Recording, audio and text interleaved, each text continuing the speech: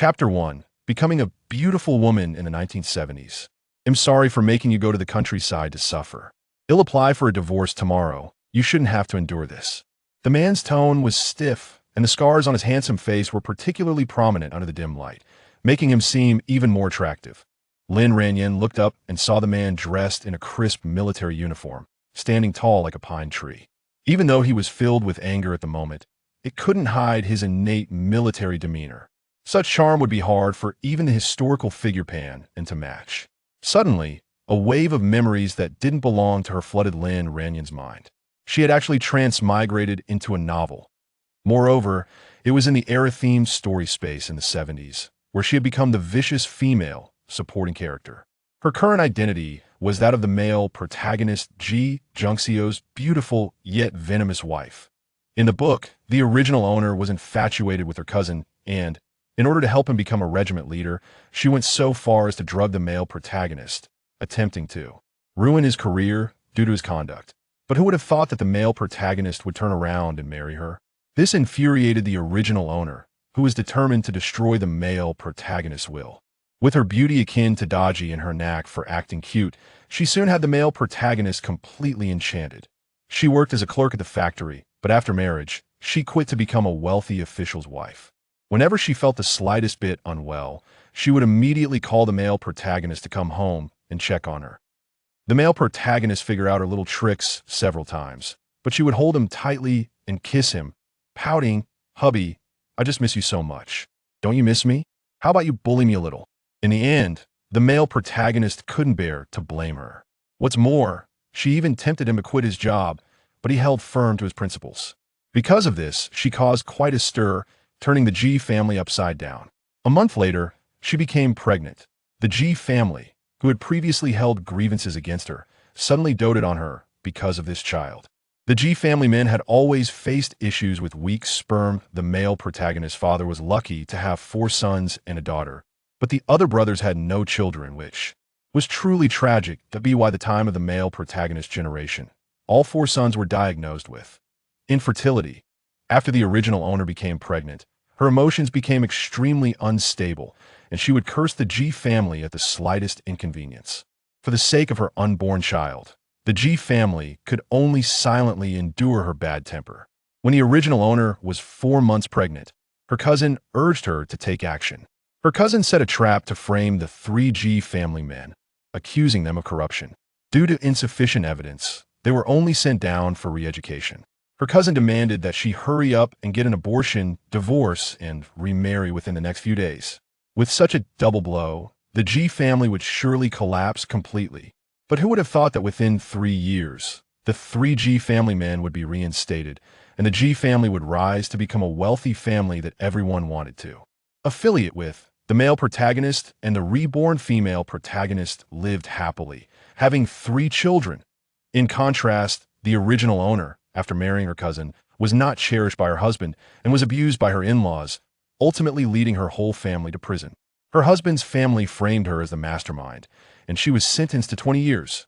Unable to endure the suffering of prison, the original owner ultimately chose to commit suicide. TSK, what a tragic plot. Lin Ranjing touched her belly and then looked at her husband, who was as handsome as Panin, feeling a surge of defiance. How could she give up such a handsome husband and a life of wealth and honor? She wasn't stupid. I don't agree. She couldn't get divorced even if it killed her. Otherwise, her fate would be incredibly tragic. Ji Junxiao looked at her suspiciously. These past few days, she had been crying, throwing tantrums, and even threatening to hang herself, all for the divorce. Now that he had relented, what was she doing? Lin Ranjing, what more do you want?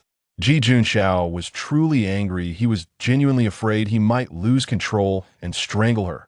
Originally, she had drugged and schemed against him, and he should have reported her to the authorities. But if he did that, she would be completely ruined. He felt that he had taken a young girl's innocence and should be responsible for marrying her. The newlyweds had been sweet for a month, and that period of sweetness had given him the illusion that she had developed feelings for him.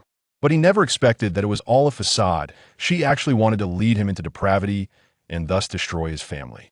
Hubby, we're not getting a divorce. I just want you to care about me more. Don't worry, I want to abort our child, Lin Ranjing desperately explained, trying to soothe the furious man in front of her.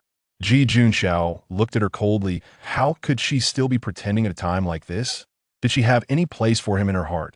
He was afraid it had long been filled by her cousin Pei Yuhan. She was willing to make such a huge sacrifice just to help her cousin climb to her position. It was truly a pity for her. He hadn't wanted to expose her true nature, but he simply couldn't tolerate it any longer. Lin Ranjing, marrying me, seducing me, disrupting our family life, causing me to let my guard down against your cousin Pei Yuhan, allowing him to easily set a trap to frame the three of us. This is all part of your scheme, isn't it? How can you be so vicious? Ji Junxiao's tightly clenched fists turned white from the strain. In that moment, Lin Ranjing clearly saw a glimmer of murderous intent in his eyes. Her legs went weak, and she nearly couldn't stand. After all, this scheme had indeed been concocted by the vicious female supporting character to help her cousin. Author, how could you play me like this? She pale-facedly explained, it's not like that. Hubby, please let me explain. Ji Junxiao sneered. What else is there to explain? Now that my Ji family has fallen, you can easily get an abortion, divorce, and marry the one you love, completely trampling our family underfoot and turning us into a laughingstock, leaving us in ruins. This is your ultimate goal, isn't it? Lin Ranjing, congratulations, you've succeeded. Tomorrow, I'll file for divorce. From now on, you and I will have nothing to do with each other. Ji Junxiao wanted to strangle her. He struggled to suppress his inner turmoil, his body trembling slightly from the effort. Lin Ranjing looked at Ji Junxiao like this, feeling heartbroken. What kind of sin had the original owner committed? How could she bear to hurt such a stunningly handsome husband? If it were her, she would cherish him. She decided to go all in. She tightly hugged him and coquettishly said, Hubby, I really know I was wrong. Please believe me this time. The man struggled to contain himself. Let go. No, hubby, I won't let go. Unless you promise me not to divorce. I really know I was wrong, and I will change in the future. Change. It's easier to change rivers and mountains than one's nature. If she could change, even a sow could climb a tree. Let go. No, I won't let go. I won't let go even if I die. Ji Junxiao's whole body tensed. What more do you want? Hubby, I was wrong. In the past, I was bewitched and helped my cousin. Now I regret it. I swear I will never abort. I want to face the storm with the Ji family. Please believe me one last time, okay? Chapter 2. Hubby, feel the baby.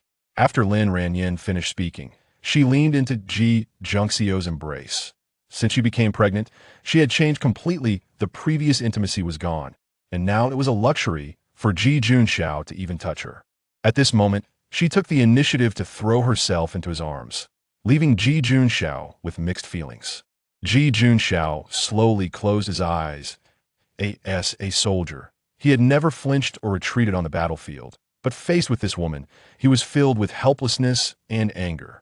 He gritted his teeth and said, Lin Ranjing, do you plan to continue watching the Ji family's jokes? Do you have to force everyone to kneel before you'll stop? He really couldn't understand. She had already achieved her goal, so why did she still have to provoke him like this? How much humiliation did she want to inflict on him before she would be satisfied?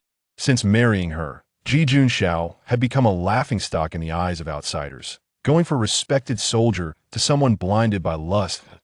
As a soldier defending the country, he was supposed to have an iron will, able to resist all temptations. But in front of her, he still fell into despair. Lin Ranjing was frantic. No, husband, I really like you. I love you. At first, I was attracted to your looks, which is why I was so determined to marry you. I know I'm not worthy of you, so I drug you. As for what my cousin is plotting, I really have no idea. I was also deceived and used by him. I just wanted to marry you, to be your official wife and live a good life with you. But Ji Junxiao was already heartbroken from past betrayals and no longer believed her words. In the first month of their marriage, she showered him with sweet nothings, like a docile kitten cuddling beside him, leaving him dizzy with affection. However, since she became pregnant, it was as if she had become a different person, often cursing at him and his family. She knew that the Ji family was eagerly awaiting the child in her womb, and relying on this, she became increasingly unrestrained, not even allowing Ji Junxiao to hold her hand. After a month of sweet intimacy, she turned cold and distant, leaving him perplexed until the Ji family was framed, and only then did he understand the reasons behind it. Now that her goal had been achieved, there was no need for her to pretend anymore. Why then, at this moment, Was she picking up those sweet words again? Was she trying to humiliate him one last time before the divorce, to test her allure? Juanxiao's face was cold, his voice as if frozen. Let go, or I won't be polite to you. No, husband, think about the loving days we once had. Can you really bear to divorce me? Lin Ranjing tightly clutched his arm, shaking him. Juanxiao's heart ached. How could he bear it? But her heart was clearly not with him. Even if he gave her his life, she would not truly love him. Time and again of disappointment had already left his heart cold. Lin Ranjing, is it because I spoiled you too much that you toyed with me time and again? No, it's not like that. We have a child. Lin Ranjing tried to move him with the child. You still have the face to mention the child. They say even a tiger won't harm its cubs. But what about you? I was truly blind, deceived by your beautiful appearance, knowing you have the most malicious heart in the world, yet I kept giving you chances, continually persuading myself that you would be reformed. But the facts prove that I was utterly defeated. Juanxiao's emotions were agitated, his chest heaving violently, and oh, it's not like that. Lin Ranjing panicked. Husband, can you feel the baby? The baby just kicked me. What was she saying? Since she got pregnant, he had longed countless times to touch their child, but she wouldn't even let him touch her hand. How could he dare to make such a request? Juanxiao asked suspiciously, is what you said true? This was his own flesh and blood. Even if he could just touch it before she might abort the child, it would be a great comfort to him. Lin Ranjing nodded vigorously. Juanxiao slowly crouched down. As a soldier, his hands held a steel gun to protect the country, and in the face of enemies, his hands had never trembled. But at this moment, his hands shook violently, and after a long time, he gently placed them on her belly. This was his child. The thought that this little life might be ruthlessly aborted made his eyes instantly red, his heart feeling as if it were being pierced by thousands of needles. So painful he could hardly breathe. The child was lost because the father was useless, unable to protect you. He had thought about it. He could have used forceful means, even imprisoning her to keep her by his side for a lifetime. That way, his child would be saved. But as a soldier, he could not do that. After a long time, Juanxiao slowly raised his head, his gaze earnest and struggling. Lin Ranjing, I agree to the divorce. But the child is innocent. The first beg you to give birth to him. In my life, I have never begged anyone. Don't worry, I won't let you sacrifice for nothing. I secretly saved 1,000 yuan as long as you give birth to the child and send him to the countryside for me. The money is yours. Lin Ranjing's heart stirred. 1,000 yuan with a huge amount of money at that time. She never expected her handsome husband actually had savings. How good he was at managing finances. There was money for baby formula. After the Ji family moved to the countryside, life was not as affluent as before, but they were not destitute either. Lin Ranjing nodded. Okay, I promise you. Juanxiao looked at her in disbelief. Really? This was the only glimmer of hope he had fought for the child. Even though this woman had deceived him time and again, as long as there was a chance, he didn't want to give up. Of course, I love money the most, you know that. Lin Ranjing smiled. Yes, she loved money as if it were her life. Usually, she always dressed extravagantly and insisted on being chauffeured everywhere. Juanxiao turned over his entire monthly salary to her, yet it still couldn't satisfy her spending. Since she got pregnant, everyone in the Ji family felt sorry for her, giving her money, but she was still not satisfied, insisting on controlling the family's finances. The Ji family was afraid she might harm the baby, so reluctantly, everyone's salaries were handed over to her. But she didn't use this money to improve their living conditions. She used it all to please Pei Yuan. Thinking of Pei Yuan, Juanxiao's anger ignited once again. That man laughed at him yesterday, Juanxiao. So what if you married the most beautiful woman? She's just a chess piece I placed beside you. To help me rise, she willingly married you. Several times, your family's whereabouts were leaked by her. Not only that, she used your Ji family's money to please me. Now that I've taken your place, I want her to abort the child and divorce you to marry me. In the future, he'll sleep with your ex-wife, and he'll leave my mark on her. Huh. Guess what mark he'll leave? How could Juanxiao tolerate such humiliation? He immediately beat Pei Yuan until he couldn't find his way home. But this fight brought him great misfortune. His father and elder brother were already under scrutiny for suspected embezzlement, and now he was implicated for suspected misconduct, and the three of them were demoted to a rural youth station together. Going there, it would probably be hard for them to turn their lives around. Ranjing, is what you said true? Are you really willing to keep this child? Ji's mother had been eavesdropping at the door for a long time, and hearing her daughter-in-law agree to keep the child, tears of excitement welled up in her eyes. Heaven has eyes, the Ji family finally has hope, Lin Ranjing hurriedly said. Of course it's true. Chapter 3. After eating and drinking, she went to find her cousin with the money. Mom, what brings you here? Ji Junxiao saw his mother standing at the door and quickly stepped forward to support her. Ji's mother was not in good health, and these past few days, in order to persuade her daughter-in-law to keep the child, she had been crying all day, and her eyes were almost blinded from tears. While wiping her tears, Ji's mother took out a neatly folded 20 yuan bill from her pocket and handed it to Lin Ranjing. Ranjing, take this money, it's all that's left in the family. Mom, there's only this 20 yuan left at home, and you gave it to her. What are we going to eat?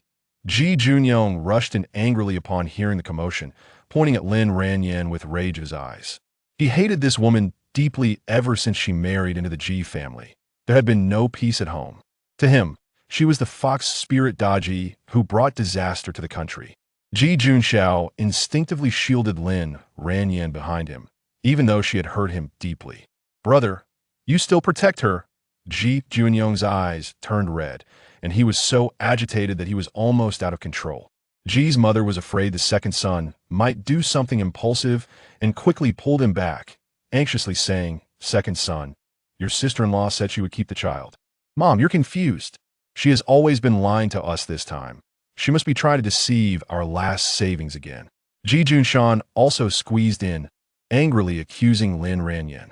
Ji's mother's eyes turned red, her voice trembling. No, even a tiger won't harm its cubs. Ranjing won't get rid of the child. Ji Junshan suddenly squeezed in, his face full of righteous indignation, shouting loudly, Mom, don't be fooled by her anymore.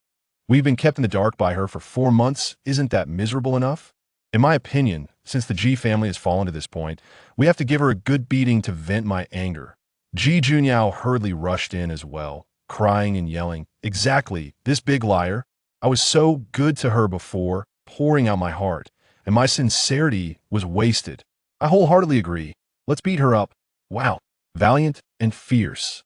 The names of this family are indeed quite distinctive. Ji Junyong, with a tough personality, acts decisively, destined to be a formidable instructor in the future. Ji Junshan, meticulous and sharp-minded, will stir up the business world, definitely a future business tycoon. Ji Junshan, courageous and bold, destined to be a commanding general. Ji Junyao, with meticulous thinking and eloquence, decisive and resolute in character, destined to be a top lawyer. Oh, original owner, what sins have you committed to offend this whole family? Why should I clean up your mess? Enough. How can you speak like that? Do you understand respect for your sister-in-law? Quickly apologize to your sister-in-law. Ji mother glared at everyone. In an instant, everyone fell silent, and their eyes towards Lin Ranjing were filled with even more hatred. Sister-in-law, I'm sorry. Several people apologized insincerely. Lin Ranjing, it's okay, I was wrong before. You all believed me. I will change in the future. Everyone was shocked. The sister-in-law who usually scolded them was actually so gentle. It must be an illusion. Definitely an illusion. They must have been scolded into an illusion. Ranjing, tell Mom, you want to deceive us, right? Ji mother slowly walked up to Lin Ranjing, gently holding her hand, tears streaming down her face. Lin Ranjing nodded heavily and said, Mom, I want to deceive you. I will definitely give birth to the child. Ji mother looked at her with tears in her eyes. Ever since Lin Ranjing got pregnant, she hadn't called her Mom. Was that Mom just now a mishearing? Even the other members of the Ji family doubted if they had misheard. Good. Ji mother trembled as she stuffed the last 20 yuan into Lin Ranjing's hand. Mom. The children shouted in unison, their tones filled with confusion and resentment. You all go kneel before our ancestors. Ji mother was angry. Although Lin Ranjing was not very trustworthy, the child in her belly was her long-awaited golden grandchild. This bunch of brats from the Ji family, why don't they give birth to one themselves? Thinking of this, Ji mother felt a pang in her heart and cried even harder. Seeing their mother like this, the children, though unwilling, had no choice but to obediently go out. Before leaving, they all shot Lin Ranjing a fierce glare. Lin Ranjing knew that once bitten by a snake, one is afraid of ropes for 10 years. Expecting them to accept her right away was unrealistic. S.O., she could only slowly change their views through her actions. Mom, please don't cry. The baby is hungry. If you don't believe it, you can feel. Lin Ranjing said softly. G-Mother looked at her in disbelief. Could it really be that she hadn't misheard? Ranjing called her mom again and even asked her to touch her belly. Can I really touch? She asked cautiously, her voice full of expectation.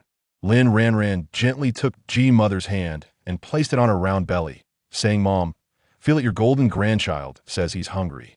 G-Mother's hands trembled violently. This was the golden grandchild she had hoped for so long. Spending 20 yuan to touch, it was worth it. She couldn't help but squat down and pressed her ear against Lin Ranjing's belly to listen. It moved. The golden grandchild is moving. Grandchild, I'm your grandma. G-Mother exclaimed excitedly, crying again. Seeing this scene, Ji Junxiao's eyes turned red. He felt uncertain, not knowing if Lin Ranjing would really give birth to the child, but no matter what, she had finally brought a glimmer of hope to his mother, allowing her to feel better before going to the countryside. G-Mother hurriedly stood up, excitedly saying, Ranjing, wait for me. They'll go make you something delicious right now. I absolutely can't let you and my golden grandchild go hungry. Lin Ranjing smiled and replied, Okay, Mom, you've worked hard. Take your time. G-Mother walked out with light steps, excitedly murmuring, Ranjing called me Mom. She even let me touch her belly. She said she would keep my golden grandchild. This is so great, really great.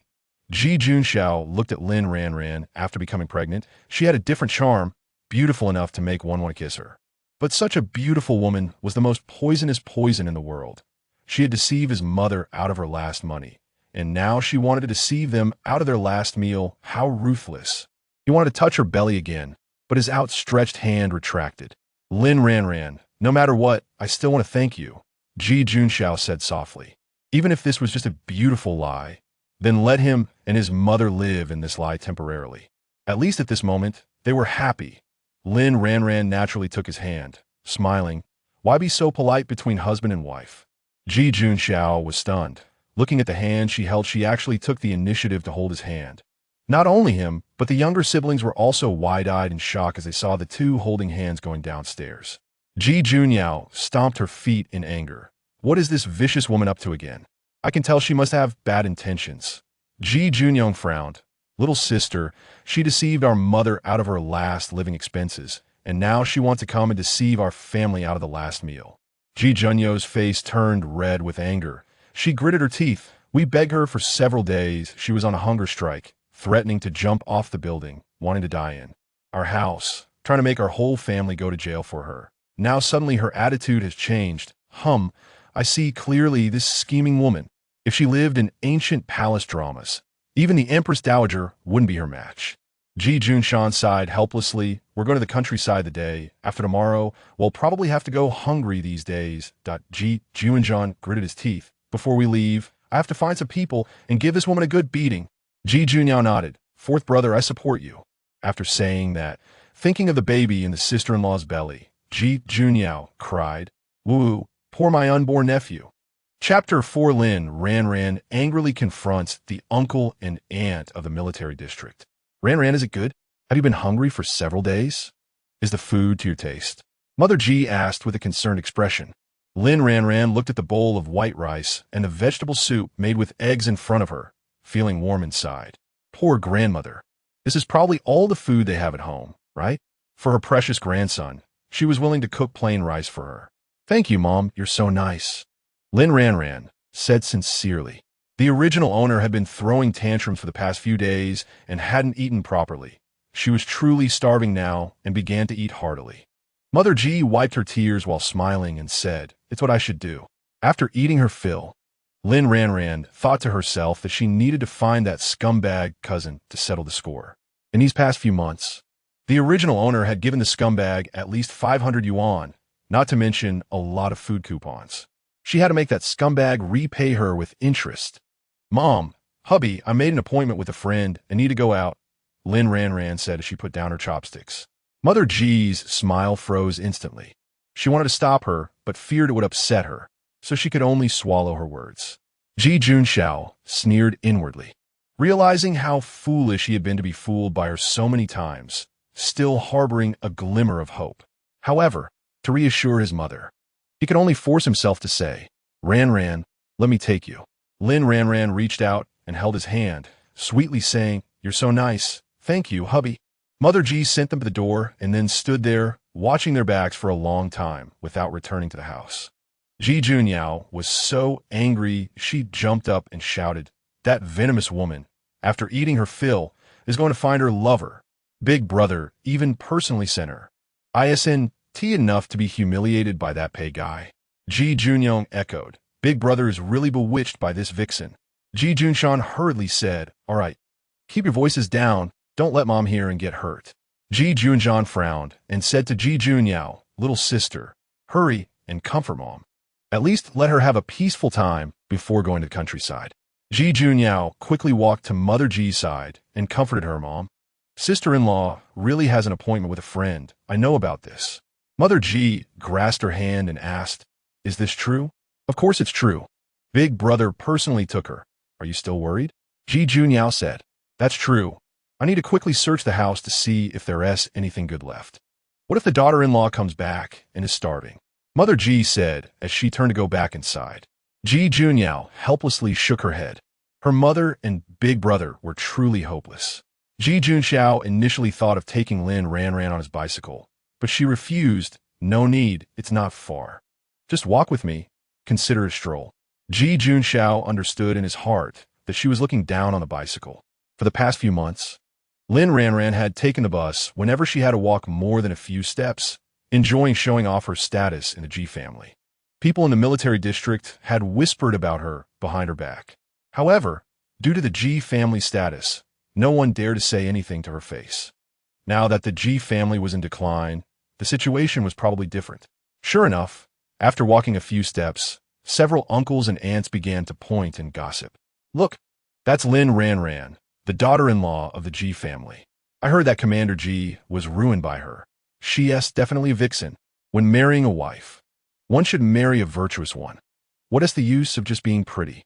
Look at the wife of third aunt. She's fat and ugly, but she has given birth to 3 big boys. Poor Commander Ji, a good soldier, has been dragged down by this disaster. A beauty is a disaster. That's what people say about someone like her. In my opinion, she's a jinx. Ever since Commander Ji married her, it's been bad luck for 8 generations. PLL never turned things around in this life. It's easy to add flowers to a brocade, but hard to send charcoal in the snow. If it were the previous Ji family, these people wouldn't dare to gossip so openly." Lin Ranran couldn't stand it. She placed her hands on her hips and shouted, "Who the hell is so talkative? I see you're just jealous that I'm pretty. Aunt Zhang, didn't your daughter want to marry my husband back then?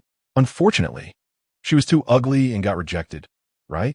Uncle Li, you're already half in the grave, yet still meddling in this?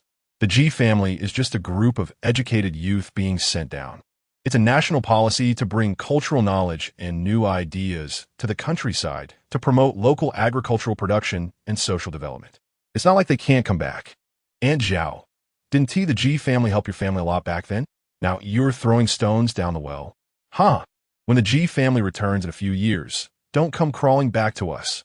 Since the original owner's reputation wasn't great, she thought it would be good to let her vent the Ji family's grievances. If it weren't for the fact that these people were older, she would really want to fight them." Ji Junxiao was stunned on the side. "Commander Ji, just look at your wife. She's too fierce. She has no class at all. How can an intellectual like you marry such a wife? This vixen is still shouting about wanting to divorce you. It's obvious she loves money over you." The crowd chimed in, and Ji Junxiao, as a junior, found it hard to criticize them. "Uncles and aunts, Ranran is my wife, and we live our lives together. So you don't need to worry," Ji Junxiao said, pulling Lin Ranran's hand and striding away. "Vixen, it's all her fault the Ji family is in this situation. Commander Ji is still defending her. He must be bewitched. He deserves to be harmed by her." The insults continued behind them. Ji Junxiao felt unhappy. Wasn't Lin Ranran trying to make him the subject of ridicule? Although on the surface she was defending the Ji family, in reality, she was shattering his already pitiful self-esteem. "Ji Junxiao, how could you even hope that such a woman could bear your child? You're simply daydreaming." Soon, they arrived in front of the Pei family's courtyard, and Lin Ranran stopped. Hubby, I'm going to settle accounts with my cousin. You can't go in, just wait for me outside. I'll be back soon. Upon hearing this, Ji Junxiao clenched his fists, the veins on his forehead bulging. Lin Ranjing, we're not divorced yet, and you're so openly cheating? This is too much. He was so angry he wanted to strangle her. No, hubby, I just want to. Lin Ranjing tried to explain. Just got 20 yuan and you're rushing to please him? Lin Ranjing, do you really think marrying Pei Yuanon will make you happy? The law states that close relatives cannot marry. You should give up on that idea. The law is the law, but whether people follow it is another matter. In the 70s, there were plenty of cousins getting married. It's not what you think. I hit him yesterday. He is probably still lying in bed. Ji Junxiao said angrily. Wow, you're really my hubby. Well done, great job, amazing. Lin Ranjing couldn't help but clap her hands in applause. Ji Junxiao looked puzzled. Shouldn't she be angry? After all, he had hit her beloved man. Okay, hubby, just wait for me a moment. I'll be back soon. Lin Ranjing couldn't resist and kissed Ji Junxiao on the cheek. Jealous men are really handsome. The original owner truly didn't know how to appreciate her blessings. This man would be hers from now on. Ji Junxiao's face turned red to his ears. She kissed him. She really kissed him. Was he dreaming? Could it be that she really had a change of heart?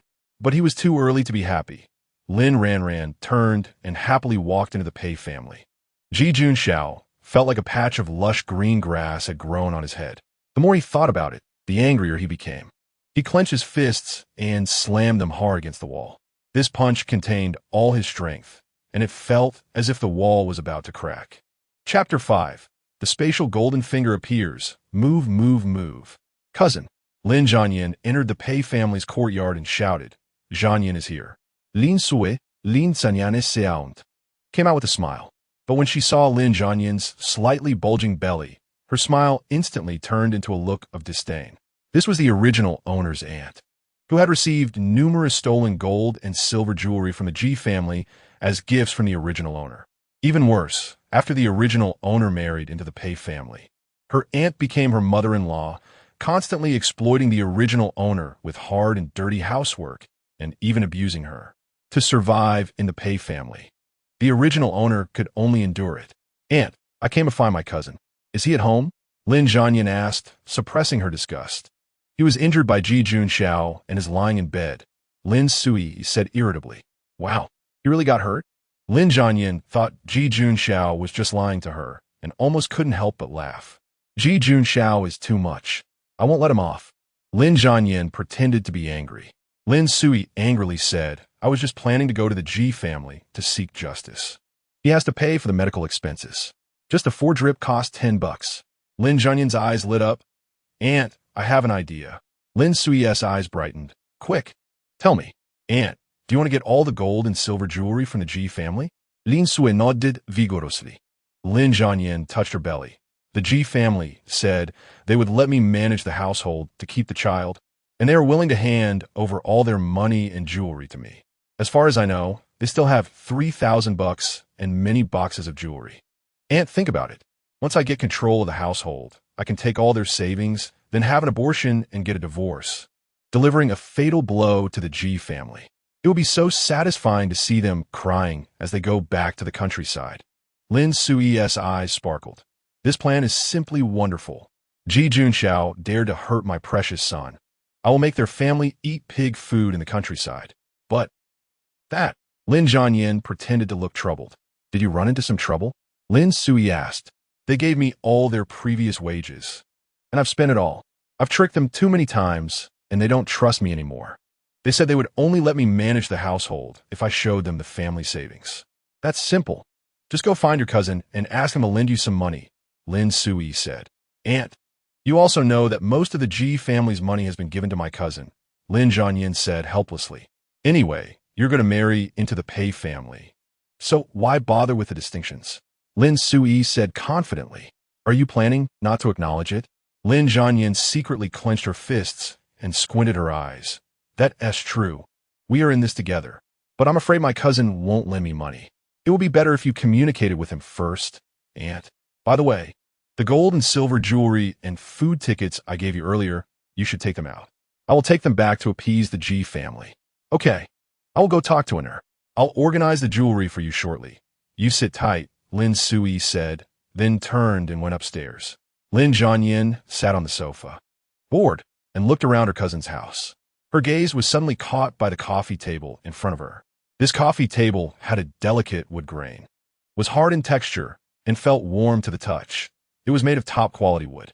She couldn't help but imagine how impressive it would be to move this coffee table to the countryside.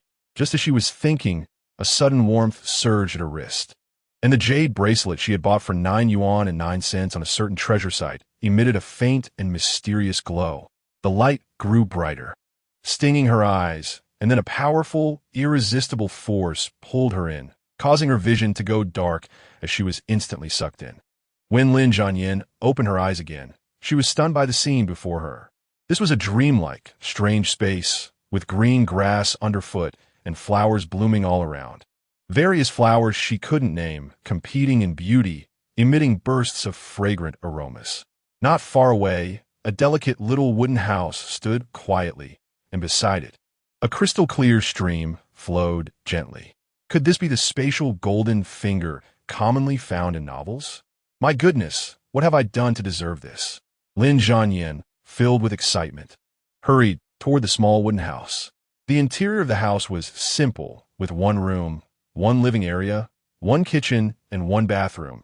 But aside from the basic structure, there was nothing else. Empty and a bit cold. Was this implying I have to furnish it myself? Fine, before going to the countryside, I must fill this space to the brim. She walked out of the small wooden house, took a deep breath, concentrated all her energy, and silently chanted, I want to add supplies to the space. Magical things happened. As soon as the words left her mouth, she felt a flash of light before her eyes, and she was back on the sofa where she had been sitting. Lin Jianyin stared at the coffee table, her eyes flickering with determination, and her mind moved sharply. In an instant, the coffee table that had been firmly placed before her vanished, and in the space. That coffee table was already set in the living room. Having tasted the sweetness of success, Lin Jianyin became unstoppable. Next, she moved a few matching chairs, a carved wooden table, and several boxes into the space. With each item she moved, her excitement grew. Finally, she emptied the rice and oil from the kitchen. Jianyin, you should go up and see your cousin. Her aunt came downstairs, and Lin Jianyin immediately stood up. Okay, aunt, you hurry to pack those gold and silver jewels for me. Got it. Lin Sui vaguely felt that the house seemed a bit emptier. She thought she must be getting old and confused. She hurried toward her room, planning to count the jewelry Lin Jianyin had given her over the past few months. After Lin Jianyin entered the room, she saw Pei Yuan's face bruised and swollen, secretly feeling delighted. Ji Junxiao was really ruthless. He was indeed the man she had chosen. Scumbags deserve to be beaten to a pulp. Cousin, you look so miserable. Lin Jianyin pretended to wipe her eyes, feeling so much sympathy. Pei Yuan gritted his teeth in anger. It's all that bastard Ji Junxiao's doing. Ah, cousin, you're too pitiful. Jianyin feels so heartbroken. Never mind. Fortunately, everything is worth it. Here are $500 and some food tickets. Take them back to appease the Ji family. Pei Yuan pulled out a worn envelope from under his pillow and handed it to Lin Jianyin. Lin Jianyin's eyes brightened as she reached out to take it and then directly tossed it into the space. Cousin, the Ji family is actually quite wealthy. Now they want me to keep this child, so they will believe any unreasonable demands I make. Lin Jianyin's eyes turned as she said, I have a loan note here for $2,000. Why don't you sign it? They still have $3,000 in savings. And I'm afraid they want to give it all to me. Pei Yuan's eyes flashed with surprise. The Ji family is that rich? Of course. It's accumulated from their ancestors. They must have profited a lot, Lin Jianyin said confidently. But if I borrow money, will they give it to me? It's written in black and white. They can't refuse. If they don't give it, I'll cry, make a scene, and threaten to hang myself. Just remember to tear up the loan note afterward. Of course, I would willingly sacrifice for my cousin. My feelings for you, cousin. Do you not understand? Pei Yuan thought of her being a love-struck fool and picked up the pen, signing his name on the loan note. So foolish. And he calls himself a soldier. Indeed, he can only climb up by relying on schemes. Cousin, take good care of your injuries and wait for my triumphant return. Lin Ranjing looked at the signed loan note, feeling very pleased, and looked at Pei Yuan with more kindness. Chapter 6, Is It Haunted? Pei Yuan looked at her. This woman was becoming more and more beautiful. No wonder she could enchant Ji Junxiao to the point of losing his mind. Just thinking about her having been with Ji Junxiao made him feel uneasy. Ranjing, I'm sorry for making you suffer during this time. When I marry you in the future, I will cherish you well. Believing a scumbag's words is worse than believing in ghosts. Lin Ranjing smiled sweetly. Cousin, I will also cherish you well in the future. She turned to leave, and just as she walked out of the room, she heard Pei Yuan mumble behind her, Love struck. Does she really think I cherish her that much? If it weren't for the fact that marrying her would annoy Ji Junxiao, would I marry her? Damn, what is there to regret about a cheap woman? Lin Ranjing paused, a cold glint flashing in her eyes. Scumbag, just wait, I'll clean out your house. Speaking of which, Lin Su-yi was squatting on the ground, picking out a lot of gold and silver jewelry from an old box. Lin Ranjing walked into the room and immediately set her eyes on her aunt's box. The Pei family's gold and silver jewelry seemed to be quite a lot. Moreover, most of it was stolen goods. Ranjing, all the things you gave me are here.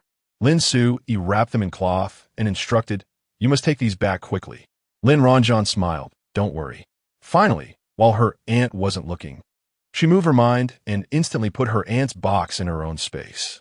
After that, she pretended to stroll around the room and, using the same method, took away several valuable pieces of furniture. These things could still be worth some money if sold as second-hand goods. With that in mind, she put everything valuable into her space. Lin Su-yi looked at the suddenly empty house and was stunned. Am I seeing things? The coffee table, the table, and the chairs, where did they all go? Ranjing, Lin Ranjing asked with concern. Aunt, what happened? Lin Su-yi breathed rapidly, her fingers trembling as she pointed at where the furniture used to be, her voice rising. Ranjing, the things in the house suddenly disappeared. What suddenly disappeared? Lin Ranjing pretended to be confused. My box. The box containing gold, silver, and the family savings book. Lin Su-yi hurriedly ran towards her room. She rushed into the room, her eyes anxiously scanning the familiar corner, but the box that held the family's wealth had vanished without a trace. No. It must be my eyes playing tricks on me. Ranjing, please tell me the box is still there, right? Lin Su-yi's voice was choked with tears as she weakly supported Lin Ranjing, who followed her in. Lin Ranjing, and the box is really gone, but we didn't hear any noise at home, and no one came in. Upon hearing this, Lin Su-yi's legs instantly went weak, and she kept murmuring, No. This must be an illusion. It has to be an illusion, no matter what. She found it hard to believe that such a large box could disappear right under her nose without anyone noticing. This is a military district, always heavily guarded. Which thief would dare to steal from here? Oh no, Aunt, the things you gave me earlier, I just left them on the table. Lin Ranjing suddenly remembered something and hurriedly ran towards the living room. Lin Su-yi, hearing this, disregarded her weak legs and stumbled after her. Boo-hoo, Aunt. The things are gone, along with the table. The 500 yuan and ration tickets cousin gave me were in that bundle. Lin Ranjing stood in the empty living room, pretending to wipe her eyes. No, did you leave the money and ration tickets on you? Lin Su-yi asked anxiously, holding on to a glimmer of hope. Lin Ranjing cooperatively searched all her pockets and spread her hands helplessly, saying, No, Aunt. You have to admit, isn't this too strange? Could it be the ghost took the things? Upon hearing this, Lin Su-yi hurriedly scolded. It's broad daylight. Don't talk nonsense. But this is really too weird. The living room is almost empty, which is completely illogical. Stop talking nonsense. Lin Su-yi tried to calm herself down, but her trembling hands revealed her inner panic. These things can't have an unknown origin, right? That's why they were taken by a ghost. Lin Su-yi took a deep breath, forcing herself to appear calm. No, Ranjing, don't think too much. We must call your uncle quickly, let him come home, and report to the police. Yes, we should call the police immediately. Don't call the police, Aunt. Lin Ranjing hurriedly stepped forward to grab Lin Su-yi's arm. Looking anxious, what if these things have an unknown origin? Wouldn't calling the police put the Pei family in danger? That would be a huge problem. Lin Su-Yi's expression tightened upon hearing this, hesitating. Then, let us just call your uncle first. Just then, Pei Yuhan heard the commotion downstairs and limped down. Seeing the empty scene in the house, he was instantly dumbfounded. Mom, what is going on? Lin Ranjing saw Pei Yuhan come down and immediately ran to his side. Cousin, it's bad. The house is haunted, and things have mysteriously gone missing. Pei Yuhan frowned tightly, saying, It's broad daylight. Don't talk nonsense. Could this love-struck girl be afraid of ghosts? She must be saying this on purpose to get closer to him. Lin Su-Yi looked at her son with hope. Please check carefully. Are the things in the house still there? Pei Yuhan looked around and confirmed. Mom, the house really is missing a lot of things. Are you planning to change the furniture? It's over. It's really true. Lin Su-Yi, upon hearing this, felt her legs go weak and directly sat on the ground, her eyes filled with despair. Pei Zhongmo rushed back home in a panic upon hearing about the strange incident. Upon entering the house and seeing the empty scene, he was also stunned, exclaiming, What is going on? Are you planning to change the furniture? Lin Su-Yi cried out, saying, Husband, Ranjing and I have been at home, but the furniture has inexplicably gone missing. Do you think someone is deliberately messing with us? Lin Ranjing timely interjected. In broad daylight, it's as if we've seen a ghost. Uncle, why don't we secretly find a Taoist priest to exorcise it? Maybe if we do, the things will come back. Nonsense. Pei Zhongmo's face darkened as he sternly scolded, spreading feudal superstition. Do you want to be arrested? Lin Ranjing said plaintively. Can't we just not let outsiders know? Aunt Zhang next door secretly exorcised ghosts all night last night. She is not afraid of being arrested.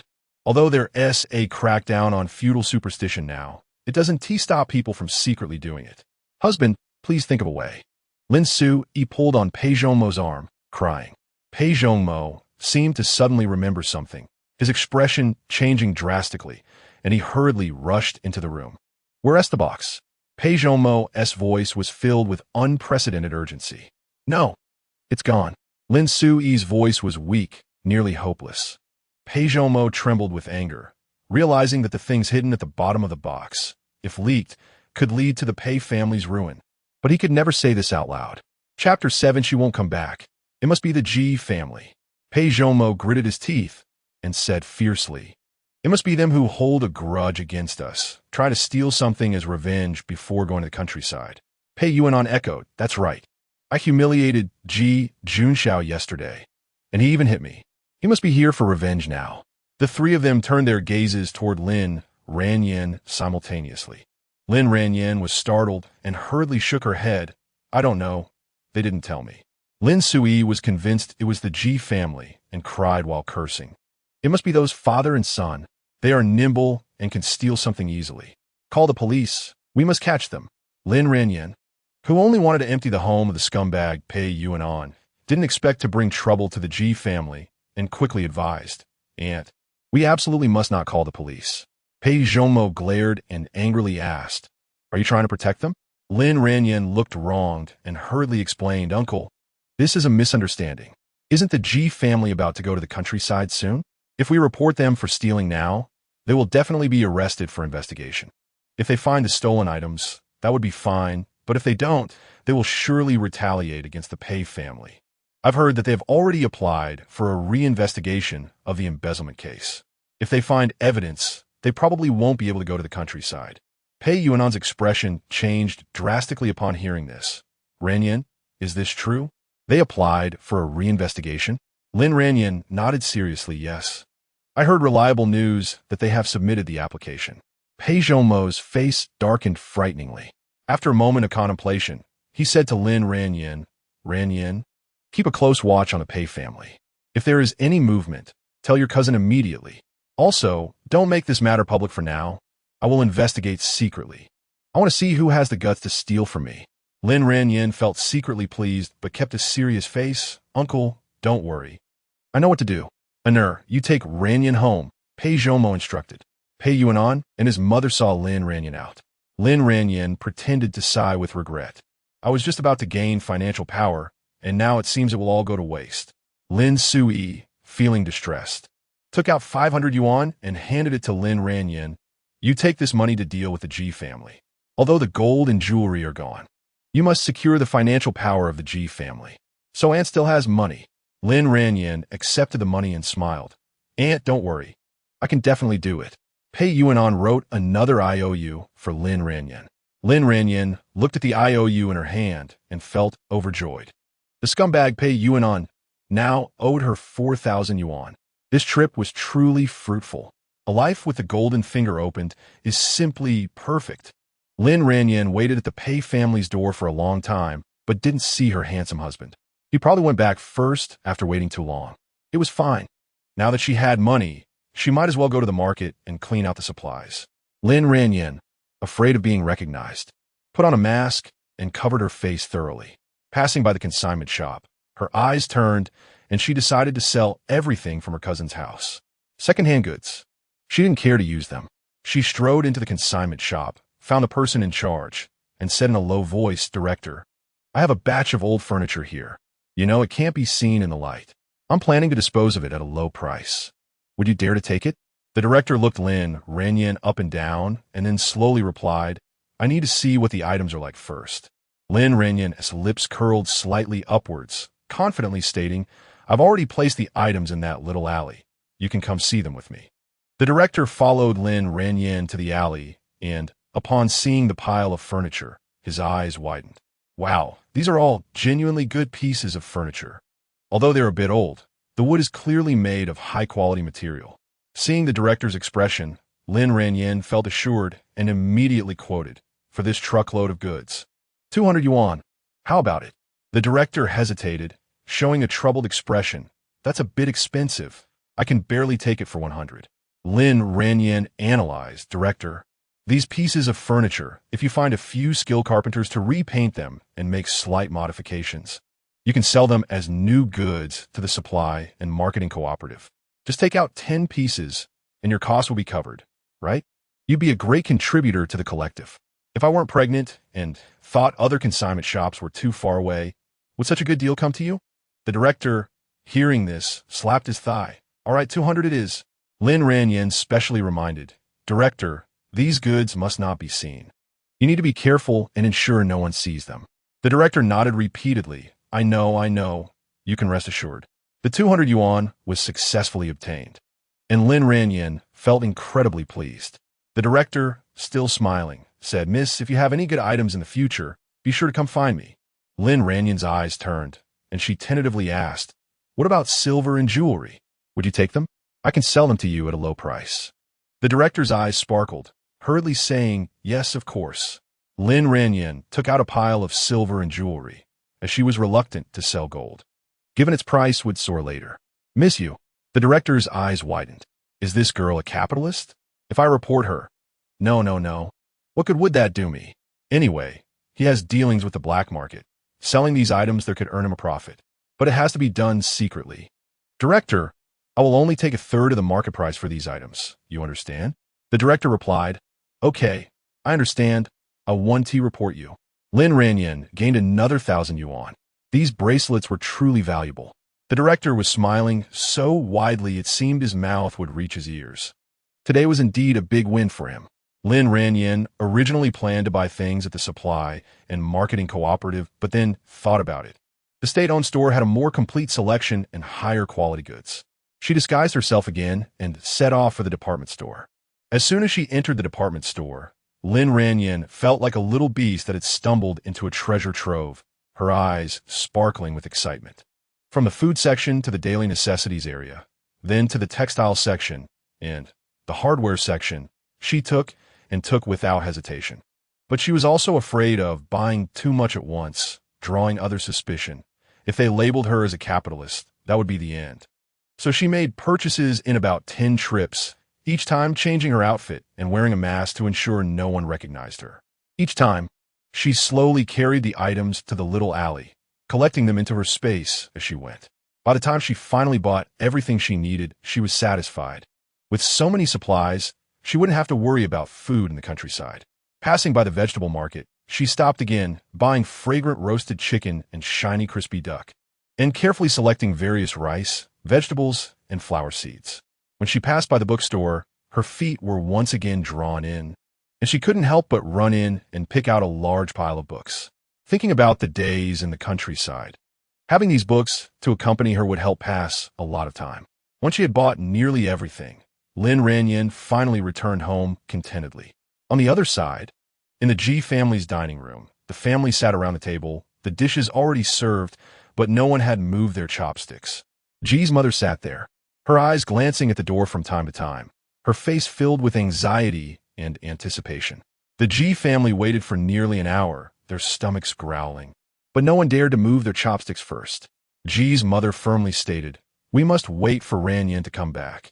If she doesn't return, no one is allowed to eat." G's father has been feeling gloomy these past few days. It was hard to finally go out and have a meal with the family.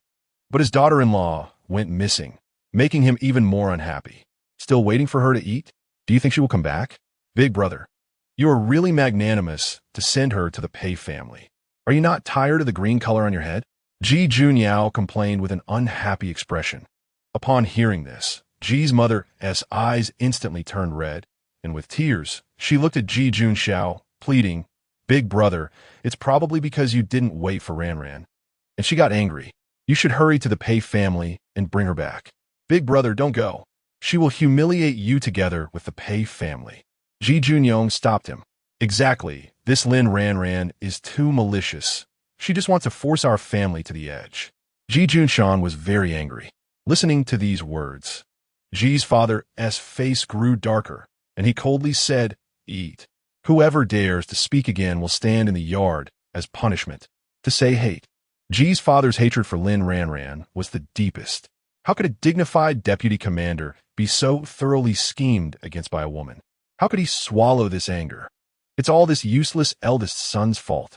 A big man like him actually got schemed and drugged by a vicious woman. It's a disgrace to a soldier. Ji's father glared fiercely at Ji Junxiao. Ji Junxiao said, "You all eat, I will go bring her back. Even if I have to use force. I will bring Lin Ranran back to give the family an explanation. The show must go on. At least wait until they leave. Now that everyone's mood is so bad. This woman is really too hateful." Ji's mother advised, "You should coax Ranran well and make sure to bring her back home." Ji's father shouted angrily, "No going. Ji Junxiao, go stand in the yard for 2 hours and no eating." Just as Ji Junxiao stood up, he heard cheerful noises coming from outside.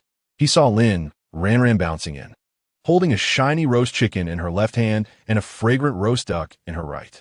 "Ranran, be careful." Everyone's hearts suddenly tightened, and their gazes fell on her slightly bulging belly. Ji Junxiao reacted the fastest, rushing over to steady Lin Ranran and carefully pressing her down on a chair. It was only then that the family's suspended hearts finally settled, and everyone collectively breathed a sigh of relief. "Wow, just in time for dinner. I'm almost starving. Honey, hurry. Chop this roast chicken and roast duck. We have to have a good meal tonight." Lin Ranran didn't he notice the strange looks from everyone and shouted excitedly. The Ji family exchanged glances, filled with shock and confusion. Not only did she come back, but she also brought roast chicken and roast duck. Something's off here. They hadn't smelled meat for almost a month. Every month's salary was given to her, but the little meat she bought was only enough for her to eat. Ji's mother, feeling sorry for her being pregnant, always let her have the meat, while the others could only watch enviously. Now, this suddenly appeared roast chicken and roast duck. Could it be poisoned? "Honey, hurry up. My hands are almost sore," Lin Ranran urged as she saw Ji Junxiao frozen in place. Ji Junxiao finally snapped back to reality, quickly taking the chicken and duck from her hands and rushing into the kitchen. Ji's mother wiped her excited tears and hurriedly instructed, "Yao Yao, quickly reheat the dishes. Your sister-in-law is pregnant and can't eat cold food." Ji Junyao stood beside her, her eyes wide open like copper bells, mouth slightly agape, looking incredulous. Hearing her mother's call, she stammered, Okay, I'll go right away." She carried the dishes towards the kitchen, occasionally glancing back. What is sister-in-law up to again? The Ji family's younger brothers, after their shock, all scrutinized her with doubtful looks. "Ranran, are you tired?" Ji's mother walked over to Lin Ranran, gently holding her hand. "Mom, I'm not tired. By the way, Mom, when I passed by the pharmacy, I bought some medicine for you. This herbal medicine is really good. It can be taken internally or applied externally.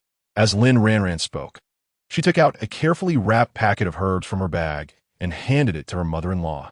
Ji's mother received it with trembling hands, tears glistening in her eyes. Is this for me? Yes, Mom. You're not in good health, so take care of yourself. Sob. Ranjing, you're so thoughtful. Ji's mother could no longer suppress her emotions, tears streaming down her face. Lin Ranjing looked at her father-in-law, who sat silently nearby, her heart skipping a beat. She knew he was still mad at her, so she tentatively called, Dad. Ji's father raised his head, his gaze cold. Ji's mother quickly smoothed things over. Ranjing, don't mind him. He's been troubled these days, and isn't in a good mood.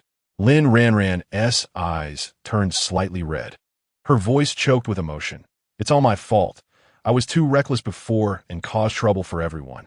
I know I was wrong now, and I will definitely turn over a new leaf and start new. Please give me a chance to make up for my past mistakes. Upon hearing this, everyone was once again shocked into silence. How could this usually willful, selfish woman have such a drastic change in just one day? It was hard to believe. I believe Ranjing. Ji's mother was the first to break the silence, holding Lin Ranjing's hand tightly. Thank you, Mom. Lin Ranjing looked gratefully at her mother-in-law. At this moment, Ji Junyao returned with the reheated dishes. Chapter 8, Is This a Deadly Meal? I believe in you, Ranjing. Mother Ji broke the silence first, holding Lin Ranjing's hand tightly. Thank you, Mom. Lin Ranjing looked at her mother-in-law gratefully. At this moment, Ji Junyao came back with the hot dishes. The roasted chicken and duck had also been chopped up and plated by Ji Junxiao, filling 4 plates to the brim, and a rich aroma instantly filled the entire room. The Ji family members looked at the meat on the table, their throats unconsciously swallowing saliva. Come on, everyone, let's eat meat together. Lin Ranjing enthusiastically called out, picking up chopsticks to serve her mother-in-law a piece of fragrant chicken breast. Mom, give it a try. Mother Ji's eyes turned red with emotion, and she quickly served Lin Ranjing a large chicken leg, her voice trembling slightly. Thank you, Ranjing. You're pregnant. You need to eat more. Thank you, Mom. Lin Ranjing smiled as she accepted it, then turned to Ji Junyao, serving her a piece of succulent duck leg. Sister, you've been busy running around. It's hard work. Have a duck leg to replenish yourself. Ji Junyao looked at the duck leg in her bowl, her eyes filled with hesitation and doubt. This wouldn't be a deadly meal, would it? But the enticing aroma was drilling into her nose, and her stomach conveniently let out a growl. She bit her lip and awkwardly said, Thank you, sister-in-law. Honey, this piece is for you. Lin Ranjing served Ji Junxiao a piece of duck meat with a gentle smile. Ji Junxiao looked at the meat in his bowl, then at his wife, who seemed like a different person, and felt a mix of emotions. If this was all an act, her performance was too exquisite, making it hard to tell what was real. The family finished their meal in this complex atmosphere, all feeling pleasantly full, and their spirits lifted due to the sumptuous dinner. If Lin Ranjing could continue to be this good, perhaps their future days could be harmonious and happy. I just bought some gifts for everyone. They're outside in the yard. Honey, please bring them in. Lin Ranjing put down her chopsticks and said with a smile. Everyone was shocked again upon hearing this. Soon, Ji Junxiao walked in carrying 2 heavy boxes. The Ji family's eyes were glued to the 2 boxes as if drawn by a magnet. Lin Ranjing opened one of the boxes and smiled, saying, I passed by a bookstore earlier and saw a lot of good books. I thought that after we go to the countryside, we shouldn't neglect our studies. Big brother, these 2 books, The Art of War and How the Steel Was Tempered, are for you. I hope they help you. Ji Junyong's eyes brightened instantly as he took the books, his hands trembling slightly with excitement. Sister-in-law, are these really for me? Lin Ranjing nodded with a smile, then turned to Ji Junxiao. Second brother, these 2 books, The Weakness of Human Nature and Principles of Economics, are for you. Read more. It will definitely be useful in the future. Sister-in-law, I have them too. Ji Junxiao was full of surprise as he reached out to take the books, as if holding a rare treasure. Then, Lin Ranjing distributed books to Ji Junxiao and Ji Junyao in turn. Ji Junxiao received on war and biographies of famous people, while Ji Junyao got the spirit of the law and the art of communication. Not only that, she also carefully selected many books on combat to give to Ji Junxiao and her father-in-law. Everyone looked at the books in their hands, filled with shock. Lin Ranjing could accurately pick each person's favorite books, and these were all newly published, showing how thoughtful she was. Could it be that she really has changed for the better? By the way, I also bought new clothes for everyone. Go try them on and see if they fit. Lin Ranjing said, taking out a set of brand new clothes from another box and handing them out one by one. This time, the G family was even more speechless in shock. This woman, who used to only know how to squander money and was selfish, how did she suddenly become so attentive and caring, as if she had transformed into a different person? There are also some fabrics in the box. When we get to the countryside, I plan to learn to make clothes. Lin Ranjing added, "What? You want to go to the countryside with us?" Everyone asked in unison, their faces filled with disbelief. Lin Ranjing nodded and smiled. "Of course, you're my family. If I don't go with you, where else can I go?" Ji Junxiao frowned, looking worried. "But life in the countryside is tough. The conditions are simple. Can you handle it while pregnant? If you all can endure hardship, then I can too." Lin Ranjing's eyes were firm, showing no sign of retreat. Mother Ji stepped forward, gently touching Lin Ranjing's belly with concern. "But you are pregnant. What if the environment in the countryside doesn't suit you and it affects the baby?" "Mom, please don't worry. I have a strong constitution and pay attention to exercising regularly. It will definitely be fine." Lin Ranjing patted Mother Ji's hand, reassuring her. Father Ji, who had been silent, finally spoke up. "Good, Ranjing. If you truly wish to go with us to the countryside and endure hardship, our whole family will remember this kindness. I'll say it here today. If anyone in the family dares to bully you, I'll spare them." As long as Lin Ranjing is willing to go to the countryside and preserve the Ji family's bloodline, all the mistakes she made in the past can be forgiven. After all, no one is perfect who doesn't make mistakes. If a prodigal son returns, it is a good thing. "Thank you, Dad." Lin Ranjing's eyes were moist as she looked at her father-in-law gratefully. "Ranjing, you bought meat, books, and so many things. Where did you get all this money?" Mother Ji asked, her face full of confusion. After all, she had only given Lin Ranjing 20 yuan, and that money was nowhere near enough for all these items. Lin Ranjing hesitated for a moment and slowly said, "Mom, I didn't understand things before and gave most of the money to my cousin. Today I went to find him and managed to get the money back after some persuasion." Everyone felt a hint of suspicion upon hearing this. The Pei family had always been greedy. How could they easily return money that was already in their hands? Lin Ranjing seemed to see through everyone's thoughts and quickly took out a wad of money from her bag, handing it to Father Ji with both hands. "Dad, here is 1,000 yuan. Our family is going to the countryside tomorrow, and from now on, the family will rely on you to be in charge. You can keep this money for emergencies." In an instant, everyone's eyes were drawn to the 1,000 yuan, as if by a magnet. They didn't expect the Pei family to really return the money. But how did Lin Ranjing manage to do it? The intricacies of this situation were truly baffling. Father Ji looked at the wad of money, but did not reach out to take it, only saying lightly, "You should keep this money. Tomorrow, the Pei family will come to supervise us, and we can't take valuable items from the house. They won't let us take cash, rice, flour, or food coupons either." Lin Ranjing nodded. "All right, then let me keep it." At this moment, Ji Junxiao seemed to be struck by a sudden realization and exclaimed loudly, "I understand.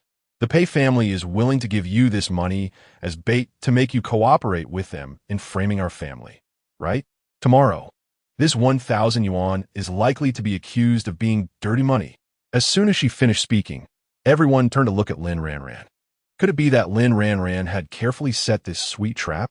Thankfully, Ji Junxiao was quick-witted and caught on in time. Otherwise, the Ji family would have been irreparably harmed by her tomorrow. Lin Ranjing looked at everyone's reaction, feeling helpless, and quickly defended herself. "Yes, I admit I was foolish in the past and helped my cousin do many silly things. But I've also seen clearly that he never truly cared for me.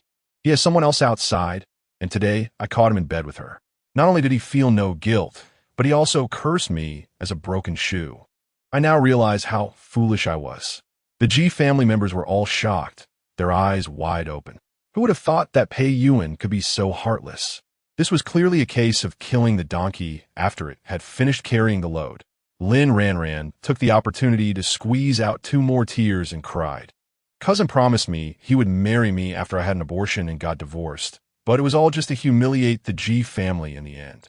He even said that after we got married, I couldn't control him. Because I was in a second marriage, he wanted to indulge in a hedonistic lifestyle outside, playing with 10 or 8 women to feel balanced in his heart. Boo-hoo, I hate him so much. What a scumbag. The G family members angrily scolded Pei Yuhan, their faces filled with disdain and indignation. Boo-hoo, I treated him with sincerity, and he hurt me like this. Suddenly, she realized and deceived him into thinking that the G family had 3,000 yuan in savings and a lot of gold and silver jewelry. When he heard this, his eyes lit up, and she took the opportunity to have him write an IOU. Lin Ranjing briefly recounted the process of deceiving her cousin to everyone and even specifically took out one of the 2,000 yuan IOUs written by Pei Yuhan. The G family members were once again shocked into silence. They had to admit that Lin Ranjing indeed had a knack for scheming. Otherwise, Ji Junxiao wouldn't have easily fallen into her trap before. Even if this IOU was real, how could you guarantee that you wouldn't secretly tear it up later? Ji Junyao still didn't believe her. The G family members also felt that she had a point. Who could be sure that this wasn't Lin Ranjing putting on an act? After all, acting was something she was quite skilled at. Speaking of Lin Ranjing's acting skills, Ji Junxiao had the deepest experience. Lin Ranjing said, I'll give you this IOU. That should be fine, right? Dad, you take it. After saying that, she handed the IOU to Ji's father. Ji's father replied, then I'll accept it. Lin Ranjing said, all right. Ji Junxiao looked at Lin Ranjing with a complex expression. So, you mean go to settle accounts with the Pei family was just to get the money back? Lin Ranjing retorted, otherwise, I wasn't clear-headed before, giving him so much money, and now I regret it deeply. I was fighting wits and courage against my cousin and his mother alone, and it was exhausting. But you couldn't even wait for me patiently. I'm so heartbroken.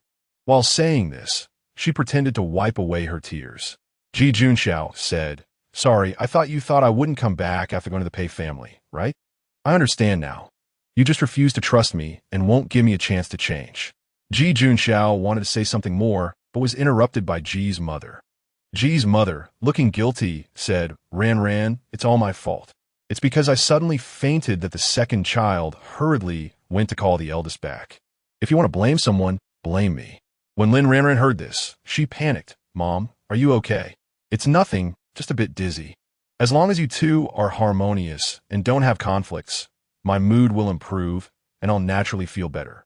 Ji's mother said, pulling Lin Ranjing's hand and gently placing it in Ji Junxiao's hand. Eldest, you have to treat Ranjing well in the future and not let her suffer any more grievances. Ji Junxiao nodded, Mom, I will. Ji's mother smiled. That's right, a loving couple and a harmonious family. We will definitely get through this tough time. Lin Ranjing said, Mom, our lives will get better and better. By the way, since your health isn't good, you must go to the hospital for a full checkup before going to the countryside. Otherwise, when you get there, the conditions are so poor. What if something serious happens to your health? You two, little sister and little brother, take Mom to the hospital for a full checkup right now. Lin Ranjing said, pulling out 100 yuan from her pocket and handing it to Ji Junyao. Ji Junyao looked at the 100 yuan, a bit hesitant. Is this too much? Lin Ranjing replied, if you need an infusion, get it. Don't leave out any medicine, and try to get more. This. Ji Junyao looked at her father, seeking his opinion. Ji's father nodded, go ahead. But Ji's mother hurriedly declined. No, I won't go. Why waste that money? I still need to save it to help Ranjing regain her health. Lin Ranjing held Ji's mother's hand and gently advised, Mom, if you don't take care of your health, how will you take care of me during my confinement in the future? Think about it. If you fall ill when I'm in confinement, what will we do? Ji's mother slapped her forehead and said, right, how could I not think of that? Ranjing is so thoughtful. Let's go to the hospital.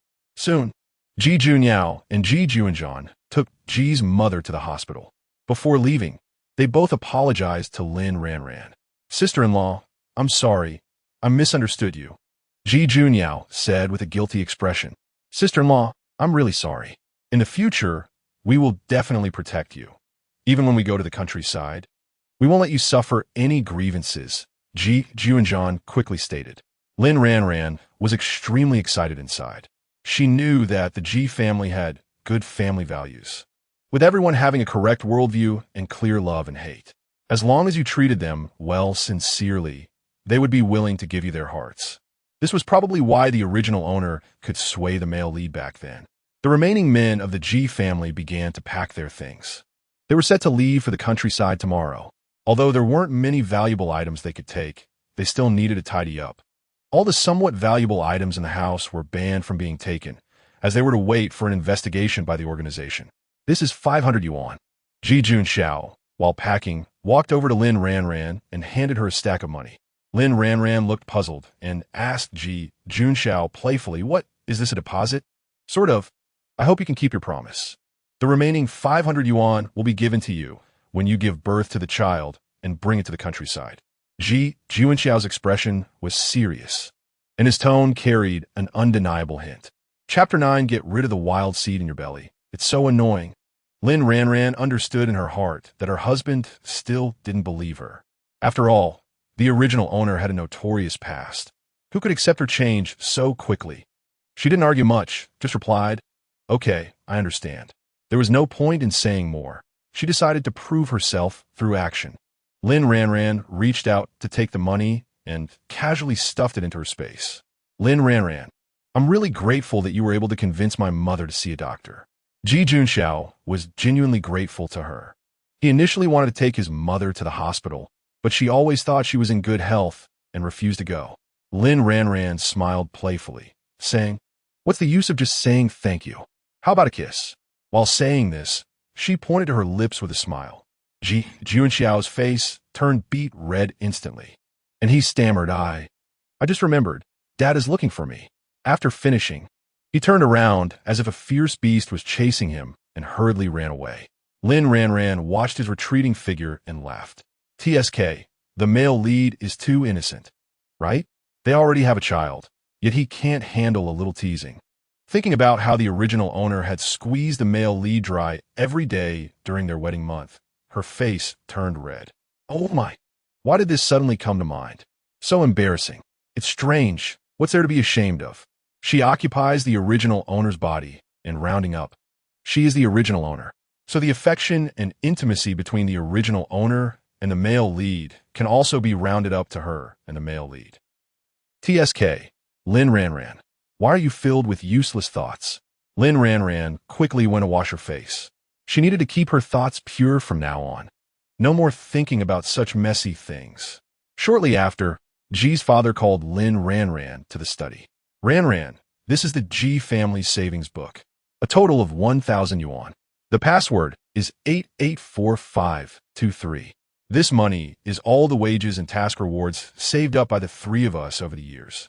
Whether this savings book can be taken out smoothly depends on you. Ji's father said as he handed the savings book to Lin Ranran. Lin Ranran asked in disbelief, Dad, you trust me this much? Ji's father sighed, saying, now that the Ji family is in this situation, relatives and friends dare not trust easily. The only one I could trust now is you. Lin Ranran understood in her heart that tomorrow, the Pei family would definitely search the Ji family members again and again. The Pei family was determined to bring the Ji family down completely. How could they allow them to take money to the countryside and live comfortably? Thank you, Dad. Lin Ranran no longer declined and accepted the savings book generously. By the way, Dad, can you ask someone to buy a few soft sleeper tickets? The journey to the countryside is long, and it would be more comfortable. Lin Ranran thought for a moment and asked. Ji's father looked troubled and explained. Now the higher-ups are keeping a close watch on the Ji family.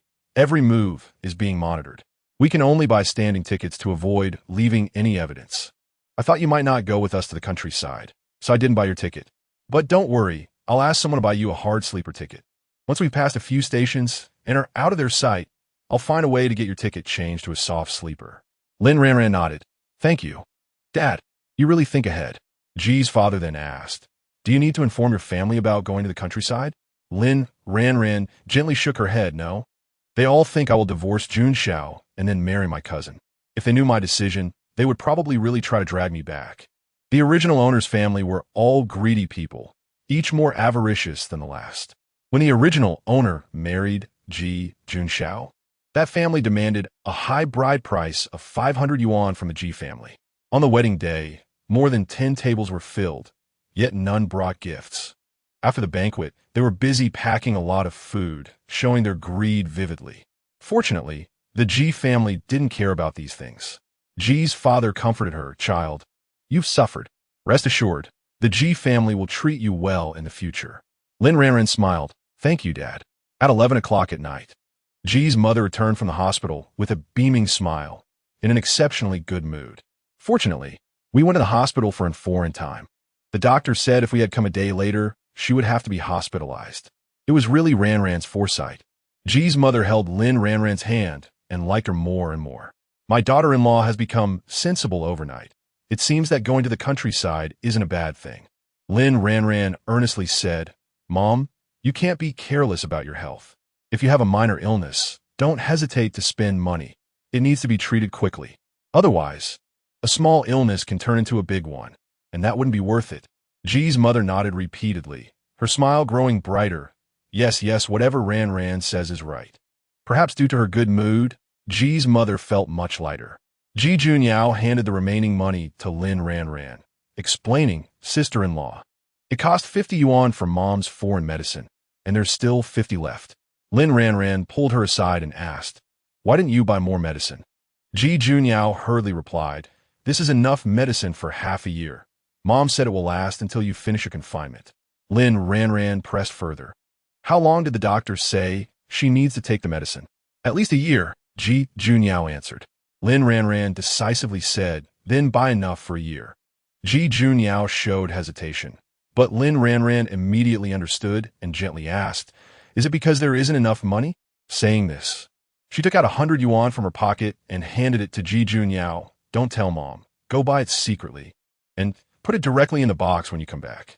Ji Junyao's eyes lit up, and she quickly nodded, "Okay, thank you, sister-in-law." That night, the Ji family was busy packing things up. Although they were going to the countryside the next day, they weren't as sad as they had imagined. Ji Junxiao finished showering and stood by the bed, feeling a bit anxious and hesitant to get into bed. Ever since Lin Ranjing got pregnant, he had been sleeping in the dormitory. Seeing him like this, Lin Ranjing understood his concerns and gently asked, "Husband, why aren't you coming up?" Ji Junxiao was so nervous that his palms were sweating, stammering Lin Ranjing reached out her arms to him, her voice soft and a bit coy. "Husband, hug me." Ji Junxiao was taken aback by her words. Was she inviting him to sleep together? Happiness came a bit suddenly. "Husband," Lin Ranjing called out again in a sweet voice, the coquetry in her tone becoming more apparent. This call brushed against Ji Junxiao's heart like a feather, making him feel all his bones go soft. Seeing him still standing there in a daze, Lin Ranjing took the initiative to stand up, slowly walking toward him, then stretched out her arms to gently hug him. The familiar fragrance lingered at his nose, teasing his nerves and challenging his self-control. Ji Junxiao felt stiff all over. If it weren't for the baby in her belly, he feared he would have lost control and turned into a wolf. "Ranjing, don't make trouble." Ji Junxiao's breathing became hurried, struggling to suppress himself. But Lin Ranjing was relentless, gently stroking his chest with her hand while continuing to act cute. "Husband, I want you to hold me to sleep." Each touch of Lin Ranjing's small hand felt electric, making Ji Junxiao's heart race faster. He felt his rationality gradually crumbling, and his breathing became heavier. Just as Ji Junxiao was about to speak, he was interrupted by Lin Ranjing. "What's wrong? Husband doesn't want to? I see. You still won't forgive me." After saying this, Lin Ranjing slightly lowered her head, pretending to wipe her eyes. This made Ji Junxiao panic. He hurriedly explained, "I don't." Lin Ranjing secretly rejoiced in her heart but pretended to be aggrieved, "Then kiss me." Ji Junxiao only felt a buzzing in his head. She had merely hugged him, and he was already on the edge of losing control. If she kissed him again, he feared he would completely lose it. "If you don't want to, then forget it. I see you just dislike me. After all, I have such a big belly. How could I be as appealing as the young girls outside?" Lin Ranjing continued to add fuel to the fire. Seeing her like this, Ji Junxiao's feelings of love and pity surged up in his heart, and he couldn't hold back any longer. He gently cupped her face with both hands, leaned down slightly, and kissed her deeply. This sudden kiss left Lin Ranjing stunned. She had only wanted to tease him, not expecting him to actually kiss her. Oh my, this was her first kiss. In her imagination, the first kiss should be under the flowers and the moonlight, with both parties gazing affectionately at each other, sharing a romantic kiss.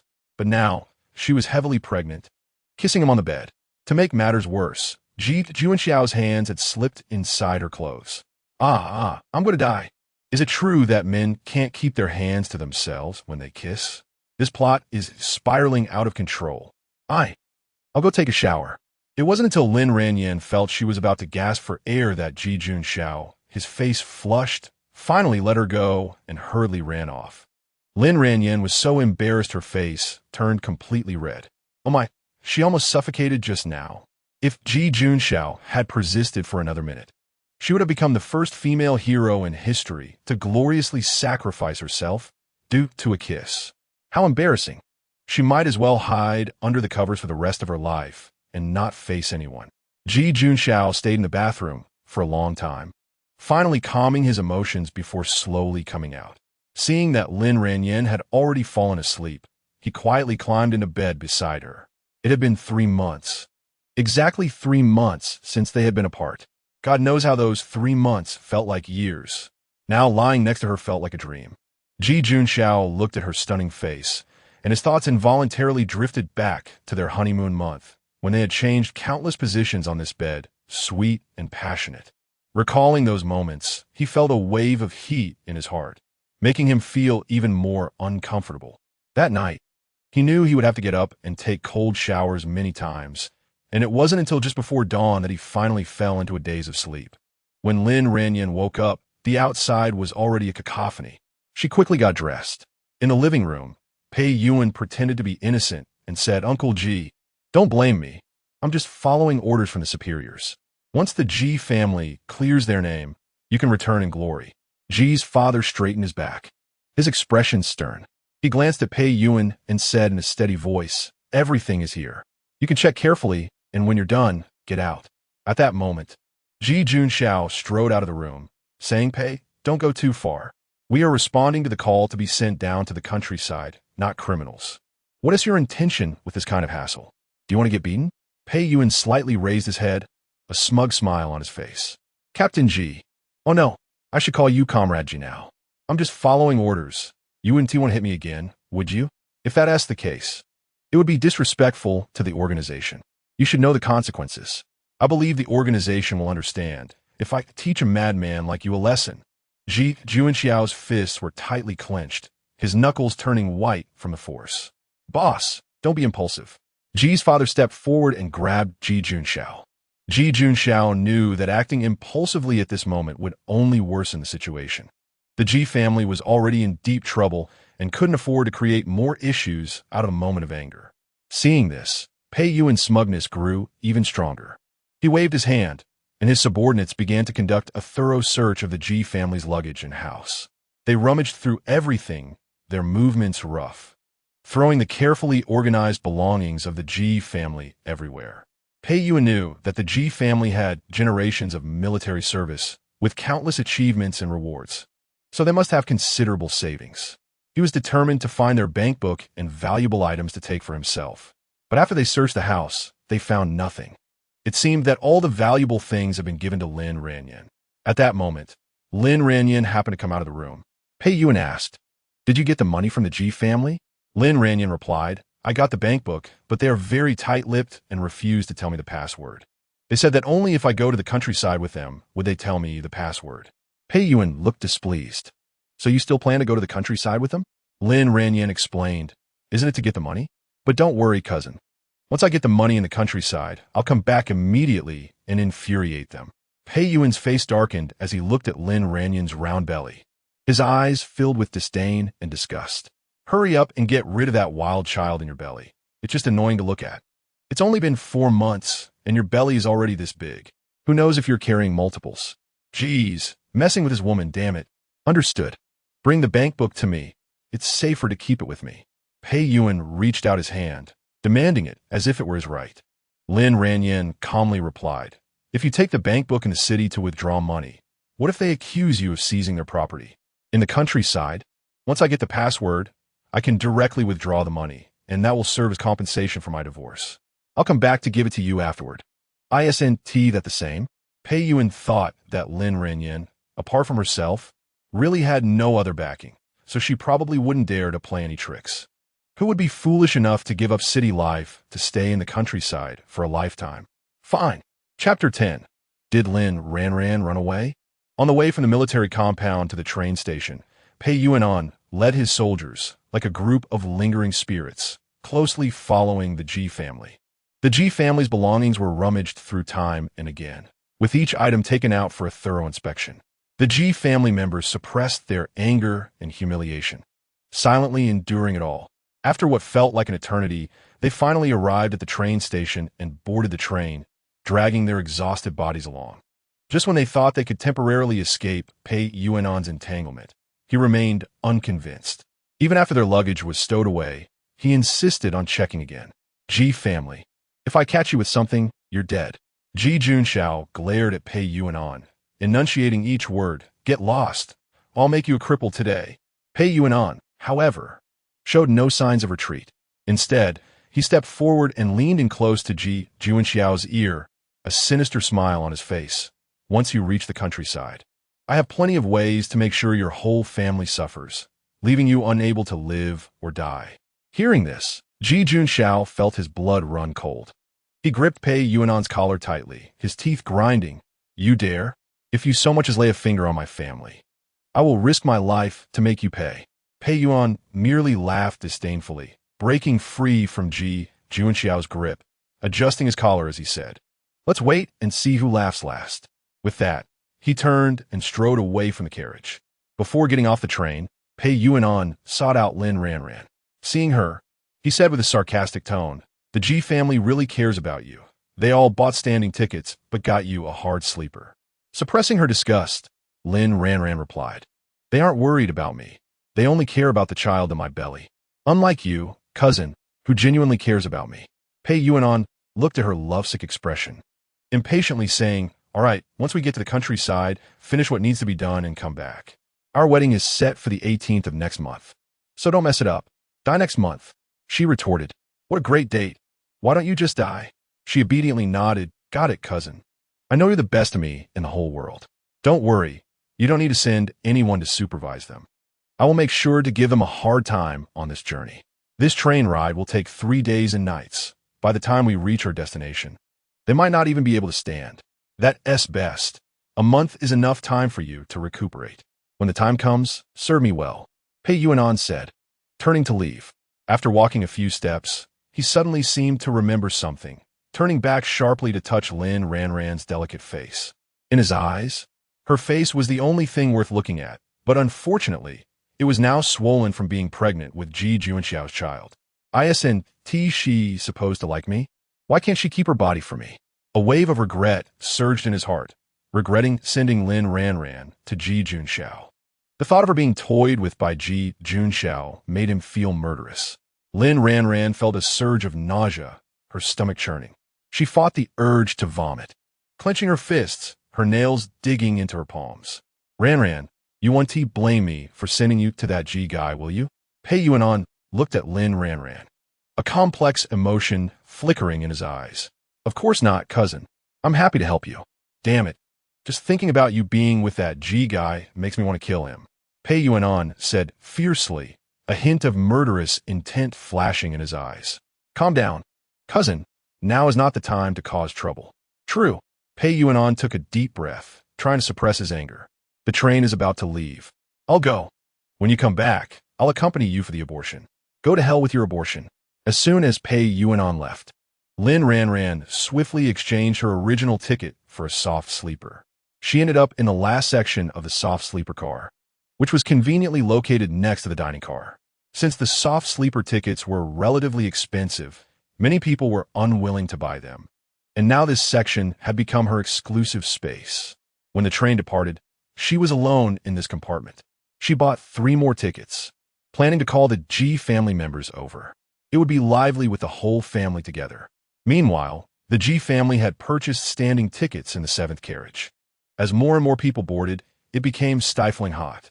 In the cramped space, people jostled against each other, making it extremely difficult to move even a little. The strong men in the Ji family were uncomfortable but managed to hold on. However, Ji mother and Ji Junyao were suffering greatly, feeling as if they were about to be squished flat under the pressure of the crowd. They stood near the door, and every time the train stopped, the surge of people pouring in felt like a tidal wave, almost pushing them off the train several times. Ji mother and Ji Junyao's feet suffered as well. They were stepped on multiple times in the chaos, wincing in pain but feeling helpless. Ji Junxiao watched his mother and younger sister suffer and felt a pang of heartache. Unable to bear any longer, he suggested to his father, "Dad, look at how Mom and little sister are being crushed. Should I go get them a hard seat?" Ji father looked around at the crowded people, thinking that the Pei family should have stopped closely watching them since the train had already made several stops, and agreed to Ji Junxiao's suggestion. "All right, then let us get your mother and little sister hard seats. Also, let us switch Ran to a soft sleeper. It's been over an hour. I'm worried about how she's doing on the train. We shouldn't let her suffer with us." Hearing this, Ji mother hurriedly said, "It's fine if we get a bit squished. You go check on Ran first. I've been worried about her. She's carrying a child." Before she finished speaking, Ji mother stumbled and almost got pushed off the train, but fortunately, Ji Junxiao and a few younger brothers reacted quickly and caught her, preventing an accident. Seeing this, Ji father decisively said to Ji Junxiao, "Oldest, hurry and take your mother and little sister to find Ran. This place is too dangerous." Ji Junxiao took his mother and younger sister's hands tightly in each of his, took a deep breath, and plunged into the crowded throng.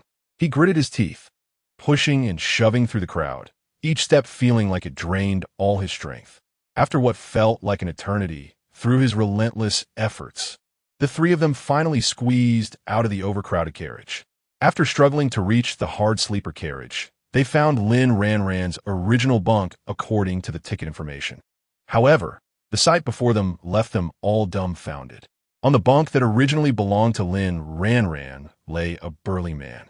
Ji Junxiao froze for a moment, then snapped back to reality, stepping forward to politely ask, "Comrade, did you just buy a ticket to get on?" The man sat up, scratching his head, and replied, "Yeah, just got a ticket. I was standing before, but it really wore me out. Luckily, someone returned their ticket, and I quickly grabbed it." "Returned?" Ji Junxiao and the others were shocked. Could be that Lin Ranjing ran away? As soon as this thought crossed their minds, their faces turned pale. Ji mother shook her head anxiously. "No, it can't be. We must have made a mistake. Did she change to another carriage?" Ji Junyao trembled as she spoke. "That's right. Big brother, big sister-in-law gave me so much money to take Mom to see a doctor, and even specifically gave me extra money to get more medicine. She has been so good to us. She wouldn't just leave us behind, right?" "Yes, that's right. Don't worry. Let's ask first." Although Ji Junxiao was comforting his mother and sister with his words, he was also feeling anxious inside, completely at a loss.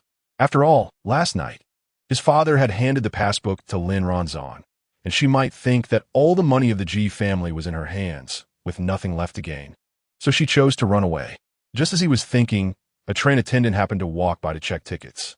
Ji Junxiao seized the opportunity like a drowning man grabbing a life raft, hurriedly stepping forward to stop the attendant, anxiously asking, "Comrade, hello? May I ask if the person in compartment 9, berth 3 has refunded their ticket or exchanged it?" The attendant stopped, took out the ticket list, carefully flipped through it, then replied, "They exchanged their ticket and moved to the soft sleeper compartment 17. Hearing this answer, the three of them breathed a slight sigh of relief. Fortunately, it was just an exchange, not a runaway. The attendant continued, "By the way, you are her family, right? She just came to find us, saying she wanted to look for you, but there were too many people and she couldn't squeeze through. She asked us to tell you to go to compartment 17 to find her." Ji Junxiao quickly expressed his gratitude. Thank you so much," knowing Lin Ranjing's whereabouts. The three of them walked excitedly towards the soft sleeper compartment 17. When they finally saw Lin Ranjing's figure in the compartment, Ji's mother burst into tears. "Ranjing, sister-in-law, Mom, little sister, husband, you finally came." Lin Ranjing hurriedly welcomed them, carefully helping Ji's mother to sit down on the berth. Ji Junyao followed behind. Feeling like her legs were about to give out, unable to hold back, and sat down next to them. Ji Junxiao stood by. Ranzan, you didn't suffer, did you? Ji's mother held Lin Ranzan's hand, looking her up and down, asking with concern. Lin Ranzan felt a bit embarrassed. Mom, I'm fine. Just sitting in a hard sleeper was a bit uncomfortable, so I changed to the soft sleeper. Ji's mother said, You've really worked hard, having to find a way to change compartments yourself. I'm not suffering. You all have harder. I originally wanted to find you after changing compartments, but there were too many people, and I couldn't squeeze through, Lin Ranzan explained. Ji Junxiao interjected, You can't move around now. Don't run around. Compartments 1 to 7 were packed, and at every stop, we almost got pushed off the train. It was too dangerous. Ji Junyao nodded in agreement. Yes, sister-in-law, you're pregnant. You must take care of yourself and not take risks for us. Lin Ranzan nodded, saying, You all have worked hard. You must have suffered a lot, right? We're fine. As long as you're okay, Ji Junxiao said. Mom, little sister, you stay here with Ranzan for a bit. I'll go get 2 hard sleeper tickets for you, so you can be more comfortable. Lin Ranzan quickly said, Husband, you don't need to go. Ji's mother and Ji Junyao's faces stiffened slightly upon hearing this, feeling a bit disappointed. Ji's mother quickly reacted, forcing a smile. As long as I see Ranzan is fine, I'm relieved. Yao Yao and I are fine. Let's just go back to our original compartment and come check on Ranzan from time to time. Lin Ranzan noticed their misunderstanding and quickly explained, I've already bought tickets for compartments 16 and 17. Husband, go call Dad and the others over and get standby tickets to refund the difference. After all, this journey will take 3 days and 3 nights. And it's more convenient for the family to be together and take care of each other. Hearing this, the 3 of them were stunned. They didn't expect Lin Ranzan to think so thoroughly. Ji's mother and Ji Junyao felt very ashamed for misunderstanding Lin Ranzan just now. Ji Junxiao looked at Lin Ranzan gratefully and said, Ranzan, you really thought of everything. You've worked hard. Lin Ranzan smiled and said, You hurry and go call Dad and the others. Ji Junxiao nodded and quickly walked out of the compartment to get the other family members. Mom, did you and little sister get hurt? Take off your shoes. I'll check. Lin Ranzan said with concern to Ji's mother. Ji's mother waved her hand, saying, I'm fine. No need to check. Ji Junyao said from the side, Mom, your feet must be trampled until they bleed by those people. Under Lin Ranzan's insistence, Ji's mother finally took off her shoes. Ji's mother's feet were swollen and red, with several spots bleeding, making one feel heartbroken just looking at them. Seeing this, Lin Ranzan quickly asked Ji Junyao to go to the next compartment to get hot water to clean Ji's mother's wounds. Ji's mother felt a bit embarrassed and said, Ranzan, I can do it myself. How can I let you take care of me? Lin Ranzan gently said, Mom, I learned how to treat wounds before. My technique is very gentle. I won't hurt you. Just relax. Before long, Ji Junyao brought in hot water, and Lin Ranzan carefully cleaned Ji's mother's wounds. Then took out disinfectant and ointment, meticulously disinfecting and applying medicine to Ji's mother's wounds, and finally skillfully bandaging them. Fortunately, Lin Ranzan had the foresight to buy many common medicines and stuff them into her space, which finally came in handy. Ji Junyao watched Lin Ranzan's skilled technique from the side, and couldn't help but look at her with new eyes. She had always thought Lin Ranzan was just a lazy person who only liked to eat and do nothing, and even after getting a bit of education, she just muddled through clerical work, living a vague life, and after getting married, she simply quit her job and did nothing, being incredibly lazy. But now it seemed that her understanding of her sister-in-law was far too shallow. Chapter 11. Delivering a baby on the train. Mom, your foot is so swollen, and you're bleeding. Just lie down and rest for the next few days. I'll change your dressings regularly. If you need to go to the bathroom, just call for little sister to help you. Lin Ranran carefully advised Ji's mother. Ji's mother was moved to tears and quickly replied, Okay, I'll listen to Ranran. Ji Junyao also chimed in, Sister-in-law, thank you. If it weren't for you, Mom's foot would have suffered so much more. Lin Ranran smiled and said, Little sister, your foot must be injured too. Let me take a look. Ji Junyao quickly waved her hand. I'm fine, sister-in-law. You don't need to worry about me. Lin Ranran insisted. Be good. Let me put some medicine on it. It will heal quickly. Ji's mother said, Yao Yao, Just listen to your sister-in-law. I think she is quite capable and can definitely treat your foot." After hesitating for a moment, Ji Junyao finally took off her shoe. Her foot was also very swollen, and Lin Ranran carefully treated it, applying medicine. "Sister-in-law, you brought so much medicine. You really thought of everything," Ji Junyao couldn't help but praise. Lin Ranran explained. "The countryside isn't like the city. The medical conditions are poor, so I had to prepare some common medicines in advance, just in case." At that moment, Ji Junxiao arrived with Ji's father and several younger brothers in the carriage. The nearly 2-hour journey had exhausted them, and they felt like their lungs were going to burst. The 2 younger brothers, who were not used to such hardships, were on the verge of breaking down. Now that they were in this spacious, independent carriage, they felt as if they had entered heaven, and their bodies and minds relaxed. "Sister-in-law, you really are amazing. Sister-in-law, you're incredible. Sister-in-law, I'm sorry for the thoughtless things I said before. I'm sorry." As soon as the younger brothers saw Lin Ranran, they rushed to praise her and sincerely apologize for their previous inappropriate words and actions. Lin Ranran smiled and said, "We're all family. We should stick together. Now you can relax and read books." Ji's father looked at Lin Ranran and nodded with satisfaction, saying, "Ranran, I knew I didn't misjudge you. You're truly a good child." Thus, each member of the Ji family was able to sleep on a bunk, which was like a trip to heaven compared to standing in the crowded carriage. And everyone wore satisfied smiles. Ji Junxiao looked at Lin Ranran like this, feeling a warm current surging in his heart. He truly felt that she had changed, becoming more considerate and sensible, and this family was filled with warmth because of her transformation. For hours later, Lin Ranran got up to change the dressings for Ji's mother and Ji Junyao. Seeing her up, Ji Junxiao quickly got up as well. "Ranran, let me handle the dressing changes from now on. You should get some good rest and not tire yourself out." Lin Ranran looked at Ji Junxiao, her face breaking into a happy smile. "You're so good, husband." Ji's mother and Ji Junyao couldn't help but chuckle at this. The two were unintentionally feeding them dog food, making them feel quite satisfied. If they did this every day, they wouldn't mind eating more dog food. Lin Ranran went to the next carriage and handed the meal tickets to Ji Junyong, second brother. "Go to the next carriage and buy some food. Everyone needs to replenish their strength." Ji Junyong took the meal tickets, looking at the thick stack in his hand, momentarily stunned. "Sister-in-law, are you sure this isn't for 3 days, but for 1 meal?"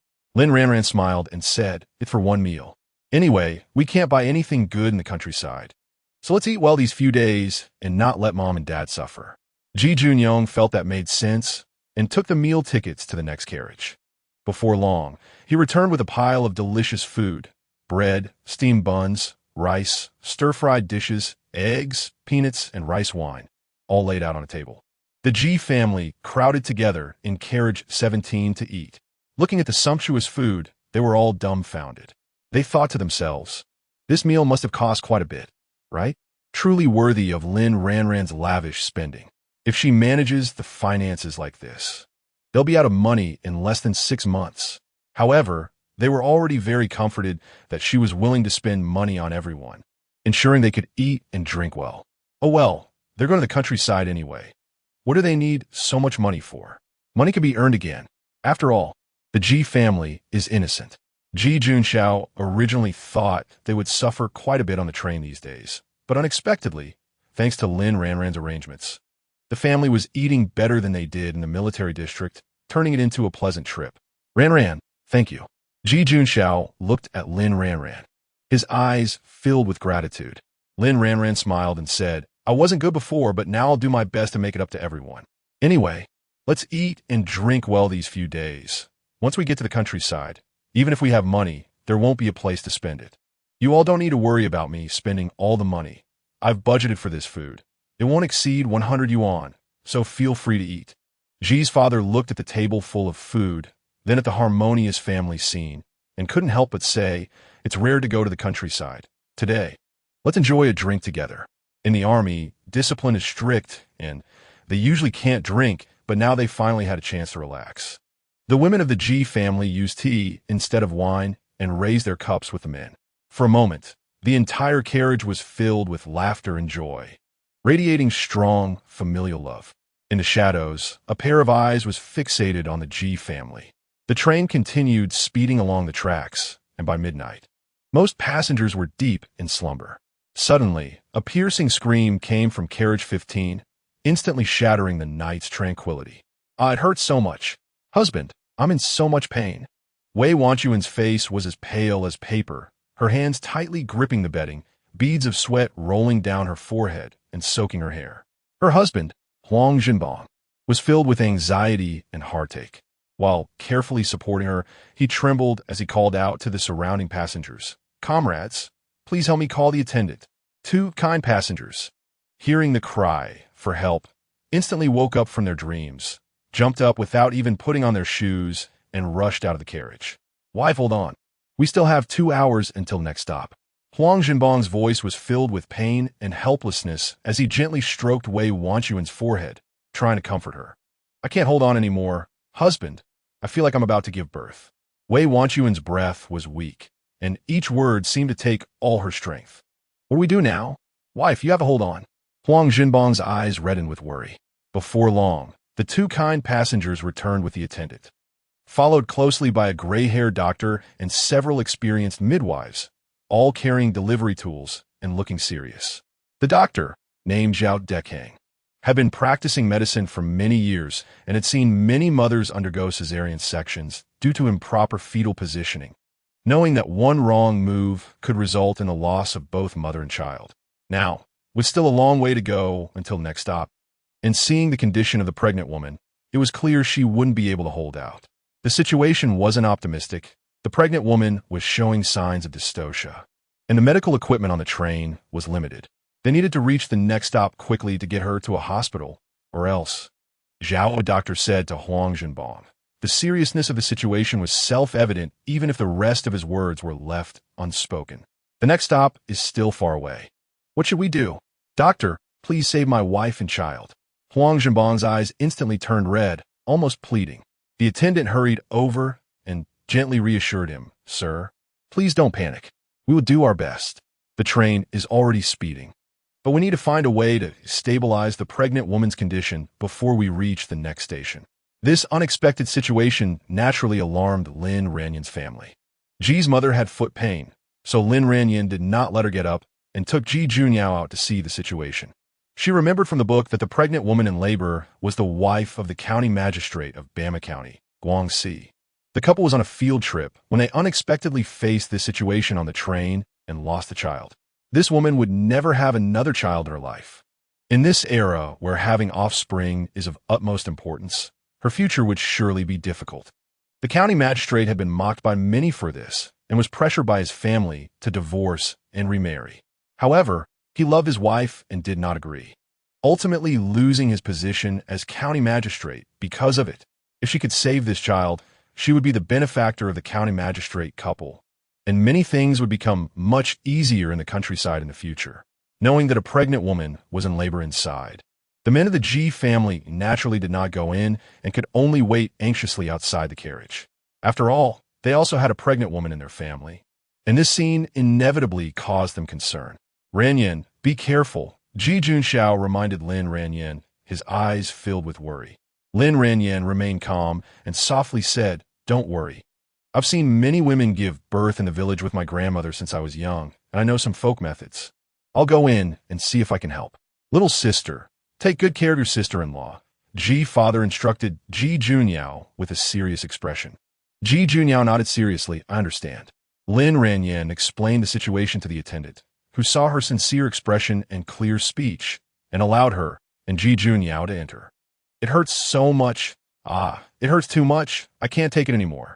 As soon as they entered the carriage, the pregnant woman's piercing screams filled their ears, startling Ji Junyao, causing her to tremble and turn slightly pale. Dr. Zhao and several midwives were also startled by the scream. Sister, save your strength. Don't get too excited. One midwife tried to comfort the pregnant woman. Sister, this baby may not be positioned correctly. We'll help you massage your belly, but you must not exert too much force, or the baby might not be born, another midwife hurriedly said, reaching out to prepare to massage the pregnant woman's belly. Sister, you have to. Other midwives shared their experiences, but it was chaotic and could not truly help the pregnant woman. Dr. Zhao looked on helplessly. Seeing this, Lin Ranjing quickly told Dr. Zhao that she might be able to help. After hearing her, Dr. Zhao decided to let her try.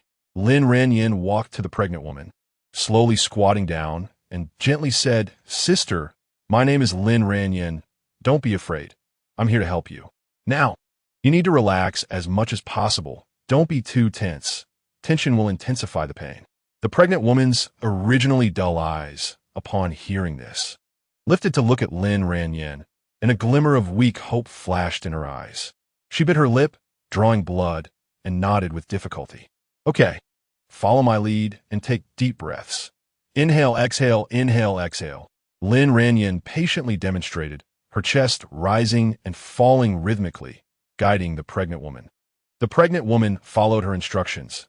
At first, her breathing was a bit rapid and chaotic, but gradually, her breathing rhythm became steadier, and her body, which had been as tense as a rock, began to relax somewhat, and her emotions stabilized. This girl is amazing. It seems this method is effective. She must have learned it from her elders. The midwives finally relaxed a bit. Lin Ranjing saw the pregnant woman's condition improving and continued, "Very good, great. Now, every time a contraction comes, you should push as if you were having a bowel movement. And after the contraction passes, relax and continue deep breathing to conserve your strength. Do you understand?" The pregnant woman nodded again, her eyes filled with a bit more determination. At this moment, another wave of contractions hit like a surging tide, and the pregnant woman's face instantly showed a look of pain, her features contorted. She instinctively gripped Lin Ranjing's hand tightly, her knuckles turning white as she began to push. Lin Ranjing gently encouraged her, her voice full of strength. "Yes, just like that, push, go for it." Dr. Zhao closely monitored the pregnant woman's condition, occasionally placing the stethoscope on her belly to listen carefully to the baby's heartbeat. After the contraction passed, the pregnant woman leaned against the bed, gasping heavily, sweat continuously dripping from her forehead and cheeks. Ji Junyao hurriedly took out a handkerchief and gently wiped the sweat from her face. Lin Ranjing softly said, "Sister, you're doing great, just hang in there a little longer." As time passed second by second, the pregnant woman experienced several more contractions, each one feeling like she was hovering on the brink of death, the process incredibly difficult. Under Lin Ranjing's careful guidance, she stubbornly persisted without giving up. However, after yet another contraction, Dr. Zhao's expression turned very grim. He said to Lin Ranjing, "Miss, the situation is not looking good. The baby's heartbeat has weakened. This cannot continue." Lin Ranjing's heart sank, but she quickly steadied her emotions. "Doctor, I heard that when a woman is in labor, massaging certain acupoints can promote contractions. It might help. My grandmother used to do this." Dr. Zhao replied, "From a medical theoretical standpoint, massaging certain acupoints can indeed stimulate uterine contractions. But I'm not very familiar with the specific acupoints and techniques, since I'm not an obstetrician." Lin Ranjing quickly said, "I know, my grandmother taught me." "Doctor, can I give a try?" Seeing the increasingly critical condition of the pregnant woman, Dr. Zhao nodded and cautioned, "Be careful. Your movements must be gentle." "Sister, it might hurt a bit, but I can endure it, so just do what you need to," the pregnant woman said weakly but with determination. After locating the acupoints, Lin Ranjing began to massage gently. Although her technique wasn't professional, it had a rhythm, her fingers pressing and kneading methodically at the acupoints. After a while, the pregnant woman suddenly said, "Sister, I feel some movement in my belly." Dr. Zhao quickly listened with the stethoscope and immediately showed a surprised expression, exclaiming, "The baby's heartbeat has returned to normal, and the contractions are more regular. Miss, your method works. This girl is indeed impressive. She could become a midwife in the future." This girl doesn't look like a country girl. Nowadays, city women go to hospitals to give birth. Only we in the countryside give birth at home. In the following time, the pregnant woman experienced several more contractions, and each time she pushed under Lin Ranjing's guidance. Just when everyone thought everything was progressing positively, Dr. Zhao's expression once again became serious. "Not good. The baby's position is incorrect, and the contractions are severe. If this continues, both the baby and the mother will be in danger." Lin Ranjing's heart sank, and biting her lip, she said, "Sister, I'm going to teach you a set of exercises to correct the baby's position. It can help the baby adjust to the right position. Follow my lead and do it slowly. Don't rush." "Okay," the pregnant woman replied weakly but firmly. "We can do exercises? This is the first time I've seen this. I think it's better to exorcise." "Yes, there must be something entangling, which is why the baby's position is incorrect. Just last time, Zhang's daughter-in-law in our village gave birth while exorcising ghosts, and she successfully delivered. You are confused. Where did the Taoist come from to catch ghosts on the car? Let's first see how this girl does it. May the Bodhisattva bless her to give birth smoothly." "Big sister, let's kneel down on the ground, with our knees apart at shoulder width." Lin Ranjing demonstrated while speaking, placing both hands on the ground, straightening her back, moving slowly and correctly. Then she pressed her chest to the ground, raised her hips, and let her lower back sink. The pregnant woman, with Ji Junyao support, struggled to imitate Lin Ranjing's movements. Every time she adjusted her position, she groaned in pain. Lin Ranjing immediately stepped forward, gently supporting the pregnant woman's abdomen with her hands, saying, "Big sister, I'll help you bear some weight. If it's uncomfortable, just stop." With the help of Lin Ranjing and Ji Junyao, the pregnant woman gritted her teeth and persisted. "Hold on, this position can use gravity to help the baby turn. Just keep it up for another 30 seconds. Good, let's try this next." Lin Ranjing continued, lying flat on the bed, legs straightened, slowly bending towards her abdomen, hugging her knees to bring her thighs close to her chest. The pregnant woman followed her instructions, lifting her legs with difficulty.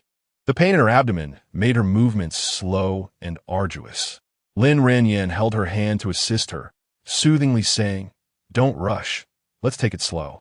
Under Lin Ranjing's patient guidance, the pregnant woman endured the excruciating pain and struggled to complete one round after another of the positioning exercises. Can this really work? It seems impossible to me. At first, the girl's moves were okay, but now it seems she has run out of ideas and is changing tactics. It's tough for this girl. After all, we have no other options. A few midwives began to discuss quietly. Lin Ranjing kept encouraging, "Big sister, hold on. You're doing great. Just put in a little more effort." Dr. Zhao and everyone else also closely watched the pregnant woman. Finally, after a strong contraction, a clear and loud cry of a baby suddenly echoed. "She gave birth. She gave birth." The midwives erupted in cheers, and everyone's anxious hearts finally settled. The men outside excitedly hugged each other, overwhelmed with joy. "My goodness, I've been a midwife for most of my life, and it's the first time I've seen a birth like this," one midwife said excitedly while skillfully handling the baby's umbilical cord. "Girl, you are amazing. This method is simply miraculous. Girl, please tell us what method you used. Teach us, so we'll have a way to handle difficult births in the future." Lin Ranjing smiled. "This is a method my grandmother taught me. Since everyone thinks it's effective, I'll explain it to you in detail later." One midwife carefully brought the baby to the pregnant woman, her face blooming with a smile. "Big sister, congratulations, it's a chubby little boy. Look at that cry so loud. He is sure to achieve great things in the future." Wei Wanchuan looked at the swaddled child, tears instantly welling up in her eyes. She used all her remaining strength to tightly grasp Lin Ranjing's hand, her voice trembling with emotion. "Lin girl, my name is Wei Wanchuan, and my husband's name is Huang Zhenbang. Really, I don't know how to thank you and everyone. You are all our lifesavers." Lin Ranjing smiled. "Sister Wei, it's just a small effort. As long as you and your baby are safe, we're all happy." At that moment, County Chief Huang stumbled in. As soon as he saw Lin Ranjing and everyone, his eyes turned red. He handed out a bag of candy to everyone, thanking them. "Thank you all for saving my wife and child. This kindness I, Huang Zhenbang, will forever remember. Comrade Huang, congratulations on becoming a father. Hurry and go see your wife and child." Everyone pushed County Chief Huang in front of Wei Wanchuan and the baby. One midwife even taught him how to hold the baby. He awkwardly picked up the child and came to Lin Ranjing, his eyes full of gratitude. "Comrade Lin, if it weren't for you, I fear I wouldn't even be able to hold my son.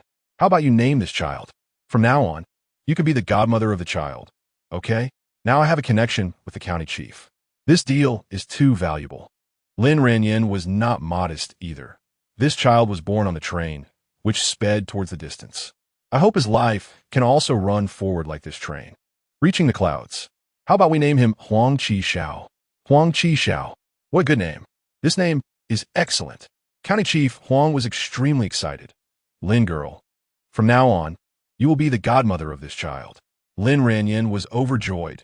Sure, can I hold the little baby? County Chief Huang carefully handed the child to her. This child is so cute. Lin Ranjing looked at the rosy little one, her heart melting. Great. She finally succeeded in saving this treasure.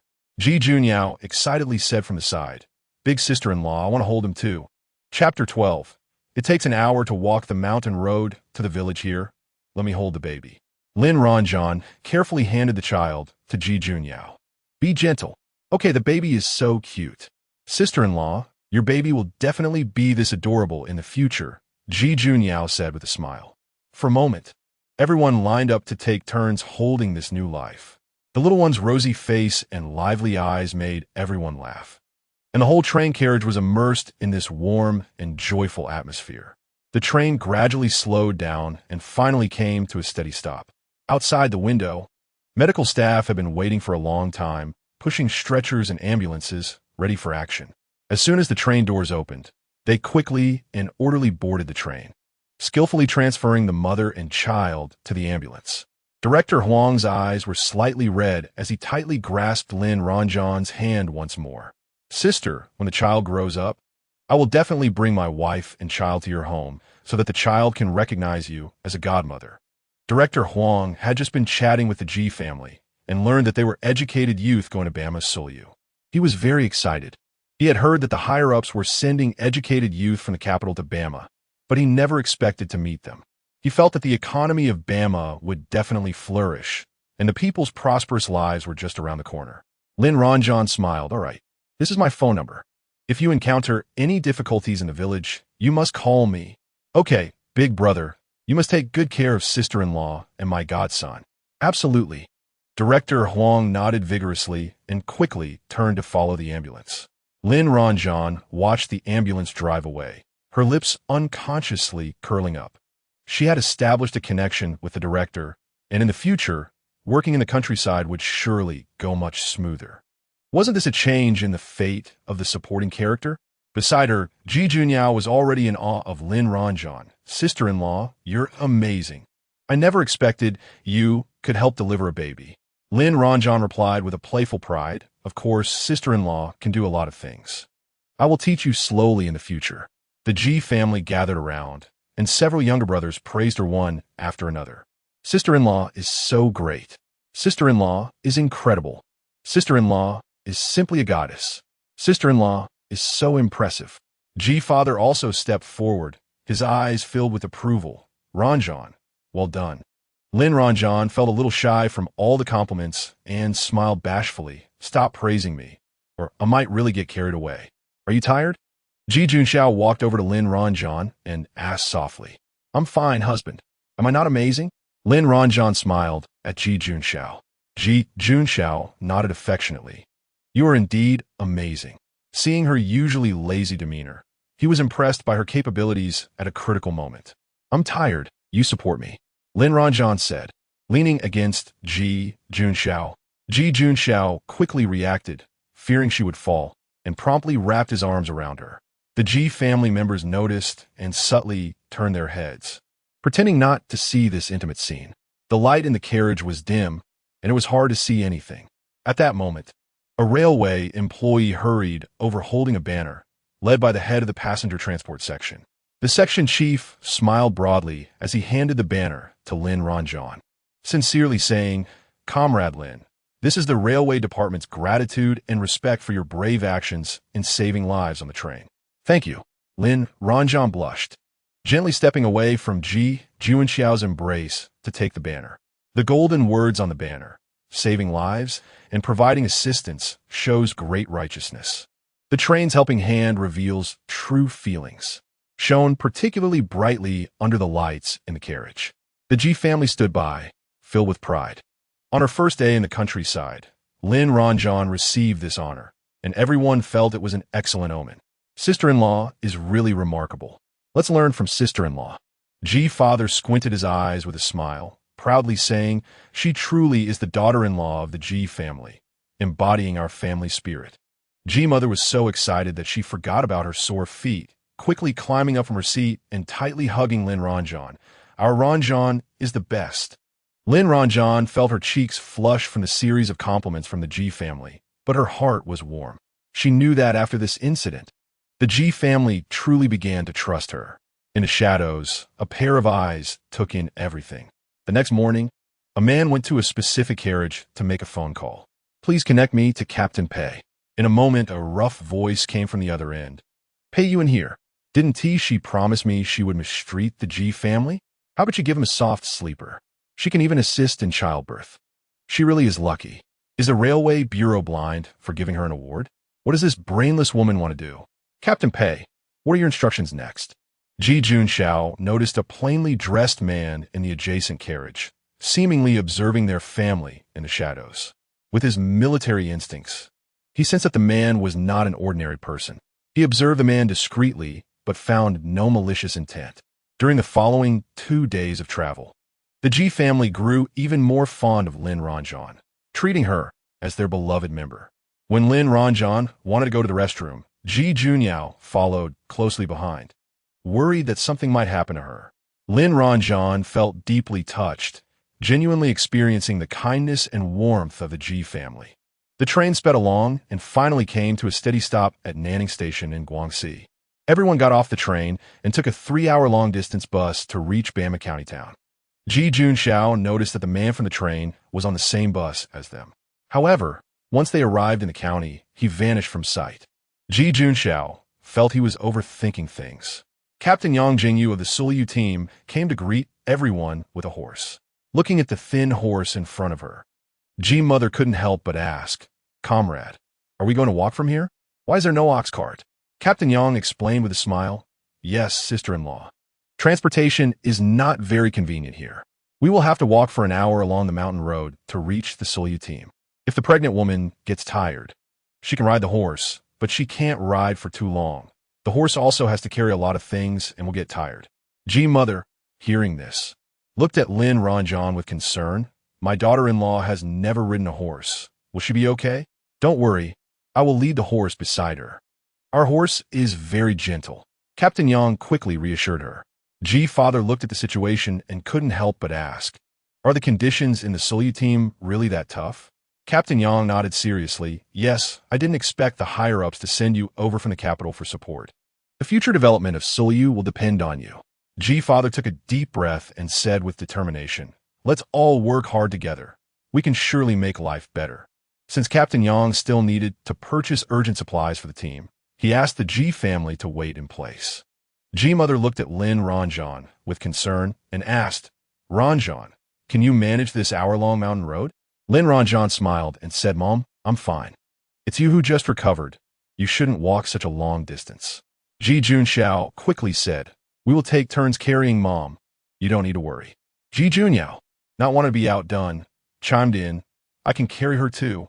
Ji Junyong joked with a smile, "With your skinny arms and legs, being able to walk on your own is already impressive. How can you think of carrying someone?" Ji Junyao immediately retorted, "Don't underestimate me. I was the first in the girls' running race at school." Ji mother hurriedly intervened. "All right, stop arguing. I can manage. You all take turns carrying Ranjing. And if you can't carry her anymore, then let her ride the horse." Lin Ranran shook her head and said, "Mom, I'm not that delicate. Let's go eat something first to replenish our energy, and by the way, buy some meat.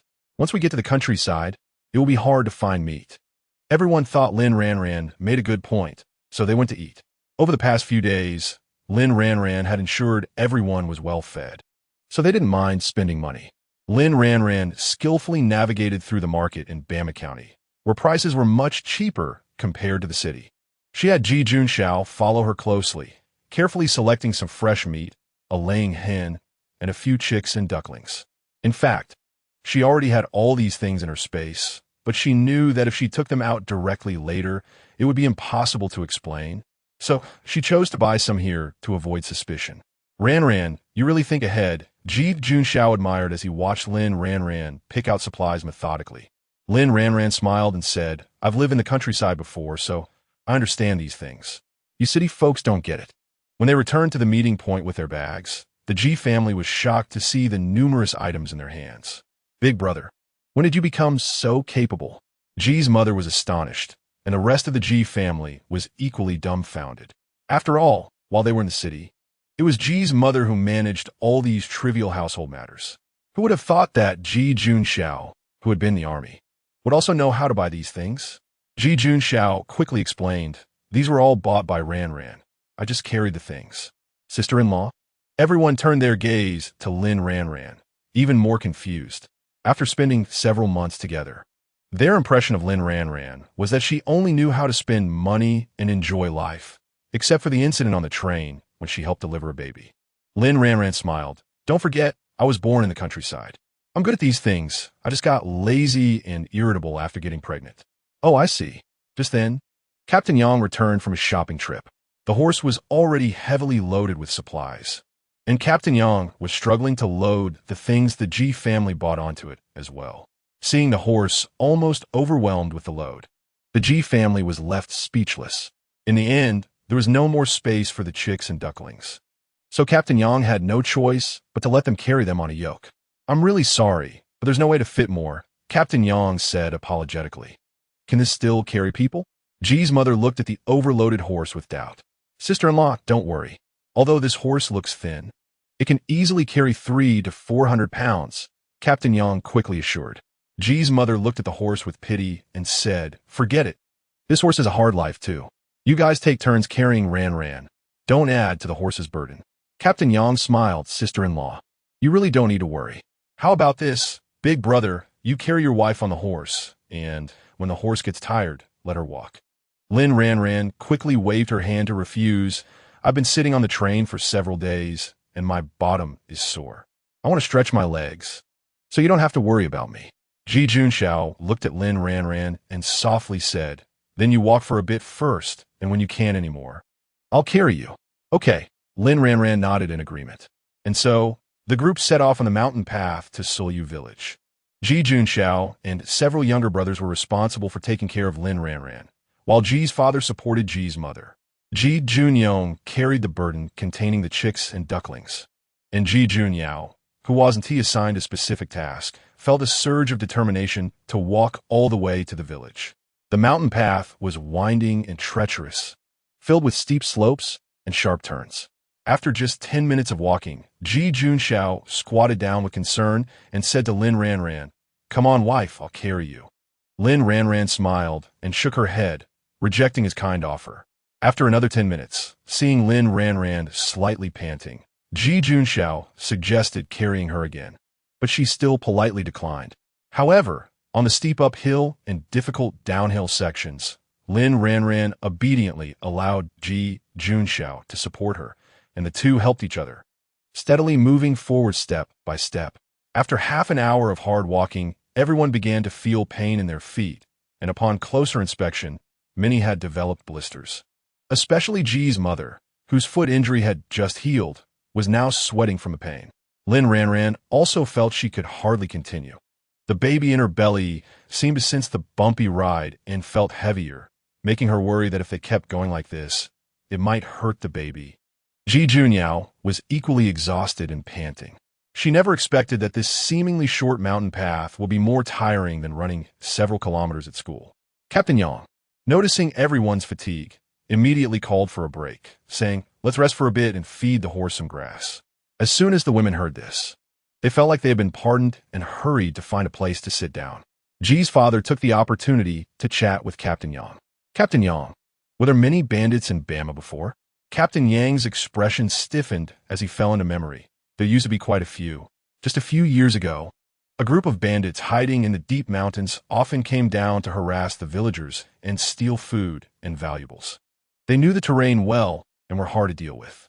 There was one time they targeted supplies that the village was preparing to send to the county. The villagers organized themselves to resist, but still suffered heavy losses. Later, the army came and worked with our local militia to eliminate that group of bandits after a lot of effort. During the cleanup, the fighting was intense. Soldiers and bandits clashed in the mountains, and several times it was life-threatening. Fortunately, in the end, they successfully captured all the bandits, allowing the villagers to live in peace. Ji's father listened with great interest, nodding repeatedly. That really wasn't easy. Thanks to the soldiers and the villagers' efforts. Captain Yang sighed. Yes, although there are basically no bandits now. This place is poor. To develop, we still need to think of ways together. After resting for a while, everyone regained some strength, and at Captain Yang's invitation, they set off again. However, after about 10 minutes of rest, the three women felt their legs go weak and could no longer move. Wife, come up, I'll carry you. This time, Lin Ranjing did not refuse and obediently climbed on her husband's back. She leaned close to Ji Juanxiao's ear and whispered, "Thank you for your hard work, husband." Her warm breath brushed past, and Ji Juanxiao's ears instantly turned red. He swallowed hard and replied in a hoarse voice, "It's not hard." Lin Ranjing smiled even more and sweetly added, "You are so good, husband." Everyone was present, and she wanted to show affection. Couldn't she be a bit more discreet? But why did she feel so happy, with her blood boiling all over? Chapter 13, Kissing My Husband in Front of the Reborn Female, lead Captain Yang looked at Mother Ji and sincerely said, "Sister-in-law, you should ride a horse. The mountain road is difficult to walk, and riding will be much easier. Brother Ji, please help sister-in-law onto the horse." Mother Ji quickly waved her hand, her tone revealing a stubbornness. No, I can still walk." As soon as she finished speaking, she tried to step forward, but her legs were weak and uncooperative. With that step, her body swayed violently, and she almost fell straight to the ground. Seeing this, Father Ji hurriedly stepped forward and securely lifted Mother Ji onto the horse's back, then carefully adjusted her sitting posture to ensure she was stable and comfortable. Ji Junyao gritted her teeth, enduring the soreness throughout her body, and insisted on walking for about 10 steps. Ji Junshan, seeing this, quickly crouched down and said, "Little sister, I'll carry you. I can walk." Ji Junyao stubbornly replied. "All right, stop being stubborn," Ji Junshan said as he effortlessly lifted Ji Junyao onto his back. Ji Junyao lay on her brother's back, her eyes slightly red, filled with emotion. Thus, the group continued to walk and stop along the way. During the journey, everyone listened to Captain Yang recount the history of the anti-bandit efforts, gaining a better understanding of the village they were about to settle in. The fatigue of the journey seemed to lessen a bit with the story. About 40 minutes later, they finally arrived at the youth station in the village. It was a courtyard covering about 500 square meters, with 2 rows of houses laid out symmetrically, comprising a total of 10 rooms and 2 shower rooms. The walls were built from local stones, with the gaps filled with a mixture of yellow mud and a bit of lime, exuding a rustic charm. In the center of the courtyard was an ancient well with the kitchen right next to it. This is the youth station in our village. We have a total of 18 youths cramped in the station. Now that your whole family has come, I will arrange for some of the youths to stay with farming families to free up 4 rooms for you. Considering your large family, let us see if we can clear out a warehouse to partition a few rooms for your family, Captain Yang introduced. Father Ji quickly said, "Thank you for your hard work, Captain. It's my duty. The youths have all gone to work and haven't returned yet. They usually cook together. With your family joining, it might be hard to coordinate meal times. You can discuss it later, but right now, you should hurry and cook. Also, bathing usually requires waiting in line. So take advantage of the quiet time now," Captain Yang continued. "Okay, thank you, Captain." Father Ji pulled Captain Yang aside and quietly asked, "Captain, my daughter-in-law is pregnant and not in good health. Can you make an exception and not let her go to work?" Captain Yang showed a difficult expression. "Brother Ji, this is hard to manage. If she doesn't work, she won't earn work points, and without work points, she won't get food. Most pregnant women still insist on working, and some even give birth in the fields. We need to overcome difficulties." Father Ji frowned. "My daughter-in-law is too weak and really can't handle it. What if something goes wrong?" Captain Yang advised, "Working in the fields is good for her health. I've heard that women in the city go to hospitals to give birth, but us rural folks give birth at home, and it's fine." Seeing Captain Yang insist, Father Ji hesitated for a long time before finally revealing the Ji family's predicament of facing extinction. Upon hearing this, Captain Yang realized the seriousness of the matter and, after a moment of hesitation, could only nod in agreement. "This matter, I need to trouble you to keep it confidential," Otherwise, my other children in the village will be mocked, Father Ji earnestly said. Captain Yang replied, I understand. You all must be exhausted today. Rest well, so you have the strength to work tomorrow. All right, Captain Yang, thank you for coming to pick us up today. This is our small token of appreciation. We will need your help while we are here. Lin Ranjing quickly took out a piece of meat weighing about a pound to give to him as Captain Yang was about to leave. Captain Yang was startled and hurriedly refused. Sister Ji, this is not acceptable. Lin Ranjing smiled and said, Captain Yang, please don't be polite with us. Your children must be craving meat as well. Take it home to satisfy them. We don't know when the team will issue meat tickets. Captain Yang thought about how his children had been clamoring for meat and how he was also craving it. So he no longer refused and said, all right, when the production team distributes meat, I will definitely return the favor. Captain Yang walked slowly. Lin Ranjing said. This action of Lin Ranjing won the admiration of the Ji family. They did not expect that Lin Ranjing also understood how to win people's hearts. Indeed, maintaining a good relationship with the captain would make their life in the village smoother, no matter how powerful the Pei family was. They probably wouldn't reach such a remote place. Soon, the Ji family became busy, moving their luggage into the assigned rooms and then starting to clean and organize their belongings. The men of the Ji family were all diligent, and with 3 of them being soldiers, organizing and tidying up was easy for them, leaving the women with little to do. So they went together to prepare the meals. Mother Ji said, Ran, just leave the cooking to me. Yao, heat some water for your sister-in-law, so she can take a bath first. Okay, Ji Junyao replied. Ji Junshan walked over and said, I'll do it. Little sister can't lift the water with her thin arms and legs. Ji Junyao, not wanting to lose, said, Don't underestimate me. All right, I know you're capable. Go rest. Ji Junshan said with a smile. Sister-in-law, 3rd brother is bullying me. Ji Junyao complained to Lin Ranjing. Lin Ranjing smiled and said, Little sister, you can help feed the chicks and ducklings.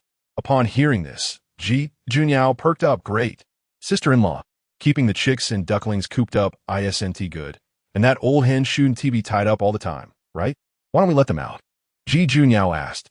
Lin Ranjing looked around the courtyard and said, They definitely need to be let out, but there's no chicken coop here. What if they run away once we let them out? Ji Junshao walked over and said, Then let us build a chicken coop. There are plenty of old wooden boards and sticks outside. I can bring them over and make one. Lin Ranjing looked at him with admiration. Husband, you can build a chicken coop? Ji Junshao smiled and said, It's not difficult. You choose a spot, and I'll get started right away. Okay.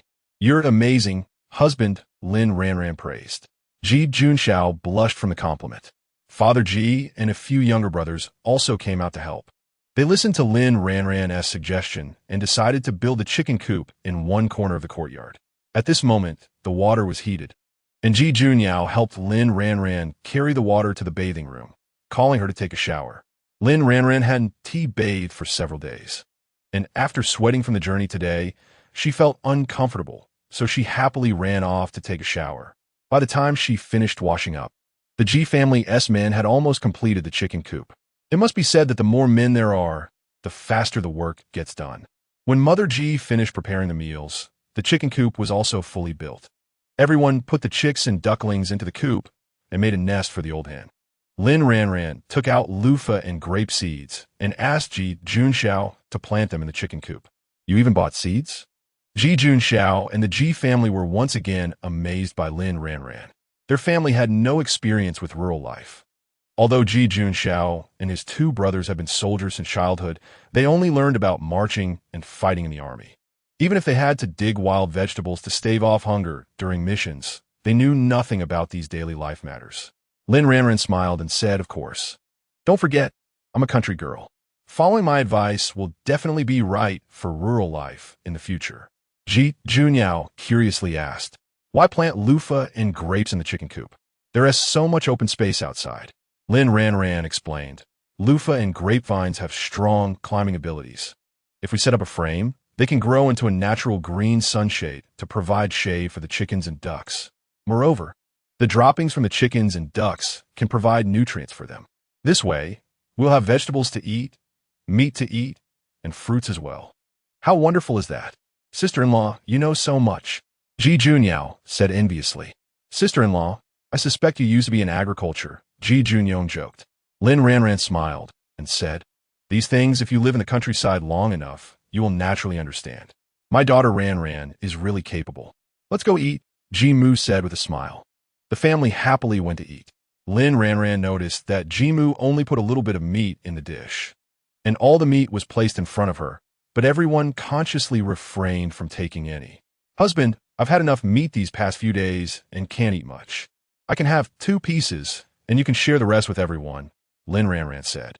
Ji Mu hurriedly replied, Ranran, the baby in your belly needs nutrition. You need to eat more meat. Ji Junyao also echoed, yes, sister-in-law, we've been eating well these past few days. Missing 1 meal of meat is fine, but you must eat well. Ji Fu also urged, Ranran, be good, just eat when we tell you to. Lin Ranran insisted, if you don't eat, I won't eat either. Ji Junxiao knew that once she made up her mind, no one could persuade her. He took the bowl of meat and distributed it evenly among everyone. Ji Fu said, then let us eat. It's rare for your sister-in-law to have this intention. As everyone ate the 2 pieces of meat, they felt both touched and pained. Would life be this poor from now on? Would they have to go a month without seeing a piece of meat? Was that why sister-in-law was desperately adding meals for everyone these days? After dinner, Ji Fu said, I just told the captain that Ranran doesn't need to work. Our family can support her. The Ji family nodded in agreement. After all, Lin Ranran was willing to come to the countryside to suffer with them, and they were already immensely grateful.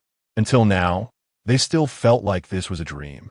Fearing that one day Lin Ranran would suddenly change her mind, and the Ji family's bloodline would be lost. Lin Ranran said, Dad, this isn't good, right? I should do some farm work so that the baby can be born healthily. Ji Mu quickly said, no, you're carrying our Ji family's golden grandson. The hope of the Ji family. If anything happens to you, how will we live? But if I don't work, I want to get work points, and people will talk. Can you handle that? Lin Ranran said worriedly. Ji Fu firmly replied, what others say is their business. If they want to meddle, let them talk. We just want to pay attention. Ji Mu also said, exactly, who dares to gossip about my daughter Ranran? I'll definitely settle the score with them. Ji Junxiao gently said, Ranran, just take care of yourself.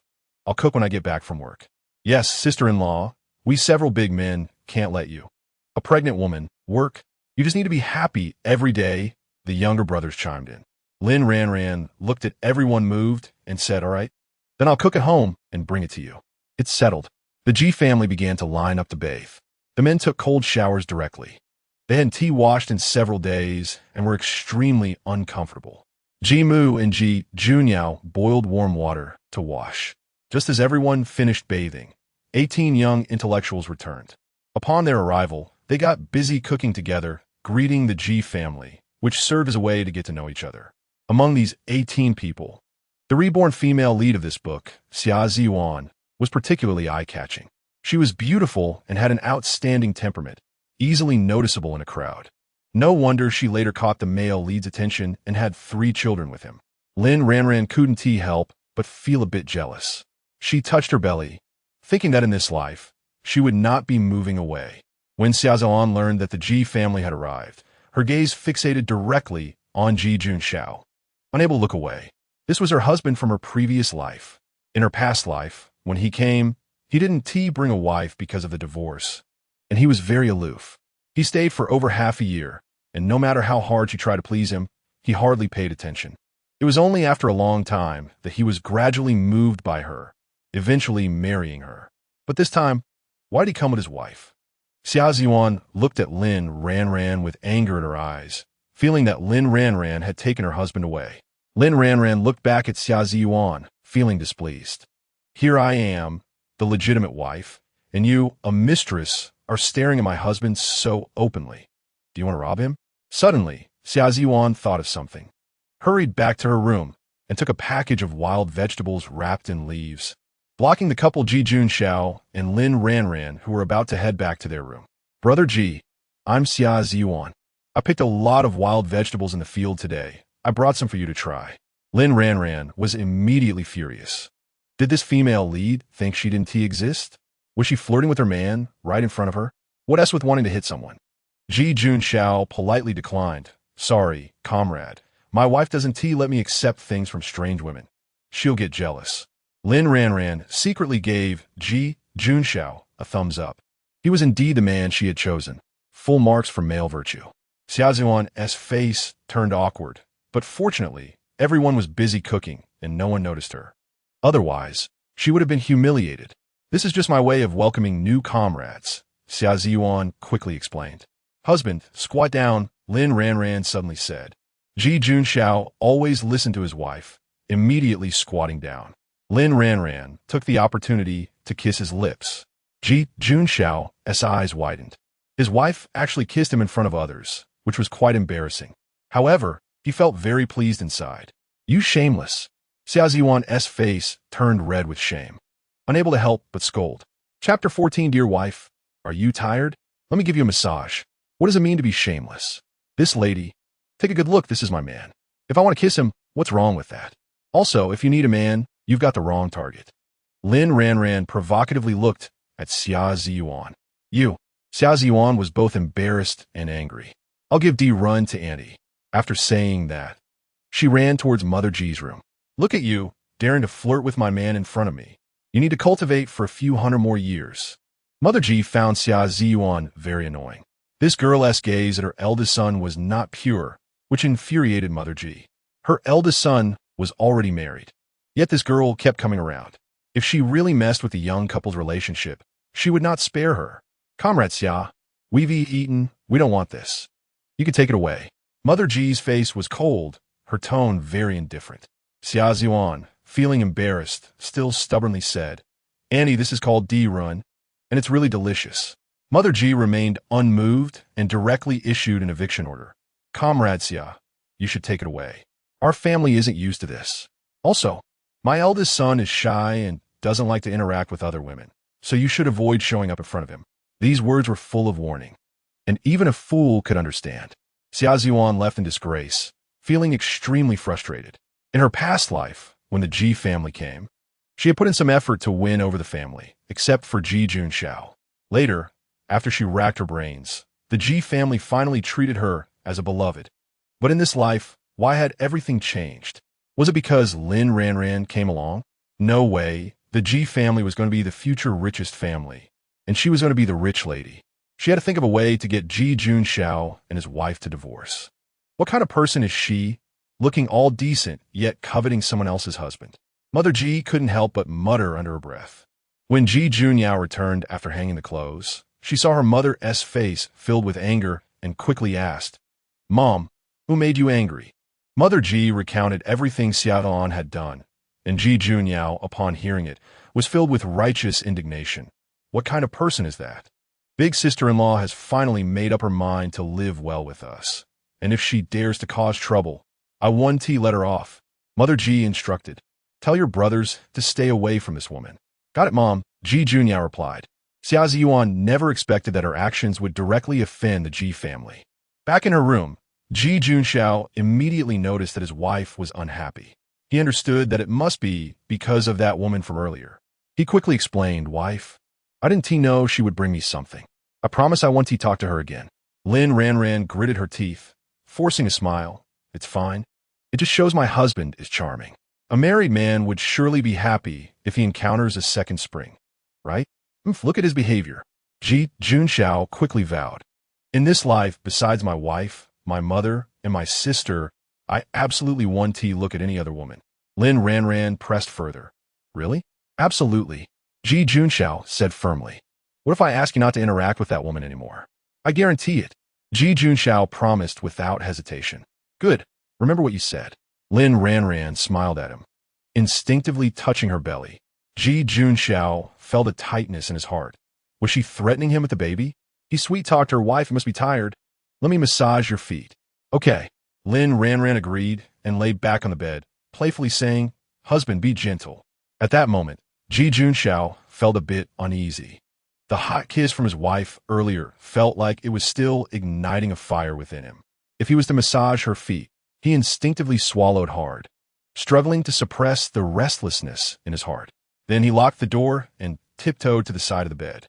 Lin Ranran gently lifted her jade-like hand, rolling up her pajama pants, revealing a pair of beautifully white legs before Ji Junxiao's eyes. Her skin was as delicate and smooth as mutton fat jade, exuding an alluring sheen. Ji Junxiao felt a rush of heat surge through him, making him feel unbearably restless. Damn it! If he had known he would propose such a life-threatening task, he would have regretted it at this moment. Seeing him standing there foolishly, Lin Ranjing, with a glimmer of mischief in her autumn-like eyes, urged him again, "Husband, go on and massage." Ji Junxiao's mind wandered again. In the past, she always liked to pretend to be sick, calling him back in a rush, and then clinging to him like an octopus, whining about this pain and that pain, insisting that he massage her. "Husband, come on, massage here, a little lower, a little more down." As a young man, full of vigor, he couldn't withstand her teasing. And of course, he lost control in the end. Lin Ranjing finally noticed Ji Junxiao's unusual reaction. It was then that she remembered the implications of her words. A blush quickly spread across her cheeks. Oh my, the original owner was too good at flirting. It seems a woman must know how to entice to keep a man in check. How embarrassing. Let her just die. While she was lost in thought, Ji Junxiao, trembling hands, slowly grasped her fair foot and began to massage gently. Lin Ranjing shivered. Oh my, there was an electric current passing through her. For Ji Junxiao, this process was torturous. His beautiful wife was so close, yet he could only watch and not touch. It was too tormenting. As he massaged, he felt the urge to touch her calves. Ji Junxiao, your wife is pregnant. Are you a beast? 3 major disciplines and 8 points of attention. Recite them now. All actions must follow orders. Do not take anything from the masses. All gains must belong to the public. Speak politely. Trade fairly. Return borrowed items. Compensate for damaged items. Do not hit or scold others. Do not damage crops. Do not tease women. Do not mistreat prisoners. Ji Junxiao didn't he know how many times he had recited them before he barely suppressed the heat rising in his heart. Wife, your feet are blistering. Does it hurt? Ji Junxiao saw a few blisters and asked with concern. Lin Ranjing took out some red medicine and said, just a few blisters. It doesn't hurt. Use this to apply. You bought this too? How many surprises are you going to bring me? He realized he didn't know her at all. Of course. It's better to be prepared. I'll take some to mom and little sister later. They walk more than I do, so theirs must be worse. Ji Junxiao was deeply moved. Thank you, wife. Now you know how good your wife is, right? Ji Junxiao nodded eagerly. Then won't you give me a kiss? Lin Ranjing pointed her lips. Ji Junxiao felt his self-control crumble instantly. His wife was asking for his life. After applying the medicine, he couldn't hold back anymore, quickly pecking her lips before rushing out with the medicine. Lin Ranjing watched him flee in a hurry and couldn't help but laugh. Speaking of which, the baby was already 4 months old. Would it really be okay to have marital relations? Ugh, what a waste of thought. It must be that the original owner led her astray. As Ji Junxiao left, he happened to run into Xia Ziyuan. Big brother Ji. Xia Ziyuan greeted him with a smile, full of enthusiasm. Ji Junxiao didn't even raise his eyelids and went straight to his mother and little sister's room. Xia Ziyuan was so angry she stamped her feet. At that moment, Chun Jing walked over with clothes and joked, Xiao Xia, are you looking a handsome guy? Xia Ziyuan blushed. No. Chun Jing laughed. Speaking of which, the men in the Ji family are all handsome. If you like any, just tell me and I'll help you find out. Xia Ziyuan blushed and walked towards the well with no one around. Oh, feeling shy now? The entire conversation was overheard by Lin Ranjing. She knew in her heart that Xia Ziyuan was definitely waiting at the door for Ji Junxiao on purpose, creating a chance encounter. Although Ji Junxiao could still hold his ground now, what if Xia Ziyuan used tricks to seduce him, and she, being pregnant, couldn't satisfy him? What if he couldn't control himself? After all, in the book, the main characters were them. The author would definitely tie them together. Thinking of this made Lin Ranjing even more uneasy. However, she quickly thought it through. If Ji Junxiao really couldn't control himself, then a man like that was not worth keeping. She needed to be prepared for both outcomes. She definitely couldn't go back to her cousin's side. If Ji Junxiao was unreliable, she could only rely on herself, build a career, make money, cultivate her own power. Women should be strong. With this thought, Lin Ranjing fell asleep. When Ji Junxiao returned, Lin Ranjing was already in a deep sleep. She looked peaceful and beautiful while sleeping. Ji Junxiao couldn't help but gently kiss her face a couple of times before climbing up to the upper bunk to sleep. On the way back, a female comrade had spoken to him again, but he didn't respond. In the past, when he was in the army, he wouldn't reply to female soldiers unless it was work-related. They pursued him, but he ignored them, especially someone like Xia Ziyuan, whom he looked down on. However, his wife would get angry, which meant she was jealous, and jealousy represented care. Thinking of this made Ji Junxiao feel happy, and he fell asleep shortly after. Before dawn the next day, Ji's mother got up to make breakfast. She cooked millet porridge, and upon checking the chicken coop, found 2 eggs in the nest, which she quickly took to boil. She praised Ranjing in her heart, thinking how clever she was to buy a hen. They would have an endless supply of eggs in the future. She heard that as long as the hen's eggs were collected, it would keep laying. She wasn't sure if it was true. Ji's mother made a silent decision to ensure her daughter-in-law could have eggs every day. Xia Ziyuan had a restless night, and upon hearing noises, she immediately got up. Seeing Ji's mother busy preparing breakfast for the family filled her with surprise. Logically, shouldn't the daughter-in-law be the one to get up early to serve the family? Why was it the mother-in-law serving the daughter-in-law in the Ji family?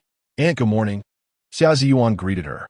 Ji's mother didn't want to respond, but since they were in the same courtyard, it would be too disrespectful to ignore her completely. So she coldly replied, "Good morning. One must say this girl has a thick skin. Isn't your daughter-in-law getting up to cook? Why do you have to do it?" Xia Ziyuan couldn't help but ask. Ji's mother frowned. "Comrade Xia, this is my family matter. You're meddling too much." Xia Ziyuan's face flushed with anger. "Aunt, I was just curious. In other families, the daughter-in-law has to get up before dawn to fetch water, chop firewood, wash clothes, and cook. That's other families.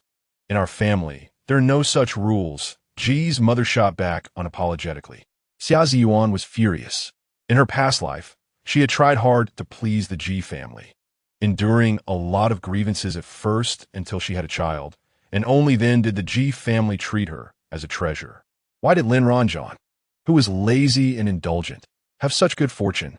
It must be because of the child in her belly.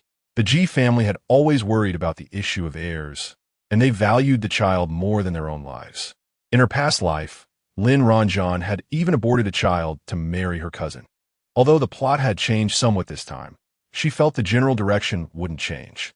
She needed to find a time to have a good talk with Lin Ranjing. "I'm sorry, I spoke out of turn," Xia Ziyuan said before entering the room. Ji's mother's good mood was completely ruined by her, and she couldn't help but scold, "Vixen, ruining my son's happiness early in the morning." "Aunt, a few days ago, the educated youth commune gave each educated youth 10 pounds of sweet potatoes for breakfast. I brought some for you as an apology." Xia Ziyuan was not willing to give up and took out a small basket of sweet potatoes, having invested quite a bit. Ji's mother coldly replied, "We don't lack food in our family. Comrade Xia, you should keep them for yourself." At that moment, Ji Junxiao woke up. As soon as Ji Dage saw Xia Ziyuan, she hurried over with the sweet potatoes, wanting to show off in front of him. Ji Junxiao didn't even glance at her. Ji's mother instructed, "Eldest, take the porridge to the room and call your wife to eat eggs." Ji Junxiao responded, "Okay." The 8 members of the Ji family squeezed into Ji's mother and Ji Junyao's room for breakfast. Xia Ziyuan watched from the side, her eyes nearly turning red. Why could Lin Ranjing sleep in and eat eggs while she had to gnaw on raw sweet potatoes? The Ji family ate porridge and pickled radish, while Lin Ranjing had 2 eggs to herself. She peeled one of the eggs, kept one for herself, and separated the egg white and yolk, giving the egg white to Ji Junyao and the yolk to Ji's mother. "Ranjing, Mom won't eat." "Sister-in-law, I won't eat either." Seeing that the 2 were about to return the egg, Lin Ranjing said, "Since you both aren't eating, then I won't eat either." Ji's mother and Ji Junyao had no choice but to eat it with tears in their eyes. Ooh, they're taking away the nutrition from the little treasure. They felt guilty towards the Ji family. The Ji men watched this and felt warm in their hearts. Lin Ranjing had not only changed for the better, but also learned to be considerate, which had been evident when she shared meat with them last night. Except for Lin Ranjing, everyone in the Ji family went to work. At this point, Xia Ziyuan was even angrier. Why could Lin Ranjing stay home? "Aunt, Isn't your daughter-in-law going to work? A curious educated youth asked. Ji's mother explained, Ranjan's health isn't good, so she's not working for now. Such a daughter-in-law is unacceptable. Even those seriously ill still work. If she doesn't work, how can she eat? Exactly, you can't spoil the daughter-in-law too much, or she'll get too arrogant. Several educated youths chimed in. Chapter 15 Lin Ranjing is lazy and steals meat at home. Xiaozan listens nearby, feeling proud inside. Everyone says Lin Ranjing is no good, and the Ji family will surely hate her. Ji's mother was initially chatting with others, but upon hearing these words, her expression darkened instantly, and her tone became colder. My Ranjing is not that kind of person. Don't spread baseless rumors here, or you'll ruin my daughter-in-law's reputation. Ji Junyao, who is already straightforward, was even angrier at this moment, her brows furrowing as she retorted, You are all educated people. How can you say such things? My sister-in-law didn't go to work because she was unwell, not for the reasons you mentioned. Seeing the strong attitude of the Ji mother and daughter-in-law, everyone realized that continuing the discussion wouldn't end well and fell silent. However, behind their backs, they still occasionally whispered, This family is really strange, as if they're being controlled by their daughter-in-law. Indeed, this new bride is so delicate. What will happen in the future? Won't she just sit at home, doing nothing, and expect her mother-in-law to serve her? Is being pregnant something extraordinary? Go to the fields and see. Which daughter-in-law in the village doesn't work while pregnant? How can they be so pretentious? They really don't understand what the Ji family is thinking, marrying such a daughter-in-law. In just half a day's time, the villagers all learned that the Ji family had married a new bride rumored to be lazy and gluttonous, and they often laughed at the Ji family behind their backs. However, since the Ji family came from a big city, no one dared to go too far, only occasionally pointing fingers behind their backs. Once the family members took their farming tools to work, Lin Ranjing finally breathed a sigh of relief.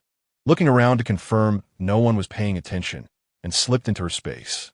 As soon as she entered the space, her eyes widened in surprise. The fruits, vegetables, and rice she had just planted a few days ago had all matured. The bright red tomatoes hung abundantly on the branches, plump and full. The green cucumbers with prickly tops looked fresh and juicy. The golden rice bent under its weight, exuding the scent of harvest. The little chicks and ducklings had also grown up, and the fluffy little creatures now had full wings. She saw the chickens happily pecking at insects in the field, skillfully avoiding the nearby vegetables, while the ducks played in the clear stream, occasionally dipping their heads into the water, creating joyful ripples. Lin Ranjing casually picked a bunch of purple grapes, eagerly put one in her mouth, and, as she bit down, the sweet juice burst forth, filling her mouth with rich sweetness that made her squint her eyes in delight. Wow, so sweet.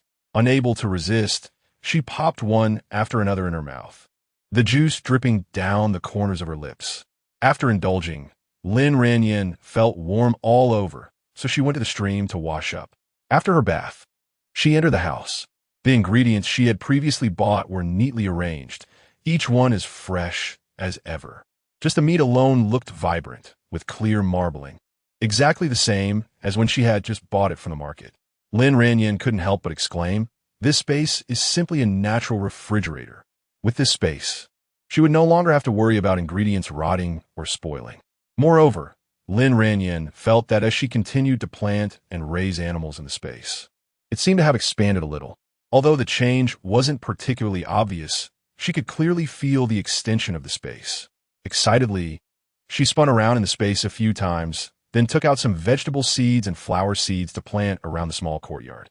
Once the family divided the land, she had to plant more fruits and vegetables. Otherwise, if she suddenly produced so many things, it would definitely raise her family members' suspicions. After that, she took some water from the space to feed the little chickens, ducklings, and hens in the yard. A miraculous thing happened. The chicks and ducklings visibly grew a little bigger. The old hen was even more exaggerated, clucking a few times, and actually laid 10 eggs all at once. Lin Ranjing was both surprised and delighted, quickly collecting the eggs into the space. This water was too magical. She didn't dare to feed them too much. After this verification, Lin Ranjing was certain that the rapid growth of the plants and animals in the space was due to this water. She couldn't help but wonder, Could this be the spiritual spring that others possess when they travel into books? The more she thought about it, the more excited she became, quickly drinking a few sips of the spiritual spring water. Instantly, a refreshing sensation traveled down her throat, reaching her whole body. She felt invigorated. All the fatigue from before swept away, as if her body was filled with endless vitality. Amazing! Lin Ranjing was extremely excited. She decided to use this stream water for cooking, and her family would surely be healthier after eating it. Since there was no shortage of food in the space, Lin Ranjing boldly decided to cook meat for her family to improve their lives. She selected a piece of high-quality pork belly from the space and paired it with some fresh vegetables, then began to busy herself in the kitchen. Soon, the enticing aroma of meat wafted through the kitchen. Just as she finished cooking, Xia Ziyuan returned. Originally, it wasn't Xia Ziyuan's turn to cook today, but she had her own calculations, thinking that it was the Ji family's first day at work, and they must be tired and hungry. So she needed to make a good meal to please the Ji family, especially Ji Junxiao. Therefore, she persuaded another young, educated person to swap shifts with her. As soon as Xia Ziyuan entered the courtyard, she caught a whiff of the rich meat aroma, and she sniffed hard, feeling a surge of jealousy. When she saw that Lin Ranjing was too lazy to even wash the pot, she secretly felt pleased. This lazy woman Lin Ranjing is actually cooking meat at home while everyone is working. Great, when the Ji family returns. She must report this to them and let them see Lin Ranjing's true colors. Not working and stealing meat. Let's see how she can stand in the Ji family in the future. Hey, Lin girl, stealing meat? Xia Ziyuan said sarcastically. Lin Ranjing was busy serving rice when she heard this, raised her head, and calmly smiled. Stealing your meat? Do you have any? Xia Ziyuan was speechless and blushed with anger, shouting, "How can you be so shameless, not go to work and staying home to steal meat? Isn't that just being lazy and gluttonous? Jiga married you, what a stroke of bad luck." Lin Ranjing retorted angrily. "What is it to you? My own business doesn't require your interference. As for you, always eyeing other people's husbands, don't you feel ashamed? Being a mistress will bring down heavenly retribution. If you keep trying to seduce my husband, I'll let the whole village know your filthy thoughts." Lin Ranjing, Xia Ziyuan trembled with anger. She never expected Lin Ranjing to confront her so bluntly. "Don't talk nonsense. I have a clear conscience with Jigo. It's you who is making baseless suspicions." Lin Ranjing sneered. "My husband certainly won't glance at you. As for what you think, don't you have a clue? If you know what's good for you, keep your distance from my husband. I won't argue with you much. Hurry up and wash the pot. You steal meat and are too lazy to wash the pot. What? Do you expect your man to come back and wash it for you?" Xia Ziyuan suppressed her anger and changed the topic. "I was planning to wash it, but after what you said, I don't feel like it anymore. I'm just waiting for my man to come back and help me wash it. I still need him to help me wash my underwear." Lin Ranjing deliberately provoked her, saying with a smug face, "You are really shameless." Xia Ziyuan was so angry she stomped her foot, never expecting Lin Ranjing to be so unreasonable. "I don't know who is shameless. Always keeping an eye on our couple's affairs. Disgusting." Lin Ranjing was unyielding and shot back again. "You." Xia Ziyuan was so furious she couldn't find her words. Lin Ranjing carried her basket, humming a tune as she took the food over. Xia Ziyuan, needing to cook for other young educated people, could only begrudgingly pick up the spatula and start washing the pot she hated so much. Xia Ziyuan cooked a full pot of rice. When she was stir-frying the vegetables, she hesitated for a moment but still added more oil. Usually, she wouldn't even waste a drop. Additionally, she took out a piece of cured meat that she had treasured for a long time, carefully cut it into small pieces, and prepared to cook it for Ji Junxiao. She thought that when Ji Junxiao tasted the cured meat she made, he would surely be deeply touched, and perhaps he would see her in a different light. Lin Ranjing walked along the road to the fields with a basket in hand, attracting the attention of quite a few villagers along the way. "Look, that's the daughter-in-law of the Ji family.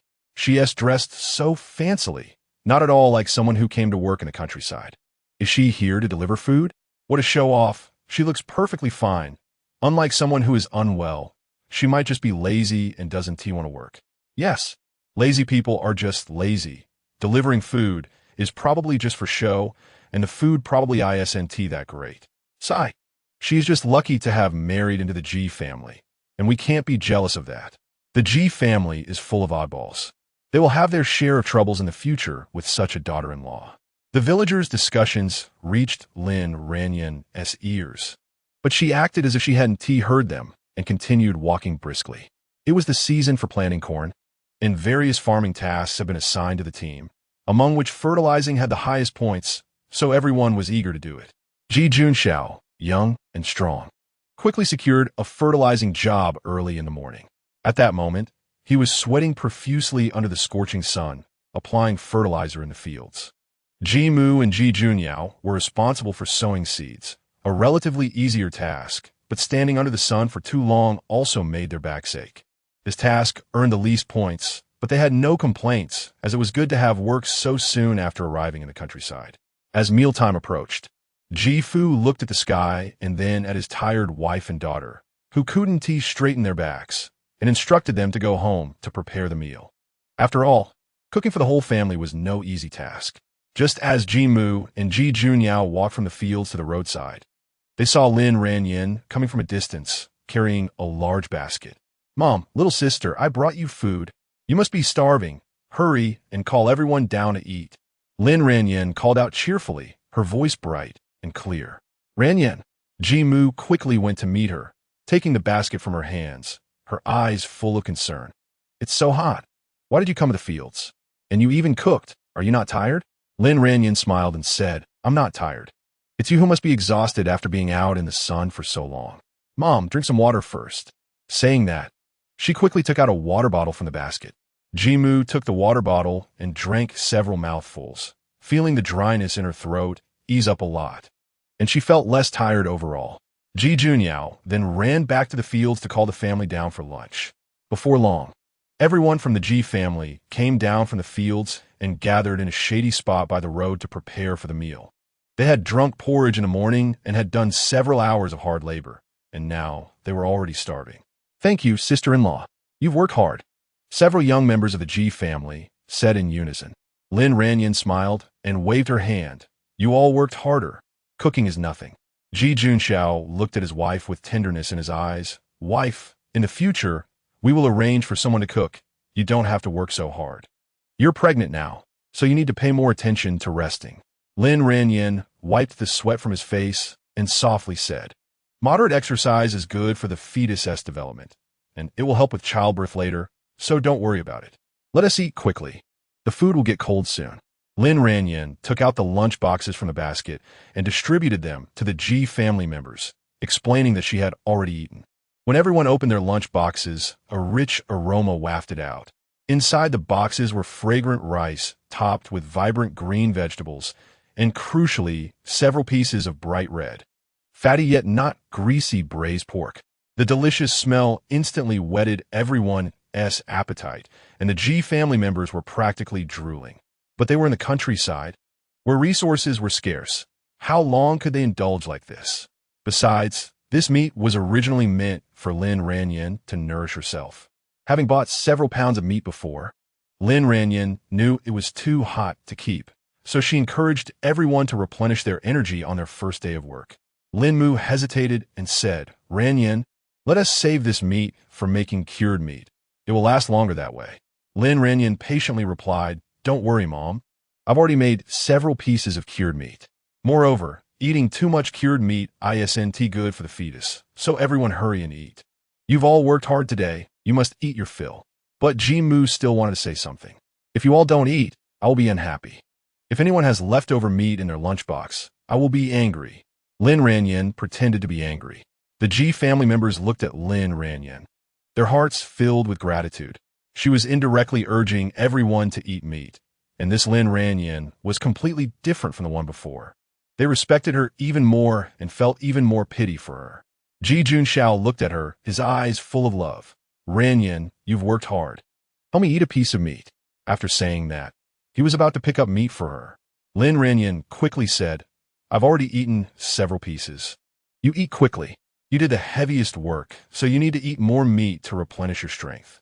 Ji Junxiao knew her nature and didn't insist further. Ji Fu watched this scene and spoke up, "It's rare for Ranjing to put in so much effort. Everyone eat up." Tomorrow we men will go up the mountain to see if we can catch some wild chickens or rabbits for Ranyin to nourish her body. Even in the countryside, we need to ensure that the whole family can eat meat. All right, the men of the G family responded in unison. Thus, everyone began to eat heartily. Lin Ranjing watched her family eat happily, her heart filled with happiness. Chapter 16. Husband, give me a kiss, everyone. Take your time eating. There's still fruit after we're done, Lin Ranjing said, taking out a few clusters of yellow-skinned fruit from the basket. Ji Junyao's eyes lit up. Sister-in-law, you actually bought fruit?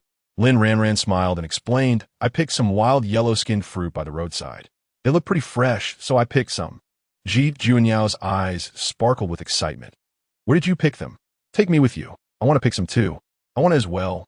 But everyone else has already picked them clean. These few clusters were what I found left over. I really don't like the taste of this yellow-skinned fruit. You can try it. Ji Junyao felt a bit disappointed. What a pity. Ji Junxiao then looked at his wife, his voice softening. Picking fruit is too dangerous. Don't do that anymore. You're pregnant now. What if you fall? Ji's mother also said, yes, Ran, you have to be careful. This child is precious. Nothing can go wrong. Lin Ran laughed. I'm not made of glass. I won't break easily. You can relax. I know what I'm doing. At that moment, Xia Ziyuan came over with the dishes she had prepared. She had intended to find a chance to give Ji Junxiao the cured meat she made. But when she saw the Ji family gathered together, happily eating the braised pork Lin Ran brought, along with the yellow-skinned fruit, her face turned white with anger. Braised pork. That was something she had never eaten in her life. And they even had fruit. This was too extravagant. The more Xia Ziyuan thought about it, the angrier she became. In her opinion, Lin Ran was terrible at managing the household, wasting meat by turning it into braised pork. If it were boiled directly, it could last for several meals. Lin Ran noticed Xia Ziyuan's green face and felt secretly pleased. Taking advantage of the Ji family not paying attention, she deliberately gave Xia Ziyuan a middle finger with a provocative smile. Xia Ziyuan didn't understand what Lin Ran's gesture meant, but she could tell from her expression that it was definitely not a good sign. Sure enough, Lin Ran then turned her thumb down, making the provocation even clearer. Xia Ziyuan trembled with anger and glared at Lin Ran before turning to leave. What is the big deal? It's just braised pork and fruit, right? Just wait until Lin Ran has spent all the family's resources. Let us see how proud she'll be. A group of young intellectuals gathered around, and Xia Ziyuan distributed the lunchboxes to them. Today's lunch is actually rice, Xia. According to our arrangement, we should have corn porridge today, Zhao Yi said, puzzled. Xia Ziyuan felt a bit uneasy. Is that so? Maybe I remembered it wrong today. Well, it's been a long time since we had rice. So it's nice, another said. By the way, that daughter-in-law of the Ji family is really beautiful. I've never seen such a gorgeous woman before. No wonder the Ji family doesn't let her work in the fields. She dresses well, and when she sings, it's like she's a star. All the young men sneak peeks at her. What good is being pretty and dressing well if she doesn't work? But she cooked, right? I heard she made braised pork, and it smells so good. People can smell it for miles around. Just now, those people were saying her cooking was bad. Although I didn't see it up close, just the smell of the meat is mouth-watering. Exactly, they're just jealous of her. When we get back to the youth commune tonight, we need to take a closer look. It's a pity we didn't see her last night. Yeah, the girl from Kyoto is both beautiful and elegant. The Ji family's daughter-in-law is first, and Ji Xiaomei is second. Xia Ziyuan saw that the group of men were all talking about Lin Ran and was furious. Lin Ran is so lazy, and she is pregnant. How could she be more beautiful than me? And Ji Xiaomei is actually ranked ahead of me. What is wrong with these men's eyes? Chen Jing noticed something was off with her and quietly asked, Xia, are you okay? Xia Ziyuan Sulinli replied, Iem me fine. She moved her lunchbox aside to eat. Why do I smell meat? Xia, you didn't cook meat, did you? How could that be? That was cooked by the Ji family's daughter-in-law. She didn't even wash the pot. Xia Ziyuan didn't dare to open her lunchbox. Now it makes sense. I wondered why there was a meat smell. Not only is there the smell of braised pork, but also cured meat. It's been a long time since I had meat. Just smelling it is good. Do you want me to draw a piece of cured meat and braised pork for you? After saying that, she walked away a bit. She initially wanted to eat the cured meat herself, But after getting angry at Lin Ranjing, she really couldn't eat. She stored the cured meat away, planning to give it to Ji Junxiao later. He would surely be touched by her gesture. Meanwhile, the Ji family finished their meal, and Ji Junxiao and Ji Junyong took the initiative to wash the lunchboxes by the river. Lin Ranjing wanted to take the lunchbox home, but Ji Junxiao refused. Ranjing, I'll take it back after work tonight. You should go home and rest. The sun is so hot. Hurry back. Ji Junxiao gently reminded her while wiping the sweat from her forehead.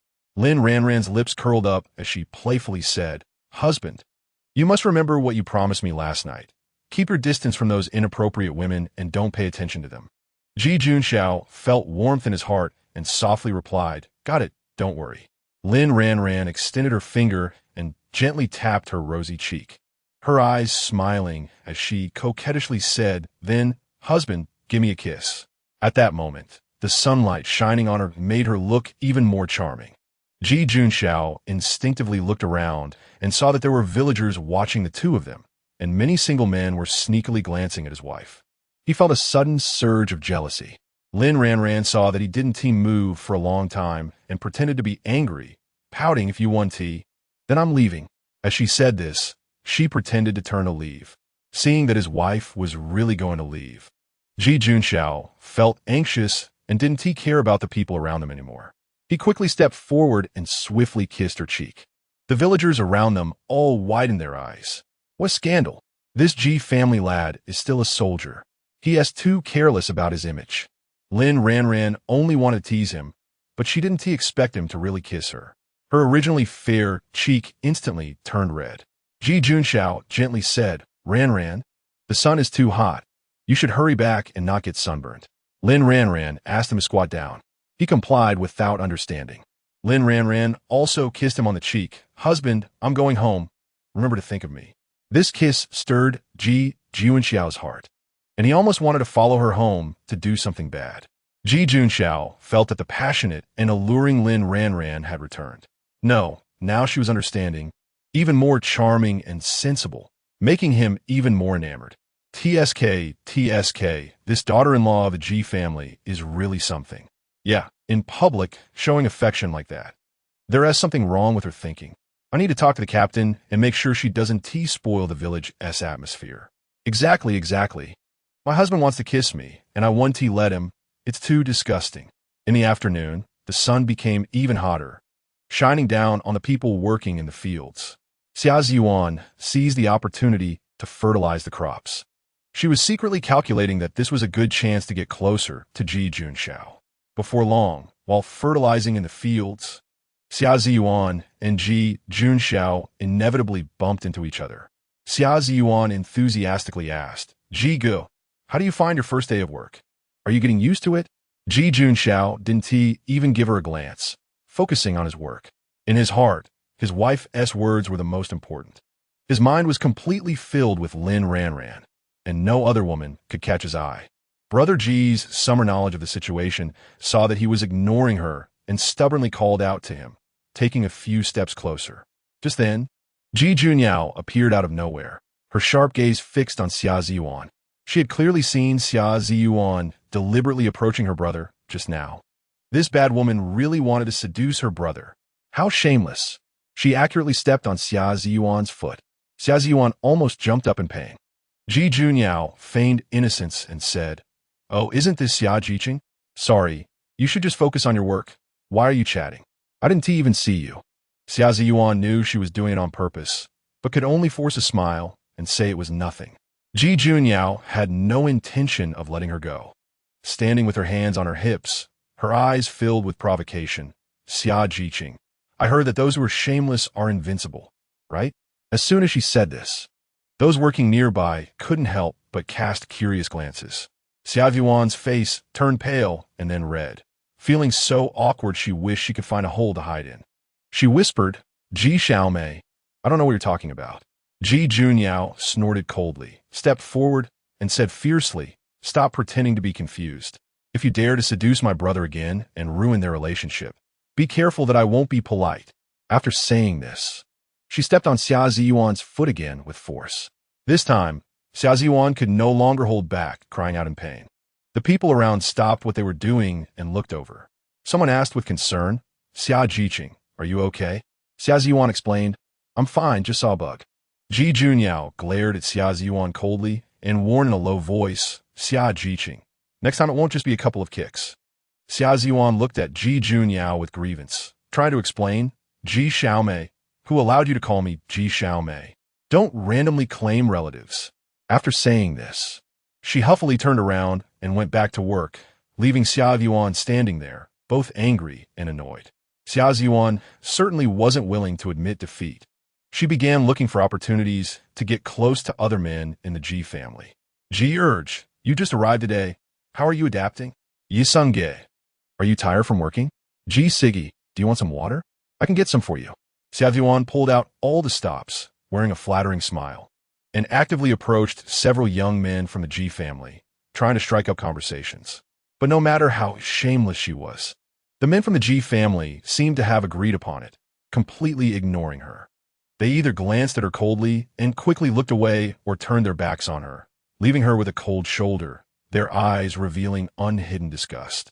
After all, last night, the younger sister had given them a serious order, firmly telling them to never pay attention to this woman, Xia Ziyuan. They knew that Xia Ziyuan had ill intentions, scheming to ruin the relationship between their brother and sister-in-law. They didn't hit her purely because she was a girl, and, as men, they couldn't just lay hands on a weaker woman. Xia Ziyuan tried her best and worked hard for a long time, but didn't receive even a little response. Feeling so stifled as if she had punched a cotton ball. Watching the indifferent backs of the Ji family men, she felt a fire burning in her heart. It turned out that the men from the Ji family were all so aloof, simply impossible to deal with. The more Xia Ziyuan thought about it, the angrier she became. But in her previous life, they weren't this hard to approach. At that time, she could easily use some means to make them obedient to her. But now, everything had changed, and a trace of resentment flickered in her eyes. This was definitely all because of Lin Ranran's interference. If it weren't for Lin Ranran, thinking of this, Xia Ziyuan suddenly shivered. She widened her eyes in terror. Oh my God, what was she thinking? Killing someone is illegal, and once that happens, her whole life would be over. This thought struck her like a thunderbolt, instantly pulling her back from the edge of madness. She took a deep breath. Trying to calm herself down, she needed to think of another way. Just as Xia Ziyuan was racking her brains, focused on how to seduce Ji Junxiao. On the other side, Lin Ranran was busy with planting matters, working fervently. The book mentioned that the yield of the white corn planted by the team this year was very low and not resistant to lodging. Once a strong wind blew, there would be almost no harvest. At that time, everyone would go hungry. Lin Ranran discovered a large piece of wasteland behind the youth commune, where the soil was so poor that not even grass could grow. Lin Ranran carefully drew a stream of clear water from her space and watered the soil. A miraculous thing happened. The originally dry and lifeless soil immediately became fertile under the stream's nourishment, gradually turning dark black and emitting a faint earthy fragrance. She was so excited that her hands trembled slightly, her eyes sparkling with excitement, and hurriedly took out some pearl yellow corn seed from her space to plant them. This pearl yellow corn seed is a traditional local variety, with relatively short plants and small ears, mainly relying on natural growth with little use of fertilizers and pesticides. So the yield has always been low. But Lin Ranran was confident that after being nurtured in her space, the potential of these seeds would be vastly different. She seemed to envision the scene not long from now where that wasteland would be filled with heavy corn ears. At that time, she would mobilize the team leader to have the village plant this pearl yellow corn. She wanted to lead everyone to a better life. Chapter 17. We need to restrain ourselves. After Lin Ranyan finished planting corn, she went into the space to take a comfortable bath, then had a nice sleep, and finally got up refreshed to make dinner. By the time the Ji family and the other educated youths returned after a day's work, Lin Ranyan had already prepared dinner. Xia Ziyuan took the initiative to volunteer for the cooking task, hoping to let the Ji family cook, thinking they would surely appreciate her. However, she didn't expect that Lin Ranyan not only had dinner ready, but also cleaned all the pots and dishes thoroughly. What was even harder for her to accept was that Lin Ranyan had cooked meat again. The rich, fragrant smell of meat filled the entire educated youth dormitory. The other educated youths couldn't stop inhaling the smell of meat, drooling uncontrollably. Then tasted meat in so long that they were almost forgetting what it tasted like. They didn't even know when they would get meat tickets again. Ranyin, we're back, Ji-mu called out with a smile as soon as she entered the courtyard. After a day in the field, she missed her precious grandson dearly. Big sister-in-law, we're back, the younger ones cheerfully shouted. Wife, we're back. Ji Junxiao's voice carried a hint of tenderness. Lin Ranjing smiled, her lips curling up as she untied her apron and said, everyone must be starving. Hurry up and wash your hands to eat. Big sister-in-law is so nice, the younger one said, their eyes filled with joy. Ji Junxiao felt a twinge of heartache. Didn't we agree to wait until we finished working before cooking? Lin Ranjing's eyes were bright as she replied, it's just a small matter of cooking. You don't need to bother with it. You've worked hard, Ranyin. Ji Fu said, it's nothing. You all have worked harder. By the way, Dad, there's a piece of wasteland in the backyard. I was bored, so I planted some corn. After dinner, you can tell the team leader. It would be a shame for that land to go to waste. You planted corn again? Didn't he tire yourself out? Ji Junxiao asked, concern written all over his face. Not much, just treating it as exercise, Lin Ranjing replied. Ji Fu nodded in agreement. All right, I'll ask after dinner. At this moment, Xia Ziwan was feeling frustrated while cooking, watching the Ji family happily gathered around eating, filled with laughter and occasional remarks like Ranyin. You've worked hard. Eat more. The flames of jealousy in her heart burned even brighter. She snorted coldly, secretly thinking, go ahead and spoil her. In a few days, you won't have anything to eat. Let us see if you can still be this happy. As she thought, she carefully took out the preserved meat she hadn't dared to eat at noon and carefully wrapped it layer upon layer with an old newspaper. When the Ji family had no meat to eat, she would bring this preserved meat to please them, and she was sure to win their hearts. On the other side, several male, educated youths were eagerly discussing Lin Ranjing while waiting in line to shower. Ji Junxiao's wife is really beautiful. Standing there, she looks like a stunning painting, radiant and remarkable, one male, educated youth said enviously. Yeah, she has such a unique temperament. No wonder Ji Junxiao is so infatuated with her, another male, educated youth agreed. Today in the field, the way they couldn't bear to part with each other, TSK, another male, educated youth teased with a laugh. Ji Junxiao is really lucky to have married such a good wife. Sigh, why don't I have the fortune to marry such a beautiful wife? One male, educated youth lamented. If I married such a beauty, I would definitely let her stay at home comfortably. She could just focus on being beautiful. And I'll do the field work, another male, educated youth said dreamily. Come on, you can't even feed yourself, and you want to support a wife? The others teased, bursting into laughter. Xia Ziwan, hearing these words, turned pale with rage. These men, discussing Lin Ranjing in the field and still talking about her now. Is she really that good? What is so great about a pregnant woman? When it was time to eat, the educated youths broke their usual habit of eating in pairs and all gathered in the courtyard. While eating, they occasionally stole glances at Lin Ranjing. After all, they had never seen such a beautiful and outstanding woman in their lives. When Lin Ranjing finished her meal and came out, she immediately noticed the male, educated youth's eyes sweeping over her. She thought they must be curious about what a lazy person looked like. She shot them a fierce glare. The male, educated youths, like children who had done something wrong, hurriedly lowered their heads, pretending to eat seriously. Seeing this, Ji Junxiao felt a surge of jealousy and strode forward, quickly pulling Lin Ranjing back into the room and shutting the door. How can these guys be so shameless, staring so openly at someone else's wife? Lin Ranjing looked puzzled and asked, Hubby, why did you close the door? I still need to get some fruit for Dad to take to the team leader.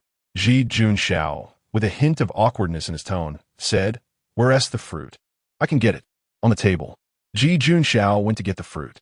Suddenly, Lin Ranjing thought of something and quickly said, Hubby, can you ask Dad to talk to the team leader about whether we can get a few more pieces of wasteland besides the one in the backyard?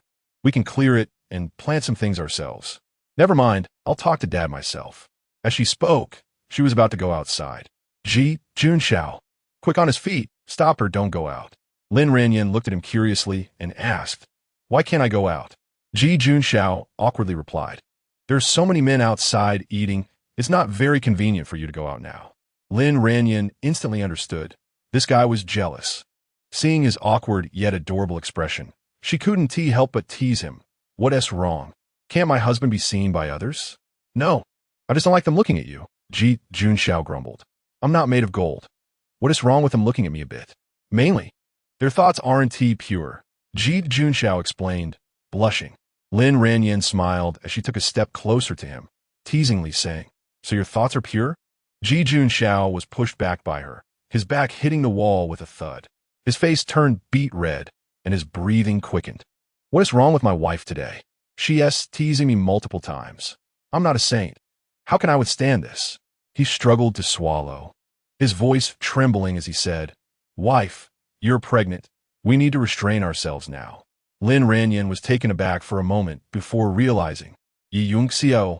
He actually misunderstood. She was just teasing him, and how could he? Well, if the original owner acted like this, it would indeed signal a desire for affection. Ji Junxiao took a deep breath, trying to calm himself down, saying, Wife, I'll take the fruit to Dad and then go shower. You just stay in a room and don't come out. After saying that, he quickly kissed Lin Ranjing on the cheek and, while she was still in a daze, ran off quickly. Lin Ranjing watched his retreating figure and smiled. This male lead is still quite innocent. If it weren't for the fact that he had been loving the original owner for a month, she would even suspect he was still a pure-hearted boy. Brother Ji, getting water to shower? Xia Ziyuan's eyes lit up when she saw Ji Junxiao and immediately rushed out of the room. Ji Junxiao walked straight to the well, as if he hadn't heard her. Brother Ji, could you please help me draw a bucket of water? I'm too weak to lift it, Xia Ziyuan chased after him, a smile on her face and a hint of soft tone. Ji Junxiao completely ignored her. After drawing the water, he took it to the men's shower room to line up. Xia Ziyuan watched his back, stomping her feet in anger. This was her husband from her previous life. Although he was cold, he would agree to whatever she said. So in this life, she wouldn't give up. The male educated youths, seeing Ji Junxiao arrive, quickly changed the subject. After all, secretly discussing someone else's wife is indeed not very honorable. Ji Junxiao glanced coldly at the crowd. Everyone felt as if the air around them had become a few degrees colder. It was strange. He was just from the army and wasn't their leader, so why be afraid of him? Lin Ranjing took several oil lamps to Ji's mother. Sister-in-law, you bought oil lamps? Ji Junyao's eyes instantly brightened upon seeing the lamps in Lin Ranjing's hands. Of course. Otherwise, how would you all study at night? Lin Ranjing replied with a smile. Ji's mother showed a look of contentment. Ranjing is really thoughtful. Yao Yao, call your brothers. Let's all squeeze in here tonight to study together. Lin Ranjing said, There's no need to trouble yourselves. I bought 4 lamps, one for each room. A hint of worry flashed across Ji's mother's face. But lighting so many lamps at night, won't it waste too much oil? Mom, don't worry. We can afford this little bit of oil money, no matter how tough it gets. We can't let our younger sibling studies suffer, Ji Junyao said, tears welling up in her eyes. Sister-in-law, I didn't expect you to be so far-sighted and have such a big vision. That's only natural. In this day and age, knowledge can change one's fate. Life in the countryside may be tough, but we can't forget about studying. I'm looking forward to you and your brothers going to college, Lin Ranjing replied. Yunio cried. Sister-in-law, if it were before, it wouldn't be a problem for me and my 2 brothers to go to college. But with our family's current situation, we might not even qualify to apply, let alone go through the recommendation process. They won't approve it. Lin Ranjing comforted her. Our family is just in a period of observation. We haven't been sentenced to death, so what is there to fear? Besides, as long as you have talent, what school wouldn't want you? I believe that the college entrance examination will be restored soon. Look, I bought back the high school textbooks. After saying that, Lin Ranjing took out several sets of textbooks and exercise books. Ji Junyao was so excited she jumped 3 feet high. Sister-in-law, you are so wonderful.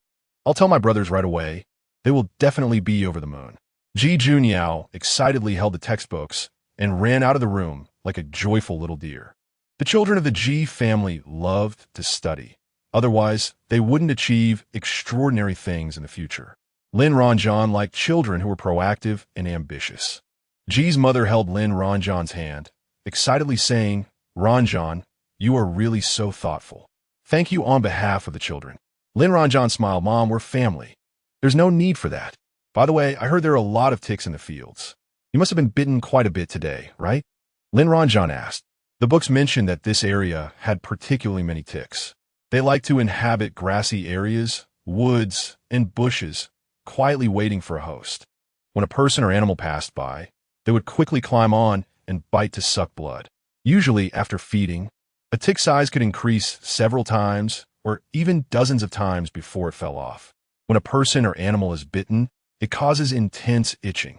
The rural people are used to it, but the G family might have to suffer. G's mother sighed. I'm tough-skinned, and a few tick bites are nothing. I'm just worried about the kids, especially Yao Yao. Mom, this is iodine, used for disinfecting wounds. I also picked some dandelions today. I've heard from the elders that washing them and mashing them into a paste and applying it to the bites can relieve redness and pain. Lin Ranjing said as she took out the items. G's mother was overjoyed. Ranjing, how do you know so much? You're amazing. Mom, don't forget. I grew up in the countryside, so I naturally know more than you, Lin Ranjing replied. By the way, tomorrow you should crush this garlic and put it in a small cloth bag to carry with you. This way, ticks won't like to bite. After saying that, Lin Ranjing took out several small cloth bags along with the garlic. G's mother was thrilled. That's great. Ranjing, you are our family's lucky star. If it weren't for you, what would we do? Sure enough, not long after, Ji Junyao ran back to the room crying. She had been bitten by ticks in several places today, and those spots were both painful and itchy. She couldn't help but scratch hard, nearly tearing her skin. Ji's mother hurriedly followed Lin Ranjing's method, first disinfecting her with iodine and then applying the mashed dandelions to her wounds. Amazingly, Ji Junyao's symptoms were immediately relieved. My sister-in-law really lives up to her reputation. If it weren't for her, I would definitely be itching and crying all night, Ji Junyao thought, breaking into a smile and admiring Lin Ranjing even more. At that moment, Xia Ziyuan came and knocked on the door. Upon seeing her, Ji Junyao's face instantly darkened, and she reached out to close the door. Aunt Ji, I'm here to bring you medicine. You must have been bitten by ticks quite a bit today, right? Xia Ziyuan said as she tried to stop Ji Junyao from closing the door. In her previous life, the Ji family had suffered many bites from ticks and leeches. The few big men could barely endure it, but Ji's mother and Ji Xiaomei cried every night from the itching. Later, Xia Ziyuan successfully won them over by delivering herbal medicine, making them obedient to her. Ji Junyao looked at the herbs Xia Ziyuan was fiddling with and coldly snorted. We don't need your fake kindness. My sister-in-law bought us medicine to apply, which is much more effective than your so-called herbs. Xia Ziyuan quickly explained. What I have here is mashed purslane. Everyone in the village uses this, and the effect is great. The bought medicine is too wasteful. We can't afford to squander money like that, can we? Aunt, life in the countryside is different from the city. We need to learn to save.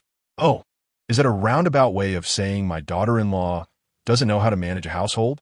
Let me tell you, my Ranjing can do everything. You're not even worth a finger of hers, so get lost. Our family doesn't welcome you. Ji's mother was furious. Ji Junyao directly kicked her out. Get out. Don't show your face around here again. With your petty thoughts, who doesn't understand? Xia Ziyuan trembled with anger. This Ji Junyao mother and daughter were too disrespectful to her. In her previous life, after they were bought off by her, they wouldn't dare to say a word against her. Chapter 18.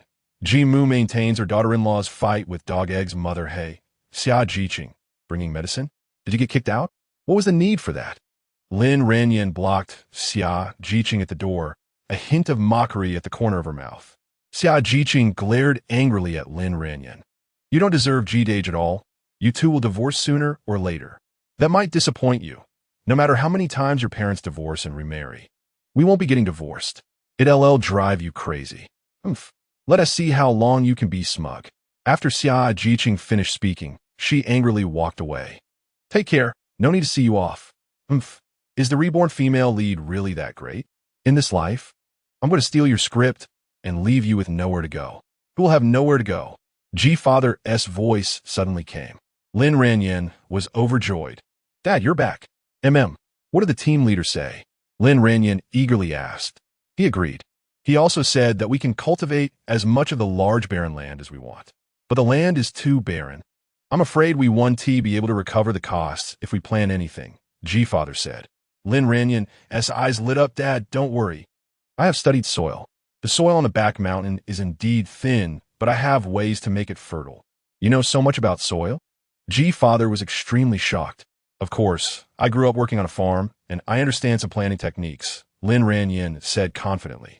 All right, after the busy farming season, our family will cultivate the land together. We can't just wait for the production team to distribute grain. We need to find our own way. Dad, you must be tired today. Rest early. You two, go back inside, G-Father instructed. I'll wait for Junxiao. He's washing clothes. Okay. After G-Father finished speaking, he went back to his room to rest. Before long, Junxiao returned after finishing his laundry. He was slightly damp with wet hair, and a few strands stuck to his forehead, making him look especially handsome. Wife, why are you out? Lin Ranjing stepped forward, gently linking her arm with his, and acted cute. Hubby, I'm just waiting for you. Weren't you told not to come out? Junxiao said while holding her hand and walking toward the room, casually locking the door behind them. I just wanted to see you as soon as possible. Junxiao's face instantly turned red. Lin Ranjing was like this, bold and daring to say anything, especially during their first month of marriage. Those words were so enticing. Hubby, are you tired today? Lin Ranjing asked softly. It's okay.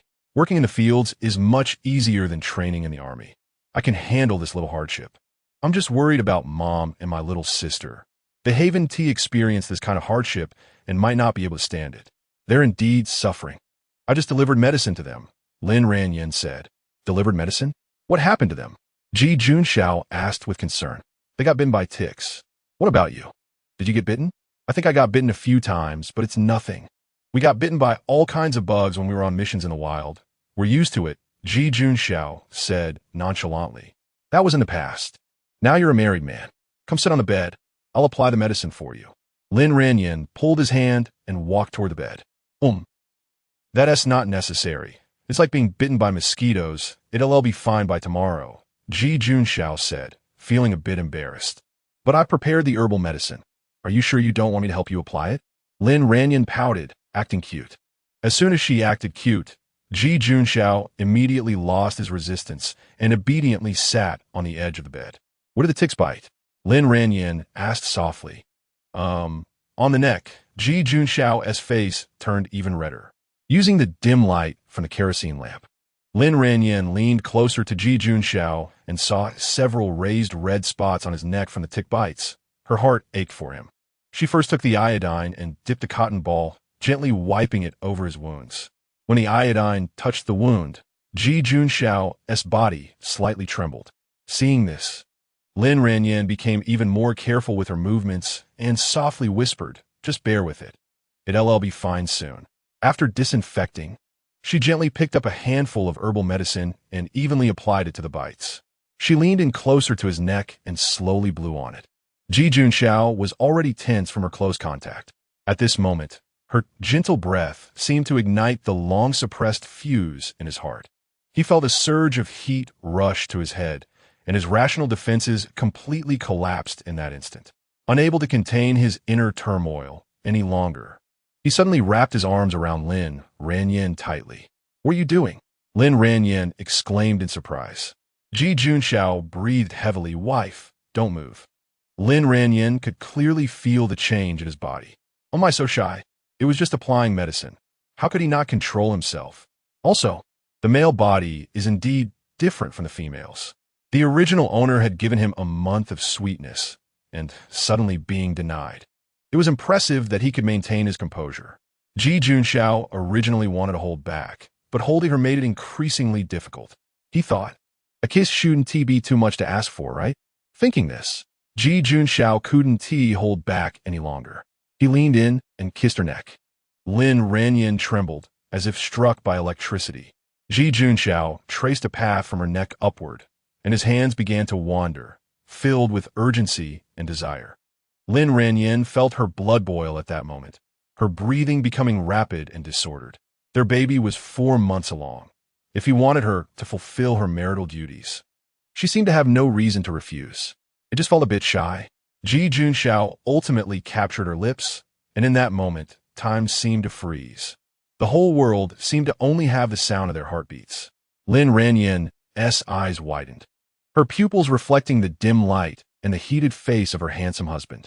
Her hands instinctively clutched Ji Junxiao's clothes, her body leaning back slightly but tightly held in a strong embrace, with nowhere to escape. Their breaths grew increasingly rapid, and the air was thick with a flirtatious scent. The situation became more and more uncontrollable. But Ji Junxiao eventually buried his head in her chest, struggling to control himself. He was engaged in a difficult battle with his inner desires. His body trembled slightly, beads of sweat on his forehead, gritting his teeth. About an hour later, Ji Junxiao finally calmed down a bit. He felt as if he had escaped from a fierce battle. God knows how hard it was for him to endure during that hour. He had been reciting the 3 main disciplines and 8 points of attention. Ranyin, sorry I couldn't control myself. Ji Junxiao finally released her, his voice stammering. Lin Ranjing's face turned red, and she quickly dove into the quilt, covering her head. That hour wasn't easy for her either. In fact, she had wanted to tell him several times that the baby was stable, and there was no problem with having marital relations. But it was just too shy. It was really hard to say. Ji Junxiao thought Lin Ranjing was angry and said, Ranjing, after you give birth, I will definitely satisfy you, just like before. What? Does he think I'm a lustful woman? Well, the original owner was indeed quite lustful. Although the original owner used her body to tempt him for her cousin, a large part was also because she liked him. Oh my, so shy. That night, Ji Junxiao went to take several cold showers. The next morning, Ji Mother had breakfast ready before dawn, and the aroma of steamed buns filled the youth dormitory early in the morning. Ji Junxiao also got up to help. Lin Ranjing couldn't get up that early. In the morning, Lin Ranjing's breakfast included eggs. Yin Yin, you might not believe it, but our old hen actually laid 2 eggs in one night. How amazing. If I hadn't taken all its eggs yesterday, I wouldn't have believed it myself. Ji Mu's face was filled with a surprised smile. Lin Yin Yin knew it was because the hen drank the stream water from the space, but she pretended to be surprised and said, as the saying goes, good things come in pairs, which proves that our family will continue to have good fortune. Ji Junxiao smiled and said, that's right. By the way, sister-in-law, your medicine works wonders. I'm no longer itchy. Thank you so much. Today, I'll wear this garlic again to ensure the ticks won't bite me.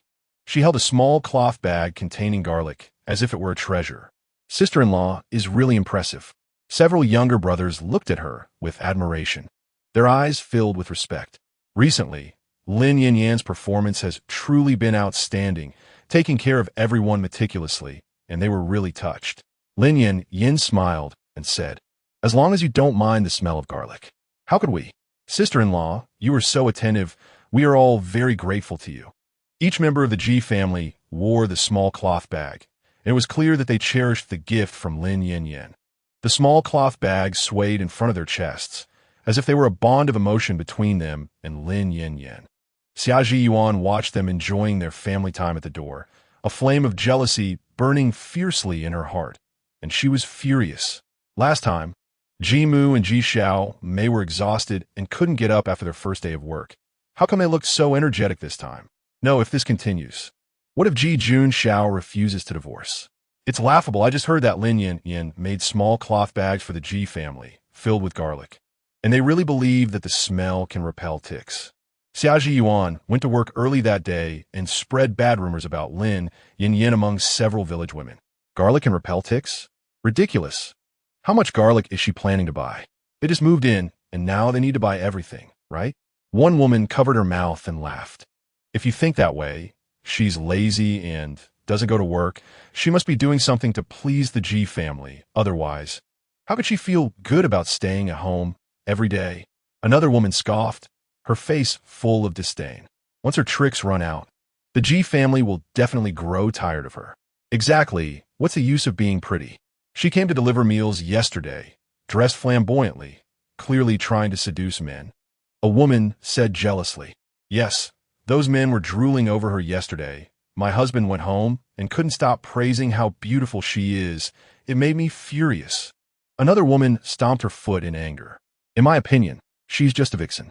That's right, people like her should be driven out of our village as soon as possible, or she'll ruin our village's reputation. Xia Zhiyuan felt very pleased. The Ji family had a big opinion of her now, and it was no use trying to please them these days. She could only start by tarnishing Lin Yan's reputation. As long as Lin Yan's name is ruined, she doesn't believe Ji Jun Xiao won't divorce her.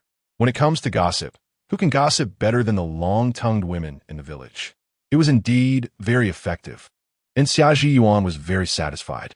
When Jimu arrived in the fields, Dog Egg's mother couldn't help but curiously ask her, "Aunt, did your daughter-in-law really make you wear garlic?" Jimu knew it must have been spread by Xia Zhiyuan, that big mouth, who always sneaked around to spy on them while they ate. Next time they eat, they need to close the door. It's fine if it gets stuffy. At least they won't be spied on by this meddlesome person. So what? My Yin can do anything. If she says garlic can repel ticks, then it can. She even worried that we might get bitten by leeches while fetching water from the creek. So she brought water from home for us. Your daughter-in-law isn't that considerate, right? Jimu's eyes were filled with pride. Dog Egg's mother scoffed, unimpressed, and said, "Humph, what is there to be proud of? My daughter-in-law is pregnant and still works in the fields, getting up before dawn to fetch water, chop firewood, and cook.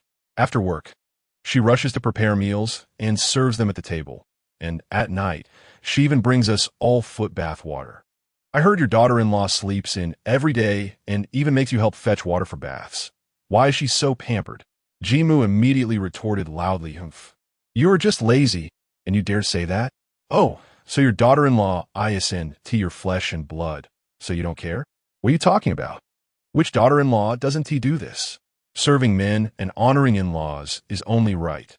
Dog Egg's mother refused to back down, raising her neck and speaking loudly. "Humph. You're not paralyzed, yet you make excuses for being lazy. Is your daughter-in-law made of iron? Why should one person do so much?" Jimu argued back confidently. "Just spoil her. She'll definitely ride on your heads in the future. I also heard she eats meat every day. How long can you make do with that little meat you brought? When you get bitten by ticks, she even buys medicine to apply. Those bugs bite. Just bear with it. She is so bad at managing the household. She'll go bankrupt sooner or later." Dog Egg's mother spoke nonstop like a machine gun. "Dog Egg's mother, I just like to spoil my daughter-in-law. What's wrong with that? You don't spoil your daughter-in-law, and you still have a nerve to speak?" Jimu put her hands on her hips and scolded. She was furious. This Dog Egg's mother, who doesn't care for her daughter-in-law, still has the nerve to criticize here. It's just outrageous. Why are you still cursing? Dog Egg's mother's face turned red with anger. "I'm doing this for your own good." When the others saw the two arguing, they quickly pulled them apart. But the two continued to shout at each other, each refusing to give way. Jimu shouted loudly, "In the future, mind your own business with my family." Dog Egg's mother retorted loudly, a dog biting Lu Dongbin. Not knowing a good person's heart. "You? A good person? Bah." Jimu's years of carefully maintained composure completely crumbled in that instant. Chapter 19. Lin Ranjing deals with ticks and leeches. Ji Junxiao was very angry. They had been gossiping about his wife for a whole day yesterday, and now they were back again early this morning. Would it mean they would criticize his wife in front of them every day from now on? His wife was someone to be cherished, not to be slandered by these gossipy folks. He could no longer hold back. "Villagers," Ji Junxiao's voice thundered across the fields. "We are new here and truly unfamiliar with the customs. If you need any help in the future, feel free to ask. We have many men in our family who can certainly assist." He paused, his gaze sweeping over the whispering villagers. "My wife is weak after becoming pregnant, but she insists on cooking for us and managing the household every day. She is already working very hard, and we are all genuinely grateful to her. Please refrain from discussing our family's matters in the future. It has nothing to do with the development of agriculture, does it?" Captain Yang also stepped forward with a serious expression. "Exactly. In the future, let us talk less about other people's affairs and work more, sharing the grain instead. Anyone who gossips about the Ji family will only be assigned the least amount of work." As soon as these words were spoken, everyone immediately fell silent. The work points meant everything to them. However, most of the villagers were still dissatisfied. Working in the fields was exhausting, And what was wrong with chatting about gossip during their breaks? But upon reflection, the G family had come from the capital, and perhaps they could lead everyone to a better life in the future, so they could only suppress their discontent. Duden's mother scoffed, muttering under her breath, "TCH, not allowed to talk. I'm just looking out for them. They really don't know what's good for them." Someone beside her quickly tugged at her sleeve, lowering their voice. "All right, let us just say less. Haven't you seen Captain Yang protecting their family?" Over at the G family, the children were comforting G mother. She sighed, "Forget it, I won't hold it against them. When Ranyan arrives, make sure not to tell her about this." There were unusually many ticks today. While the villagers worked, they were easily bitten, and soon the fields were filled with the sounds of scratching and curses. Many people had their skin torn, blood mixed with dirt, a sight that was quite shocking. However, the G family remained safe for the time being because Lin Ranjing had secretly added sulfur to their bags, which kept them from insect bites. Relying solely on garlic to prevent bites was truly ineffective. At noon, a piercing scream shattered the silence in the fields. Following the sound, they saw Goshing slumped by the creek, his face streaked with tears and fear. His legs were infested with dozens of leeches, their bellies swollen as they greedily sucked his blood, and no matter how he shook, they wouldn't come off. Even worse, he was covered in several ticks that were slowly burrowing into his skin. Goshing usually got bitten by bugs while working, but at most it was just one or two that would fall off after getting full. But this was a sight that would make even an adult's scalp tingle, let alone a 10-year-old child. In pain and itching, Goshing could no longer hold back and began to wail. He stomped his feet in desperation, but the leeches clung to his skin as if rooted. "Goshing, what happened to you?" Duden's mother rushed over anxiously. Her younger son had said he was too hot and went to the creek for water, but hearing his cries made her heart race, fearing he might have had an accident. "Mom, there's so many leeches and ticks biting me. It hurts so much, woo-woo." Goshing sobbed, his voice filled with despair. Duden's mother, upon seeing this, turned pale. Heavens, how could there be so many? "The leeches are abundant by the creek. Let's go to the fields." She pulled Goshing toward the fields, constantly comforting him. "Don't cry, Goshing. Mom will help you pull them all off." As she spoke, she reached to pull the leeches off Goshing's legs, but using too much force, the leeches broke apart, leaving their suckers stuck to Goshing's skin. Goshing felt an even stronger pain, and his cries grew louder. "Mom, it hurts. Don't cry, don't cry. I'll get them all out for you. It'll be fine." Duden's mother was so anxious that tears brimmed in her eyes, but the more frantic she became, the worse it got. At that moment, Lin Ranjing was coming with a basket to deliver food to her family. Hearing the cries from a distance made her heart tighten, so she hurried her pace. Upon getting closer, the sight before her made her gasp. "Annie, don't pull anymore. It'll hurt the child more." Lin Ranjing quickly grabbed Duden's mother. "But the child is in pain." Duden's mother was in tears, watching her son suffer, wishing she could bear the torment for him. "Annie, don't worry. I have a way to get these bugs out." Lin Ranjing spoke firmly. "Really?" Duden's mother finally recognized her. She thought to herself, "Isn't this the daughter-in-law of the G family who has been rumored to be lazy? Didn't she mock them for using garlic this morning? Could she really have a solution?" "Of course. Annie, you can't pull them anymore. These bugs won't fall off until they're full. Look, the wounds you pulled are swollen and large." Lin Ranjing patiently explained. But Goshing's cries grew louder. "Mom, it hurts more and more." At this moment, everyone put down their work and gathered around. A child crying so pitifully must mean something serious had happened. Duden's mother was already in a panic and could only resort to desperate measures.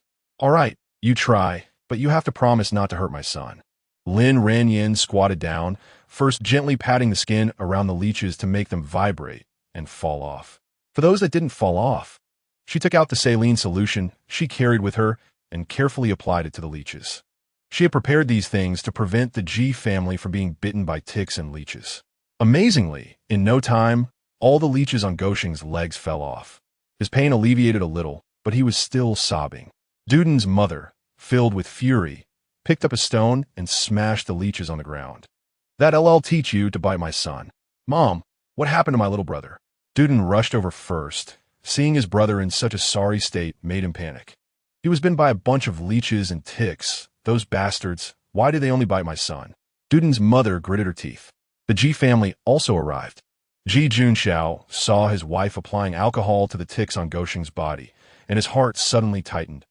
Wife, it's dangerous. Let me do it. He reached to take the alcohol from her hand. It's fine.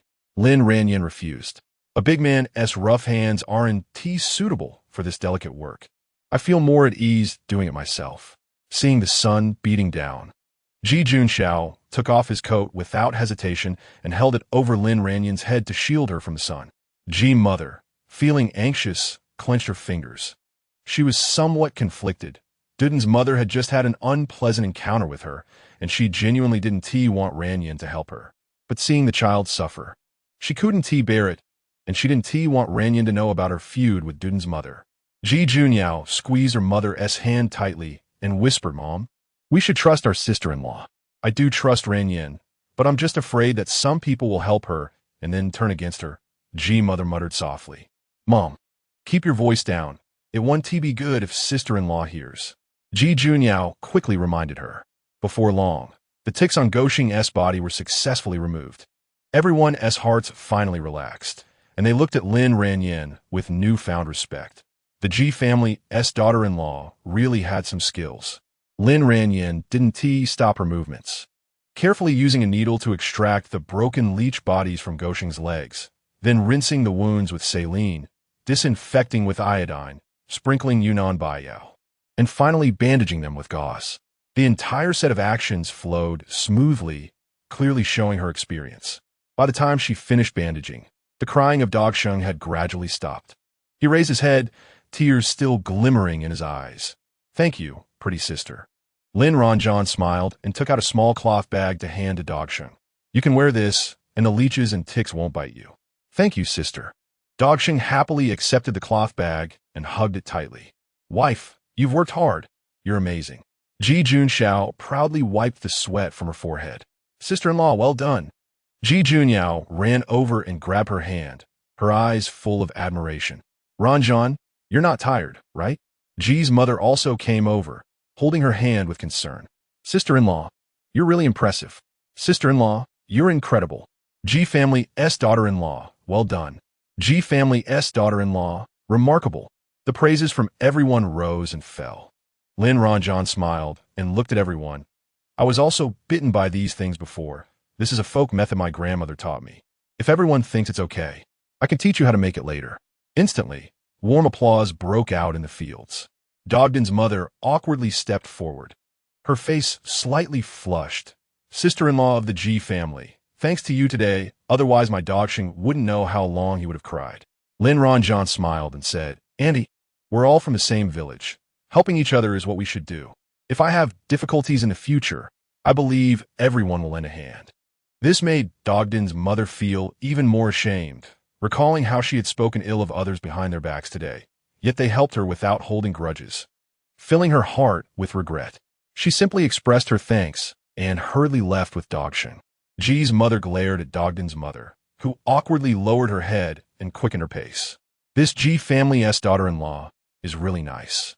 Yeah, not only is she beautiful, but she also knows how to handle these things, which is rare. Who says she's lazy? She really didn't go to work because she was unwell. These people are just jealous that she didn't work and feel unbalanced in their hearts. Some villagers felt ashamed, while others suddenly realized. However, among the crowd, Xiao Zuan was so angry her face turned pale. Watching Lin Ranjing receive praise from everyone, she was filled with jealousy. It's just dealing with a few bugs. Why is she getting all the attention? Over here, Ji Junxiao looked at Lin Ranjing with concern. Wife, there are too many leeches and ticks here. Don't bring us meals anymore. It's okay. I have a secret weapon. You guys weren't bitten by bugs today, right? Lin Ranjing playfully winked. Ji Junyao excitedly said, No, sister-in-law, this garlic of yours is too magical. The bugs didn't dare come near us. And today they were still laughing. Cough. Ji's mother lightly coughed, interrupting her words. Lin Ranjing understood in her heart. Did you all get laughed at for wearing this? Ji Junyao lowered her head to eat, no longer speaking. Ji's mother hurriedly smoothed things over. Everyone is just joking. Lin Ranjing didn't ask further and changed the topic. I see many children are here to work. Aren't they going to school? Ji's father sighed, his expression somewhat gloomy. The family is poor. There's no labor force, so the children dropped out. They do some light work, but can only earn 1/3 of the work points, since they're child laborers. Lin Ranjing frowned. If the children don't go to school and can't read or write, they will never be able to leave the mountains for their whole lives. Ji's father shook his head helplessly. Sigh. In this poor and remote place, what can we do? Even the captain's little daughter can't go to school. She cried all night last night, and it broke my heart to see. Captain Yang's little daughter? Lin Ranjing's heart stirred as she recalled a scene from a book. Now, it only costs 1 yuan and 50 cents for elementary school tuition, but Yang Cece cried and begged to go to school. Yet she was still harshly refused by Captain Yang. After all, Captain Yang had 3 sons in school, and food was tight, so they could only sacrifice their daughter. Yang Cece was very smart, and Captain Yang couldn't bear to let her marry far away, so he found her a son-in-law who would come to their home. Later, when the village elected a women's director, she received high votes due to her enthusiasm and capability, but when it came time for her to sign documents, she couldn't even write her own name, and in the end, she could only tearfully give up the position. Even so, she still gloriously joined the party. Dad, can't you persuade Captain Yang to let the child go to school? If it's a matter of tuition, we can sponsor her. Lin Ranjing said eagerly. The Ji family members looked at her, their eyes full of admiration. Just look at her mindset. It's something not everyone can possess. Compared to her previous selfishness, she seemed completely transformed. Ji's father shook his head. It's fine to sponsor her education, but the problem is Captain Yang's family has little labor, with 3 sons in school and 2 elderly people who are too old to work. Lin Ranjing's brows furrowed tightly, but the child is still too young. This is not a solution. In the village, which girl isn't bent over by life at such a young age? Carrying dung, doing farm work. It breaks one's heart to see, but everyone is powerless. Some are even so burdened that they can't grow at all. Ji's father's words left everyone in silence. After a long time, Ji Junxiao held Lin Ranjing's hand and said firmly, "Wife, don't worry, we could do a survey. If these children really want to learn, they can come to the educated youth school, and I'll help them with their studies." Ji Junyong quickly added, "Sister-in-law, I can too." Ji Junshan followed suit. "I could do it too." Ji Junyao was even more eager. "Count me in." But Lin Ranjing shook her head. "That won't work. What if they all come to the educated youth school for free tutoring? If no one goes to school, wouldn't that mean the school would close down?" Chapter 20. Bad woman, this is deliberately provoking the relationship between our 2 families. Hearing Lin Ranran say this, the Ji family fell silent. Finally, Ji Junxiao sighed and said, "It's still the daughter-in-law who thinks things through. To put it bluntly, these children are struggling because everyone is too poor. If our lives get better, who would care about $1 or $2 in tuition?" Lin Ranran nodded. "That's right. So, we need to start a business. We must find a way for our fellow villagers." Ji Junyao said, "Start business? It's too difficult in this remote place, isn't it?" Ji Junshan added, "Yes, big sister-in-law. The villagers work hard to grow something, but they still need horses to carry it out to sell. A horse can only carry so little if it doesn't sell. They have to bring it back, which is time-consuming and labor-intensive. It's just not worth it." Ji Junxiao pondered for a moment, and his eyes suddenly brightened. "It seems that to develop the economy, we must first build roads. If we could get a quota to repair the roads in the village, that would be great." Lin Ranran looked at him with admiration. "Husband, you have such a good economic mind." She originally thought Ji Junshan was the most economically savvy, but she didn't expect her husband to be the hidden genius. After all, he is the future tycoon who was delayed by his military service. Ji Junxiao felt a bit shy from his wife's praise and smiled down. However, Ji's father shook his head helplessly. "As for the road quota, I'm afraid that won't work right now. So many villages are queuing up, and the country has limited funds." Lin Ranran said, "This is something we can think about later. By the way, 3rd brother, aren't you going to the county with the captain in a few days to procure supplies? At that time, you can find out what sells best in the county, and we can make a plan when you return." Ji Junshan's eyes brightened instantly, excitedly saying, "Big sister-in-law, do you think I have a knack for business?"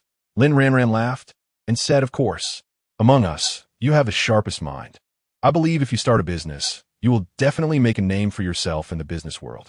With his big sister-in-law's affirmation, Ji Junshan was full of confidence and patted his chest to guarantee, based on what big sister-in-law said, this matter is on me. From now on, I'll be the one to earn money to support the family. Everyone was amused by his appearance, and the oppressive atmosphere instantly lightened. After the laughter, Ji Junshao proposed. Then let S secretly tutor Captain Yang's daughter. Lin Ranjing nodded. G's father also agreed. All right, I'll talk to Captain Yang tonight. I just don't know if the child will be willing. After all, working in the fields during the day is tiring. Lin Ranjing smiled and said, those who love to learn are not afraid of hardship. That evening, Ji's father discussed the tutoring for Yang Cece with Captain Yang, who was naturally very grateful to them. After learning about it, Yang Cece was very excited and quickly sewed a flower bag from the only scraps of cloth at home to give to Lin Ranjing as a token of thanks. At first, Yang Cece was very shy in front of Lin Ranjing, nervously not knowing where to put her hands and feet. When Lin Ranjing took out some candy for her, she repeatedly waved her hands, adamantly refusing, saying her parents told her not to take other people's things. Seeing this, Lin Ranjing changed her approach, taking out a pencil and a notebook to give to her, patiently teaching her to recognize her own name and a few simple pinyin. Yang Cece was very smart, and by the end of the night, she could write her name, albeit crookedly, but she was genuinely happy. Xiaji Yuan saw Lin Ranjing and Ji Junshao sending Yang Cece home in the middle of the night, so she secretly followed them, passing by the dog Egg's house. The sounds of a child crying and a woman scolding could be heard. Xiaji Yuan hid in the shadows and listened carefully. It turned out that Dog Sheng had a fever. Dog Egg's mother was burning incense in the yard, kneeling and burning paper money, chanting, today my Dog Sheng encountered which underground spirit. I know you must think my Dog Sheng is adorable and can't help want to talk to him. But you are in different realms. We cannot bear your greetings. Whoever greets Dog Sheng or takes him home, hurry back, I beg you. After saying that, she knocked her head heavily several times. This is a show of respect first, then force. If Dog Sheng cries again, don't blame me. After that, Dog Egg's mother got up to check on Dog Sheng. Dog Sheng's face was red from fever, and he was still crying. Seeing this, Dog Egg hurriedly grabbed a handful of straw he had just pulled from the back mountain. Say, Mom, use this to beat them away. Dog Egg's mother was furious. Gritting her teeth, you asked for this. I show respect first, then force. If you don't comply, then go die. With that, she waved the straw around the house, shouting, I'll beat you away and make you take my Dog Egg back. Stay away from my Dog Egg in the future. Yet even so, Dog Sheng continued to cry incessantly. This made Dog Egg's family anxious. They looked at each other, thinking, could it be that we encountered a powerful, evil spirit today? We need to find a master to drive it away. Just then, Xia Ji Yuan stepped out from the shadows, pretending to be concerned.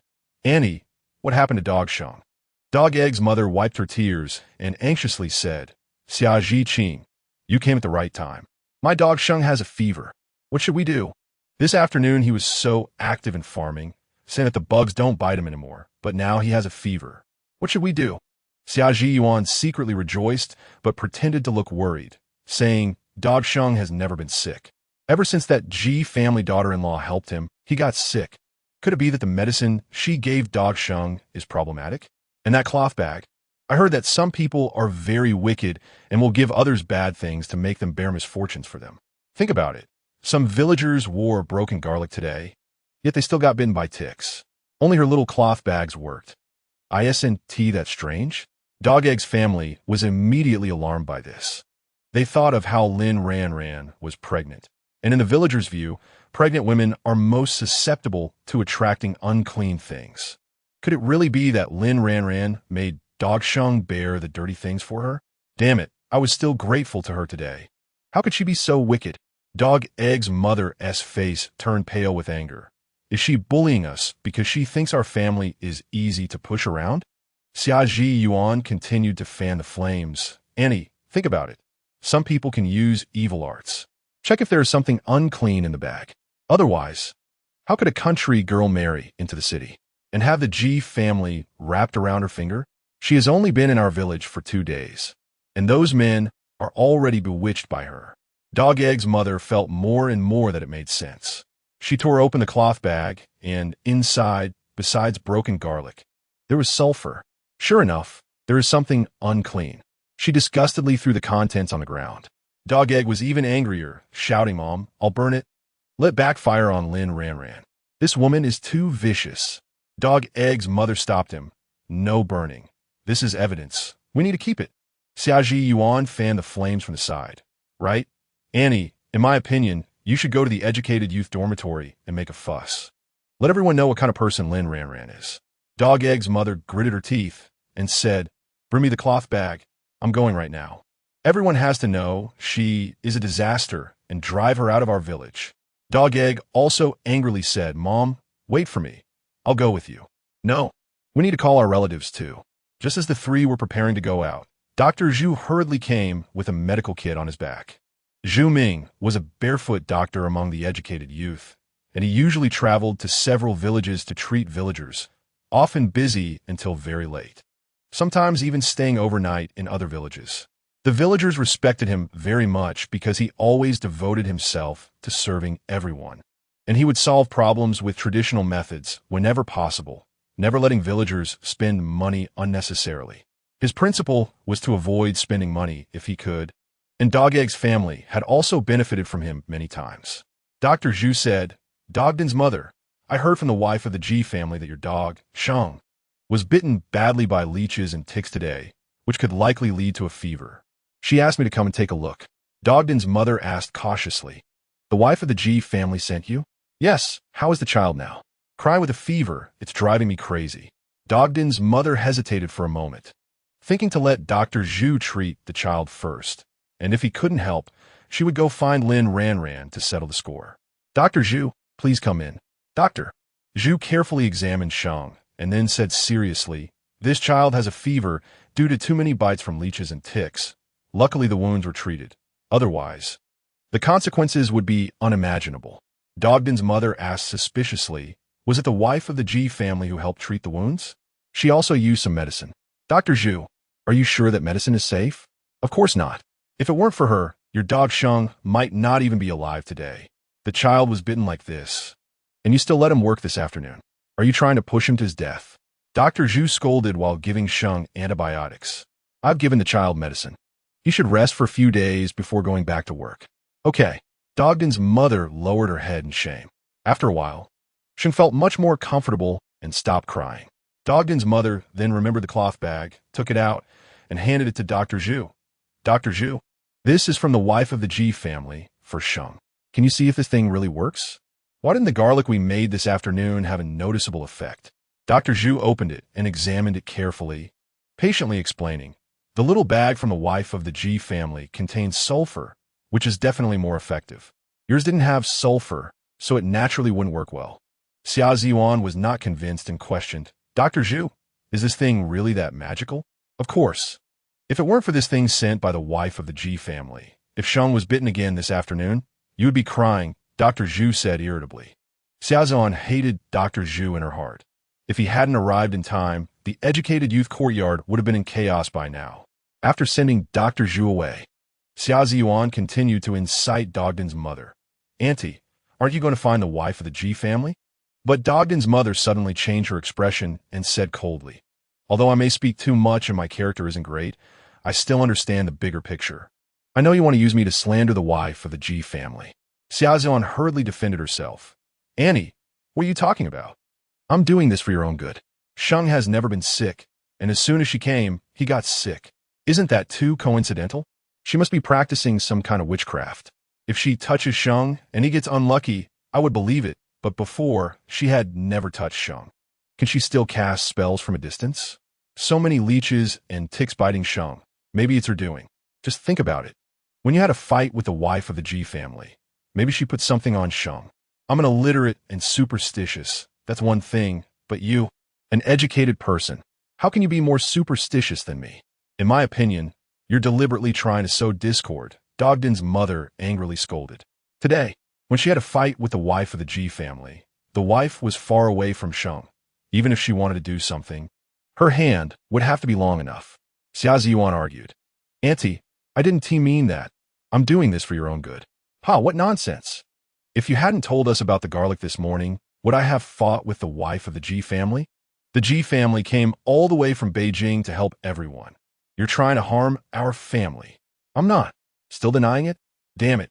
You're a wicked thing with a bad heart. Dogden's mother became increasingly angry and shouted at Xia Ziyuan. In the end, Xia Ziyuan ran away in tears.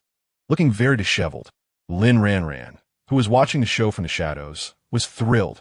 She knew that the G family was new in the area, and having a falling out with the villagers would be very detrimental to their future development, especially the Dogdan family. Although they spoke too much, were not bad at heart.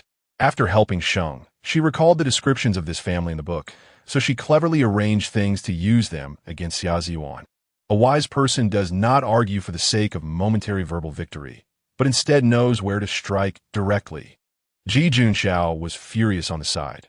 This Xia Ziyuan actually wants to tarnish your and your mother's reputation. So despicable. If it weren't for the fact that she's a woman, I would really want to beat her up. No, we need to bring her before the team leader and let the team leader judge. But Lin Ranjing smiled calmly. No need. In that case, it would only make me look bad. I believe that with Dogden's mother's big mouth, she won't even be able to lift her head tomorrow. If Xia Ziyuan wants to smear her, then she should first smear herself. Ji Junxiao held her hand tightly, feeling distressed. Wife, it's my fault for not being able to protect you well. You don't need to blame yourself. The bad people are too bad. Husband, you must remember, this woman is trying to ruin your family. She is a disaster, and you must stay away from her.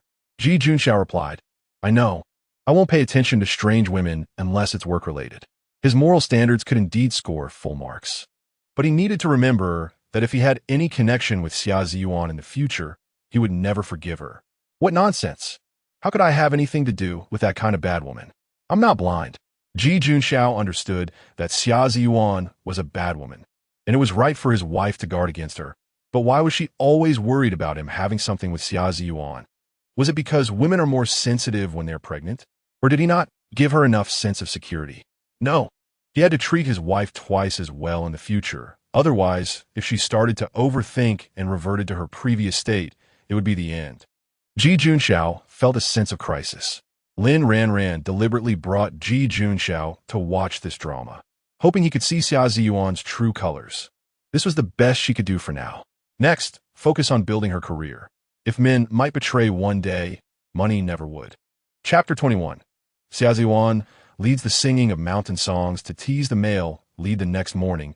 Go Sheng's fever had subsided, and there was finally some color back in his face. His spirit also improved significantly. Go Sheng's mother, seeing her son's recovery, felt a weight lift off her heart. So she re-sewed the small cloth bag and took it to the field herself. Along the way, Go Sheng's mother told everyone about how Xia Ziyuan intentionally slandered Lin Ranjing. Xia Jiqing is so wicked, actually using me to slander the Ji family's daughter-in-law. I'm not a fool. When I was arguing with someone, she was still drinking milk, and she actually thought to set me up. It's too despicable. Xia Jiqing is that bad? The villagers who heard this showed expressions of surprise. Of course, Go Sheng's mother put her hands on her hips, her tone growing more indignant. She was just jealous because the Ji family's daughter-in-law had been in the spotlight yesterday, and she even said that the girl practiced witchcraft. Isn't that nonsense? Then, she exaggeratedly recounted how Go Sheng had a fever last night and how Dr. Zhu had arrived in time. Everyone was filled with righteous indignation. Fortunately, Dr. Zhu came quickly. Otherwise, if you had gone to the youth academy to make a scene, it would be you who would be embarrassed now. Exactly, being outsmarted by a little girl. It makes me furious. Today, I must make her pay. Go Sheng's mother gritted her teeth and said, when Xia Ziyuan came to work. The villagers looked at her with disdain. She tried to grab a work task, but everyone bumped into her on purpose, and in the end, she could only helplessly take on the job of sowing seeds. Go Sheng's mother was even more unrestrained, deliberately stepping on her feet twice and spitting, cursing Ba. Xia Ziyuan bit her lip and could only endure silently. After all, in the village, who could argue against the infamous shrew that is Go Sheng's mother? Meanwhile, Go Sheng's mother actively approached Ji's mother, smilingly apologizing. Aunt, it was my fault yesterday. If it weren't for your daughter-in-law, my Go Sheng would probably have to be hospitalized. Ji's mother's expression was cold, and she said harshly, I was also in the wrong, but if anyone speaks ill of my daughter-in-law again, I will fight them to the death. Go Sheng's mother quickly nodded and bowed. Yes, it was all Xia Jiqing's doing. She is the real culprit, instigating conflict between our two families. I hate her to the core now. Then, she told Ji's mother everything Xia Ziyuan had said yesterday in detail. After hearing this, Ji's mother trembled with anger. She never expected that Xia Ziyuan would be so malicious, slandering both Ranjing and herself.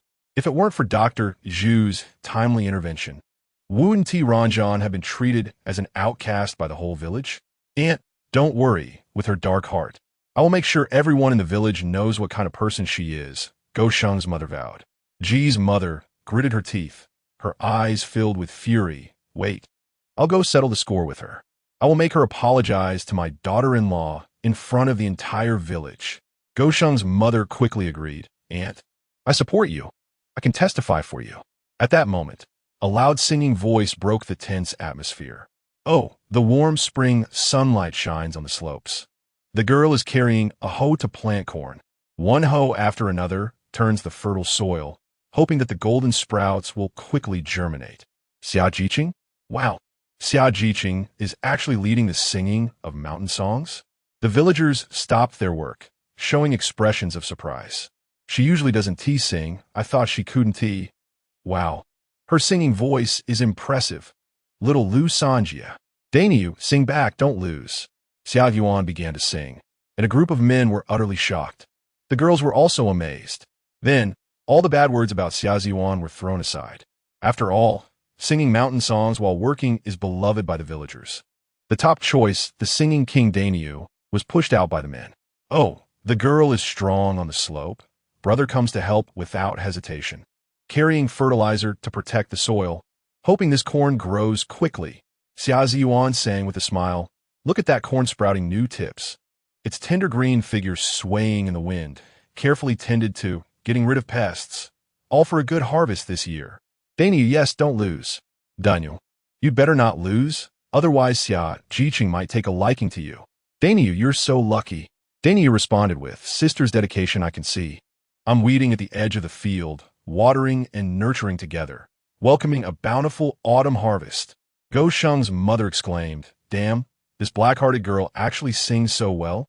Aunt, let her finish the mountain song. I want to learn a few lines first, and we'll criticize her later. Ji's mother. Everyone was discussing Xia Ziyuan, saying she sang well, except for the Ji family. After a few rounds, Dainyu actually lost quite badly. Xia Jiqing, I didn't expect you to be so good at singing mountain songs. I thought you only sang pop songs. But didn't expect you to sing our village's mountain songs so melodiously. Yeah, listening to mountain songs while working every day is uplifting. So impressive, Dainyu. We need to organize a few song kings to sing against her. Otherwise, losing face would be embarrassing. Yeah, Dainyu, you can't lose. Otherwise, it would be a huge loss of face. Dainyu, I will try my best. Xia Ziyuan taught the girls to sing. Oh, the corn is growing tall. The leaves are stretching like a green flag waving in the wind. Hurry up and chase the fertilizer. Don't delay, hoping it quickly sprouts. Dainyu organized a group of men to sing. Sister's vision is truly bright. During fertilization season, don't forget, brother carries the fertilizer quickly, wanting to chat with sister. Xia Yuan taught the girls to retort. Don't use fertilizer as an excuse. Don't dawdle while working, if your thoughts aren't serious. Be careful, the corn will fail to harvest. The men chased. Working in the fields is too lonely. Just want to talk to the sister. If I could win her over, my work effort would be greater than an ox. The girl shot back. The ox shakes its head at you. Your work isn't as smooth as your mouth. Stay out of farming matters, and just don't hold us back. The men pursued. Sister's appearance is like a flower, her smile sweeter than honey. If I could win her over, all the household chores would be mine. The girls countered. You're just boasting to the sky. Haven't seen a penny of your ability. Wake up from your sweet dreams. Hurry and carry the fertilizer over there. The men pleaded. As long as sister gives me a chance, I won't complain about being tired. For the rest of our lives, I will follow your lead. Just don't drive me away. The girls mocked. What do you have to rely on? You've spoken a whole basket of empty words. I advise you to give up your heart early. Don't just wander around here. Ji Junyao looked disgusted. Big brother. Xiaozuan must be crazy for men, leading the teasing of the guys. How shameless. Ji Junxiao sighed helplessly. This is their custom. Singing while working in the fields is what they enjoy. They recognize the songs, not the people. She is currently singing happily with the villagers. If you don't want to hear it, just follow Big Brother's example and stuff cotton in your ears. Ji Junyao's eyes lit up. Big brother. You're so clever. Actually, mountain songs are nice, but it depends on the person. I can't stand to hear Xia Ziyuan leading the singing. Big brother. She never sang before. Today she was slandered and wanted to change everyone's view of her. That's why she's singing. In my opinion, she is deliberately singing for you. What a disgusting thing. The more Ji Junyao spoke, the angrier she got. Ji Junxiao's expression turned cold. Let her be proud for now. When Ranjan comes to deliver meals later, I will make her apologize to Ranjan and her mother in front of the whole village. Otherwise, this matter won't end. Originally, Ji Junxiao didn't want to tell his family about Xia Yuan's slander against Ranjan and her mother. But after Gosheng's mother spread the news, early in the morning, the Ji family knew all about it. They all hated Xia Ziyuan. Ji Junyao gritted her teeth. Exactly. How can the Ji family let these small people slander us? Xia Ziyuan kept leading the girls and women to sing against the men. And the men were being pushed back, losing badly. In an instant, she gained the favor of many villagers. Xia Jiqing, I didn't expect you to sing mountain songs so well. Xia Jiqing, you're beautiful, and your mountain songs are even more melodious than a lark. Xia Jiqing, teach me to sing mountain songs more in the future. I want to outshine them. Xia Jiqing, you really made us women proud.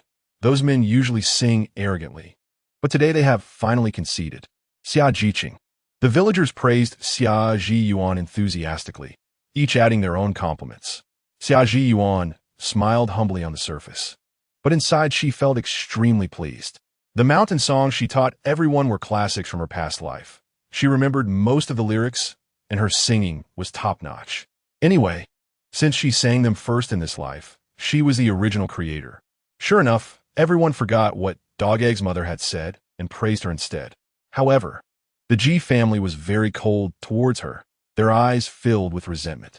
Xia Jiqing knew it was too difficult to change their minds. Last night, everything was foolproof until Dr. Zhu showed up. But now everyone knew she sang well, and in the future, she could use her reputation for teaching mountain songs to get closer to the younger members of the Ji family. After all, how many people would believe what Dog Egg's mother said? She would act pitiful and innocent, and everyone would surely sympathize with her. Thinking of this, Xia Ziyuan happily taught everyone to sing mountain songs. The women sang with great joy today, feeling that Xia Ziyuan was like the legendary singer Lu Sanjia descending to earth. Meanwhile, when Lin Ranjing came to deliver food, she heard everyone singing from a distance. They say that the duets in Guangxi are impressive, and she didn't expect to hear them with her own ears. Lin Ranjing listened for a while and became completely enchanted. When she heard Xia Ziyuan's voice, she immediately realized something was off. Wait a minute, in the book, Xia Ziyuan didn't sing mountain songs. After recalling the lyrics, she understood. Xia Ziyuan was plagiarizing. With the ability to foresee things in her rebirth. It's no wonder she would attract her husband's attention this way. At noon, when the Ji family was having lunch, Xia Ziyuan was still enthusiastically teaching everyone to sing. Many people didn't want to go home to cook, engrossed in the singing. The mountain song duets from Guangxi were indeed very interesting. Ji father, unaware of the situation, couldn't help but praise her. In the morning, someone had been bad-mouthing Xia Ziyuan, but he hadn't paid attention. Ji mother snorted and said unhappily, "The singing is nice, but the character is lacking, which ruins the song." Ji Junyao also complained, "That's right, I'm really fed up with her. She doesn't even care about ruining her voice." Ji Junxiao quietly said to Lin Ranjing, "Wife, I've been stuffing cotton in my ears, so I haven't heard what she's singing." After saying this, afraid Lin Ranjing wouldn't believe him. He even took out the cotton and stuffed it back in. Lin Ranjing almost died laughing. Her husband looked quite cute like this. "I didn't stop you from listening." Ji Junxiao quietly said, "I just don't like hearing her sing." How about you learn a few lines and sing it for me tonight? Lin Ranjing replied, you wish. Sister-in-law, I heard early this morning that Xia Ji Yuan slandered you and mother. Is this true? Ji Junyong couldn't help but ask. Ji father asked in confusion. Who slandered whom? Ji Junyao then detailed the whole story. After hearing this, Ji father was so angry his face turned red. This girl looks good. But how can she be so malicious? This concerns the reputation of our Ran and your mother. She must apologize to you publicly. Everyone nodded in agreement. That's right. However, Lin Ranjing shook her head and calmly said, in such a baseless matter, if we didn't catch her in the act, she can easily deny it. Moreover, today she is putting on a show to win people's hearts. Later, if she plays the victim, everyone will not believe what Dog Egg's mother said. Yi Yungxiao lamented. We should have caught her last night. Ji mother anxiously asked. Did you hear it with your own ears? Yi Yungxiao nodded. Ji mother immediately said, then what are we waiting for? Bring her here to be criticized. Lin Ranjing hurriedly stopped her. Mom, this matter is not urgent. After all, we have no evidence. Later, everyone might think our family is bullying her. You and Xiao Xiao heard it, plus Dog Egg's mother can testify. Can she still deny it? Ji mother asked in confusion. She can easily say we are all ganging up on her. This matter is complicated, Lin Ranjing patiently explained. Are we just going to let it go?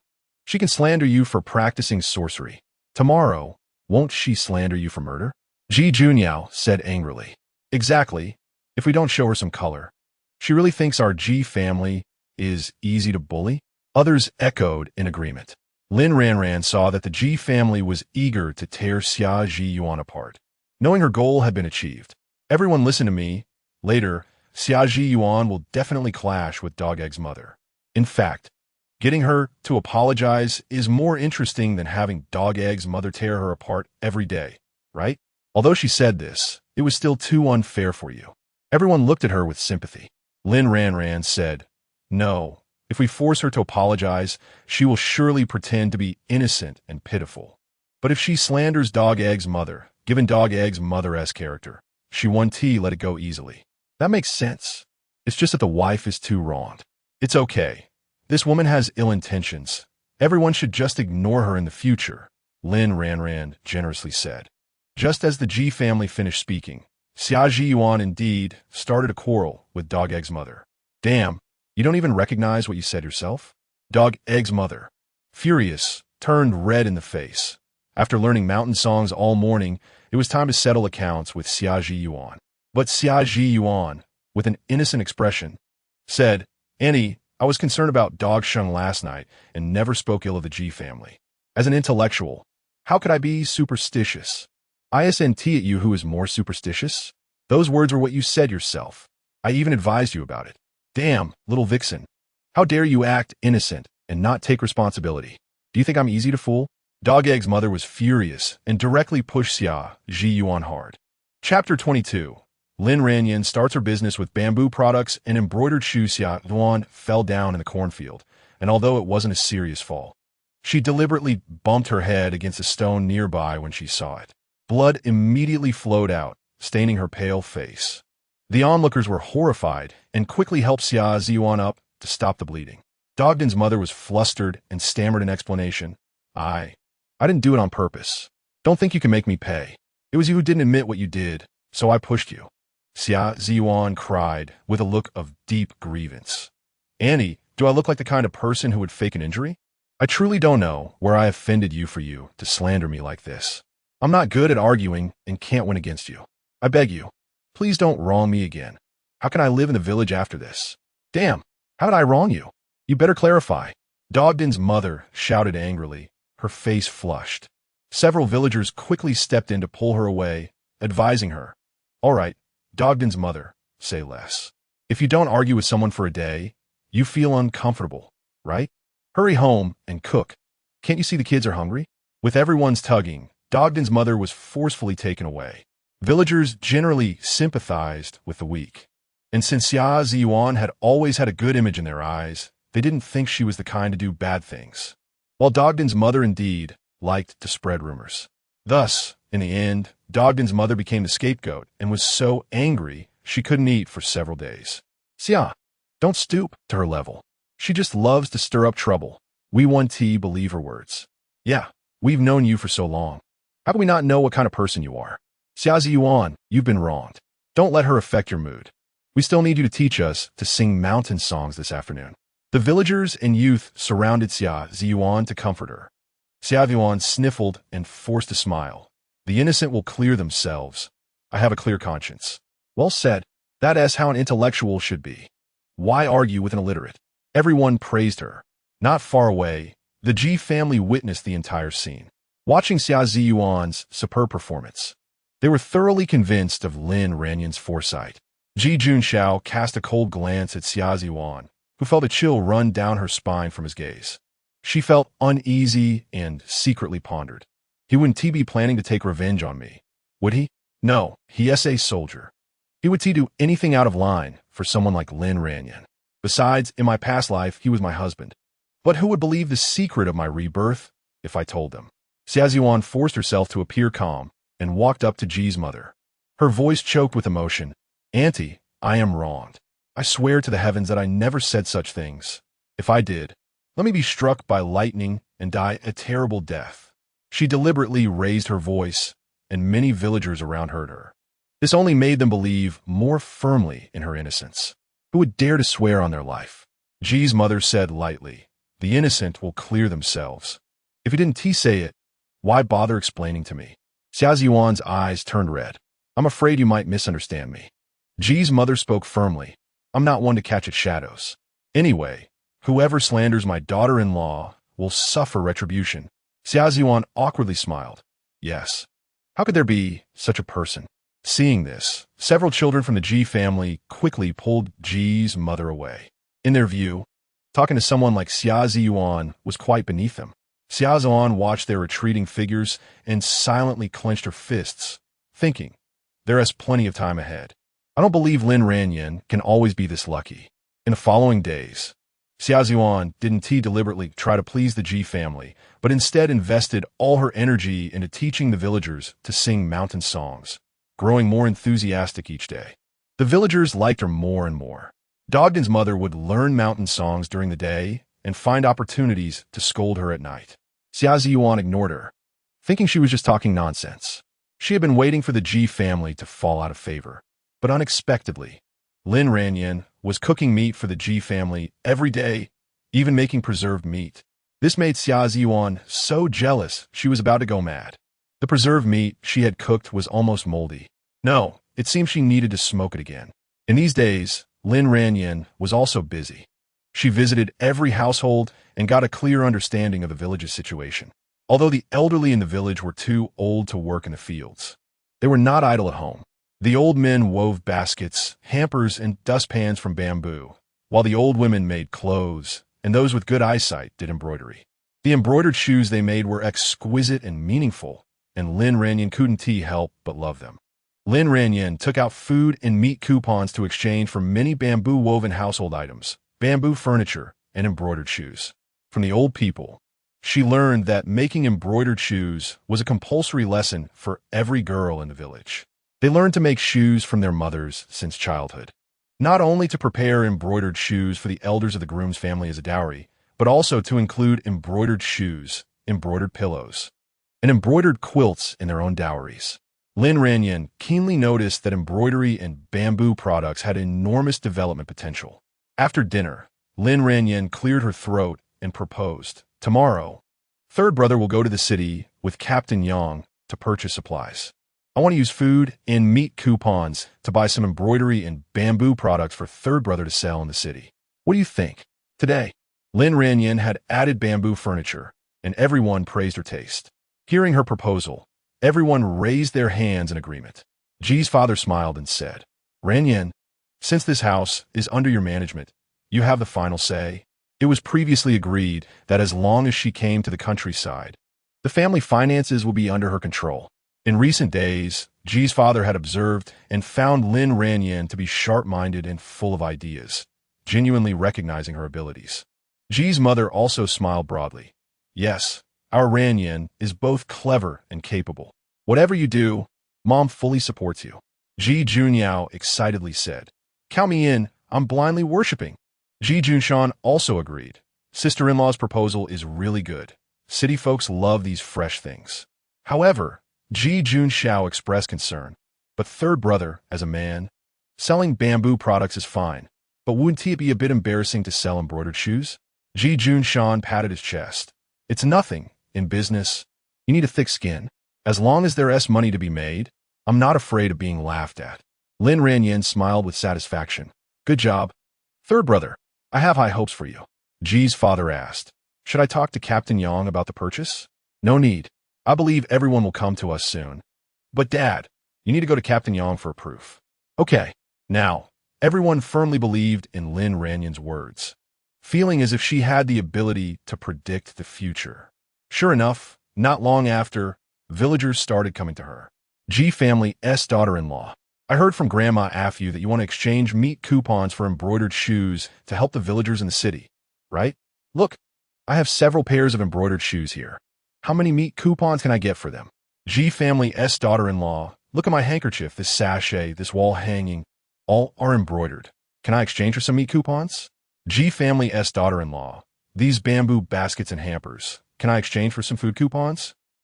Ji's mother looked at so many people and said with some concern, Ranjing, we don't have many meat coupons left, right?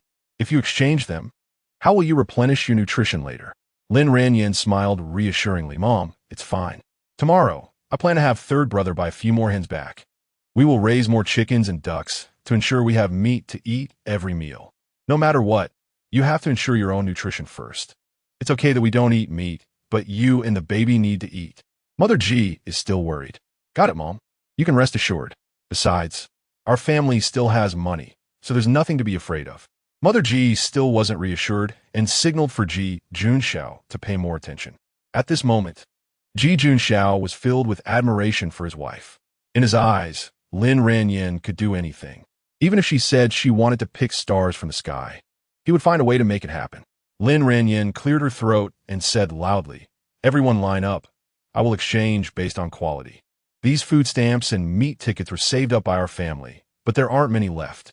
Since we've come to the countryside, we naturally want to share both hardships and joys with the villagers. As long as everyone believes in me, I promise that everyone will have rice to eat at every meal and meat every day in the future. Well said, daughter-in-law of the Ji family. Cultural people are indeed different. No wonder they have meat every day. It makes people envious. They know how to make money. People from the big city are indeed different. They have a business mindset. Ji Junyao looked at her sister-in-law and couldn't help but exclaim, Big brother, this sister-in-law feels like a strong woman. I feel like I get to know a whole new sister-in-law every day. Ji Junxiao smiled and said, She surprises me every day. Even if tomorrow she picks the moon, I wouldn't find it strange. Ji Junshan also sighed. This operation by sister-in-law has won the villagers' goodwill. They will definitely respect us more in the future. Ji Junxiao nodded yes. Ranjing is paving the way for our family. Third brother, you must sell these goods well tomorrow and not let down your sister-in-law's intentions. Of course. Not only do I want to sell things, but I also need to do the research task that sister-in-law gave me well, Ji Junshan said confidently. At this moment, Dog Egg's mother squeezed desperately to the front of the crowd. She shyly asked, Ji family daughter-in-law, can I exchange some food stamps for these cloth shoes? A villager laughed and said, Dog Egg's mother, the Ji family daughter-in-law, is collecting embroidered shoes, not cloth shoes. Exactly. If you can't make embroidered shoes, don't come and meddle. Dog Egg's mother felt ashamed. It's okay to exchange for some food stamps. Our family eats porridge every day, and the kids are clamoring for rice. If you have embroidered shoes, bring them to exchange. The Ji family daughter-in-law can't possibly do charity for your family. Exactly. Go away. Dog Egg's mother was embarrassed and regretted it. She regretted not learning embroidery well back then. With two daughters-in-law coming in, every time they made shoes, she couldn't bear to buy colored thread, so there were no embroidered shoes at home. Her little flower was almost 10 years old, and other girls were learning to make embroidered shoes, but Little Flower didn't have that condition. Little Flower had always dreamed of having a pair of embroidered shoes. When Dog Egg got married, sister-in-law managed to make a pair for Little Flower, but the shoes were too small to wear. Little Flower cried anxiously, so Dog Egg's mother had to cut the heel of the cloth shoes and Little Flower wore them like that for 2 years until her feet grew half a size. And then she washed the shoes and put them away. Auntie, bring the shoes over. I'll give you a food stamp. Next time you make shoes, remember to let your daughter-in-law do the embroidery, and I'll exchange meat tickets for you. Lin Ranjing's voice came, surprising and delighting Dog Egg's mother. She didn't expect Lin Ranjing would exchange food stamps for her. Dog Egg's mother's eyes turned red as she choked out, "Thank you, G family daughter-in-law. You still said bad things about her. Now you're embarrassed, right?" "Exactly. Say less in the future and accumulate some good reputation." Dog Egg's mother quickly ran away with the food stamp. She was planning to exchange it for grain when the market opened. A pair of cloth shoes could actually be exchanged for 10 jean of rice. Who said this G family daughter-in-law couldn't manage? In her view, Lin Ranjing was too capable. She sincerely hoped that more capable women like G family daughter-in-law would come to the village. The villagers took out everything they could, and various bamboo products and embroidery piled together, filling 2 large baskets. Lin Ranjing looked at Ji Junshan and asked, "Third brother, tomorrow Captain Yang will take the bamboo shoots to sell. I estimate the horses won't be able to carry all these things. Are you okay with choosing?" Ji Junshan patted his chest. "Sister-in-law, I'm strong. 2 more baskets are no problem. After selling the things tomorrow, buy a few chickens and ducks to bring back. Preferably ones that lay eggs. I can raise more at home, so we won't have to worry about not having meat to eat in the future." "Okay, listening to sister-in-law is definitely right. Buy more meat. If we can't finish it, we can make cured meat. You all go to work every day. How can you not eat meat? Anyway, our family doesn't lack money, so there's no need to be stingy." "Good." On the other side, Xia Ziyuan was furious after learning about Lin Ranjing's plan. She couldn't understand how Lin Ranjing thought of buying embroidered shoes to sell in the city first. In her previous life, she won the villagers' respect by helping them take embroidered shoes to the city to sell and then sharing the money with everyone. But now, Lin Ranjing actually got ahead of her and directly exchanged food stamps and meat tickets. She didn't have these tickets at all. She couldn't possibly let the villagers bring things to her first, right? Who would be willing? The more Xiaoziwan thought about it, the angrier she became, feeling that Lin Ranjing was specifically targeting her. The next day, before dawn, Ji Junshan carried a basket of bamboo products and embroidered shoes and set off with Captain Yang. Upon arriving in the city, he found a busy spot to set up a stall. The city folks were very interested in these rural bamboo products, and soon, all the bamboo products were sold out.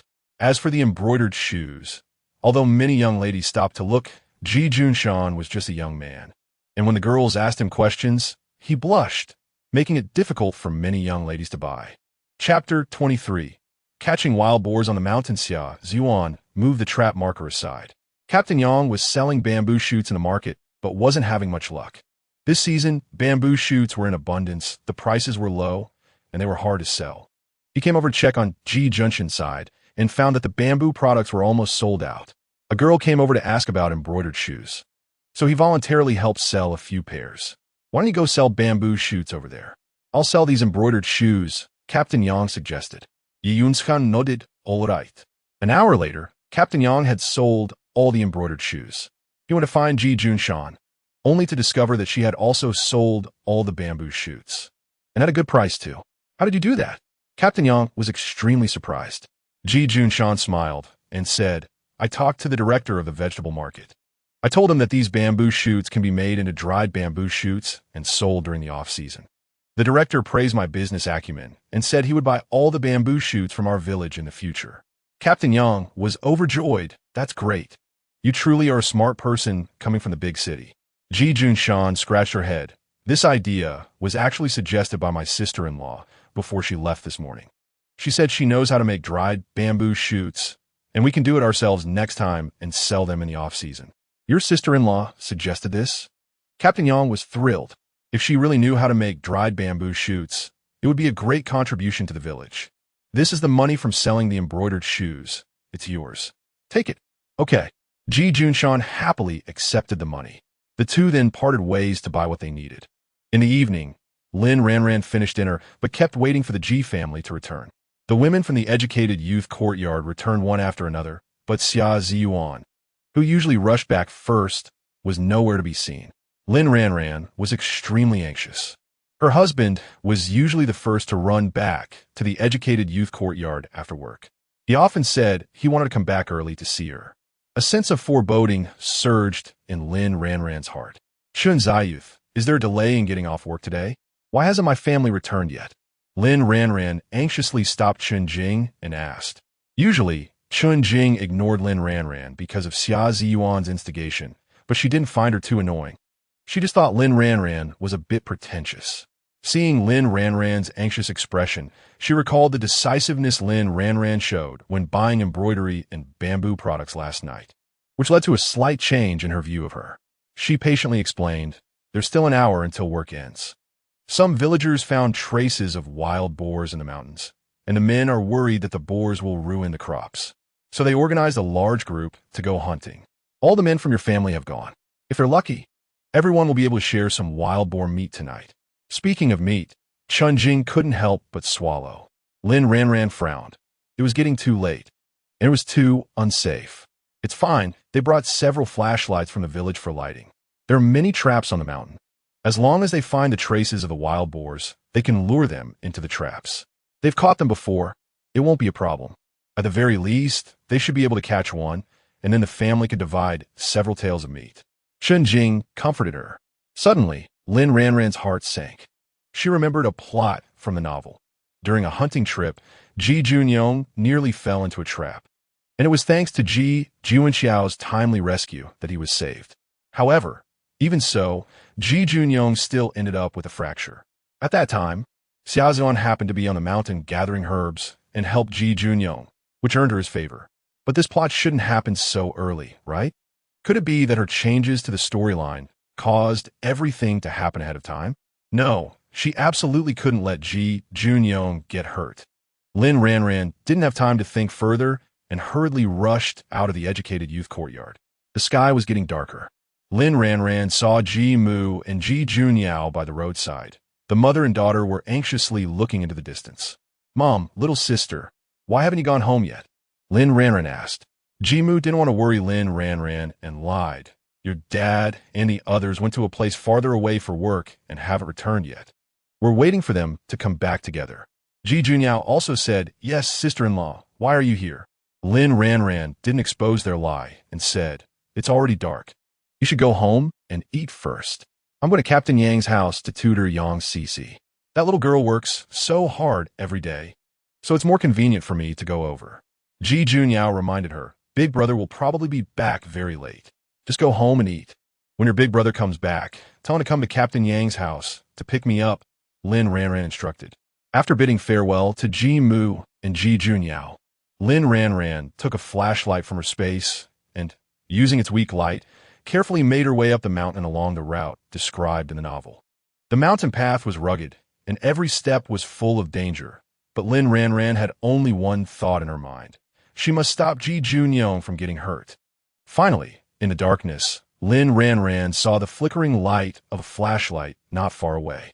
But at the same time, she also spotted the sneaky Xia Ziyuan.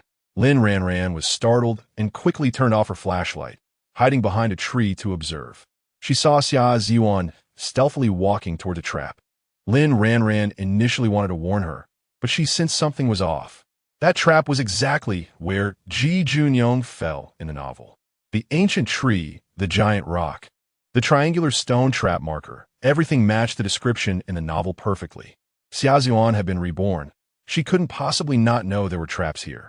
Sure enough, Xia Ziyuan removed the stone marker, moved it 10 meters away, and set up the triangle again, breaking some branches to cover it up and disguise it as a pitfall. Damn, Xia Ziyuan is trying to harm people. Wait, could it be that in her previous life, she used this method to gain favor with the Ji family? So Ji Junyong's fracture was actually her doing? It was ridiculous that Ji Junyong was still grateful to her and later spoiled her. What a damn. This Xia Ziyuan was too hateful.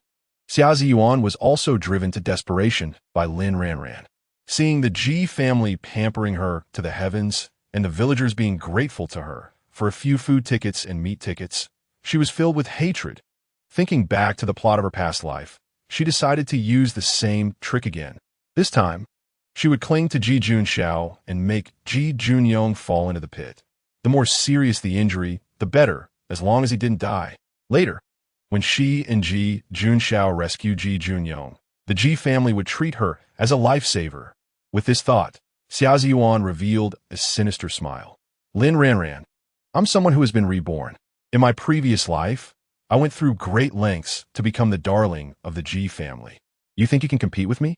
Indeed, in her past life, Xia Ziyuan had set up Ji Junyong. Damn it, Lin Ranjing really wanted to rush over and slap her a few times. But she held back. A small moment of patience could lead to a big plan. The novel describes how Ji Junxiao and his brother would lure the wild boar over. Calculating the time, it should be about right. Second brother, Yang Daniu, said there are traps over there. I'll be responsible for luring the wild boar over. You keep the gun ready, Ji Junxiao said. No, big brother, your shooting skills are better. I'll lead the way, and you shoot, Ji Junyong countered. All right, be careful. Don't worry. When it comes to speed, who can compete with me? A beam of flashlight light shone from not far away.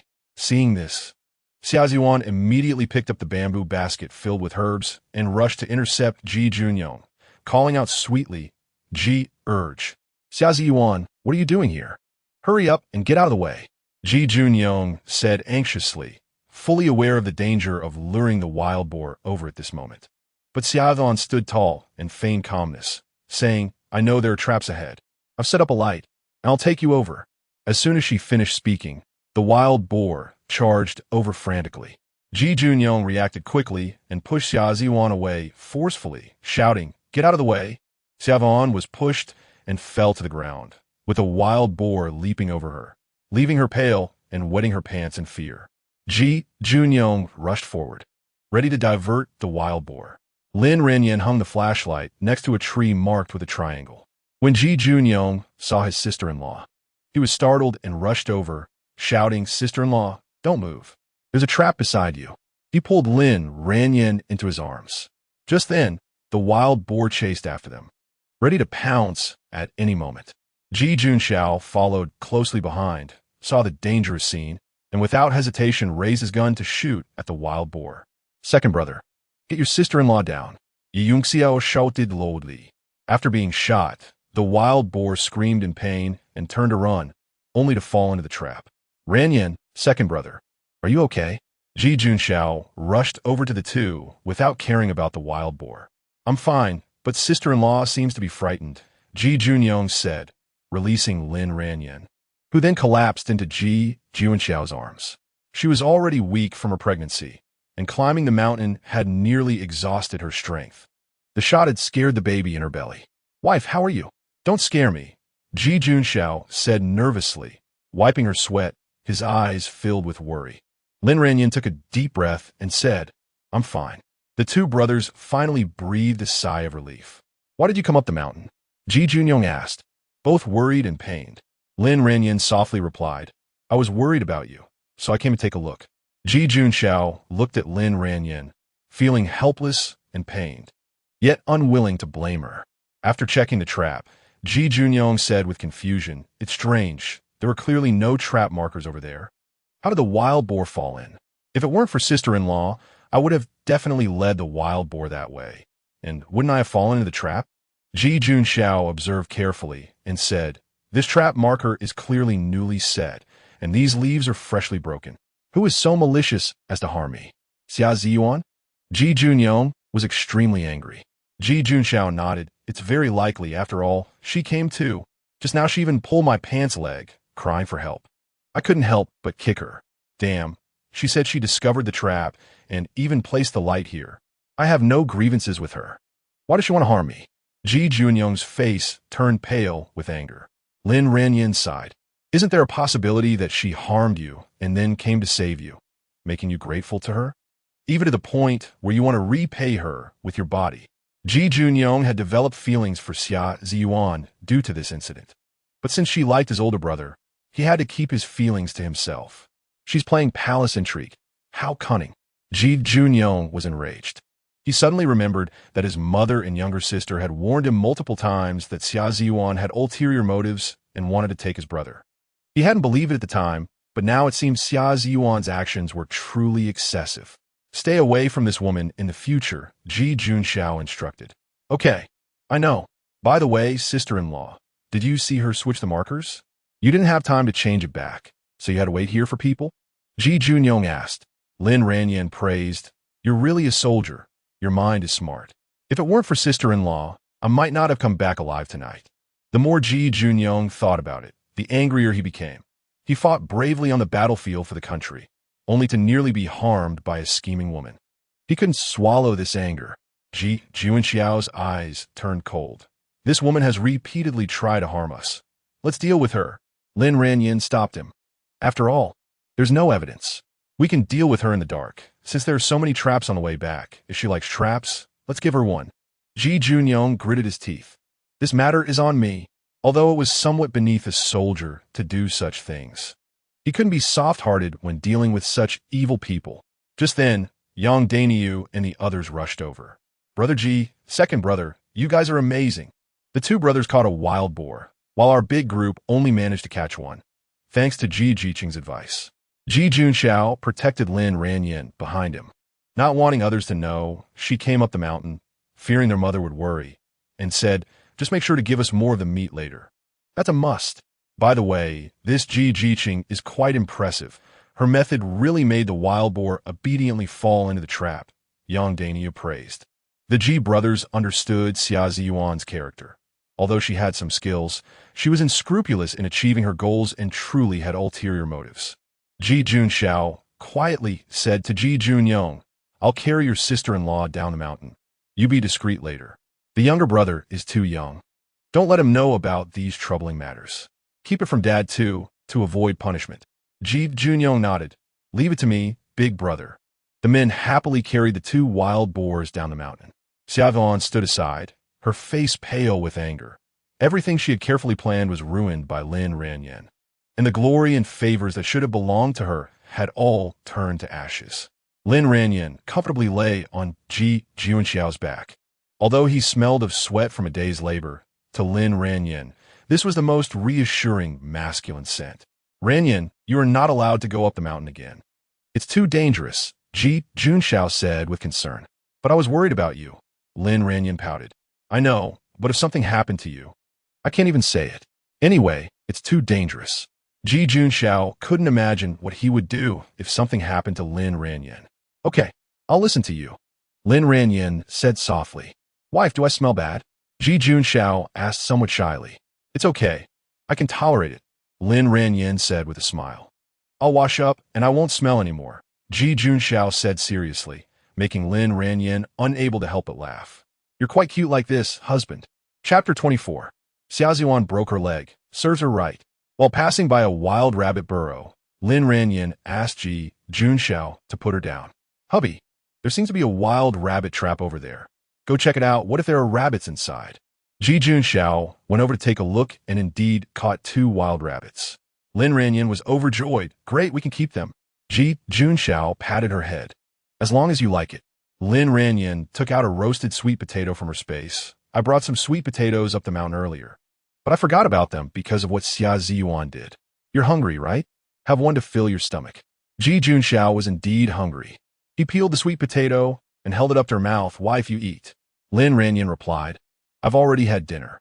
She hadn't eaten, but she was so hungry on the way up that she took some fruits from her space to fill her stomach and had eaten a few roasted sweet potatoes. Take a bite. Lin Ranjing took a bite. Only then did Ji Junxiao contentedly eat the sweet potato. Lin Ranjing took out a water bottle from her space.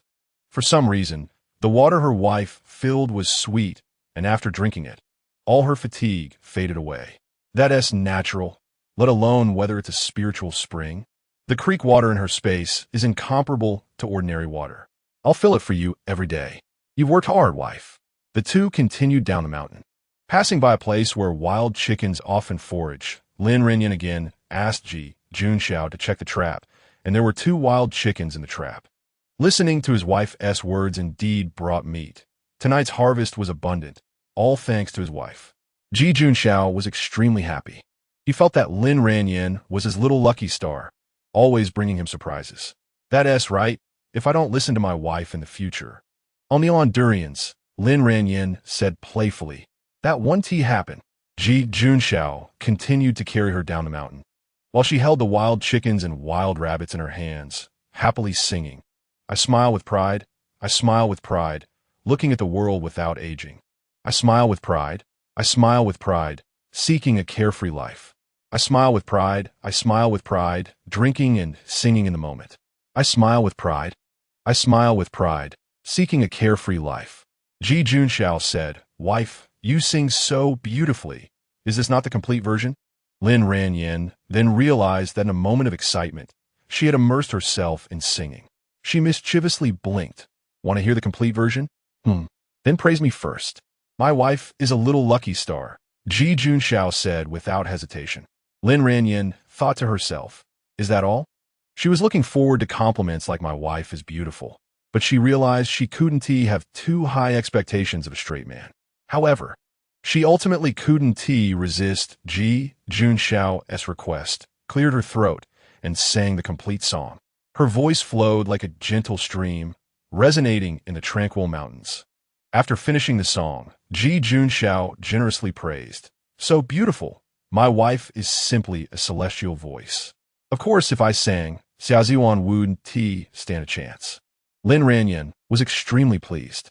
Before she entered the book, she was a small employee in a top 500 company, often sneaking off to read novels during work hours. And after work, she would put on heavy makeup and start live streaming singing.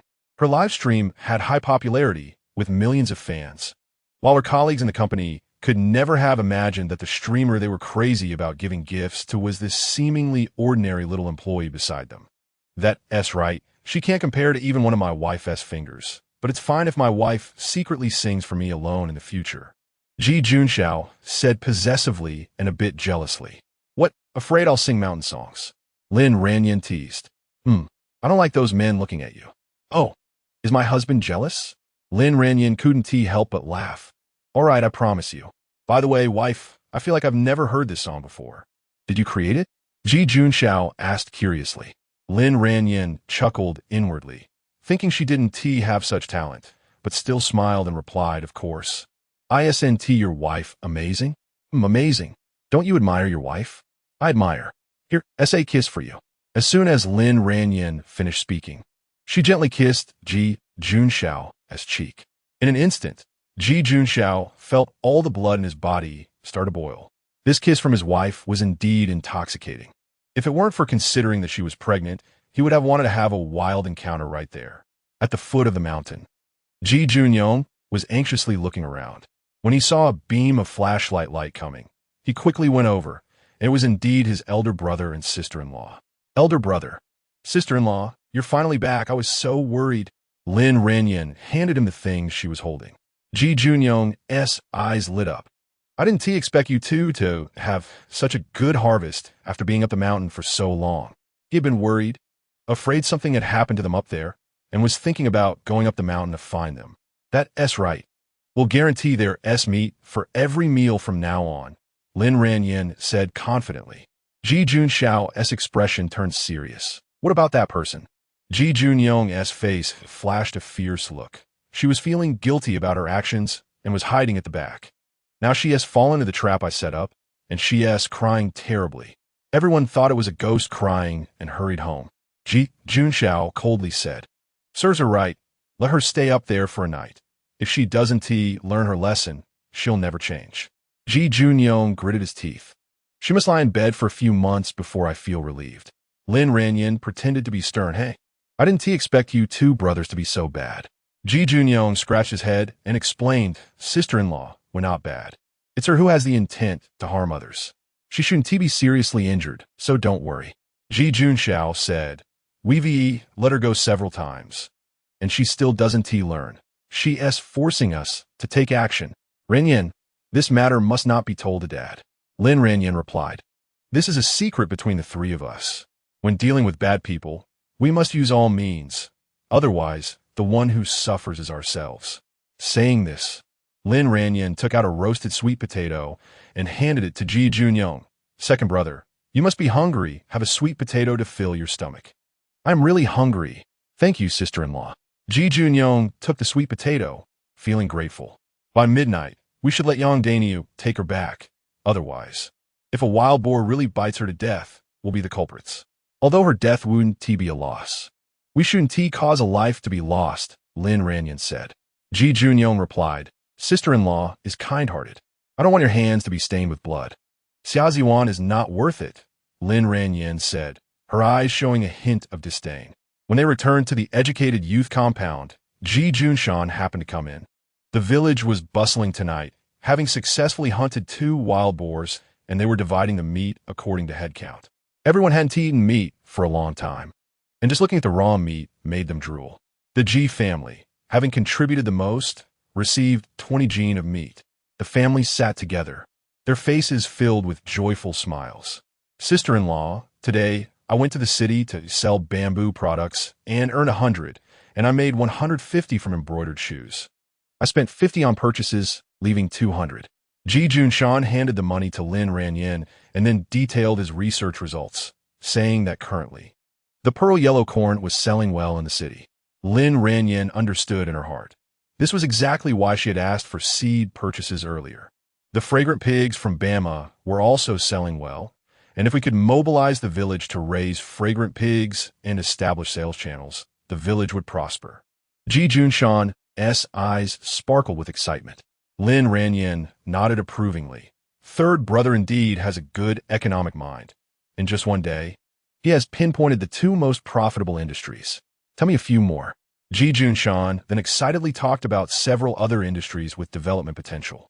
Lin Ranjing signaled everyone to listen carefully, preparing to discuss together. After some communication, she found that apart from Ji Junxiao and Ji Junshan, others' analyses were indeed difficult to delve into. After all, doing business requires a unique vision and mind. Not everyone possesses such talent. However, if her husband is well honed, his future achievements will definitely surpass those of the third brother. In the end, Lin Ranjing summarized, based on everyone's opinions, if we want to lead our fellow villagers to prosperity, relying solely on bamboo products and embroidery is far from enough. We must develop pearl yellow corn and raise fragrant pigs. For now, let's discuss these 2 industries, and in a few days, everyone should submit a proposal to me. Ji Junxiao pondered for a moment and said, unless our family buys fragrant pigs for free for collective raising, the team is unwilling to take risks, as the cost is too high. Ji Junyong also frowned. We need to master the techniques of breeding and planting thoroughly. Lin Ranjing confidently said, everyone can rest assured. The books I bought before include information on planting and breeding, so we can all learn from them. Upon hearing this, everyone was filled with excitement. How many surprises does the sister-in-law still have in store for them? Ji Junyao curiously asked, sister-in-law, how many books did you buy? It's like magic. Suddenly, a few more have appeared. Lin Ranjing smiled mysteriously. Guess? Ji Junshan joked, sister-in-law, if you pick the sun down, I would believe it. Ji Mu's face was full of pride. Of course, your sister-in-law is capable. You all should learn from her. Ji Fu said, Ranjing is both smart and visionary. I'll go ask the captain for his opinion later. Just as the few of them were enthusiastically discussing, a knock on the door interrupted them. Chen Jing stood outside, looking anxious. Hello, have you seen Xiao Xia coming down the mountain tonight? Upon hearing that it was about Xia Ziwan, the Ji family's expressions instantly darkened, especially Ji Mu, whose eyes were filled with disgust. She felt that Xia Ziwan was deliberately trying to seek attention, too embarrassed to come herself. So she found someone else to act as a go-between, which was truly despicable. Ji Fu, however, was more open-minded and said, yes, we saw her. That girl was a hero tonight, helping us with strategies. I didn't expect that a little girl would understand hunting. In Ji Fu's view, one should be fair. Although Xia Ziyuan had previously spread rumors about the Ji family, she did contribute tonight. Chen Jing became even more anxious, but she still hasn't come back. Ji Junyong casually said, she seems to be following behind everyone. Ji Junyong's eyes turned, and he came up with a plan. She probably got too excited showing off tonight and went on a date with Daniu. The two have probably hit it off while singing together these days. If she hasn't returned yet, you should go find Daniu. Lin Ranjing secretly gave Ji Junyong a thumbs up in her heart. His acting skills were truly a waste if he didn't become an actor. However, poor young Daniu ended up being the scapegoat for no reason. After hearing this, Chen Jing relaxed a little. That's good then. Sorry to disturb you. After Chen Jing left, Ji Mu could no longer contain her dissatisfaction and said directly, I don't like Xia Ziyuan. She frequently comes to seek attention. If you associate with her, you are my enemy. Everyone expressed that they would never interact with Xia Ziyuan again in their lives. However, by midnight, Xia Ziyuan still hadn't returned. Chen Jing was anxious and had no choice but to wake up a few female, educated youths. Everyone had been tired all day and were sleeping soundly. But when suddenly awakened, they were filled with resentment. But when they heard that Xia Ziyuan hadn't returned for the night, their drowsiness was instantly driven away, and they began to guess various possibilities. Could it be that Xiao Xia has hit it off with Daniyu and spent the night together? Exactly, Xiao Chun. Aren't you overreacting? What if we go looking for her and ruin someone else's good thing? Chen Jing was almost in tears. Xiao Xia wouldn't fall for Daniyu. I'm worried she is still up in the mountains and hasn't come down. It would be safer for us to go ask Daniyu together. The few hurriedly put on their clothes and went to knock on Daniyu's door. Upon hearing that Xia Ziyuan hadn't returned, Daniyu became flustered and quickly went to wake up a few young men. A group of them, holding torches, headed up the mountain. At this moment, Xia Ziyuan was trapped in a small pit, her leg bone fractured, and the piercing pain almost made her faint. At first, she cried out hoarsely, her voice hoarse from screaming, but no one came to rescue her. She clearly saw Ji Junyong pass by, but no matter how she called, Ji Junyong didn't look back. Gradually, she became tired from crying and was afraid that her cries would attract wild boars. So she could only stifle her pain and sob quietly, constantly praying for someone to come and save her. The night forest was eerie and terrifying, with the sounds of various animals echoing. Xia Ziyuan was extremely frightened. She felt like her heart was about to jump out of her throat. After an unknown amount of time, relying on her strong will, she managed to crawl out of the pit with all her might. But her fractured leg could not support her walking. She could only crawl painfully on the ground. The mountain was overgrown with thorns, and after crawling a few steps, her palms were covered in wounds, bleeding profusely, and the excruciating pain made her lose the courage to continue. She leaned against a large tree, and after crying out of exhaustion, she would close her eyes for a moment, but as soon as she closed them, terrifying images flooded her mind. Afraid that wild boars or other beasts would suddenly appear, she had to keep her nerves taut throughout, not daring to relax even a little. It wasn't until midnight that Yang Daniyu and others finally found her. At this moment, Xia Ziyuan's face was pale, her eyes hollow, as if she had lost all vitality, which startled everyone. Yang Daniyu hurriedly carried her on his back and rushed down the mountain. Fortunately, Dr. Zhu was resting at the educated youth dormitory that night. After Xia Ziyuan was brought back, Dr. Zhu was also awakened by the commotion. The Ji family was similarly awakened by the noise, and when they saw that Xia Ziyuan was injured, Ji Fu was shocked. Never expecting that this girl would end up like this, didn't they agree to come down the mountain together? Chapter 25. The Ji family is the tale of capitalism. Although Ji Mu felt that Xia Ziyuan deserved it, she couldn't help but feel guilty. The other party was injured. How could she still have such thoughts? But recalling Xia Ziyuan's previous actions, it was truly difficult to feel sympathy for her. After a careful examination, Dr. Zhu said, "You fractured a bone. Even if I said it, you'll need at least a month to recover." Upon hearing this, Xia Ziyuan burst into tears. "If I need a month to recover, what will I do about my work points?" Dr. Zhu comforted her helplessly. "Xia, your health is the priority. We can discuss the work points later." Xia Ziyuan cried bitterly, filled with grievances and unwillingness. Clearly, in her original plan, it was supposed to be Ji Junyong who got injured tonight. How did the plot get so messed up? Ji Junyong stood by gloating, thinking, "Oh, Xia the cheap person really fractured her bone. Serves her right. If it weren't for my sister-in-law, I would have been the one dead. The trap she set for me was so deep that a wild boar would die right away, let alone a person." Ji Junxiao gently hugged Lin Ranjing's wife.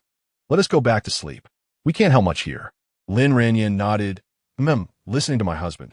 Ji Junyao also helped her mother back to rest. After a whole day of work, she was already exhausted. If she had known that it was Xia Ziyuan who got injured, she wouldn't have bothered to get up and waste her sleep time. Early the next morning, Xia Ziyuan cried out to find Captain Yang. Captain Yang had no choice but to come to the youth commune to see her. Captain Yang, I caught the wild boar for the villagers, but I accidentally fractured my bone when I came down the mountain. I need at least a month to rest before I can work.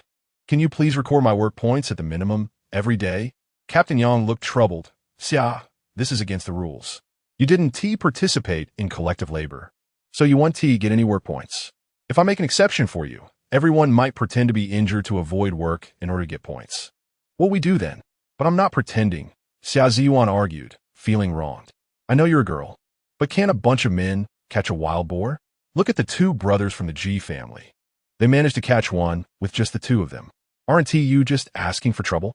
Captain Yang sighed. No, I'm doing it for everyone, Xia Ziyuan insisted. Captain Yang sighed again. I can't help you with your situation. When it comes time to distribute food, I'll try to convince everyone to give you some while you recover. Xia Ziyuan wanted to say more, but Captain Yang turned to leave. I'm going to work. Take care of your injury and strive for a swift recovery. Watching Captain Yang's departing figure, Xia Ziyuan felt her anger burning fiercely. All of this was because of Lin Ranjing. If it weren't for her, how could she have suffered this? She must find a way to make Lin Ranjing pay. Lin Ranjing was carefully raising small animals, and now the number of hens had grown to 10, with 2 ducks and 2 rabbits. After all, each family could only raise 7 poultry, and chicks and ducklings didn't count. Otherwise, they would be seen as the tail of capitalism and cut off. They had previously told the village that they were 2 families, which allowed them to raise this many. As for the 2 wild chickens, she could only kill them. After all, they needed to eat meat. This morning, Jimu woke up to collect 11 eggs, grinning from ear to ear.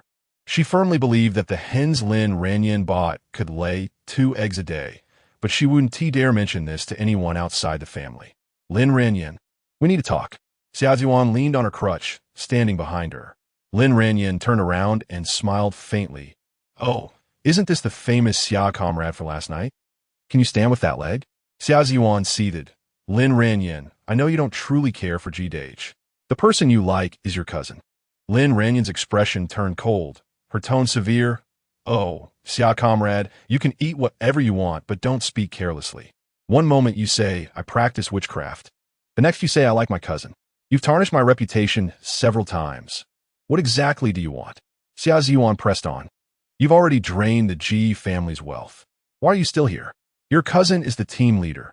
Aren't you afraid he'll change his mind? You'll regret it then. A glimmer of cold light flashed in Lin Ranjing's eyes. Is that why you keep bothering me? You really want to ruin my family? G-Dage is so good. If you don't cherish him, someone else will. Xia Ziyuan didn't hide her thoughts at all. Are you admitting you have your eyes on my husband? Xia Ziyuan didn't directly answer. Lin Ranjing, I'm doing this for your own good. Instead of wasting time here, you might as well hurry back and marry your cousin. If he marries someone else, you'll be the one regretting it. Comrade Xia, if you dare to admit it, I'll respect you as a man. But you don't even have the courage to admit it and keep using despicable means. It's really disgraceful. If I admit it, will you leave?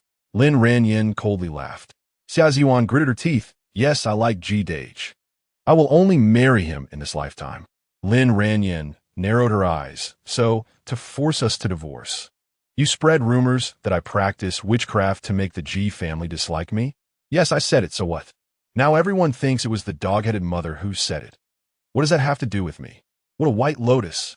Last night, you moved the trap markers on the mountain to frame the second brother while pretending to be a hero. How can you be so malicious? Xia Ziyuan's face turned pale in an instant, her body swaying, almost falling over. I don't know what you're talking about. Last night, I was right behind you watching your antics. Xia Ziyuan felt as if she had been struck hard in the heart, terrified, sitting on the ground. Her eyes filled with panic. No, how is that possible? How could you be there? The men of the G family were all clever. If Lin Ranjing whispered in their ears, she would be thoroughly disgraced. No, she had to think of a way. Comrade Xia, if you want to keep something a secret, you must not do it yourself. If you fail to harm others, you'll end up harming yourself. If you don't learn your lesson, you might end up in prison next time. Lin Ranjing warned sternly. So it was you who designed to harm me, right? Xia Ziyuan glared at her, her gaze fierce enough to eat someone. If I walk too much at night and fall, it's my fault, huh? Xia Ziyuan, is there something wrong with your brain? With your intelligence, why not do something proper instead of fixating on someone else's husband? Lin Ranjing retorted mercilessly. Xia Ziyuan hatched a malicious plan, saying, Lin Ranjing, if you don't divorce G-Dage, I will report your family as the tale of capitalism. She thought she had caught Lin Ranjing's weakness, her eyes flashing with triumph. Lin Ranjing remained calm. Oh, then you should go ahead and report with evidence. Her calmness surprised Xia Ziyuan.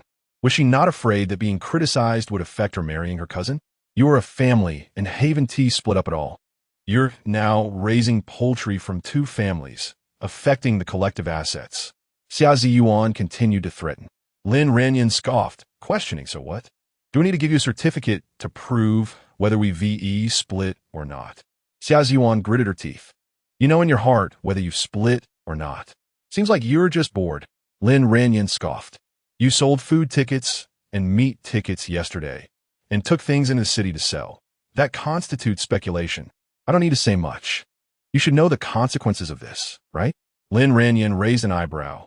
Oh, is this a threat? Xia Ziyuan said smugly. As long as you obediently divorce G-Dage. I want to report you. Yo, you really know how to dream big. The college entrance examination has resumed, and farmers are allowed to go into the city to sell small goods. As for your claim that I sell grain tickets and meat tickets, that's simply slander. I voluntarily give them to the villagers. What's wrong with giving away grain tickets and meat tickets? Are you upset because I didn't give them to you? Oof. You talk a good game, but breaking the law is still breaking the law, and you dare to argue. Xia Ziyuan was furious. If you have the ability, go report then. Lin Ranjing said as she turned to leave, leaving Xia Ziyuan fuming and banging her cane. She couldn't possibly report the G family. It would do her no good. Lin Ranjing, that nemesis. Lin Ranjing went to the back mountain, watering the cornfield while thinking about the village's development. The college entrance examination had just resumed, and farmers were allowed to trade in the city. But if transactions weren't handled properly, it was inevitable that someone would be dragged into trouble. However, in a few months, the reform and opening up would arrive, and the household contract system would be implemented, allowing individuals to freely develop side businesses without too many worries. As night fell, the kerosene lamps in the village lit up one by one. Captain Yang came to the educated youth courtyard to find Lin Ranjing. G family's daughter-in-law. I heard you can make dried bamboo shoots. Can you teach everyone? Lin Ranjing warmly invited Captain Yang to sit down and explain the method of making dried bamboo shoots in detail. From selecting the right bamboo shoots to the techniques for peeling to the cooking time, she shared everything without holding back. Captain Yang nodded repeatedly, excitedly saying, G family's daughter-in-law. Your family is simply our village's lucky star. You've only been here for less than half a month, and not only has the college entrance examination resumed, but farmers can also sell things in the city. Yesterday, our team sold 300 pounds of spring bamboo shoots for 45 yuan, all thanks to you. Lin Ranjing smiled and said, I'm just glad to help the village. Then Captain Yang continued, your dad told me that your family plans to buy 10 fragrant pigs for the collective, and everyone is very happy. But everyone thinks it would be better to buy regular pigs. After all, if they grow big, everyone can share the meat. Fragrant pigs are too small, and I've heard their meat isn't good and they're hard to raise. Lin Ranjing explained, Captain Yang, now that the market allows trading, although the scale can't be too large, we need to think long-term, not just about immediate benefits. Would you prefer a meal of meat or meat every meal? Moreover, if fragrant pigs are raised well, they can sell for a good price. With money, we could develop other economies. Who knows, in a while, large-scale trading might be allowed, and our team would be left behind. Captain Yang, upon hearing this, couldn't help but admire Lin Ranjing's foresight. All right, I'll do some persuasion with everyone. Lin Ranjing then asked, Captain Yang, as I understand it, last year our team's corn yield was poor, and after paying the grain tax, there was hardly anything left. We didn't complete the procurement task, which led to limited material distribution, and there was a shortage of seeds and pesticides, right? Captain Yang sighed, looking troubled. That's right. If this year's harvest is poor again, we might have to make a self-criticism at the meeting, and the whole production team would become a negative example and be criticized in all production teams. Sigh, I bought some pearl yellow corn seeds before. If the team seeds are insufficient, you can use mine. Also, if any villagers have vacant land and want to plant this corn, I can provide that too. As for fertilizer, you don't have to worry. If we raise fragrant pigs, pig manure after treatment can be used as fertilizer, which is even better than chemical fertilizers. Captain Yang was overjoyed. You can handle manure? Of course, Lin Ranjing smiled. Great, I'll gather everyone right away to make dried bamboo shoots while working on a mindset. Before long, each family sent someone to gather at the educated youth courtyard. Lin Ranjing systematically assigned tasks, arranging every step of making dried bamboo shoots in an orderly manner. From selecting bamboo shoots to peeling, from cutting to cooking, and then cooling, draining, drying, and softening.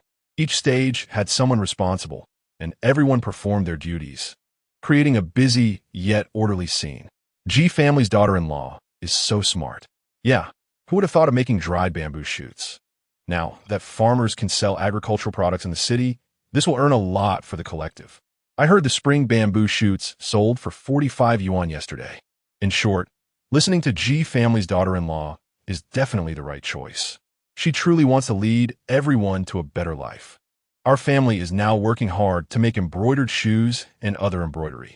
The men in my family are working hard to make bamboo products. Thanks to G family's daughter-in-law, we can finally have a meal of rice. Before, we only had porridge, and my kids were so thin they looked like they had bones sticking out. The villagers praised Lin Ranjing while they worked. Captain Yang took the opportunity to talk about raising fragrant pigs and planting pearl yellow corn. How can G family's daughter-in-law do everything? I heard she's from the countryside, and her village has better living conditions. Otherwise, how could she go to school? Then we should listen to G family's daughter-in-law.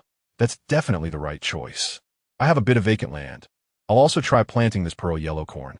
I'll plant some too. I don't know how the yield will be, but since the seeds and fertilizer are free, it's worth a shot. Yeah, even if we can harvest a few pounds, it will last us a few days. After discussing and voting, everyone finally agreed to collectively raise fragrant pigs. After all, the money was being put forward by the G family, so they were getting a free benefit. Xia Zhuan leaned on her cane, watching the lively scene with eyes full of jealousy and resentment. How could Lin Ranjing think of raising fragrant pigs? Wasn't that idea proposed by her only 6 months later? Moreover, her method seemed even better than what she had suggested in her previous life. This isn't right. Why is Lin Ranjing always one step ahead? Chapter 26. Lin Ranjing is not only testing soil, but also studying pig manure. The next day, Captain Yang hurriedly stepped into the youth commune. His brows were tightly furrowed, and his eyes were bloodshot, clearly having not slept all night. Father G asked, Captain Yang, what's wrong with you? Brother G, something big has happened. The corn seeds in the production team have been ruined by rats. What was originally 10 gene is now less than 1 gene. What are we going to do? Father G was shocked. Are the rats that rampant? That's such a pity. Captain Yang sighed repeatedly, looking worried. I assenti it. The key issue now is that the seeds are gone. We can't delay the spring planting. By the way, how many of the pearl yellow corn seeds that Ranjing bought do you have left? Can you bring them all out to help the team in this urgent situation? Father G replied, I'll ask Ranjing. Shortly after Lin Ranjing came out of the room, Captain Yang, I could provide 30 gene of seeds for the team. As for the rest, anyone with vacant land can take it to plant. Captain Yang's eyes lit up instantly, excitedly saying, Sister-in-law G, your seeds are just like a timely rain. Thank you so much. Don't worry, I will definitely settle the payment with you at market price. Lin Ranjing smiled. No need. Just give our family a little more when the team distributes the grain in the future. Captain Yang was overjoyed, nodding repeatedly. All right, it's settled then. Ji Junxiao followed his wife back to the room to get the corn seeds, asking in confusion, Wife, when did you buy so many corn seeds? I didn't know anything about it. He tried to recall his previous trip to Bama County, confirming he hadn't bought any. Lin Ranjing mischievously blinked. I bought them in the city. Did you forget? Ji Junxiao shook his head. No, I would definitely remember such a big thing as buying so many seeds. Lin Ranjing laughed. I went to buy them again later, and my little brother helped carry them. I forgot to tell you. Is that really the case? Ji Junxiao still had some doubts. And he also noticed that there seemed to be quite a few more books at home than before. They hadn't brought many books with them. Could it be that his wife is performing magic tricks? He always felt that his wife seemed to be hiding something from him. Stop dazing, Ranjing said, seeing his doubtful face. I need to test the soil's pH level. This pearl corn has very high soil requirements, and it will only yield well if planted in suitable soil. Ji Junxiao's eyes widened in surprise. You can test soil? Lin Ranjing raised an eyebrow. What? You don't believe in your wife? Ji Junxiao replied. No, I just think you seem to know everything. By comparison, I feel a bit ashamed. Lin Ranjing smiled to comfort him. Don't forget, I come from a rural background and have been working in the field since I was young. I'm naturally familiar with this agricultural work. However, I know nothing about military affairs. I still have to rely on you. But going to the hillside is too hard. Ji Junxiao was very worried. You are pregnant, and I'm afraid you can't handle it. It's just testing the soil. It won't take too long, Lin Ranjing said, wrapping her arm around his. Besides, you will be accompanying me, right? This news quickly spread in the Ji family, and everyone strongly discouraged her. What? Ranjing? You want to go to the fields? Mother Ji looked worried. No way, Ranjing. There are so many ticks in the fields. What if one bites you? Father Ji furrowed his brows. Sister-in-law, even though it's spring, the sun is still strong, Ji Junxiao said with concern. You are pregnant. You can't be under the sun for too long. Why don't you tell us the method, and we can go test the soil? Lin Ranjing patiently explained. I won't stay too long. I'm just going to choose a relatively fertile hillside, and we'll be back soon. Besides, you won't learn to test the soil in a short time. Under Lin Ranjing's insistence, the Ji family had no choice but to agree. The people in the youth commune, upon hearing, all followed the Ji family with doubtful expressions.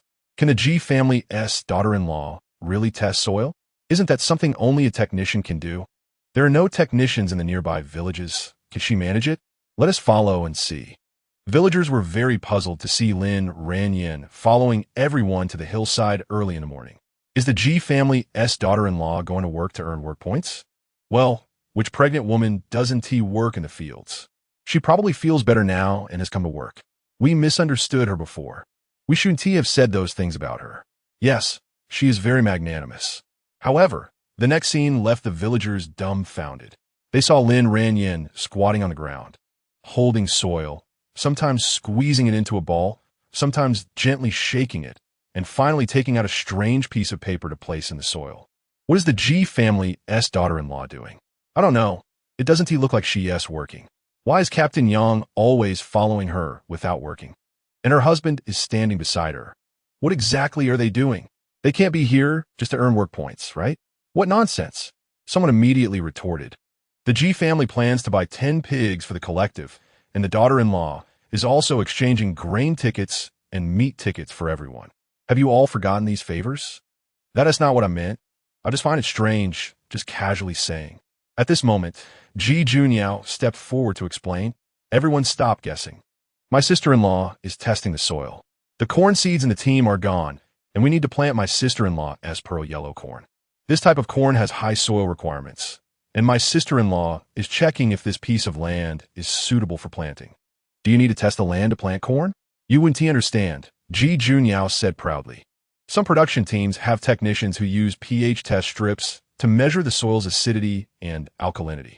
My sister-in-law is using pH test strips. Wow, your sister-in-law is amazing. It seems she knows everything. Of course, my sister-in-law is our family's lucky star. We all dote on her. We're counting on your sister-in-law for our good days ahead. Now you know my sister-in-law is good, right? Don't speak ill of her in the future. No. We aren't that kind of people. Lin Ranjing took a handful of soil from a hillside, carefully kneading it into a ball to feel the texture, then gently shaking it to observe the looseness of the soil. Next, she carefully took out a pH test strip and immersed it in the liquid mixed with soil and water. After a while, she compared it with the color chart, slightly frowning. Captain Yang, this piece of land won't do. The corn won't grow well if we plant it here. Take me to another piece of land. In this way, Lin Ranjing tested several hillside plots, none of which satisfied her. Finally, Captain Yang brought her to a more distant hillside in the village. Lin Ranjing squatted down, seriously testing the soil. After a while, she stood up, a satisfied smile on her face. This hillside is good. The soil layer is deep, fertile, and loose, with good air and water permeability. It's suitable for planting pearl yellow corn. Let us plant here. As for the other lands, We can plant alfalfa and purple clover. Once they grow to a certain extent, we can turn them into the soil as fertilizer. These green manures can increase the organic matter and nutrients in the soil, improving it so the corn yield will be better. Captain Yang was confused. Although he didn't fully understand, since the seeds were provided by Lin Ranjing, he could only choose to trust her. All right, we will do it, as you say. Thus, these 10 acres of land were used to plant pearl yellow corn, and the villagers with vacant land also took free seeds from Lin Ranjing, all of them extremely grateful to her. After finishing the corn seed matter, Lin Ranjing went to the village's pig farm. As soon as she entered the pig farm, a pungent smell hit her face. It was dirty and messy inside. Today, it was the turn of the Dogdan family to feed the pigs, and Dogdan's mother was busy inside, sweating profusely. Seeing Lin Ranjing, Dog Egg's mother quickly greeted her. Jijia's daughter-in-law, what brings you here? Lin Ranjing put on her mask and said, I want to understand the feeding methods for livestock in our village. While working, Dog Egg's mother replied, each family takes turns feeding for a day. We feed twice a day, and the rice bran is piled over there. The wild vegetables are arranged by the village to be collected by someone. Is there a set amount? Lin Ranjing asked. No. Is there a handover when it's the next family's turn? Lin Ranjing inquired again. No. Dog Egg's mother paused her work and asked Jijia's daughter-in-law, what was that soil test you did today? The villagers are in awe of you. They now believe education is important. You must know something about feeding, otherwise, how does your family's poultry get fed so well? Lin Ranjing smiled and said, I know a little. Then tell me, is there a problem with our feeding method? Many chickens and ducks have died, and the pigs aren't growing well. Last time they said my feeding was improper. Do you have any good advice to teach me? I need to understand your previous feeding methods first to find a solution. All right. Dog Egg's mother shared everything she knew and finally sighed. If we could raise these poultry and livestock to be fat and strong, we could share more meat during the festivals. Last year, half of them died, and everyone had to sadly divide the dead ones. It was such a pity. I understand. After you finish feeding, remember to clean up. It's too dirty, and the poultry can easily get sick. Okay, I'll listen to you. Jijia's daughter-in-law, whether the whole village can live well depends on you. Just as she was speaking, Dog Egg's mother suddenly started crying. Jijia's daughter-in-law, it's bad. These chickens and ducks seem to be sick. What should we do? They were fine in the morning, but by noon they lost their energy. Later, others will definitely say, I can't feed them. Why am I so unlucky? Lin Ranjing hurried over to check and saw 10 chickens and dozens of ducks drooping their heads, showing no energy at all. Aunt, don't worry, Lin Ranjing comforted her. First, isolate these sick chickens and ducks in another area. I'll think of a way. Dog Egg's mother could only pin her hopes on Lin Ranjing and hurriedly did as instructed. Lin Ranjing turned around to gather some purslane and heartleaf, chopped them finely. Also minced some garlic, and then mixed them with spring water she took from her space. After stirring it well, she fed the sick chickens and ducks. Dog Egg's mother watched nervously. Will this work? If there's no improvement by tomorrow, we'll have to go to the commune to ask a veterinarian. Dog Egg's mother sighed. We've asked veterinarians a few times before, but it was useless. Later, the village didn't want to waste time asking anymore. Let us just isolate these chickens and ducks and observe. That evening, Dog Egg's mother hurried to the youth commune, her face beaming with joy. Jijia's daughter-in-law. Those chickens and ducks are all better. They're lively as if they've been given a boost, and several hens have laid eggs. You're amazing. Now everyone is saying you're a reincarnation of a lucky star. Hearing this, Lin Ranjing finally felt relieved. It seemed that the spring water from her space had healing effects for poultry, which gave her more confidence in developing livestock farming. The next evening, Lin Ranjing and Ji Junxiao sent Yang Cici home and took the opportunity to suggest to Captain Yang. Captain Yang, this is a breeding plan researched by our whole family. Please see if it helps the team. Captain Yang took the plan, and his eyes lit up. This feeding method is very advanced and scientific. Xiao Xiao, you and your wife are really impressive. Tomorrow I'll assign a few people to you, and you can organize everyone to rectify the breeding area. Ji Junxiao readily agreed. Sure. The next day, Lin Ranjing and Ji Junxiao arrived at the breeding farm early and organized a dozen villagers to start the rectification work. Lin Ranjing held the blueprints and carefully explained to everyone. We'll divide the breeding farm into living areas, breeding areas, and waste disposal areas to avoid cross-contamination. The pigsty should be designed in an elevated style, leaving space at the bottom for waste collection. And we need to open more ventilation and lighting windows to ensure air circulation and sufficient light in the pigsty. Everyone nodded enthusiastically after hearing this. With many hands, the rectification work in the breeding area was successfully completed after a day of effort. 5 days later, it was market day. Lin Ranjing gave her third brother 200 yuan and asked him to go to the market with Captain Yang to buy piglets. After buying 10 piglets, Lin Ranjing organized villagers for feeding knowledge training. The main food for feeding piglets must be mixed in proportion. I'll teach you how to mix it now. We'll feed them at fixed times 3 times a day, morning, noon, and evening. To ensure every piglet grows healthily, we need to establish breeding records, detailing each pig's feeding and growth status. Establish records? Many of us are illiterate and can't read. Exactly. Even those of us who know a few characters can't understand the records. Jijia's daughter-in-law, we know you want what's best for the village, but we really can't manage this. Lin Ranjing smiled and explained, don't worry, we'll arrange for the educated youth to come daily to keep the records. Also, the handover must be done properly. The next family must ask clearly about the previous family's feeding situation, not only for piglets, but also for chickens, ducks, geese, cows, and horses. We need to keep records.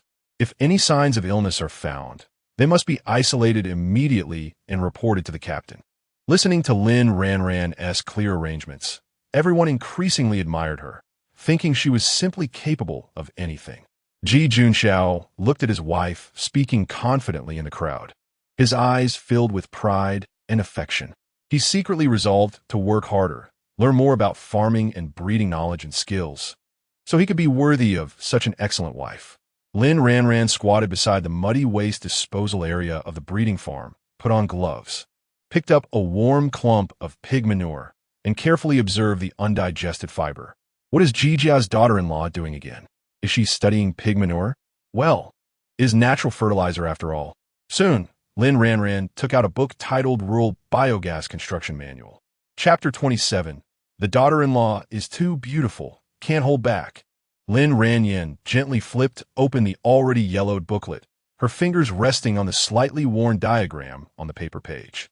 Villagers, the country is now strongly encouraging us to build biogas digesters in our rural areas.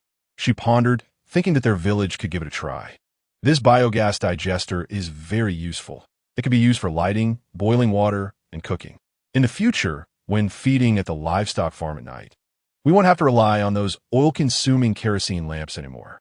We also won't need to scour the mountains for firewood to cook pig feed, which is both convenient and cost-effective. More importantly, we can build a compost pit to turn waste into high-quality fertilizer, which is much more effective than ordinary fertilizers. The onlooking villagers whispered among themselves, debating the idea. I did see something about this at the sub-district bulletin board, but I still don't quite understand how it works. Is it really that miraculous? I've lived for more than half my life and have never even heard of it. Can it be reliable? If every household can use biogas, who would still want to use those precious kerosene lamps? Kerosene is very expensive, and the wicks wear out quickly. Jia's daughter-in-law, can you explain to everyone what this biogas is all about?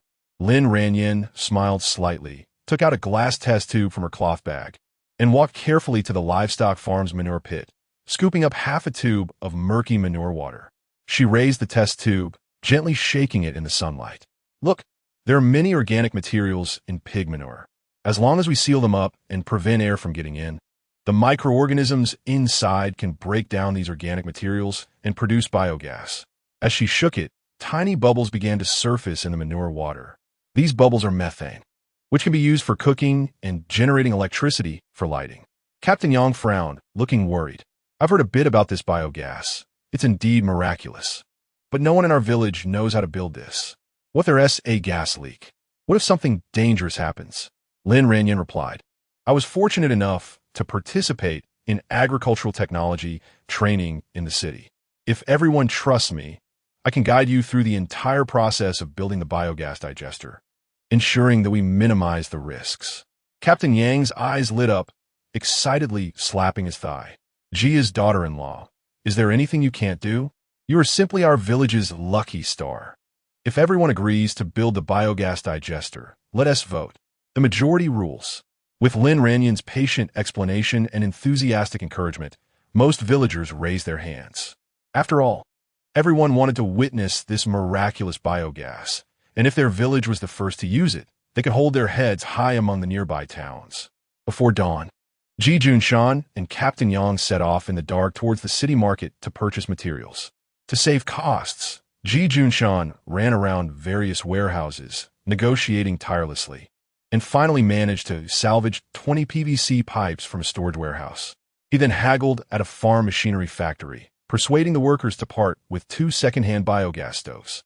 The first biogas digester was selected to be built on a clay slope in the southeast corner of the livestock farm. Ji Junxiao brought 10 strong laborers and tirelessly worked day and night for 4 days with pickaxes. The cylindrical pit gradually took shape, but a new problem arose. The mixed cement kept leaking. Captain Yang was anxious and ran over mountains and hills at night to consult an experienced old tiler from a neighboring village.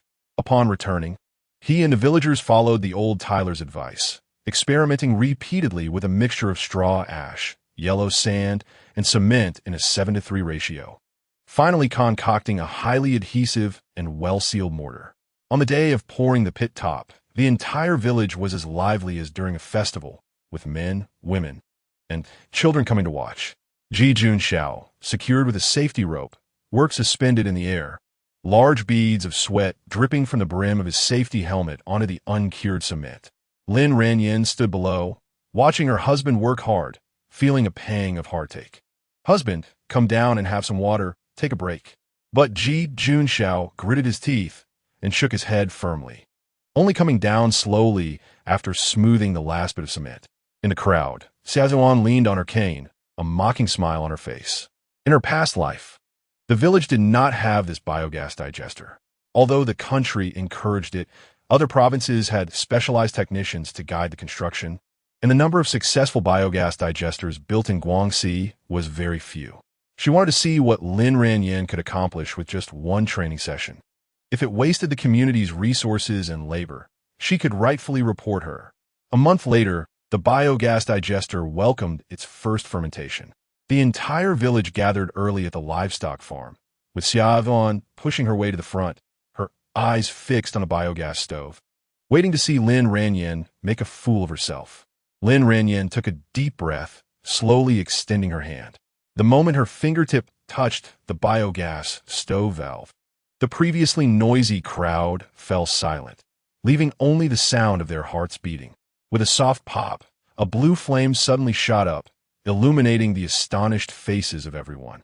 78-year-old Granny Lai Fu cried out, trembling as she reached for the flame. "Why is this fire so blue? It looks like the ghost fire of the King of Hell." Aunt Yang quickly covered her mouth. "Granny Lai Fu, don't say that. This fire is clean. It can reflect a person's shadow." Dogden's mother was so excited her face turned red. "This fire must be fragrant for cooking. Before, cooking with firewood was smoky and made me tear up. We finally made it." Captain Yang immediately had someone set up a pot to boil pig feed. In no time, a large pot of pig feed was ready. "Oh my God, this is amazing. Is this the gas that city people use?" The principle is similar. Our village is finally ahead of the game. We'll definitely be the first among the nearby towns. We'll be able to hold our heads high from now on. A cheer erupted from the crowd, and someone even excitedly started singing mountain songs. Look at the electric light. No one knew who shouted, but all eyes turned to the newly installed electric light. Ji Junxiao gently pressed the switch. An incandescent light instantly flooded the entire livestock farm, bright enough to make it hard to open one's eyes. Mothers holding babies hurriedly covered their children's eyes, fearing the blinding light would hurt them. Young Dania jumped up excitedly, shouting, "In my lifetime, I can see such bright light. It's even more dazzling than the lights in the city department store." The children were even more excited, dancing around the electric light, running and jumping. Captain Yang cleared his throat and said loudly, "This biogas is mainly used for cooking pig feed and lighting the livestock farm. If there's not enough gas, we can't cook or illuminate. In the future, whoever is in charge of feeding can use the biogas after cooking pig feed. They can also use it to cook for their own family. As long as everyone works together, once we have money, we'll strive for every household to use biogas. Hearing this, everyone's faces broke into smiles. Today it was Dogden's mother's turn to feed, and she couldn't stop grinning. Ha! My family is the first to use biogas for cooking. You're all so envious. Dogden's mother, can we trade? No trade.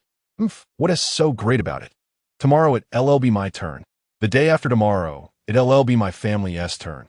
Don't forget the well digger when drinking water. We must thank Jia's daughter-in-law. Comrade Lin, on behalf of all the villagers, thank you. Jia's daughter-in-law, you're bringing benefits to our village. We will never forget your kindness in our lifetime. Jia's daughter-in-law, thanks to the sweet potato vines you gave me, my sweet potatoes in the cornfield are growing so well. When it's harvest time, I'll definitely send you a basket. Jia's daughter-in-law, if it weren't for you, I would never see electric lights in my lifetime. I never even dared to dream of it. Listening to the villagers' heartfelt gratitude, Lin Ranjing's eyes slightly moistened. Who would have thought that in just over a month, she had successfully won over all the villagers' hearts, transforming from a lazy person everyone scorned into a beloved figure? Meanwhile, Xiaozuan beside her had a face as ugly as if she had eaten a fly. She couldn't understand how Lin Ranjing had actually succeeded. This is completely different from her previous life's plot. It should clearly be her becoming the focus of the entire village. Xiaozuan gritted her teeth and, taking advantage of the distraction, leaned close to Lin Ranjing's ear and said in a low voice, I have something to tell you. Lin Ranjing frowned. What couldn't he be said in front of everyone? Xiaozuan smirked. On the 18th of this month is your wedding with your cousin. It's already the end of the month. Are you sure you want me to say it here? Lin Ranjing went out with Xiaozuan. In her previous life, Pei Yuan had no connection with Xiaozuan at all. Xiaozuan, your leg has just healed, and you're starting to act up again? Lin Ranjing frowned. Xiaozuan said, Lin Ranjing, if I were you, I would obediently go back and seek your cousin's forgiveness. Otherwise, you'll regret it later. Lin Ranjing scoffed. I'm curious. How do you know about my wedding with my cousin? Don't worry about how I know. Staying here is completely meaningless. Don't think that just because the villagers are supporting you now, you've really become a hero. I'm not. Are you? You. Xiaozuan stomped her foot in anger. Let me tell you, Brother Ji likes me. He just feels embarrassed to bring up the divorce with you. Xiaozuan, you must have a delusion. I don't know how to explain it to you. In short, Brother Ji is mine, and you should go back and marry your cousin, or something big will happen sooner or later. Lin Ranjing smiled even colder. I don't know if I'll have a problem. But haven't you sent food stamps home this month? Aren't you afraid your family will come looking for you and make it known throughout the village? Xiaozuan's face instantly turned pale. Her family was like vampires, constantly squeezing her dry. In her previous life, after she married Ji Junxiao, the Ji family spent 1,000 yuan to finally send that family away. That family would always come to the youth academy to make a scene. And if it weren't for the Ji family's help, she wouldn't have been able to handle it all. Calculating the time, they should be coming soon. Xiaozuan, if I were you, I'd quickly prepare the food stamps to avoid embarrassment. Lin Ranjing finished and walked away without looking back. Wife, where have you been? Ji Junxiao searched for a while and finally saw Lin Ranjing's figure. Lin Ranjing showed a sweet smile, chatting with someone for a while. What? Did you miss me after just a short while? Ji Junxiao blushed and nodded lightly. Lin Ranjing took the initiative to hold his hand. Husband, I'm tired. Let us go home. Ji Junxiao immediately squatted down. Come on, husband will carry you. Lin Ranjing wasn't polite, lying on his back, thinking to herself, while he can still carry me, I should enjoy it. Once my belly gets too big, there won't be this opportunity anymore. Wife, you're amazing, Captain Yang said. Now the villagers from several nearby villages know you and praise you for being capable. Ji Junxiao said, while carrying her. Lin Ranjing raised her chin and said proudly, of course. Once your wife gets going, she's invincible. Don't forget whose wife you are. Ji Junxiao replied with a smile. Oh, you're indirectly praising yourself. The two chatted and laughed as they walked home. As soon as they entered the house, Ji Junyao was excited like a little fan seeing her idol sister-in-law. In my heart, you are a goddess. Please accept my kneeling. Several younger brothers echoed, "Sister-in-law, you are our role model." Lin Ranjing smiled and said, "You all should study hard. The college entrance exam is in a few months. If you don't pass, I'll really laugh at you." With such an outstanding sister-in-law as a role model, we definitely won't fail. During this time, the G family had been busy. They cleared the wasteland behind the youth academy and planted pearl corn, which had now grown to waist height.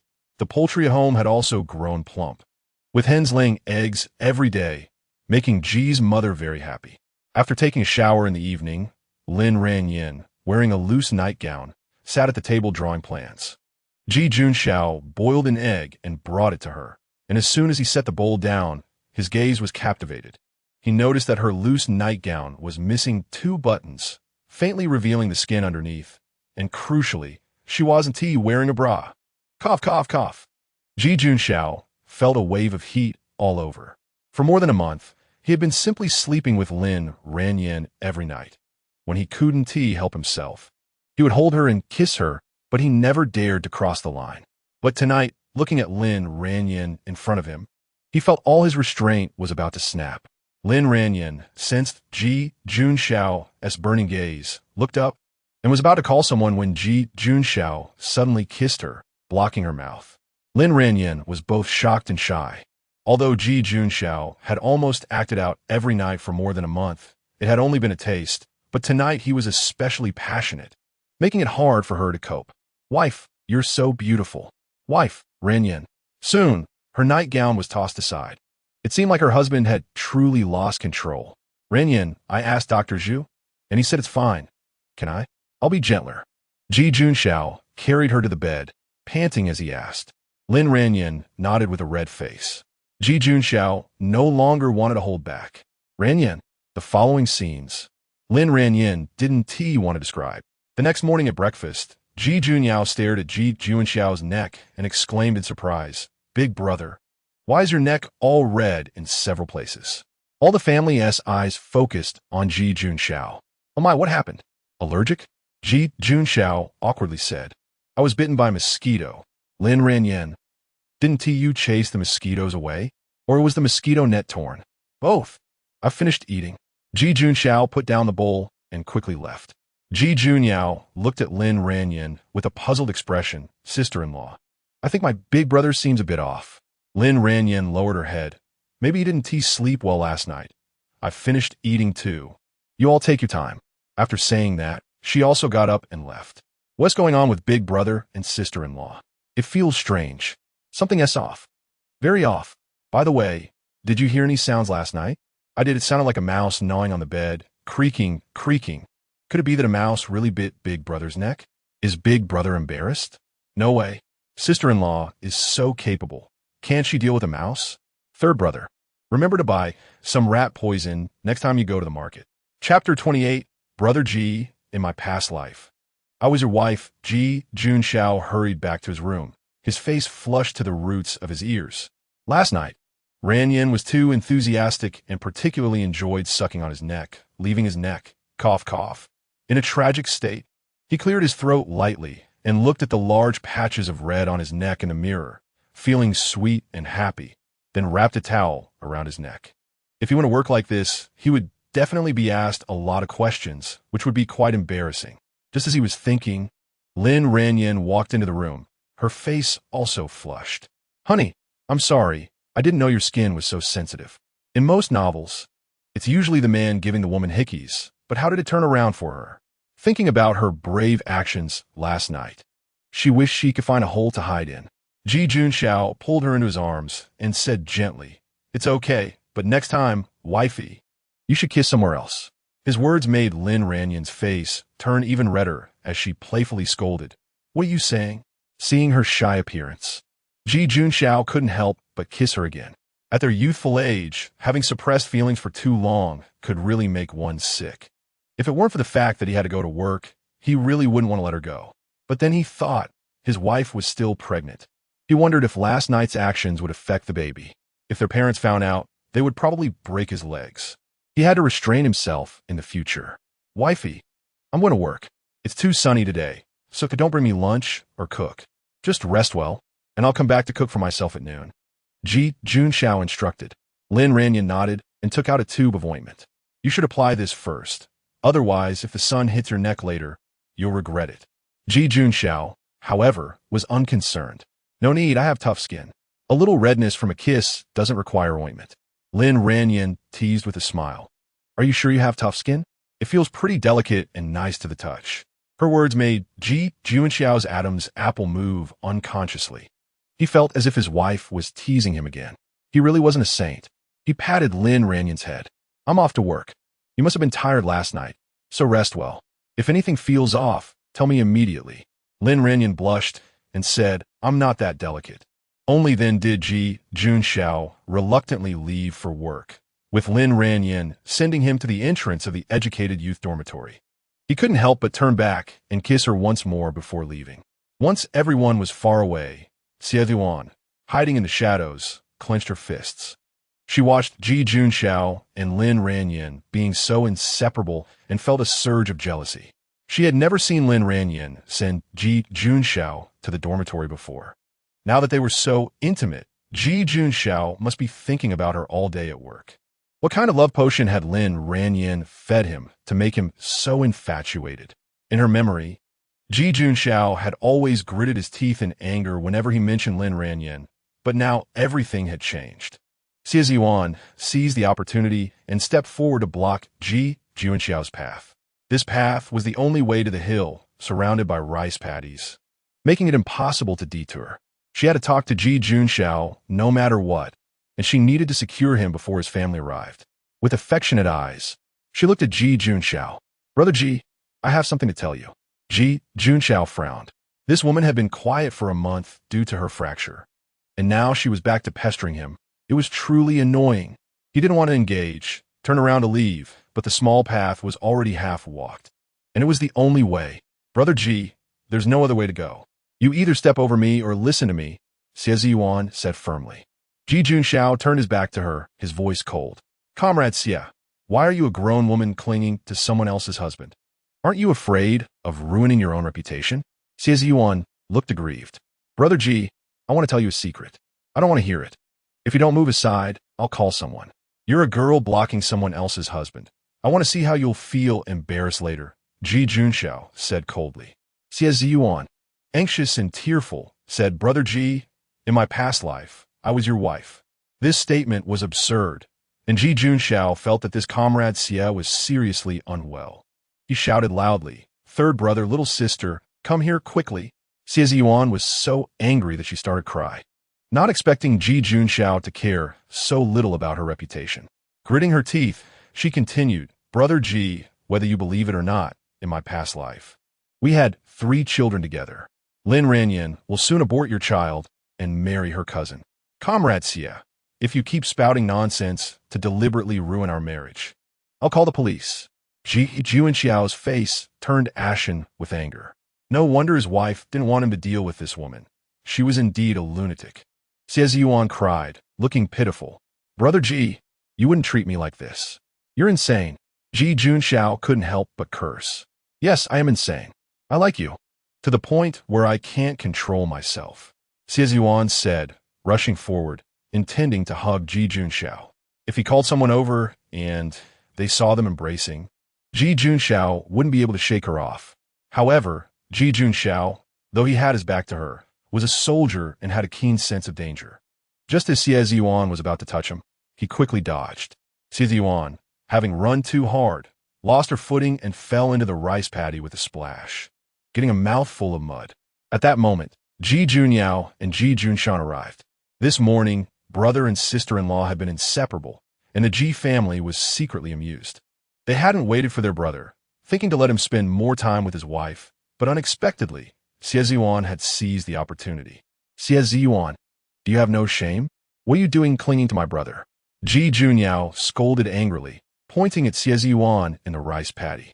She had seen the shameless woman rushing to hug her brother from a distance, and her heart nearly jumped out of her throat. Thankfully, her brother reacted quickly, otherwise, it would have been hard to explain. Ji Junshan shook his head and sighed. Comrade Xie, you look good, so why do something so outrageous? Don't you have Yang Dainyu? What are you doing now? Your face is thicker than a city wall. Xie Ziyuan was so angry that she splashed water in the rice paddy. But the Ji siblings had no intention of helping her. At this time, Yang Daniu arrived. He had woken up a bit late, and, upon seeing the girl he liked fall into the rice paddy, rushed down without a second thought to help her up. "I don't want you." Xie Ziyuan directly shook off his hand. Yang Daniu was stunned. During the month when Xie Ziyuan was resting due to her fracture, he had visited her as soon as he got off work. She had been quite gentle with him and had never acted like this before. He thought Xie Ziyuan liked him since he had expressed his feelings many times and she had never rejected his kindness. "Yang Daniu, I'm going to make it clear today. I don't like you. I have someone I like, and although he doesn't understand my feelings yet, he will in the future. Please don't bother me anymore. I will never be with you in this lifetime." Xie Ziyuan thought Yang Daniu's pursuit was the reason Ji Junxiao was jealous. She admitted she had indeed used Yang Daniu, but now, with Ji Junxiao and his wife being so affectionate, she was scared. She just wanted Ji Junxiao to know that she only liked him. Her words were like a sharp blade, stabbing painfully into Yang Daniu's heart, leaving him feeling extremely embarrassed. Recently, he had been boasting to everyone that he had hope with Xie Ziyuan, and his mother had even taken out the 20 yuan and 7 chickens they had saved to find a matchmaker to propose to her family. Now that Xie Ziyuan said this, how was he supposed to explain it to his mother? The Ji siblings were also stunned. Yang Daniu is a simple and kind person, but he is particularly sensitive about his pride. When Xie Ziyuan outright rejected him in front of everyone, it was like a slap in his face. "Xie Ziyuan, how can you speak like that? This month, Yang Daniu has been busy for you, and you didn't reject him then, which means you accepted him, right? Now that your leg is healed, you reject him? Did you feed your conscience to the dogs?" Ji Junyao couldn't help but curse. Xie Ziyuan, however, was indifferent. "He came to flatter me of his own accord. I couldn't even chase him away." Yang Daniu was both angry and anxious, shouting, "You all don't need to say anything. I'm the one who's being cheap." After saying that, he turned and ran away. Ji Junxiao was very anxious. "Daniu, where are you going?" Yang Daniu ran off in a flash. Ji Junshan was extremely worried. "Brother, Daniu is impulsive when faced with situations. I'm afraid he might do something foolish. You and little sister go to work first. I'll go find him." "Okay, persuade him well. You're the best at that in our family." "I know, don't worry." After Ji Junshan finished speaking, he hurried off to find Yang Daniu. Only then did Xie Ziyuan crawl out of the water field, dirty all over, and looked pitifully at Ji Junxiao. "Ugh, disgusting." Ji Junyao pulled her brother and turned to leave. Ji Junxiao didn't even look at Xie Ziyuan again. Xie Ziyuan felt wronged and started to cry. She returned to the youth station to change clothes. As soon as she entered the courtyard, she saw Lin Ranjing sitting on a chair reading. Her anger surged immediately. "Lin Ranjing, today I fell into the water field, and if it weren't for Brother Ji pulling me, I would have been completely filthy." Lin Ranjing put down her book and glanced at her indifferently. "So, are you so moved that you want to offer yourself?" Xie Ziyuan smiled proudly. "Guess what? When I fell into Brother Ji's arms, did his heart race? He stared at me for a long time, looking like he was mesmerized. Has he ever looked at you like that?" After saying this, she ignored Lin Ranjing's reaction and swayed her hips into the room. Lin Ranjing stood there, puzzled. "Oh my, are the third parties in this era so arrogant, daring to flaunt in front of the legitimate partner? However, did Brother Ji really pull her? Did they lock eyes and have a moment?" But then she thought again. Ji Junxiao is definitely not someone who is fickle, and since they had just been close last night, he couldn't possibly be interested in another woman so quickly. She was sure Xie Ziyuan was playing tricks. She trusted Ji Junxiao's character. After Xie Ziyuan changed her clothes and came out, she was in a great mood and even hummed a mountain song. "You pull my hand, and I lean in, falling into brother's arms. My eyes are locked, our gazes entwined with love. My heart races like a deer, bang, bang, bang." She just wanted to annoy Lin Ranjing. Lin Ranjing sneered, stood up, walked in front of Xie Ziyuan, and slapped her while singing.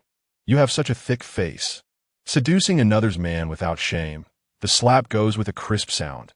"Let's see if you dare to keep your crooked thoughts. You shameless thing.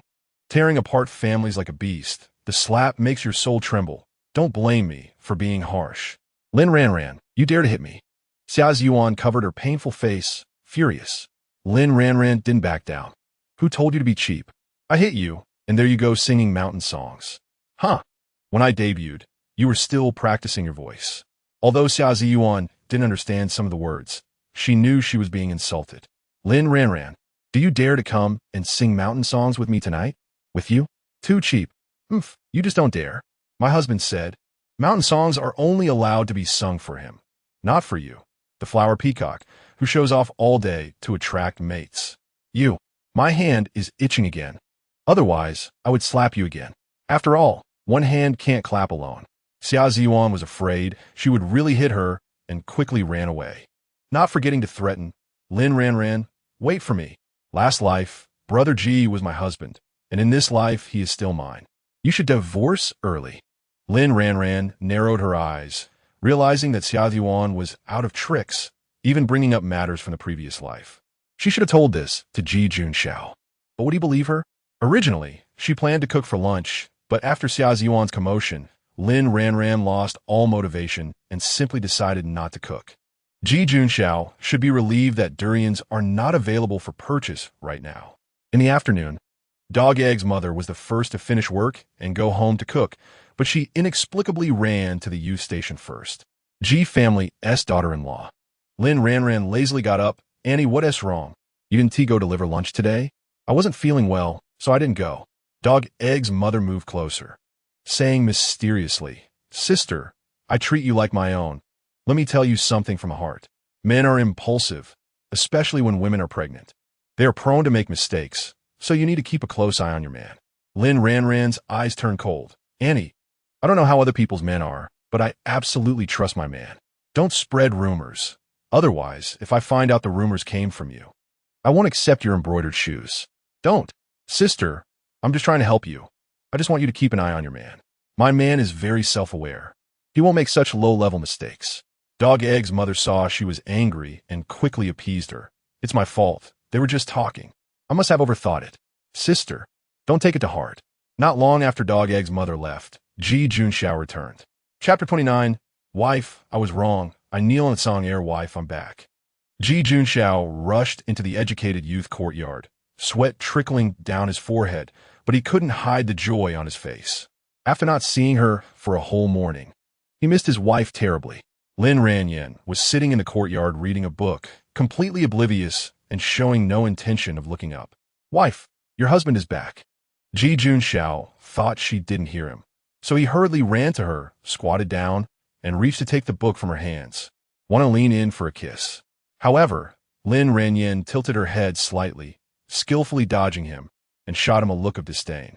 The smile on Ji Junxiao's face froze instantly, and he realized that his sweaty smell must have bothered her. I'll go change my clothes first, he said awkwardly. Lin Ranjing replied indifferently. Do you think that's the reason? Then what is it?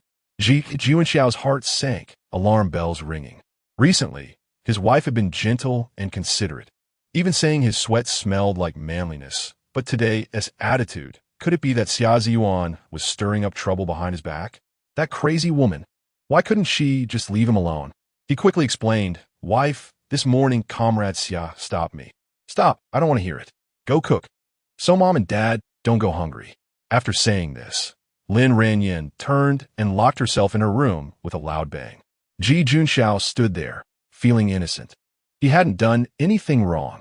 If he had known, he wouldn't have listened to Xia Ziyuan's nonsense by the field. He could have just crossed the paddy field. Wife, I was wrong. Please open the door. Ji Junxiao pleaded softly at the door. Lin Ranjing ignored him. She had said to stay far away from that woman no matter what happened. He just wouldn't listen. He'd get caught in a trap someday without realizing it. Wife, please open the door, can I explain? Lin Ranjing stuffed cotton in her ears. Men just wouldn't learn without a little lesson. But Ji Junxiao continued to plead at the door. This straight man, doesn't he know to go cook first? Isn't he afraid of making his in-laws hungry? Forget it. She decided to go into the space to cook. It had been a long time since she had cooked in there. Ji Junxiao was nearly frantic. Should he kick the door? But his wife was angry. What if that made things worse? He really didn't know how to appease a woman. In the past, when Lin Ranjing was angry, he just wanted to avoid her. Now, he wanted to comfort her. But he didn't know how. Brother Ji, Xia Ziyuan. Knowing Ji Junxiao was back to cook, changed the cooking schedule with others. Ji Junxiao's expression instantly turned cold. Xia Ziyuan, that troublemaker. Wasn't she satisfied with causing him enough trouble already? His wife was angry. If he said another word, she might really ignore him. But he couldn't hold back his anger. Comrade Xia, did you say anything to my wife today? He questioned sternly. Xia Ziyuan happily ran up to him. Oh, Lin Ranjing is really angry. She won't even let Brother Ji in. Great, an opportunity has come. Brother Ji, I didn't say anything. She looked at him coyly. Seeing her pretentious appearance made Ji Junxiao feel disgusted. Wait, what? Xia Ziyuan didn't know what Ji Junxiao wanted her to do, but since he asked her to wait, she stood by the door of their room, thinking that when Lin Ranjing came out, she would definitely be so furious she'd spit blood. Before long, Ji Junxiao returned. Brother Ji, she called sweetly. Ji Junxiao felt goosebumps all over. Put your hands out. Xia Ziyuan blushed and lowered her head, extending her right hand. Brother Ji, what are you doing? Ji Junxiao coldly said, both hands. No way, you want to hold both hands? So Brother Ji is a shy man after all. Well, Lin Ranjing is pregnant. He must be wanting a woman, and she is always bouncing in front of him. He must be craving. Men, she understood. Soon, a piece of rough rope bound Xia Ziyuan's hands. What? Brother Ji, what are you doing? Xia Ziyuan was shocked. Ji Junxiao spread a pile of tsang air, a type of weed, at the door.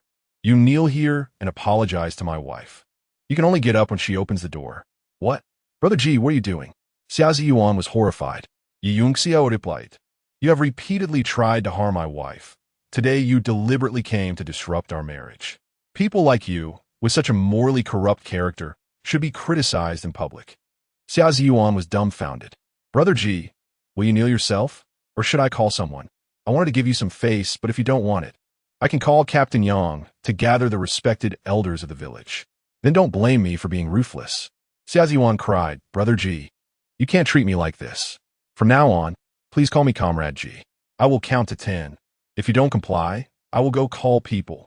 Xia Ziyuan knew that before this man liked her, he was cold and unfeeling. Today was indeed too risky. If he really called someone, she wouldn't be able to show her face in the village again. 5-6. Okay, I'll kneel. Xia Ziyuan gritted her teeth and knelt down. It hurts. The prickly tsang air stung her knees, and she couldn't help but cry out. Wife, I've brought the culprit to kneel at the door. If you don't open it, she'll stay kneeling. At this moment, Lin Ranjing was happily cooking in the space, completely unaware of the commotion outside. Ji Junxiao stood at the door, forcing Xia Ziyuan to apologize over and over. But there was still no response from inside. Xia Ziyuan's knees were hurting from the tsang air, and with tears in her eyes, she begged for mercy. But Ji Junxiao showed no mercy. Keep apologizing until my wife forgives you. Xia Ziyuan cried pitifully. Brother Ji, can you bear to treat me this way? It seems your thoughts are problematic. I must go call Captain Yang to give you a lesson. No, don't go, I'll apologize. I'll apologize, is that enough? Lin Ranjing, I was wrong. I should have said nonsense. I fell into the paddy field today, and Brother Ji didn't pull me. It was my imagination.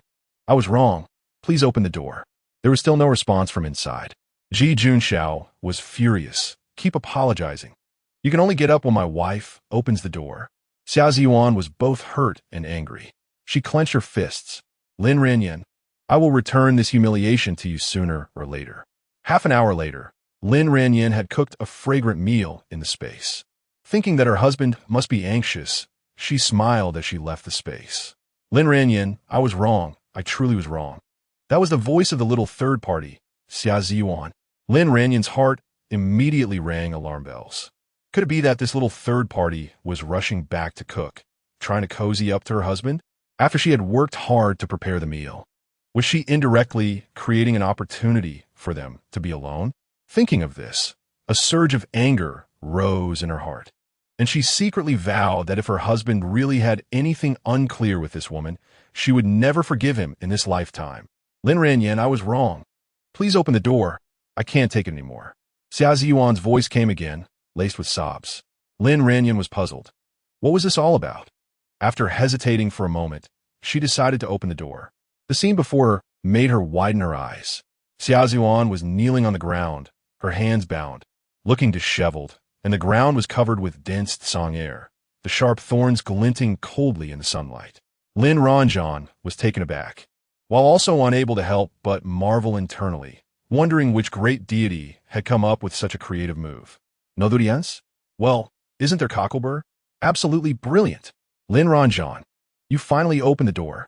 I was wrong, please forgive me. Quickly stop your husband. He is going to call people to denounce me. Xia Ziyuan saw Lin Ranjing and seemed to have caught a lifeline, her eyes filled with pleading. Lin Ranjing couldn't help but laugh, mocking, isn't this just perfect? Using you as a negative example is great. Let everyone see the consequences of ruining someone else's family. No, please. I promise to keep my distance from Brother Ji in the future. I beg you. As Xia Yuan spoke, she even kowtowed directly to Lin Ranjing. Lin Ranjing hesitated. After all, Xia Ziyuan was the protagonist in the book, and the author had written her as very lucky before. What if things escalated too much and backfired? So, she decided to stop her husband first. Husband, come back. Lin Ranjing shouted. Ji Junxiao heard his wife's voice from afar, and his previously gloomy face instantly broke into a delighted smile, turning back without hesitation. It really was his wife. She had truly opened the door. If she didn't open it soon, he would have gone to find people to denounce Xia Ziyuan, making her unable to hold her head up in front of everyone and seeing if she would dare to provoke him again. Wife! Ji Junxiao shouted excitedly and quickly ran back. When he reached Lin Ranjing, he panted and explained, Wife, I really didn't do anything wrong. She wanted to hug me. I dodged, and she fell into the water field. I didn't even help her. Third brother and little sister are here. If you don't believe me, ask them when they come back tonight. As for what Xia said about me pulling her or hugging her, that is purely made up. Lin Ranjing looked at his eager appearance, and her anger subsided a little, but she still maintained a stern face, saying, I know you're not that kind of person. But do you know where you went wrong? Ji Junxiao immediately nodded seriously. I know. My wife said that no matter what happens, I shouldn't pay attention to her. This morning, since that little path had already been halfway through, I should have taken another route and waded through the water field barefoot. That was my mistake. Lin Ranjing lightly huffed, come back tonight and kneel on cockleburr. Okay. Ji Junxiao agreed without hesitation. As long as his wife could calm down, he would do anything. The two walked hand in hand into the educated youth courtyard, where Xia Ziyuan was still kneeling, her body stiff and almost unable to move, her face full of pain. Xia, what nonsense are you talking? Clear things up with my wife face to face. Ji Junxiao's gaze was cold, showing no intention of letting her off. Last time, a fracture didn't teach this woman a lesson. It seemed she really needed to be taught a lesson again. Xia Ziyuan wiped her tears and sobbed. Lin Ranjing, I was wrong. I just saw you resting at home and was purely jealous, so I intentionally said that. There's nothing between me and Brother Ji. Please don't misunderstand. TSK. This explanation only makes it more suspicious. Lin Ranjing sneered, her eyes full of disdain. Ji Junxiao's face darkened even more. I said, from now on, call me Comrade Ji. No, from now on, you are not allowed to talk to me. It seems I still need to invite Captain Yang. Xia Ziyuan panicked and hurriedly said, I was wrong. I promise I won't bother Comrade Ji anymore. Lin Ranjing, I'm sorry. Lin Ranjing's eyes turned cold, sternly saying, since you know you're wrong, I'll let you go this time. Next time, I'm sorry, the denouncement meeting is set. Yes, Lin Ranjing. Please help me untie the ropes. I'm about to faint. Xia Ziyuan looked at Lin Ranjing pitifully. Unfortunately, I don't like helping dirty things. Since you're so capable, untying a rope shouldn't be hard, right? Why don't you go find a knife and cut it yourself? Lin Ranjing said coldly, turning to leave without looking at her again. Comrade Ji. Xia Ziyuan turned her pleading gaze toward Ji Junxiao, but he was already holding Lin Ranjing's hand and went inside to eat. Wife, the food I made might not be very good, but I'll work hard to learn in the future. Ji Junxiao looked at his half-hour result. The vegetables burnt black, feeling a bit embarrassed. Lin Ranjing looked at the plate of charred vegetables. Although it didn't look good, she could tell he had put in effort. You made a mistake today, so you'll have to eat the food you cooked yourself. As for everyone else's, I've already cooked it. I'll pack it for you to eat later and then take it to everyone. Ji Junxiao felt warm inside. His wife still cared for him. Worried he would go hungry. But when he took a bite of his own cooking, his brows immediately furrowed into a knot. The taste was truly hard to swallow. Having been eating his wife's delicious meals recently, he felt like he was eating pig food now. No, perhaps even pig food would taste better than this. Lin Ranjing served a bowl of fragrant dishes, deliberately swaying it in front of Ji Junxiao before sitting down leisurely to eat. The tempting aroma wafted into Ji Junxiao's nose, making him swallow hard, looking at her pitifully. "Want to eat? There's none for you." Lin Ranjing shot him a fierce look. Yi Yungxiao sighed helplessly. "If I make a mistake, I have to accept the punishment. Wife, I know I was wrong. I'll come back tonight to accept the punishment." On the other side, Xia Ziyuan could only painfully look for a knife to cut the ropes. Her hands were red from the ropes. Her knees had long gone numb, and every step she took felt like a sharp pain. What made her even angrier was that Brother Ji and his wife were happily eating while she had to endure hunger and cook. How infuriating! After Ji Junxiao went to work, Xia Ziyuan was still busy, feeling wronged.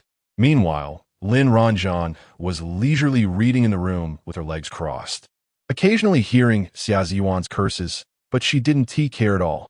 Act. Just pretend to be dead. Xia Ziyuan gritted her teeth in anger, but she had to endure it. In her heart, Brother Ji would eventually be hers, and this little grievance was nothing. After dinner, Ji Junxiao actively went to the back mountain to gather a lot of cockleburr, preparing to go back to his room to accept punishment. "Edesson, why are you gathering so much cockleburr?" Ji's mother asked curiously as she saw her son carrying a large bundle. Ji Junxiao smiled and replied, "Ranjing said this can cure illnesses. This is a thorn. Can be used as medicine." Ji's mother was puzzled. "All herbs are medicine." Yi Yungxiao casually responded. "Our Ranjing is really capable. She can do anything." Ji's mother said proudly, "That's right." Ji Junxiao looked at Lin Ranjing gently. "Wife, I'll go back to the room first. I'll kneel and wait for you." Lin Ranjing nodded. "Go ahead, do what you need to do. Make sure to complete the task." After Ji Junxiao finished speaking, he took the cockleburr back to the room. Chapter 30. You don't like married men, do you? Ji Junxiao pulled Lin Ranjing to talk about what happened during the day, mentioning Yang Dainyu as well. "Sister-in-law, Brother Dainyu is really proud. He kept avoiding us at work today, staying far away. I heard from Aunt Yang that he didn't even eat lunch, and I don't know if he had dinner either. It's really pitiful. Xia Ziyuan is simply a disaster. She doesn't like him, but uses him. Today, she actually confessed to Brother Dainyu in front of everyone. Her face is thicker than a city wall. If it weren't for Brother's reputation, I really want to tell everyone what a disgrace she is." Lin Ranjing listened quietly, her thoughts involuntarily drifting to the storyline about Yang Dainyu in the book. In the story, Yang Dainyu is the most infatuated among Xia Ziyuan's many suitors. The protagonist's aura is so strong that it makes countless men fall for her, and Yang Dainyu is deeply trapped. But after being rejected, he became gloomy every day and ultimately went hunting alone in the dark of night, resulting in an accident that broke both his legs. Unable to accept the cruel reality, he chose to commit suicide, leaving Aunt Yang alone to suffer in her old age without care. Thinking of this, Lin Ranjing felt a surge of unease, and her expression suddenly became serious. Ji Junxiao keenly sensed Lin Ranjing's unusual demeanor and hurriedly explained, "My brother has definitely not been seduced by that fox spirit, sister-in-law. Don't think too much." Lin Ranjing came back to her senses. "I know. If he could be easily taken away by a fox spirit, he wouldn't deserve to be my husband. That's right. If brother really is that kind of person, I won't acknowledge him." Lin Ranjing looked at her seriously and said, "Little sister, remember, unimportant people are not worth your concern. Focus on your studies and make sure to get into college. A woman must become strong so she won't panic when things happen." Ji Junxiao looked at Lin Ranjing as if she saw a dazzling light, a light strong enough to overshadow all men in the world. A thought surged in her heart. If brother doesn't work harder, he really won't deserve sister-in-law. "I understand now. Thank you, sister-in-law."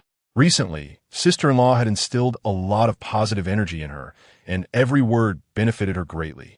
When Lin Ranjing returned to her room, she saw Ji Junxiao kneeling properly on the prickly plants, the knees of his pants already poked with many small holes. Wife, I was wrong. I won't make such a low-level mistake again. Ji Junxiao, seeing his wife come in, had a look full of appeasement. Lin Ranjing looked at him, her anger having dissipated by more than half, but she still maintained a stern face and said, staying kneeling, "You can get up when I'm no longer angry. Okay, as long as my wife doesn't feel sorry for me, it's fine. I made a mistake, so I should accept the punishment." Ji Junxiao's words left Lin Ranjing speechless. Did he really think she couldn't bear to punish him? Indeed, she felt a bit reluctant, but he still had to be punished. Forgiving him too soon would not make him learn his lesson. Just then, there was a hurried knock at the door. "Brother, sister-in-law, are you resting?" Ji Junxian's voice carried obvious anxiety. Lin Ranjing signaled Ji Junxiao to get up first, tidy up, and stand aside. They would continue later. She still had to give Ji Junxiao some face in front of her brother. "Not yet. Third brother, what's the matter?" Lin Ranjing opened the door. Ji Junxian looked anxious. "Brother, sister-in-law, it's bad. Aunt Yang said Brother Daniu went hunting alone with a gun after not having dinner." "Going hunting alone at night? Isn't that reckless?" Lin Ranjing's brows furrowed tightly, a bad premonition rising in her heart. Ji Junxiao gritted his teeth. "It's all that Xia comrade's fault. Brother Daniu hasn't eaten all day. And now it's dark. It's too dangerous. I need to organize a few people to go up the mountain to find him. Wife, wait for me to come back. I'll finish what I need to do." Lin Ranjing nodded. "Go, be careful on the way." Ji Junxian quickly said, "Sister-in-law, don't worry. I'll take good care, brother." Ji Junxiao narrowed his eyes. Shouldn't that be the other way around? Lin Ranjing turned around and took out a medicine bag, handing it to Ji Junxiao. "This has dried tianchi leaves, Yunnan baiyao, painkillers, and bandages. Take it with you. It's better to be prepared." Ji Junxian joked, "Sister-in-law, it seems like you prepared a lot of medicine. Did you empty the pharmacy?" Lin Ranjing said seriously, "It's always good to prepare for the unexpected. There are not only wild boars in the mountains, but also wolves and leopards. You all should be careful. Sister-in-law is so considerate. Also, take the salt jar and water bottle. Okay, listen to my wife. I'll be back soon. Be careful on the way." Ji Junxiao took the medicine bag, quickly kissed his wife, and turned to leave with his 3 brothers and the men from the youth station. They also called on a few strong men from the village, since going up the mountain at night was too dangerous. On the other side, Aunt Yang was extremely worried about Daniu and rushed to the youth station to find Xia Ziyuan. She asked anxiously, "Xia Ziyuan, what's wrong with Daniu today? Did you two have a conflict?" Aunt Yang knew her son was usually generous and cheerful and rarely acted impulsively like this. After thinking, the only thing that could make him act this way was related to Xia Ziyuan.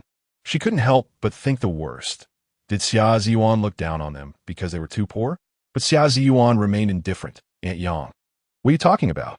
My relationship with Brother Daniu is just ordinary. What conflict could we have? Ordinary relationship? No, weren't you two dating?" Aunt Yang's body trembled violently, and her voice began to shake. Xia Ziyuan impatiently said, "Aunt Yang, who told you that I was dating Brother Daniu? Please don't say things that will mislead others." But Aunt Yang, in a panic, felt tears welling up in her eyes, recalling how Daniu had been praising son every night when he came home, and how he had come to the youth station to see her without fail during the month she was recovering from her fracture. He even went into the mountains to dig for wild yam to nourish Xia Ziyuan, not even letting his family eat it. But now, Xia Ziyuan actually said such heartless words. "Aunt Yang, I'll say it plainly today. Take good care of your son and don't let him run to the youth station anymore. I can't get rid of him, and if he keeps pestering me, how can I get married in the future?" "No, you didn't say that before." Aunt Yang finally understood why Daniu was so upset. It turned out he was really being looked down upon. "It's because we are from the same village. I don't want to make it too ugly. But now he is spreading rumors that we are a couple. We only sang a few labor songs together a month ago. He is the one who keeps pestering me. I only sing songs that praise labor. He sings all love songs, which I can't stand. During this month of my fracture, he did come often, but I told him to leave many times, and he wouldn't go. I can't chase him away because I can't move well." Aunt Yang trembled with anger, tears streaming down her face. Their family was honest and upright. Did they really deserve to be used and bullied like this? Chun Jing, unable to watch any longer, felt that Xia Zhuan had gone too far this time, so she gently tugged at her, signaling her to stop. But Xia Ziyuan remained unmoved. In her view, based on the plot from her previous life, Yang Dainyu would soon fall and break his legs and commit suicide. It was better to cut off ties with him now. In her previous life, she had been blamed by the villagers, and luckily she married into the Ji family at that time. Otherwise, she would have been gossiped about. Xia Ziyuan, do you have any sympathy? Brother Dainyu went up the mountain because of you. Now Aunt Yang is so worried, and you not only don't comfort her, but you also say such heartless words. Is your heart made of stone? Ji Junyao, who was reading in her room, rushed out angrily to support Aunt Yang. Xia Yuan saw this and immediately put on a wronged expression, shouting loudly, I've been rejecting Brother Dainyu all along, but he insists on pestering me. I had no choice but to publicly reject him. Is it wrong for me not to like him? If I were to play with his feelings, then I would be the sinner. Oh, you don't like him? Then who do you like? You wouldn't want to ruin someone else's family, would you? Ji Junyao had long disapproved of Xia Ziyuan's actions, and at this moment, she could no longer hold back and retorted directly. Xia Ziyuan cried even harder, wiping her tears and defending herself. Sister Ji, I didn't don't say that nonsense. You know in your heart whether it's true or not. Don't forget, it was Brother Dainyu who saved you from the mountain. Not only did you not thank your benefactor, but you also exploited him. This is called ingratitude. I didn't I'm not that kind of person. Everyone knows that. At this moment, the female comrades of the Youth Cadre Institute heard the commotion and all gathered around. Chun-Jing quickly stepped forward to mediate. All right, you two say less.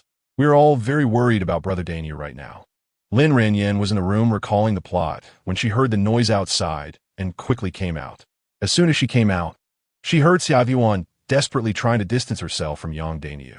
Lin Ranjing's gaze turned cold, and she sternly said, Xia Ziyuan, it's not wrong to reject someone you don't like, but your way of handling it is too extreme. If you don't like him, you should distance yourself from him early on and just ignore him. He is not the kind of person who would cling to you. But look at you. You're not firm in your stance, playing coy. This entire month, who in the Youth Cadre Institute hasn't noticed? Everyone has tacitly accepted that he is your boyfriend. And now you bluntly reject him. What a great method you have. The crowd nodded, agreeing that Lin Ranjing made sense. They had indeed always assumed that Dainyu and Xia Ziyuan were a couple. Xia Ziyuan cried even harder, wiping her tears while justifying herself. So many people come to see me, and it's not just Brother Dainyu. He is just a warm-hearted person. How could I think so much? When I realized it, I privately rejected him, but he still clung to me. What can I do? Lin Ranjing stared at her sharply. It seems you're not the only one who has taken advantage of. You really have guts. You'd better pray that everyone is safe tonight, or you'll be the first one to pay for it. Xia Ziyuan was both angry and wronged, shouting, You blame everything on me, don't you? You're all just bullying me because there are so many of you. After saying that, she covered her face and ran back to her room. What is wrong with this comrade, Xia? Yeah, I've never seen her like this before. I thought things were going well between her and Dainyu, but now this happens, Sai. But matters of the heart can't be forced. After all, not liking someone is not liking them. It's not too late to clarify things now. Aunt Yang, don't worry too much. Everyone has gone to find Brother Dainyu. He won't be in any trouble. Heartbreaks get better after a few days. Yes, there are plenty of good daughters-in-law out there. A forced relationship won't be sweet. Let Dainyu find someone new. The youth cadres took turns comforting Aunt Yang, and then each returned to their rooms. Jimu felt sorry for Aunt Yang and pulled her into the room, patiently trying to comfort her.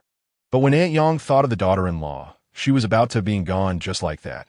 She felt extremely wronged, and tears streamed down her face uncontrollably. Lin Ranjing and the others saw Aunt Yang so sad and didn't know what to say. They brought her some wild fruits, but she shook her head, refusing to eat. When Jimu learned that she hadn't eaten, she specially cooked a bowl of porridge for her, but she still had no appetite. In desperation, everyone had to accompany her, anxiously waiting for news about Yang Dainyu. The night was deep, and every minute and second felt particularly long. Speaking of Yang Dainyu, he hadn't had a drop of water all day, just mechanically swinging the hoe, letting sweat soak through his clothes. As if only by doing so could he numb the pain in his heart.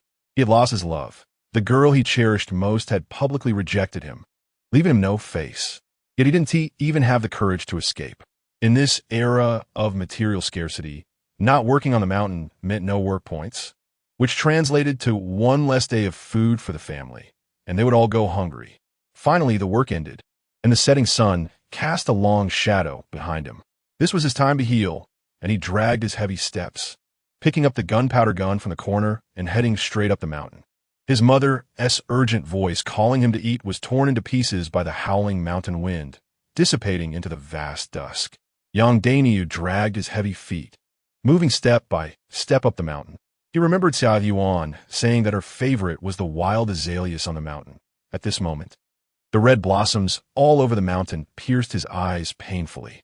The moonlight was cold, spilling over the gun barrel, forming a layer of white frost. He didn't even know whether he wanted to shoot a wild boar or use the gunfire to shatter the unspeakable pain in his heart. The mountain path twisted beneath his feet like a black river. He mechanically stepped forward, his mind filled with memories of Xia Yuan, until a mournful wolf howl tore through the night, pulling him back to reality. The eerie green eyes of the wolf shone like ghostly fire, flickering in the darkness. Young Daniel suddenly realized he had walked to the edge of the cliff, known to the elders as the Ghost-esque Grief Cliff. A chill instantly crept up his spine. Just as he reacted, he instinctively raised the gunpowder gun and pulled the trigger at the shadow. The smoke from the gun had not yet dissipated when a wolf lunged at him, its sharp teeth glinting coldly, aiming straight for his throat. Young Daniel swung the gun barrel, fighting with the vicious wolf. In a daze, he felt that the wolf's claws tearing at him were as merciless as the force with which Xia Yuan had pulled away from him. Despair, pain, and anger intertwined in his heart. He gave up resisting, allowing the wolf's claws to tear at him, as if this could alleviate the pain inside. Chapter 31. Big Bull, is it not okay for me to agree to marry you? When Ji Junxiao raised the torch to cut through the night, the scene before him made his heart tighten.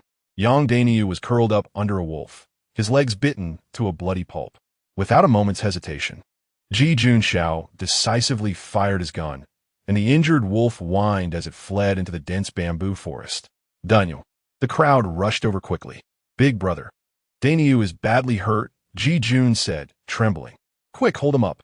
Ji Junxiao commanded while carefully inspecting Yang Daniel's wounds with the torch held high. The wounds were covered with a lot of mud. If not cleaned in time, they could become infected. Pass me the salt jar, he shouted loudly. Ji Junxiao quickly rinsed the wounds with water from his military canteen, grabbed an enamel jar, and scooped a handful of coarse salt to sprinkle on the wounds. The intense pain hit Yang Daniel instantly. He stiffened his body and let out a deathly shriek, his fingers digging deeply into the wrists of those around him. Ji Junxiao quickly took out some dried tianchi leaves from the medicine bag and mashed them into a dark green paste, thickly applying it to the wounds. Hold on. Don't let go, he instructed while tightly wrapping the wounds with gauze. Then, he carefully sprinkled Yunnan Bai Yao on the wounds. The bleeding finally stopped. Fortunately, his wife had prepared these medicines in advance. Otherwise, Daniel might not have survived the night. Ji Junying had long instructed someone to prepare a simple stretcher. Get 4 strong men to carry him down the mountain immediately and take him into the city for treatment. We can't waste a moment. Ji Junxiao issued orders as swiftly as if he were in a military operation. Yang Daniel weakly protested, I don't want to go to the hospital. My family has no money. Just let me die here. At this moment, he felt like his heart was dead. The pain of heartbreak and physical injury had stripped him of the courage to live. Ji Junxiao, hearing this, angrily slapped him across the face. If you want to die, you still have to pay for my medicines. Do you think I used so much medicine for free? That was bought by my wife for emergencies. And now you've used it all up. But Daniel remained stubborn. Just consider it a debt to my sister-in-law. I'll repay her in my next life. Just let me die. His eyes were hollow, filled with a desire for death. Ji Junxiao ignored him, directly stuffing a piece of cloth into his mouth to prevent him from biting his tongue, then arranged for 4 men to carry him down the mountain. Along the way, the group took turns carrying Yang Daniel, struggling along the rugged mountain path. When they brought Daniel back, his legs were a bloody mess, a shocking sight. Yang Daniel's mother collapsed on the stretcher, her piercing cries breaking the silence. Her bony fingers trembled as they brushed over her son's bloodied legs, and she fainted with her eyes rolling back. Doctor.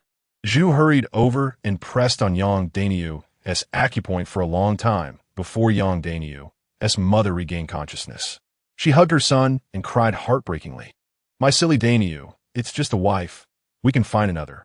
But Yang Daniu turned his face away, hot tears splashing onto the grass mat. He was filled with shame, wishing he could be swallowed up by the yellow earth beneath him. Hidden behind the crowd, Savon bit her lip, shocked in her heart. She thought Yang Daniu's tragedy was still far off, but had unexpectedly unfolded early. If she didn't step in now, she would surely be pointed at by everyone in the future. Resolutely, she squeezed out 2 tears and staggered to the side of the stretcher, crying like a rain-soaked pear blossom. "Big Daniu, why do you have to do this? I was just angry that you spread our business without my consent. After all, I'm just a young girl. I was just shy.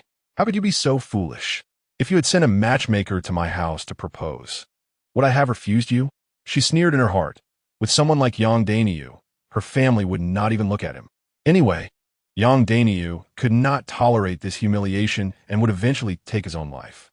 For now, she needed to stabilize Yang Daniu's mother and the others. After all, she was going to be the future rich lady. How could she marry a mud-legged man? The heart of Yang Daniu, which had been seeking death, suddenly ignited a glimmer of hope. He weakly asked Xiao Xia, "Is what you said true?" Xia Ziyuan gently nodded. "As long as you come back healthy, you can have whatever you want." A person whose legs were ruined, how could he have the face to come back to marry her? Upon hearing this, Yang Daniu's mother perked up. "Daniu, did you hear? Xia Jiqing has feelings for you. She is just shy. Once we get to the city, you can get proper treatment. Don't worry about money. I will find a way." After saying this, Yang Daniu's mother hurried home, rummaging through an old red cloth to find 20 yuan, handing it to Ji Jun. "Ji family's third. Please help us pay for Daniu's medical fees." Ji Jun looked at the money in his hands, feeling a bit troubled. This amount was not enough. Just then, Captain Yang approached and handed him 100 yuan from the collective fund, while Lin Ranjing secretly slipped him 200 yuan. Only then did Ji Jun say nothing further and, along with 3 men from the village, rushed Yang Daniu to the city hospital overnight. The crowd had initially wanted to blame Xia Ziyuan, but seeing her express her feelings this way, they felt it was not right to say anything further. Everyone in the village knew about her and Yang Daniu. If she truly rejected him, it would mean playing with someone else's feelings. "Aunt, I'll take you back," Xia Ziyuan said, supporting Yang Daniu's mother as they left. After they left, Ji Junyao frowned and said, "Sister-in-law, why do I feel that this Ya person doesn't really want to marry Big Daniu?" Lin Ranjing, with sharp eyes, analyzed. She won't marry Yang Daniu. But now she is in a difficult position and can only resort to this risky tactic. Ji Junyao angrily said, "Is she planning to continue deceiving Big Daniu?" Lin Ranjing sighed. Yang Daniu is hopelessly in love. After being hurt a few more times, he won't seek death anymore. I just checked Yang Daniu's injuries. Fortunately, he didn't damage the bones. It seems his legs will be saved, and perhaps the tragedy of his past life won't happen again. This is called those who are pitiful must have something to be hated. If it weren't for him helping us usually, I would be too lazy to sympathize with him. After a long night, let us go back to sleep. We have to get up early for work tomorrow. Back in the room, Ji Junxiao took out a plantain and knelt on the ground. "Wife, thanks to you, we were able to bring the medicine up the mountain. Otherwise, Yang Daniu's legs might not have been saved tonight." Lin Ranjing replied coldly, "Kneel again tomorrow. It's late now." Ji Junxiao knew his wife was still angry, but he persisted. "I'll stay kneeling. I don't want to go to bed angry." Lin Ranjing angrily rolled over and lay on the bed. "Do as you please. If you want to kneel, then kneel." Xia Ziyuan's schemes were too deep. After these few incidents, Ji Junxiao had seen through her, and if he was used by her in the future, then he would deserve it. An hour passed, and Lin Ranjing tossed and turned in bed, unable to sleep. She got up and lit a kerosene lamp, the dim light illuminating Ji Junxiao's exhausted face. Ji Junxiao was dozing off while kneeling, thinking about how he had worked all day and then climbed the mountain to save people, and now he was kneeling. It was indeed exhausting. "Wife," he called out drowsily, Lin Ranjing's heart softened. Go to bed. Are you feeling better now? Ji Junxiao immediately became alert, the sleepiness gone, and quickly climbed into bed, hugging his wife and kissing her fiercely. I knew you couldn't bear to punish me. Never again. There won't be a next time. On the other side, Ji Jun and the others delivered Yang Dainiu to the hospital in the middle of the night. The on-duty doctor rolled up Yang Dainiu's blood-stained pant leg. Shocked. How did he get such severe injuries? Ji Jun replied. He was bitten by a wolf. The wound had begun to fester, with extensive soft tissue tearing. If it were delayed for 2 more hours, the nerves would die, and not even a miracle could save his legs. Surgery had to be arranged immediately. Everyone breathed a sigh of relief upon hearing this. Fortunately, his legs were saved. Otherwise, it would have been terrible in the future. Director Zhou was on duty that night and personally came to perform surgery on Yang Dainiu. He found the hemostatic treatment quite special and asked, who did this hemostatic treatment? Ji Junshan replied, it was my elder brother. He used saline to clean the wound and applied tianqi and Yunnan Baiyao. Saline cleaning? He even knows to use tianqi? Dean Zhou was extremely surprised. Saline cleaning is the standard procedure, but to think of using coarse salt as a substitute in the wilderness, and also knowing to use tianqi for inflammation and tissue regeneration is not something an ordinary villager could do. Yi Yunshan explained. My brother is a soldier and learned first aid in the health team, but the medicine was prepared by my sister-in-law. Otherwise, my brother wouldn't have been able to save anyone. So that's how it is. It seems your sister-in-law is the true hero. A skilled woman cannot cook without rice. If she hadn't prepared the medicine, the patient's legs might have been ruined by now. My sister-in-law is indeed impressive. I really want to meet this heroine someday. My sister-in-law is pregnant and will come to the hospital for checkups later. I will introduce you then. It's settled then. Ji Junshan thought to himself. His sister-in-law is really amazing. Even without being present, the dean admires her so much. The red light in the operating room lit up, and in the moment before anesthesia, Yang Dainiu seemed to see Xia Yuan smiling like a flower among the mountains of azaleas. Under the shadowless lamp, Dean Zhou held the scalpel, his gaze focused and steady. He carefully excised the necrotic tissue from the wound, using tweezers to pick up a cotton ball soaked in pus and blood, gently wiping it. Each movement was precise and gentle. Then, Dean Zhou took a fine suture needle, threaded it with resilient sheep intestine line, and began to meticulously stitch the torn fascia and blood vessels, each stitch like repairing a delicate piece of art. In the post-operative ward, Yang Dainiu woke up to the pungent smell of disinfectant. Dean Zhou personally came to check on him. The recovery after the surgery is quite good, but you must absolutely stay in bed for the next 2 months and change the dressing regularly to avoid infection. Yang Dainiu said somewhat embarrassedly, Thank you, doctor, but my family conditions are not good. I can't stay in the hospital too long. How long until I can be discharged? Rest for a few days. If the wound doesn't get infected, you can go home to recuperate. Thank you, doctor. When Ji Junshan entered, Yang Dainiu asked, Ji-san, how much did my expenses cost? You just focus on recovering. The money is covered by the collective. But I can't take advantage of the collective. Yang Dainiu's face was full of regret, feeling he had acted too impulsively. Ji Junshan sighed. That's Xia Jiqing. You should stay away from her in the future. But she promised to marry me. I like her. I think about her every day and can't sleep. Ji Junshan didn't want to discourage him, fearing he might do something irrational. You just focus on recovering. We'll talk about other things later. Okay. Later, can you help me deliver a letter to Xia Jiqing? He felt he wasn't romantic enough. He had heard that cultured people liked to express their feelings through letters. Having graduated from elementary school and being able to sing mountain songs, he thought writing a love letter would be no problem. Ji Junshan helplessly said, as long as you are happy. He thought to himself, not wanting to discourage him, that in the future, once he sees Xia Yuan's true colors, he would naturally give up. The letter Ji Junshan brought back was torn by Xia Yuan without even a glance. Ji Junshan's eyes turned cold, unable to help but scold. Comrade Xia, Brother Dainiu endured the pain for 2 hours to write you a letter, and you didn't even look at it. Aren't you being too unreasonable? Xia Yuan immediately burst into tears.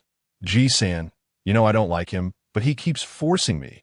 He has put me in a difficult position. I hate him. No, you didn't say that last night. I was forced, Ji-san. Do you want to watch me marry someone I don't like and suffer for the rest of my life?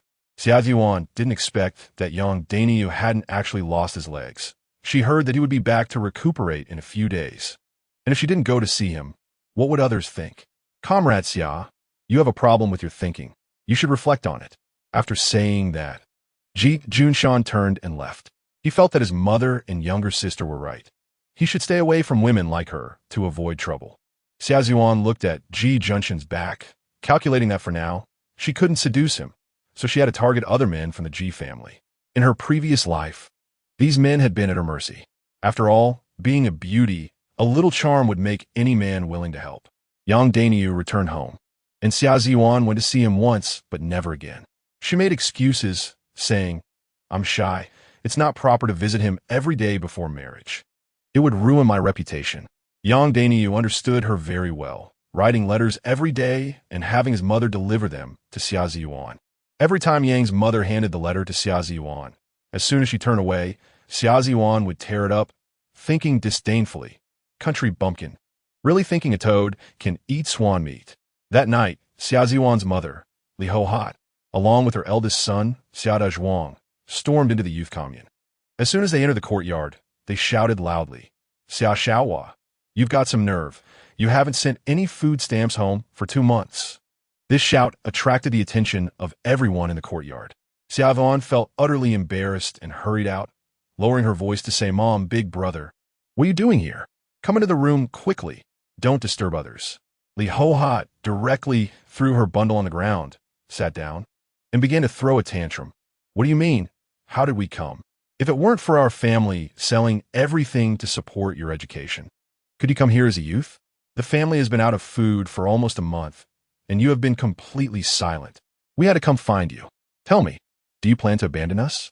Chapter 32, borrowing food coupons from the Ji family with a beauty scheme. Xia Dazhuang chimed in. "Your sister-in-law is about to give birth. If our eldest grandson in the Xia family goes hungry, can you bear that responsibility?" The two of them were deliberately making a scene, thinking that if Xia Yuan didn't produce money and food coupons, they wouldn't leave. Xia Yuan was so anxious that tears welled up in her eyes. "Mom, elder brother, please don't disturb others.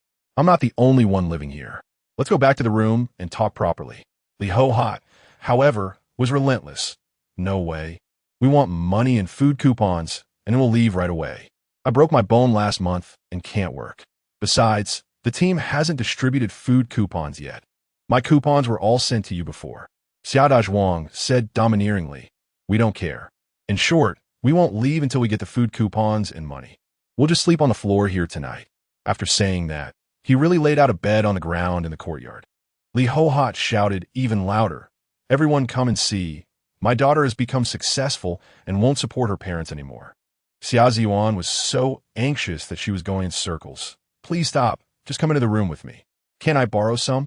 In her previous life, aside from the Ji family, who would have extra food coupons, but now her relationship with the Ji family was poor, and Lin Ranjing treated her like a thief.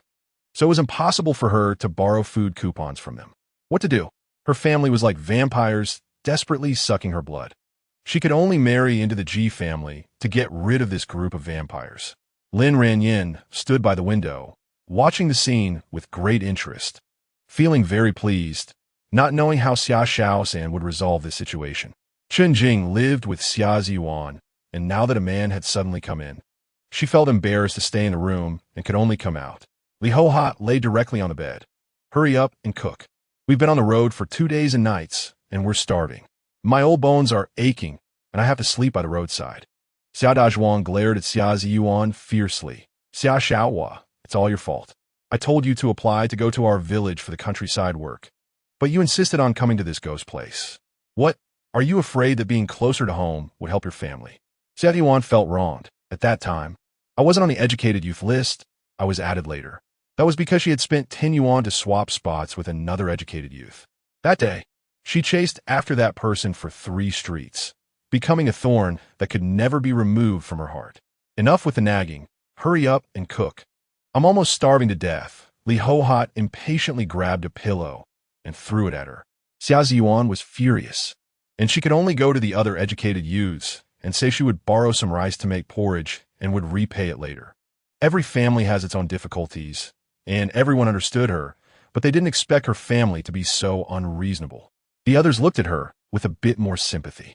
In Xia Ziyuan's eyes, everyone was secretly laughing at her. She wished she could strangle her mother and elder brother. Now, she couldn't hold her head up in front of everyone. After a lot of effort, she finally cooked the porridge, but Li Hohat and Xia Dazhuang showed their disdain again. No rice, just porridge? We came all this way just to drink porridge? Wild vegetables? We feed those to pigs at home. Xia Ziyuan cried out of anxiety.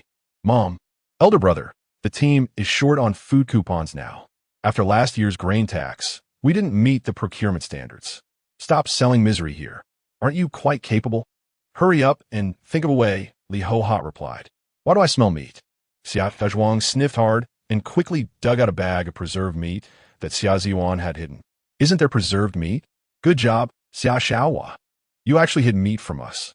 Xia Ziyuan was furious. That was her treasure, meant to curry favor with the Ji family later. She hadn't even dared to eat it herself. I'm about to cry. That's someone else's. We can't eat it. What can't we eat? I'll cook it myself. Oh, it seems to have been cooked already. It's all sliced. After Xia Dazhuang said that, he directly left the room. Xia Ziyuan was furious. Hurry up and borrow food coupons. What an eyesore. Li Hohat shot her a disdainful glance. Worthless. Xia Ziyuan was so angry that she covered her face and ran away. She didn't want to borrow food coupons from the educated youths, fearing they would look down on her even more. She thought of the Ji family. Second brother Ji. The Viper is here. Ji Junyong ran away. Third brother Ji. Ji Junshan ignored her. Fourth brother Ji.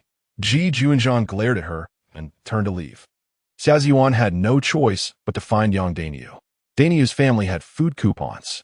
Xia Ziyuan stumbled into Yang Dainyu's room. Her voice choked with tears. Dainyu, my mother and elder brother have come.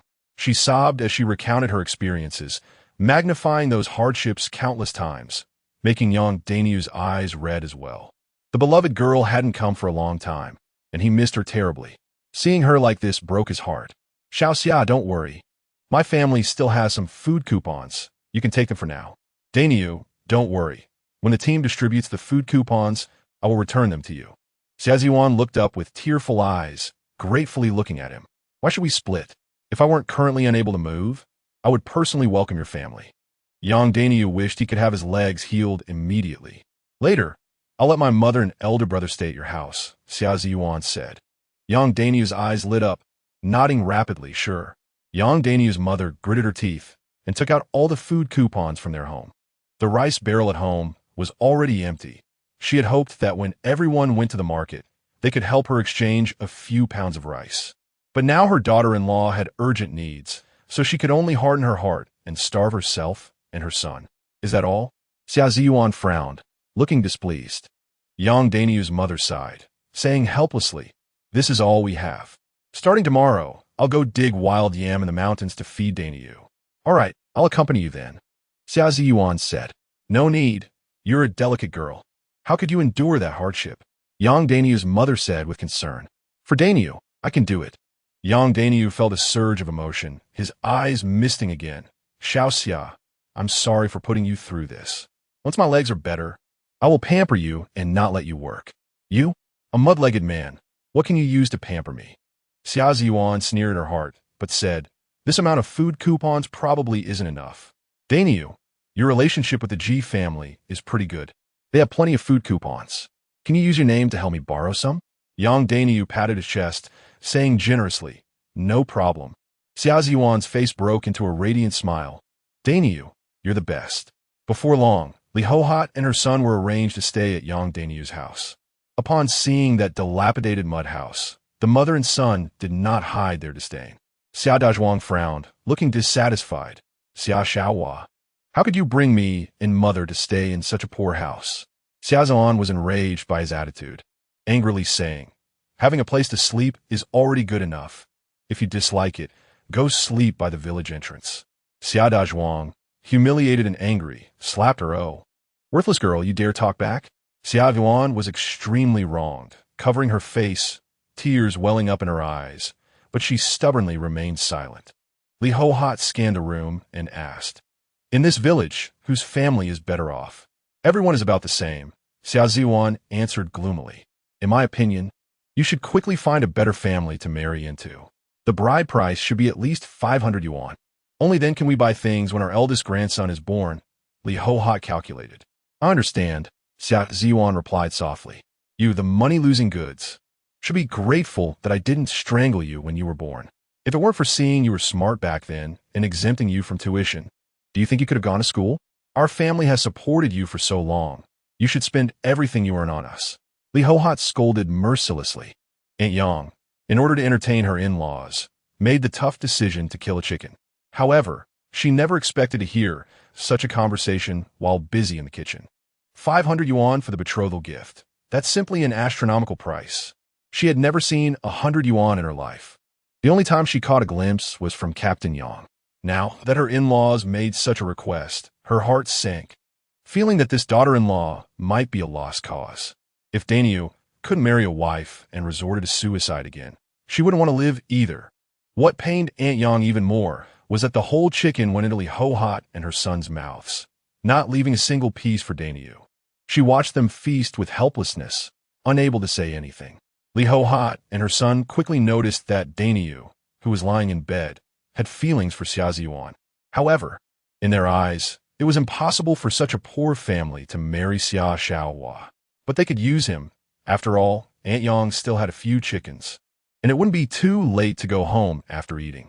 When Ji Junshan came to see Dainyu, Dainyu mustered the courage to bring up borrowing food tickets. Ji Junshan looked troubled. Brother Dainyu, there are only 2 people in your family, both of whom can work. How could you be short on food tickets? Dainyu stammered, his face turning red. The food tickets issued last year are gone. Don't worry, when the team issues food tickets, I'll pay you back. I can't make this decision. It's my sister-in-law who decides, but our food tickets are also running low. As you know, my sister-in-law took out so many food tickets last time to subsidize the villagers. I know Sister Ji is a good person, and I appreciate her. Just mention it for me. If not, then forget it. After Ji Junshan returned home, he told his family about this. Lin Ranjing saw through the truth at once. Dainyu was borrowing for Xia Ziwan, and she was too embarrassed to ask, so she used Dainyu as a tool. Ji Junyong said firmly, absolutely not. If we lend once, there will be a second time. Just look at the faces of that mother and son from the Xia family. TSK, very unpleasant. Ji Junyang shook his head in agreement. I also don't agree to lend. Ji Junyao curled her lips. I've seen shameless people, but I've never seen anyone like her. Now they want to stay at Aunt Yang's house, and I've heard they kill chickens to eat every day. Aunt Yang's family only has a few chickens left, and they haven't even dared to eat them. Ji's mother sighed. Aunt Yang hasn't seen through Xia Yuan's true nature. I've secretly reminded her several times, but she hasn't figured it out, and I can't say anything more directly. Ji Junxiao looked dissatisfied. Third brother, go tell Dainyu that he used my medicine last time, and I haven't asked him for compensation yet. Yet he still has the nerve to borrow food tickets.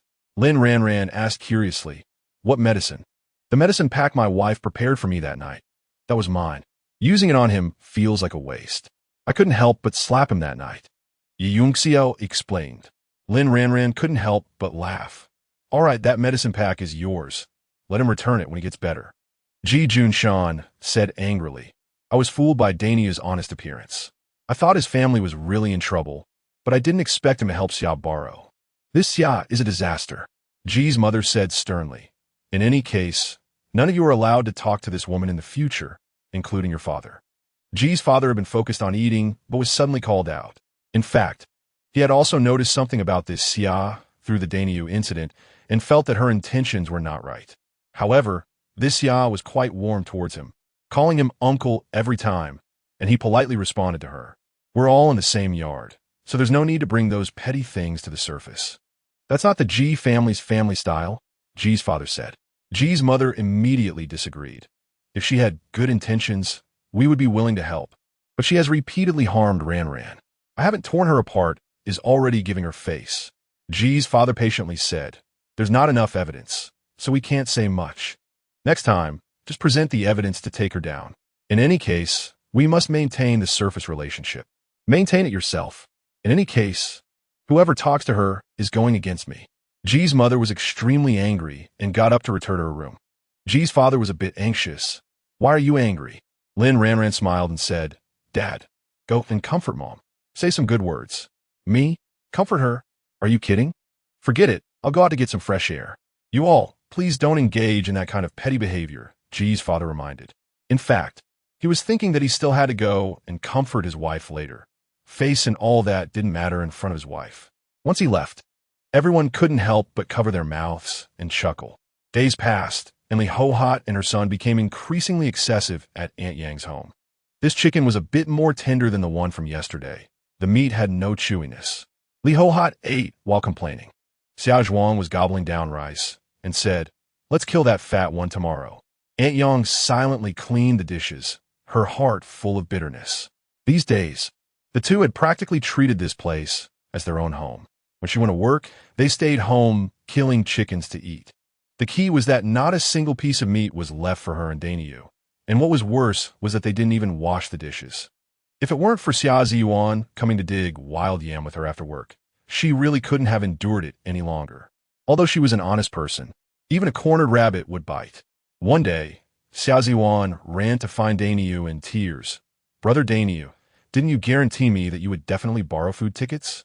Now my food tickets are not enough, and my mother and older brother won't leave. I'm trying to find a way. The Ji family is also in trouble.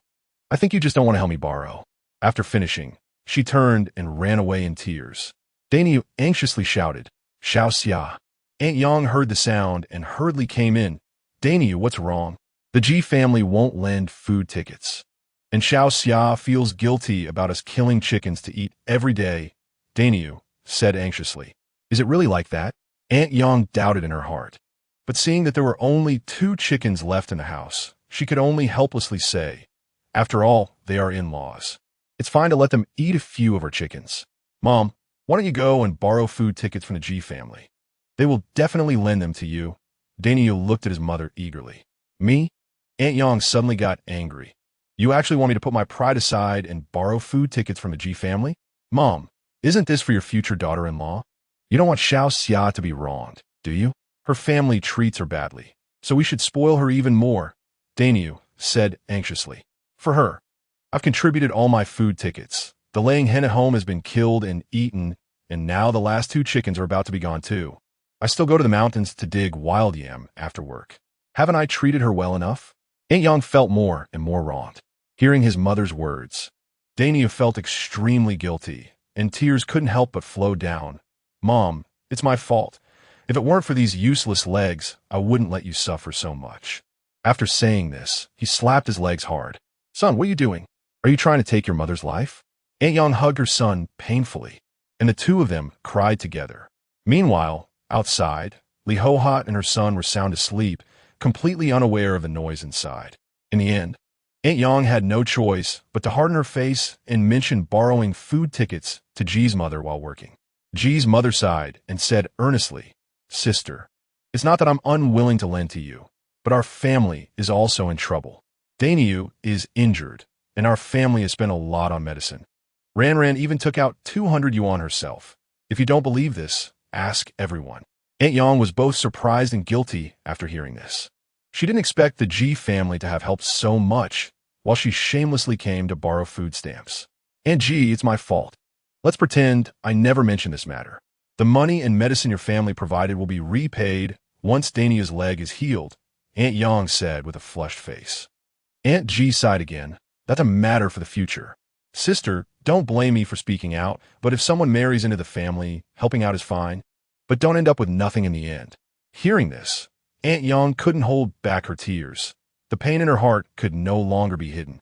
Now, the Xiao mother and son were like a pesky dog, impossible to shake off, and Xia Ziyuan didn't mention when they would leave. Aunt Ji, why don't you help me come up with an idea to send that mother and son away? To be honest, my family only has 2 chickens left, and by the time I go back today, there will probably be only 1 left. The rice barrel is already empty, and I've given all the food stamps to Xia. Aunt Yang said helplessly. Well, ask our Ran. She's the smartest in our family, and we really hope you can find a daughter-in-law, Aunt Ji said. At noon, Aunt Yang wiped her tears and went to the youth dormitory to find Lin Ranran.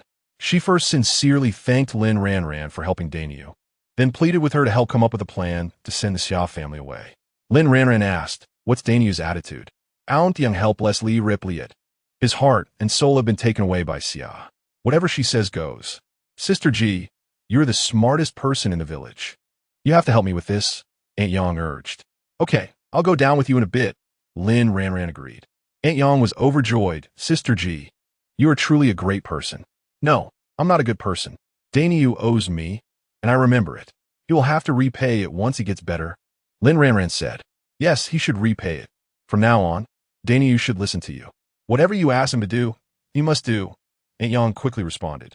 "Let's also call Dogden's mother," Lin Ranran suggested after a moment's thought. "Aunt Yang nodded. If it weren't for the good character of Aunt Yang and her son, Lin Ranran wouldn't genuinely want to get involved in their family's troubles. After all, the longer the Xiao mother and son lingered around Xia Ziyuan, the less chance she had to flirt with her own man. But she didn't expect Xia Ziyuan to pass these two nuisances to Dainyu's family. One had to admit, that was quite a clever move. However, Dainyu's family was not the Ji family. They could only help temporarily, which wouldn't fundamentally solve the problem. When Dogden's mother heard about helping Dainyu with a marriage proposal, she suddenly became interested. Although she despised Xia Ziyuan, she thought it would be a good thing for Dainyu to start a family. Everyone in the village had the surname Yang, with the same ancestor, by that logic. She considered herself related to Dainyu's family. If Xia Ziyuan really married Dainyu, she wouldn't bother her anymore. As soon as she entered Dainyu's house, Dogden's mother warmly greeted Li Hohat, Zhuang's wife. "Oh, you came from so far, it must have been tough." Li Hohat looked puzzled and examined Dogden's mother up and down. "Who are you?" "I am Dogden's mother. We will soon become one family. Since you all have moved into Dainyu's house, the marriage between Xia and Dainyu should be on the agenda," Dogden's mother said with a smile. Li Hohat frowned, looking wary. "What marriage?" Dogden's mother pouted, speaking with a hint of dissatisfaction. "Oh dear, in-laws, you've been living here for several days. The chickens are almost eaten up. If you keep pretending to be confused, it won't be fun anymore." "What do you mean?" Li Hohat was completely baffled. Lin Ranran said slowly, "Let's invite respected elders from the village in the evening to settle the marriage between the two children. After all, you're staying in Dainyu's house every day, and not giving Comrade Xia a name will affect her reputation." Aunt Yang quickly chimed in, Yes, the village hasn't been lively for a long time. It's just the right time to have some fun." Upon hearing this, Li Hohat became anxious and shouted, "What do you mean? Dainyu's mother. What conditions does your family have to marry my daughter?" Dogden's mother was not to be outdone. Zhuang's wife, "What do you mean by that? Do you look down on us? Haven't you been here for several days?" "I'm just staying temporarily," Li Hohat retorted with her neck stuck out. Dogden's mother sneered, "Staying temporarily and eating for free? If it weren't for your son-in-law's family, who would feed you? Even if it were your son-in-law's family, not everyone would feed you that many chickens." Lin Ranran continued, "Exactly, you're eating well and sleeping well here, which proves you support this marriage. It's decided." At that moment, Xia Ziyuan arrived. Upon hearing that Lin Ranran had brought Dogden's mother to Dainyu's house, she was immediately filled with an ominous premonition, feeling that something bad was coming. To her surprise, Dogden's mother was actually there to arrange her marriage. She was furious. How could Lin Ranran dictate her marriage? She was going to be the future wealthiest lady. Chapter 33. Eating and drinking without acknowledging marriage proposals. Lin Ranyan. "What do you mean by this?" Xia Ziyuan shouted angrily like a cat whose tail had been stepped on. Lin Ranyan remained calm. "You're just in time. We were discussing your engagement to Dainyu." "Engagement? What engagement? When did it become your place to decide, an outsider?" Xia Ziyuan was extremely furious. Lin Ranyan replied calmly, "You said you wanted to marry Dainyu. The whole village heard you. Your mother and brother came, and you just let them stay at Dainyu's house. How can you now backtrack?" Her words were like needles, making Xia Ziyuan's face turn pale and then red. Dog Egg's mother put her hands on her hips. "Exactly, Xia Jiqing. Are you trying to take advantage of Dainyu?" Xia Ziyuan bit her lip tightly, not answering. Aunt Yang was watching anxiously from the side. This summer comrade really didn't want to marry Dainyu. "Xia Xiaohua, you worthless thing, you want to marry that cripple Yang Dainyu?" Xia Dazhuang rushed over, grabbing Xia Yuan fiercely and raising his large palm to slap her face. Aun Yang, quick on her feet, pulled Xia Yuan away, just in time to save her from punishment. Xia Yuan was both wronged and angry, tears streaming down her face. Li Hohat spat, disdainfully saying, "Bah, what kind of character is this? With your family's poverty, you think you can marry my daughter?" Xia Dazhuang, even more enraged after missing, shouted, "Xia Xiaohua, come here." Xia Yuan hid behind Aunt Yang like a frightened little rabbit, shaking her head continuously. Dog Egg's mother, seeing this, shouted with her hands on her hips, "Wait, you eat and drink from others, and now you don't want to take responsibility? Responsibility? If you want to marry Xia Xiaohua, put out 500 in betrothal gifts, and she'll agree to it." Li Hohat crossed her arms, her chin raised, her eyes full of arrogance and greed. 500? Why don't you go rob a bank? The whole village can't come up with 500. Dog Egg's mother pointed at Li Hohat's nose and scolded. Xia Ziyuan was terrible, and her family was even worse. I don't know why Dainyu likes such a black-hearted person. No money, then it's off the table. So, let's go back to the youth commune to sleep on the ground. Anyway, this family is just as poor as a church mouse with only a chicken left. There's nothing to gain here. I don't want to waste time in this broken place. Wait, you think you can just leave after eating all the chickens? Dog Egg's mother charged forward, arms wide open to block their path.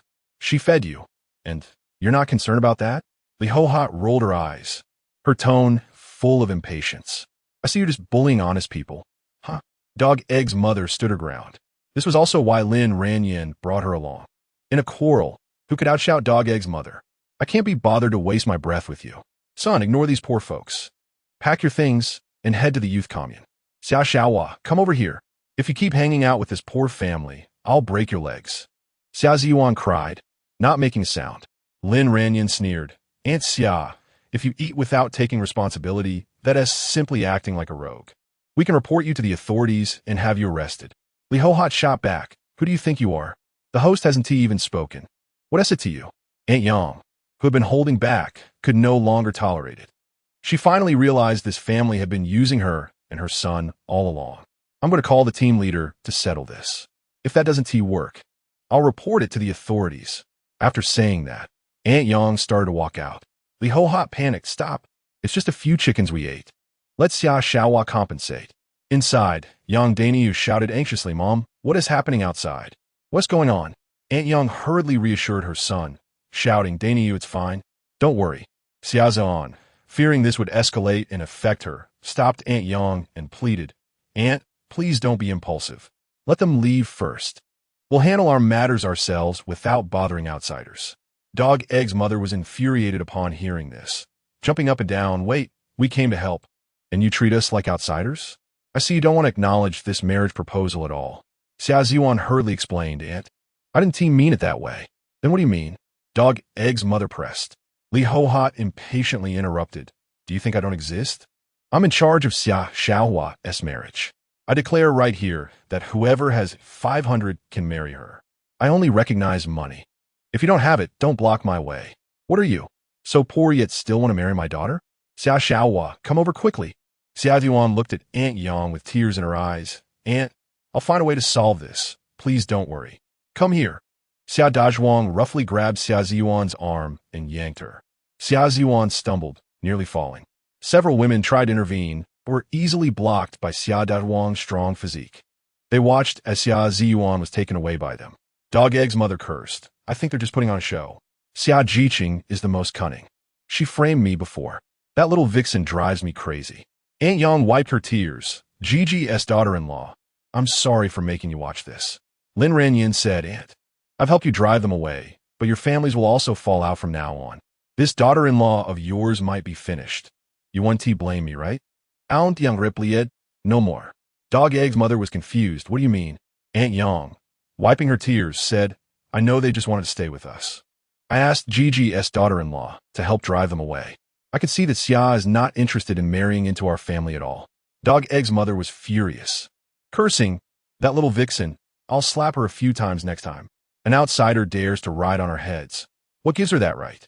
Inside, Dainyu was nearly in despair, Mom. What is happening outside? What are you all arguing about? Lin Ranjing wanted to leave, but Aunt Yang stopped her. Gigi's daughter-in-law. You're smart and capable. Can you help me talk to Daniu? Just consider it a request from your aunt. Lin Ranjing sighed helplessly. Fine. Your Daniu needs to wake up. When young Daniu saw Lin Ranjing enter, he was momentarily stunned, then asked Sister Gigi, "Why are you here?" Young Daniu admired Lin Ranjing very much. Although she had never looked at him, without her consent, the Gigi family wouldn't help him. Lin Ranjing pulled over a wooden stool and sat down. "I'm here to help your mother drive away the Xia family." Young Daniu gripped the hem of his clothes, his knuckles turning white from the strain, his voice carrying a hint of pleading. "Sister Gigi, I'll always remember your kindness to our family. But Xia Ziyuan is the one I like. No matter how many demands her mother and brother make, I still want to try my best. If I ruin our relationship now, how will I marry her in the future?" Lin Ranjing crossed her arms. "They're asking for 500 in betrothal gifts. Can your family afford that?" Yang Daniu's face instantly turned red, his head bowing deeply. "Do you remember that night when I saved you? How much precious medicine I wasted? I spent 200 myself, and everyone chipped in another 100 to save your leg. Now look, for a woman, you've not only wasted all the food stamps at home, but even let the chickens get eaten clean. Have you thought about how hard your mother has been living these days? You've been eating wild yam to fill your stomach while the Xia family has been eating your chickens. Did they leave you even a piece of meat?" Yang Daniu felt ashamed, wishing he could find a hole to hide in. "You've let love cloud your judgment, completely disregarding your mother's well-being. Can you live with yourself knowing how much she has done for you?" Yang Daniu bit his lip, unable to say a word. "Let's talk about Xia Ziyuan again. I tested her a little and could tell she doesn't want to marry you at all. That night, she only pretended to comfort you because she was afraid of being criticized for seeing you hurt so badly." "No, that's not the case." Yang Daniu quickly retorted. "How many times has she come to see you?" "Once. Just once. But she has been coming frequently these days." "Why?" "I write to her every day." Yang Daniu changed the subject. "Did she reply?" "She's just shy and embarrassed to respond." "Is she really shy, or does she simply not want to reply? Don't you know in your heart? Don't forget how resolutely she rejected you back then." Yang Daniu fell silent, his face filled with pain. Lin Ranjing continued. "She was worried about her family causing trouble at the youth commune, so she sent them to your house. You were lying in bed. You didn't see how much suffering your mother endured. Now you insist on pushing her to the brink before you wake up?" Yang Daniu's eyes turned red. "I didn't. Xia isn't that kind of person. How long are you going to deceive yourself? You heard our argument clearly just now. Your leg may be injured, but your ears aren't deaf." Yang Daniu could no longer hold back, tears streaming down his face. "But I like her. Without her, what's the point of living? Then just go die, so you won't be a burden on her later." Lin Ranjing was furious, love-struck and hopeless. Yang Daniu kept crying, holding his head. "The wild yam in the mountains is almost gone. You're going to starve to death. Just wait and see if your little Xia will give you a bite to eat. And gee, please stop, I beg you. If you really want to die, no one can save you. People like him shouldn't have been saved in the first place." No wonder her husband slapped him that night. She wanted to hit him too. Aunt Yang saw Lin Ranjing's angry face and quickly grabbed her sleeve, crying, "Sister G, my Daniu is just being foolish. Please don't be angry." Lin Ranjing said firmly, "From today on, don't give him any food. Starve him for a few days. Maybe that will wake him up. Otherwise, he'll just be obsessed with that woman. I think that's a good idea. Listening to Sister G can't be wrong. Daniu is a good child everywhere else, but he is confused about Xia. That woman is clearly not easy to deal with. Whoever marries her will be unlucky." Aunt Yang sighed. "All right, I'll listen to you. But Sister G, the Xia family can't just let this go easily. You need to help me get back the chickens they took. Don't worry, I'll ask Captain Yang to handle it. They can't leave for now." Aunt Yang, Sister G. "Thank you." When Lin Ranjing returned to the youth commune, she unexpectedly saw Xia Yuan stuffing a pile of food stamps and meat tickets into Li Hohat's hands. "I borrowed so much, and I'm even giving you more meat tickets. I prepared tickets for the car too. While everyone is still away, you should hurry back." Xia Yuan gritted her teeth and said, "All right, if we had these food stamps, this would have been settled." Li Hohat said greedily, "Is there more? How much more do you want? If you don't leave soon, after eating so many chickens from Daniu's family, they'll come to catch you for compensation tonight. I won't be responsible." "Fine, We'll leave, but remember to send food stamps home on time next month, or we'll come back. Got it. Hurry up and go. Li Ho Hot and her son left. Lin Ranjing didn't he stop them. Where did Xia Ziyuan borrow so many food stamps and meat tickets? The key is that she also has money. Could it be that she has a golden finger? No, that's impossible. If she had it, she would have used it long ago. If you've seen enough of the show, come out. Xia Ziyuan snorted coldly. Lin Ranjing, you have food stamps and meat tickets and still deceive Dania's family. You're really something. Mind your own business. As for you, dreaming of marrying me off to Daniu, keep dreaming. Does young Daniu know he's being used by you? That muddy-legged guy gets so happy just from a few nice words. That's what he likes, so what does it have to do with you? So how do you plan to resolve the situation after deceiving Daniu's family out of food stamps and chickens? Xia Ziyuan shook the food stamps and money in her hand and said proudly, I'm going to compensate them now. Lin Ranjing, if you want to watch me make a fool of myself, not a chance. Lin Ranjing was sure that Xia Ziyuan didn't borrow those food stamps from the youth commune people. After all, they didn't have that many. Moreover, how does she know the exact date of her engagement with her cousin? That's also very strange. And remember, it's because you intervened that our families became enemies. So my engagement with Yang Daniu is off. Xia Ziyuan walked to the courtyard gate, then turned back to say, Lin Ranjing, you really know how to turn the tables. Aren't you tired of it? Xia Ziyuan, I will not be stepped on by you. Just wait and see. Lin Ranjing was speechless. If Yang Daniu's mother and son really blame her for this, then she won't have to worry about their family matters anymore. During dinner that night, Lin Ranjing asked everyone, did anything unusual happen with Xia Ziyuan at work today? Like meeting anyone? Ji Junxiao, why pay attention to her? I didn't notice anything. The second brother, I agree. The third brother, same here. The fourth brother, same. Ji Junyao, she seemed to disappear for a while this morning. She was working next to me at the time, and I noticed her. Sister-in-law, could it be that she is plotting something? Ji's mother, her family hasn't been enough of a burden on her? Does she still have the energy to cause trouble? Lin Ranjing, today, she sent a large batch of food stamps and meat tickets to send her family away. Where did she get them from? Could it be stolen? Ji's father, if you don't have evidence, don't talk nonsense. Ranjing, what exactly are you suspecting?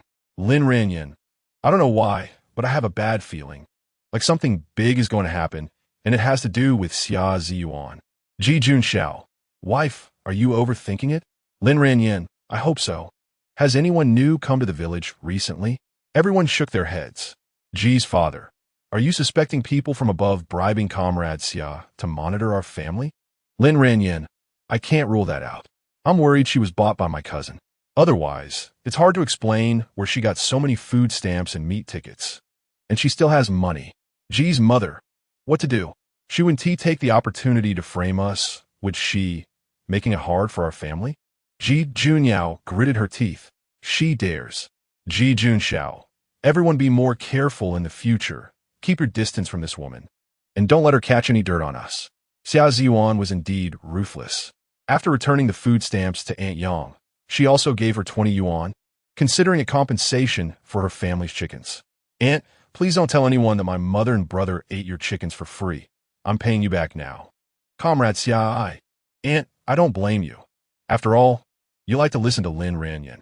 If it weren't for her, I would have really considered marrying Daniu. Now she has caused our families to become enemies, so don't bring up marriage again. Anyway, she no longer owes anything to Yang Daniu's family, and she's toughened up. Originally, Aunt Yang felt a bit guilty, but when she heard this, she didn't like it. It's your family that insisted on 500 yuan as a betrothal gift. How can you blame Sister Ji for that?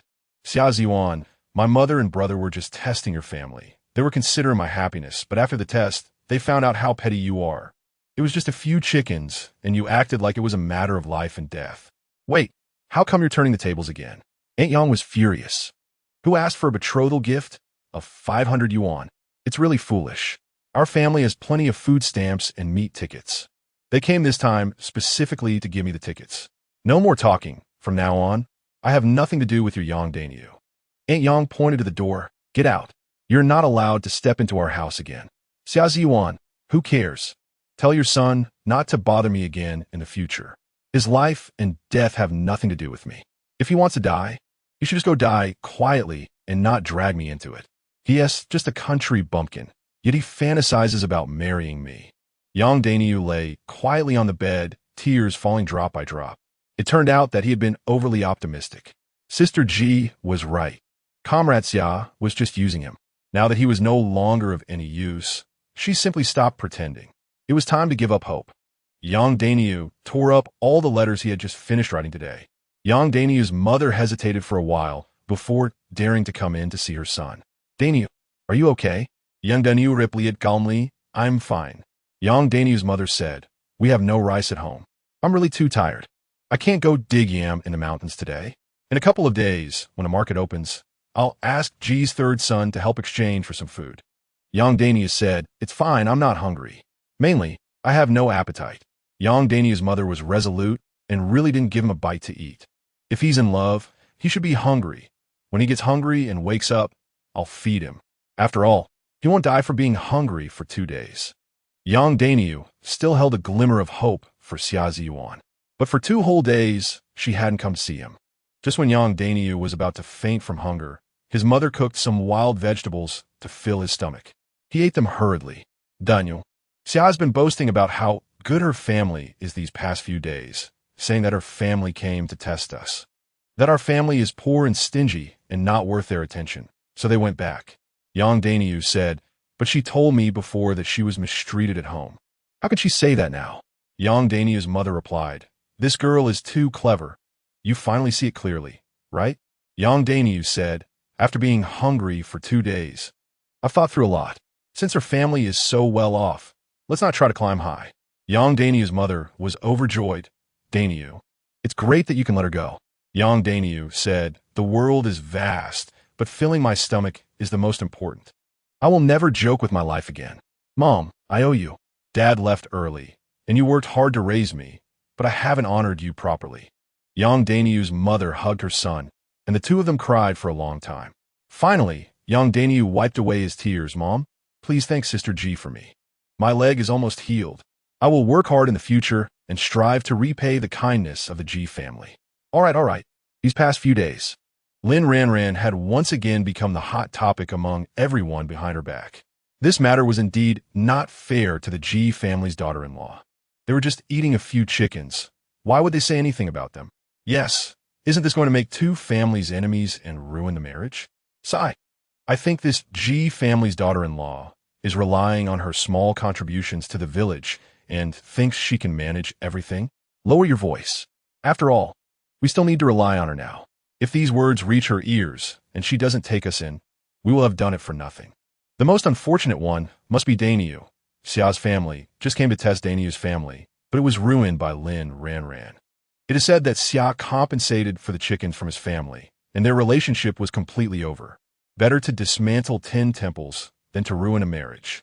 The Ji family's daughter-in-law indeed acted too unfairly. Lower your voice. Don't let the Ji family hear. In the end, it was Dogden's mother who passed these words to the Ji family. Dogden's mother was now clinging to the Ji family. So as soon as someone said something bad about the Ji family, she immediately reported it. Ji's mother was furious upon hearing this. Dogden's mother, you know this matter best. You must explain it clearly to everyone tomorrow. My daughter's reputation cannot be tarnished by someone with the surname Xia. I thought carefully, this must be Xia's doing. She said last time that Ranjing practiced sorcery and then framed me. It made me furious. There's no need to explain. Lin Ranjing stopped her. Ranjing, are you okay? Ji's mother was extremely worried. I'm fine. Rumors stop with the wise. If we rush to explain, it will seem like we are guilty, and we will fall into someone else's trap. Dogden's mother said, but this makes you suffer. Lin Ranjing replied, some things, the more you explain, the more others will think you are covering something up. Just ignore it. I don't need to please anyone. If they don't like me, then they don't have to associate with me. Let us see who ends up needing whom. Dogden's mother said, Ji's daughter-in-law, you're being too serious. Everyone likes you. Your methods of raising livestock are too effective. Our chickens and ducks are growing fat and big, and we can slaughter and eat them during the festival. Just then, Captain Yang rushed over in a panic. Ji's daughter-in-law. Bad news. The chickens at the farm have all contracted chicken plague. Lin Ranjing was shocked. This is impossible. She had been secretly feeding them with a little bit of creek water every few days. It was a miracle they hadn't grown mad. How could they possibly get sick? Chapter 34. Not chicken flu, but man-made poisoning. Upon hearing that the farm had encountered a problem, everyone's hearts tightened, and they hurried towards the farm. Along the way, the footsteps were chaotic and hurried, and the faces of the crowd were filled with anxiety and worry. As soon as they stepped into the farm, a pungent odor hit them, and they saw all the chickens in extreme pain. Some were violently vomiting, excrement scattered everywhere. Some were experiencing continuous diarrhea, their bodies trembling weakly. Others were struggling to breathe, their wings drooping helplessly.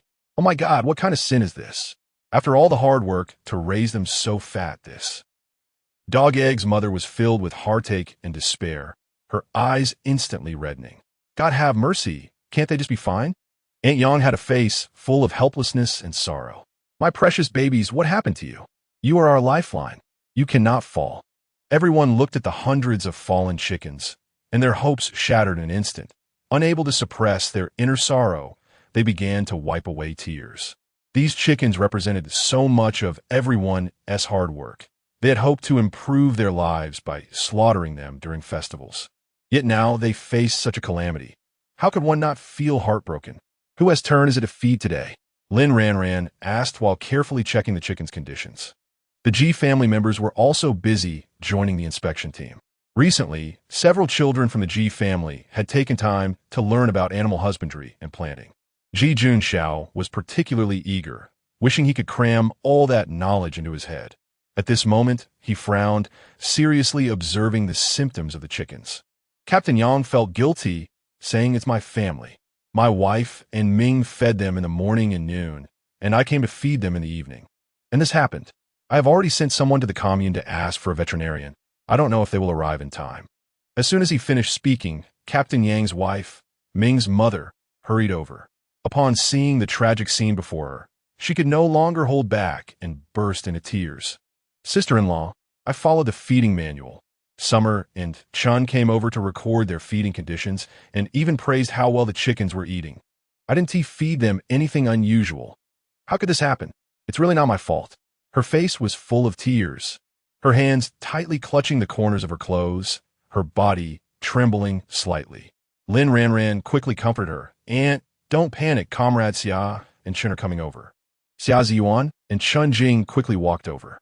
Lin Ranjing asked, "Today you came to record the poultry's feeding conditions. Did you find anything unusual?" Chun Jing recalled seriously and said everything was normal, but it felt like the chickens were eating more aggressively than usual today. Xia Ziyuan added, "I was responsible for recording, and there were no abnormalities." Lin Ranjing stared at her and pressed, "Didn't Comrade Chun say that the chickens were eating more aggressively? Did you notice that?" Xia Ziyuan shook her head. "I didn't pay attention." Ming's mother wiped her tears and said, "The chickens did eat aggressively in the morning and noon. I thought they were growing taller and competing to eat. After all, these poultry grow too fast." Xia Ziyuan's eyes turned, and she asked, "Could it be that the feed has a problem?" Lin Ranjing narrowed her eyes. "You mean to say that the feed I prepared is not good?" Xia Ziyuan quickly explained, "That is not what I meant, but only the chickens are having this issue. Could it be caused by the chicken feed? For example, if it has been left too long and has gone moldy?" Lin Ranjing replied, "I just checked the chicken feed. There is no problem."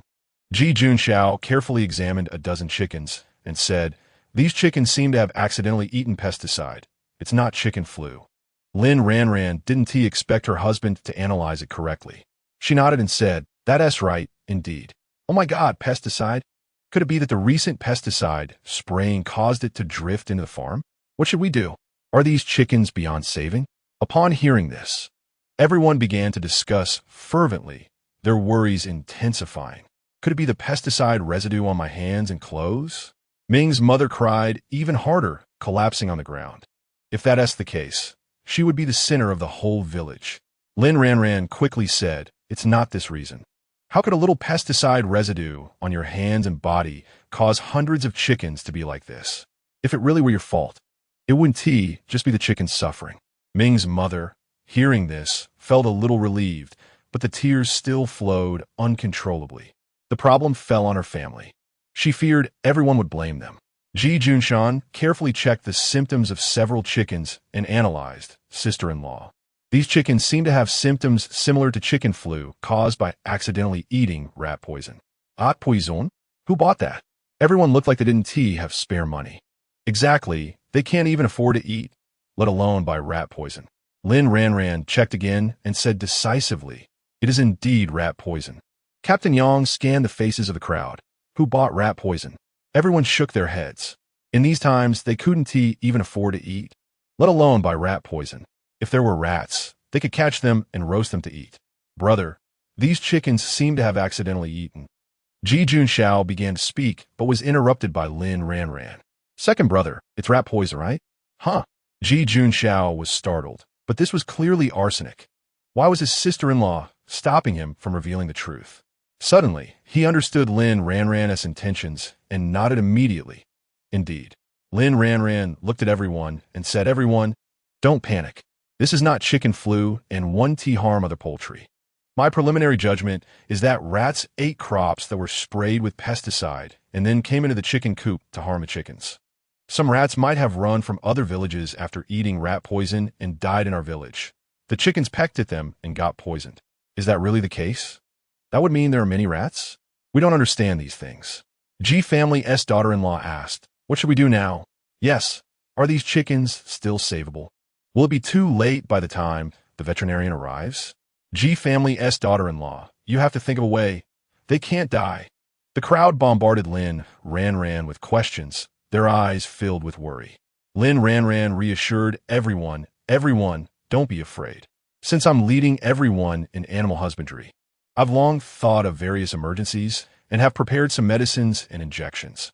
Luckily, these chickens are just poisoned. We can induce vomiting and perform gastric lavage.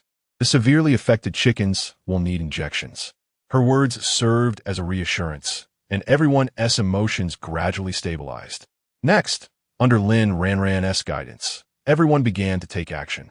Some quickly went to prepare saline solution, while others carefully carried the chickens out of the coop, moving gently to avoid causing more pain to the poor birds.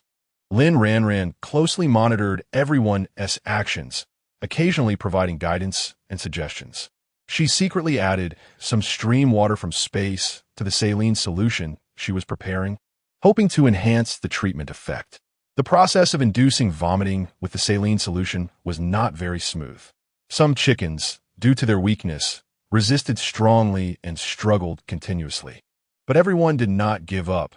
Several people worked together, one gently holding the chicken's body, while another slowly poured the saline solution into its mouth. One by one, the chickens were successfully induced to vomit through everyone's efforts. After some hard work, they finally saved 80% of the chickens. The remaining ones were severely poisoned, lying on the ground, barely alive, in a very critical condition. Lin Ranjing looked at these chickens and said sternly, "These chickens can only be treated with injections." Injections? But we don't know how. I have only seen veterinarians giving injections to chickens. We can't do it.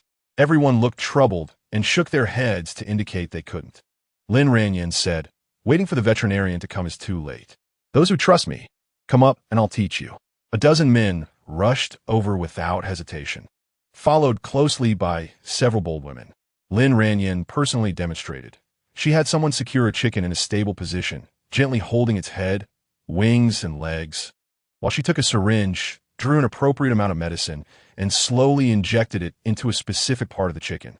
During the injection, she explained the key points and precautions in detail, such as the angle, depth of injection, and how to observe the chicken's reactions. Under Lin Ranjing's patient guidance, several men took a deep breath, gathered their courage, and began injecting the chickens. They carefully followed Lin Ranjing's instructions. When the first injection was given, the chicken struggled slightly, and everyone's hearts raced, but fortunately, everything went smoothly. As time passed, everyone became more skilled, and one by one, the chickens received their injections. After a tense rescue, only 2 of the 80 most severely affected chickens died. Sister-in-law Ji, you are amazing. Without you, we wouldn't have saved these hundreds of chickens tonight, Captain Yang said, looking at the gradually reviving flock, unable to hold back his tears. Lin Ranjing replied, "It's only right to contribute to the collective." Sister-in-law Ji, You are truly incredible. I've learned a new skill. Sister-in-law Ji, the village can't do without you. The crowd surrounded Lin Ranjing, praising her and expressing their gratitude. Lin Ranjing turned to Captain Yang and said, "Tonight, arrange for a few young people to take turns keeping watch, observing the chicken's condition, and promptly reporting any abnormalities." Okay. Captain Yang nodded quickly. Then, Lin Ranjing organized everyone to carry out a thorough disinfection of the farm. They took tools and meticulously disinfected every corner of the farm, leaving no place that might harbor germs untouched. After finishing these tasks and returning home, it was already late at night. The family closed the door and sat around the table to discuss the major events of the night. Ji's father, with a serious expression, spoke first. Was tonight's incident caused by someone poisoning us? After all, as the deputy commander, he wouldn't miss such a small trick. Lin Ranjing nodded. I can fool everyone, but not you. After all, where could so many rats come from? Ji Junxiao said, if my analysis is correct, then someone used 3 types of poison: pesticide, rat poison, and arsenic. Ji Junyong agreed. I support my brother's analysis. Sister-in-law, is that right? Ji Junyao looked at Lin Ranjing. The whole family turned their gaze to Lin Ranjing, not knowing when they had begun to regard her as the backbone of the family. Lin Ranjing nodded. That's indeed the case. The family's expressions suddenly became serious, and the atmosphere turned unusually oppressive. Ji's father furrowed his brows and asked, is it directed at our family? So in the end, was their family the one that implicated the collective? Ji's mother said, isn't that obvious? Think about it. If hundreds of chickens had died tonight, wouldn't we become the sinners of the whole village? After all, the village only raised 30 chickens before, and the captain followed Ranjing's suggestion to raise several hundred. Ji Junyao gritted her teeth and said, this must have been done by Xia Ziyuan. Otherwise, how could it have happened just when she was recording the files? She even wanted to shift the blame onto sister-in-law. Ji Junshan raised a question. The problem is, where did she get so much poison? Ji Junyong replied without hesitation. No need to ask. The Pei family must have given it to her. Ji's father looked at Ji Junxiao and asked, eldest brother, what do you think? Ji Junxiao thought for a moment and said, Comrade Xia does have suspicions, but her time to commit the crime is insufficient. Yi Yunzhan reminded, she might have used someone else. Brother, don't forget how she used Niao. Ji Junxiao nodded. If she used someone else, that would be another matter. Ji's mother was furious. This troublemaker. Does she want to kill us all before she's satisfied? She was only bought off by the Pei family because she couldn't get close to the eldest. Lin Ranjing pondered for a moment and said, it shouldn't be Xia Ziyuan. Ji Junyao was extremely surprised. Sister-in-law, why are you speaking up for her? Ji Junyong was also confused. Sister-in-law, have you forgotten how she framed you? Lin Ranjing patiently explained. She isn't foolish enough to that extent. Besides, if it comes to light, she would end up in jail. Xia Ziyuan wants to marry into the Ji family. And even if she wants to harm herself, she would do it secretly and wouldn't joke with the collective's interests. People's hearts are unpredictable. Just look at her attitude toward Dinyo's family. Everyone expressed their opinions. Everything requires evidence. If we can't find evidence, talking too much is useless, Ji's father said. Lin Ranjing replied, everyone, pay attention to Xia Ziyuan recently. Observe who she interacts with. She may not have done herself, but she might facilitate someone else. Perhaps that person is the real culprit. The Ji family members were all smart and immediately understood her meaning, nodding in agreement. Ranjing, your belly is getting bigger, and your movements are becoming inconvenient, yet you worry about everything in the village. Can your body handle it? Ji's mother asked with concern. Lin Ranjing smiled and said, I'm fine, just need to move around more for the sake of the baby. Ji Junxiao suggested, wife, let's go to the city for a checkup in a few days to see how the baby is doing. Lin Ranjing replied, okay, I'll listen to my husband. The next morning, Lin Ranjing and Ji Junxiao went to the farm to check on the situation. All the chickens were in good spirits, eating well, and there were no abnormalities in their droppings. Lin Ranjing's heart could finally relax. She had the villagers tie up 3 guard dogs at the entrance of the farm. If a stranger came, the dogs would surely bark. Just as she was about to deliver lunch to her family at noon, she bumped into Xia Ziyuan at the door. Lin Ranjing, you really have some skills, Xia Ziyuan coldly mocked. Lin Ranjing snorted coldly You can't learn my skills, so don't be jealous. It's bad for your health. Deliberately poisoning the chickens and then detoxifying them, making the whole village see you as a benefactor. What a method. Do you think everyone knows? Lin Ranjing said sternly. Everything must have evidence. Do you dare to say that in front of everyone? I wouldn't dare, but you know in your heart whether you did it or not, right? Lin Ranjing sneered. Xia Ziyuan, it seems the last lesson I gave you is still too little. You spread feudal superstitions, covet other people's men, and damage my reputation. Each and every one of these could take 10 days and nights to criticize you. Stop using the past to pressure me. You have no evidence. Lin Ranjing said, haven't you heard of recording devices? Recording devices? How could you possibly have one? Xia Ziyuan asked. Lin Ranjing smiled, guess. Xia Ziyuan's face turned pale, no. It's impossible. You're lying to me. In her previous life, she only bought such luxury items after becoming the richest woman. How could Lin Ranjing have it? It must be a lie. But what if she really did have it? Xia Ziyuan, where did all those ration tickets come from? And the meat tickets, where did they come from? Don't forget how ugly your family's true colors were back then. Do you want me to play you a recording? Xia Ziyuan retorted. If you don't have that thing, then stop trying to scare me. If you had it, you would have used it to accuse me already. Isn't it just that the timing isn't right? Stop trying to fool me. You don't have it. Then do you dare to bet? Xia Ziyuan couldn't afford to gamble. I'm too lazy to deal with you. Xia Ziyuan, let me give you a piece of advice. Don't provoke me, or I will strip you down to nothing. What's so great about you? Once everyone sees your true colors, let's see how you can stay in the village. Xia Ziyuan entered the educated youth dormitory in embarrassment. Every time she played chess against Lin Ranjing, she lost terribly. Clearly, she had lived her life again. Next time, she must win back. Ran. Ji Junxiao was worried about her delivering meals and returned just in time. Just now, Xia Ziyuan was walking ahead, so he deliberately fell behind. Lin Ranjing smiled. Why are you back? I told you not to deliver meals anymore. Just stay at home and wait for me to come back and cook. Ji Junxiao said as he reached for the basket in her hand. All right. At that moment, frantic barking came from the breeding farm. Lin Ranjing's expression grew serious, and she instinctively clutched her husband's shirt. Lock the door and wait for me to come back, Ji Junxiao said, stuffing the bamboo basket back in her hands. Lin Ranjing reminded him, go to Captain Yang's house and get the shotgun. Don't worry, even if there are 10 thieves, your husband can catch them. After Ji Junxiao finished speaking, he quickly ran off. When Ji Junxiao arrived at the breeding farm, the scene before him made his heart leap into his throat. He saw Yang Shithen standing in front of the pack of dogs, wearing a naive and clueless smile, holding a moldy bone in his hand, waving it in front of the agitated dogs. The dogs were tightly bound by chains but still struggled desperately, letting out low growls. Their eyes were bloodshot, and saliva dripped from the corners of their mouths. Shithen, what are you doing? It's fun. Shithen, it's dangerous. The dogs will bite you. Be good. Listen to your brother, and throw the bone to the dogs. Shithen shook his head, tried to shove the bone into his mouth. Ji Junxiao quickly snatched the bone away. Be good. I'll give you candy later. Shithen smiled. Candy? Ji Junxiao nodded, then threw the bone far away. Hearing the barking, several ants who were returning home to cook hurried over from all directions. Realizing it was Shithen causing trouble, they all breathed a sigh of relief. It's good if nothing happened. I was afraid the mice would come in and harm the chickens again. Shithen usually doesn't go out. How come he came out today and found a bone? That's really unusual.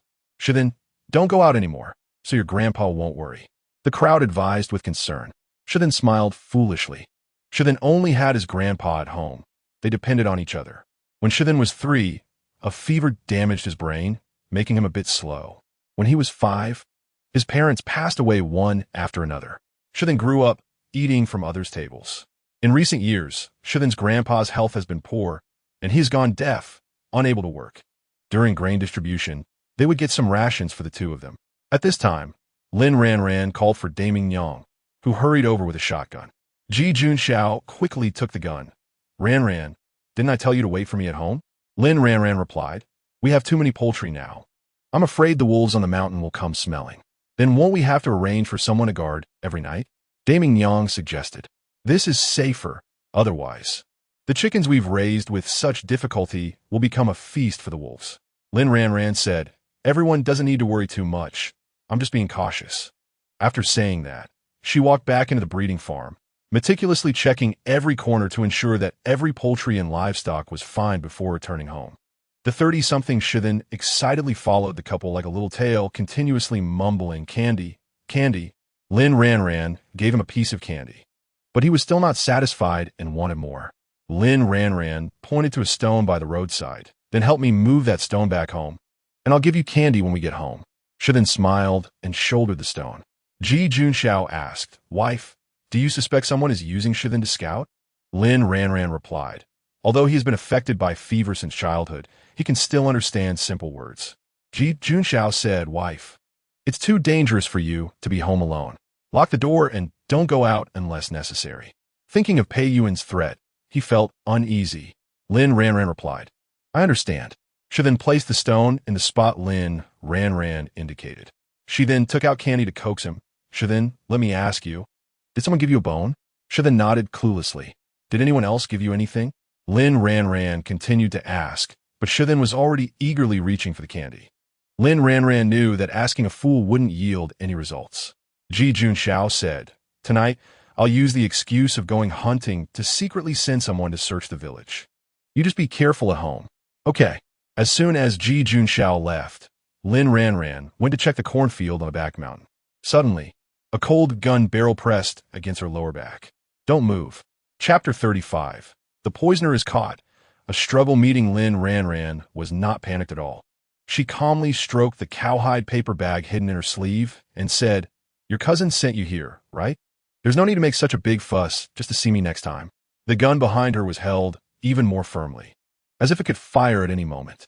"Lin Ranjing, I didn't expect you to be so clever." The other party's voice carried a hint of surprise. "I've always been clever. Those schemes your cousin used, which one wasn't suggested by me? So what? Aren't you afraid I'll kill you?" The gun was pushed closer, exuding a chilling sense of oppression. Lin Ranjing snorted coldly. "Do you dare? Not to mention your cousin's side. As long as you dare to hurt me, I guarantee you won't be able to leave the village." "What's wrong? Are you here to be a hero in the countryside and reluctant to return to the city? Don't forget what your purpose of coming here is. Does your cousin know you are pointing a gun at me? Aren't you afraid I'll report you when I go back?" The other person still didn't lower the gun. "You should worry about yourself. You've been helping the Ji family lately, making their lives in the countryside quite comfortable. Not only that, you've also missed your wedding date.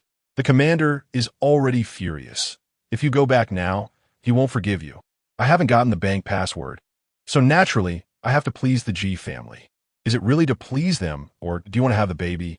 This baby will be born in a month or so, right? Can you still get rid of it then? There's no need to discuss this with you. There are no phones in the village, and the commander can't contact you. He asked me to tell you to kill all the poultry and livestock in the village within 3 days and frame it on the Ji family. I can't dare to make such a big fuss. If it's found out, I have to go to jail. You should be glad I rescued those chickens last night. Otherwise, if so many chickens died, you'd probably be shot. Lin Ranjing, if you resist again, I'll first get rid of the baby in your belly and then take you back." The other party finally lost patience and threatened fiercely. "Hubby, why are you back?" At that moment, Lin Ranjing suddenly raised her voice, filled with surprise and a hint of coquetry. The gun pointing at her trembled noticeably. Taking the opportunity, Lin Ranjing quickly turned around, tore open the cowhide paper bag with chili powder hidden in her sleeve, and fiercely sprinkled it into the other person's eyes. "What did you throw at me? Why can't I see anything?" The man screamed in pain. His gun started to shake uncontrollably as he frantically rubbed his eyes with his other hand. Lin Ranjing seized the moment to step forward, dodging the wildly swinging gun, and tightly grasped the wrist of the hand holding the gun. With a powerful kick to the man's abdomen, he winced in pain, and the gun fell from his hand. Lin Ranjing quickly snatched it up. Steadying the gun, she aimed at the man's head and said, "Raise your hands." The man didn't expect that a pregnant woman could snatch the gun from him. Is this person really a pregnant woman? Why does it feel like he is? "But my eyes are stinging," he said, tears streaming down his face, his voice tinged with a cry. "I don't care about that. You were so eager to point a gun at me just now, weren't you?" Lin Ranjing showed no mercy, keeping the gun steady. With no choice, the man could only slowly raise his hands, tears still flowing. "Which village are you from? What's your name? Speak up quickly." Lin Ranjing kept her eyes fixed on him.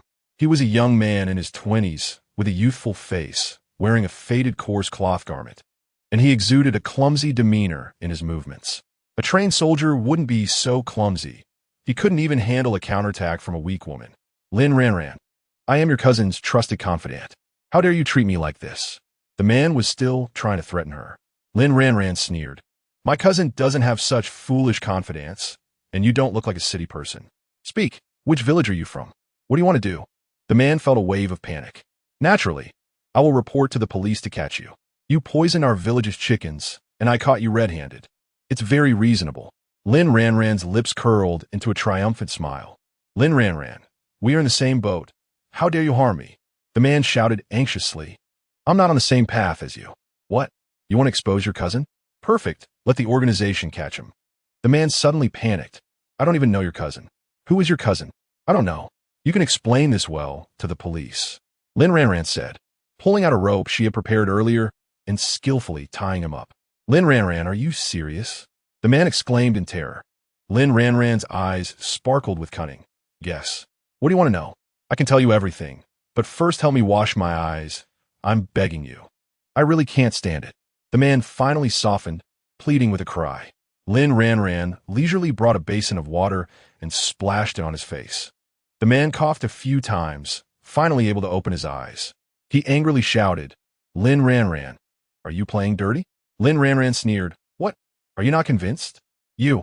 The man was so angry he couldn't speak. Now, tell me, who sent you? Lin Ranjing toyed with the gun in her hand, her gaze sharp as she stared at him. I don't know him either.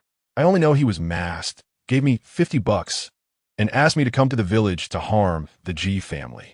The man hung his head, helplessly saying. Lin Ranjing's eyes narrowed, continuing to press. Where did this gun come from? It was given by the man. He said if you interfered with his plan, he would threaten you with the gun and your cousin. That's all I know. Please let me go. I'm just a villager, honest and simple. I'm also forced into this. My mother is sick, and I don't have money for treatment.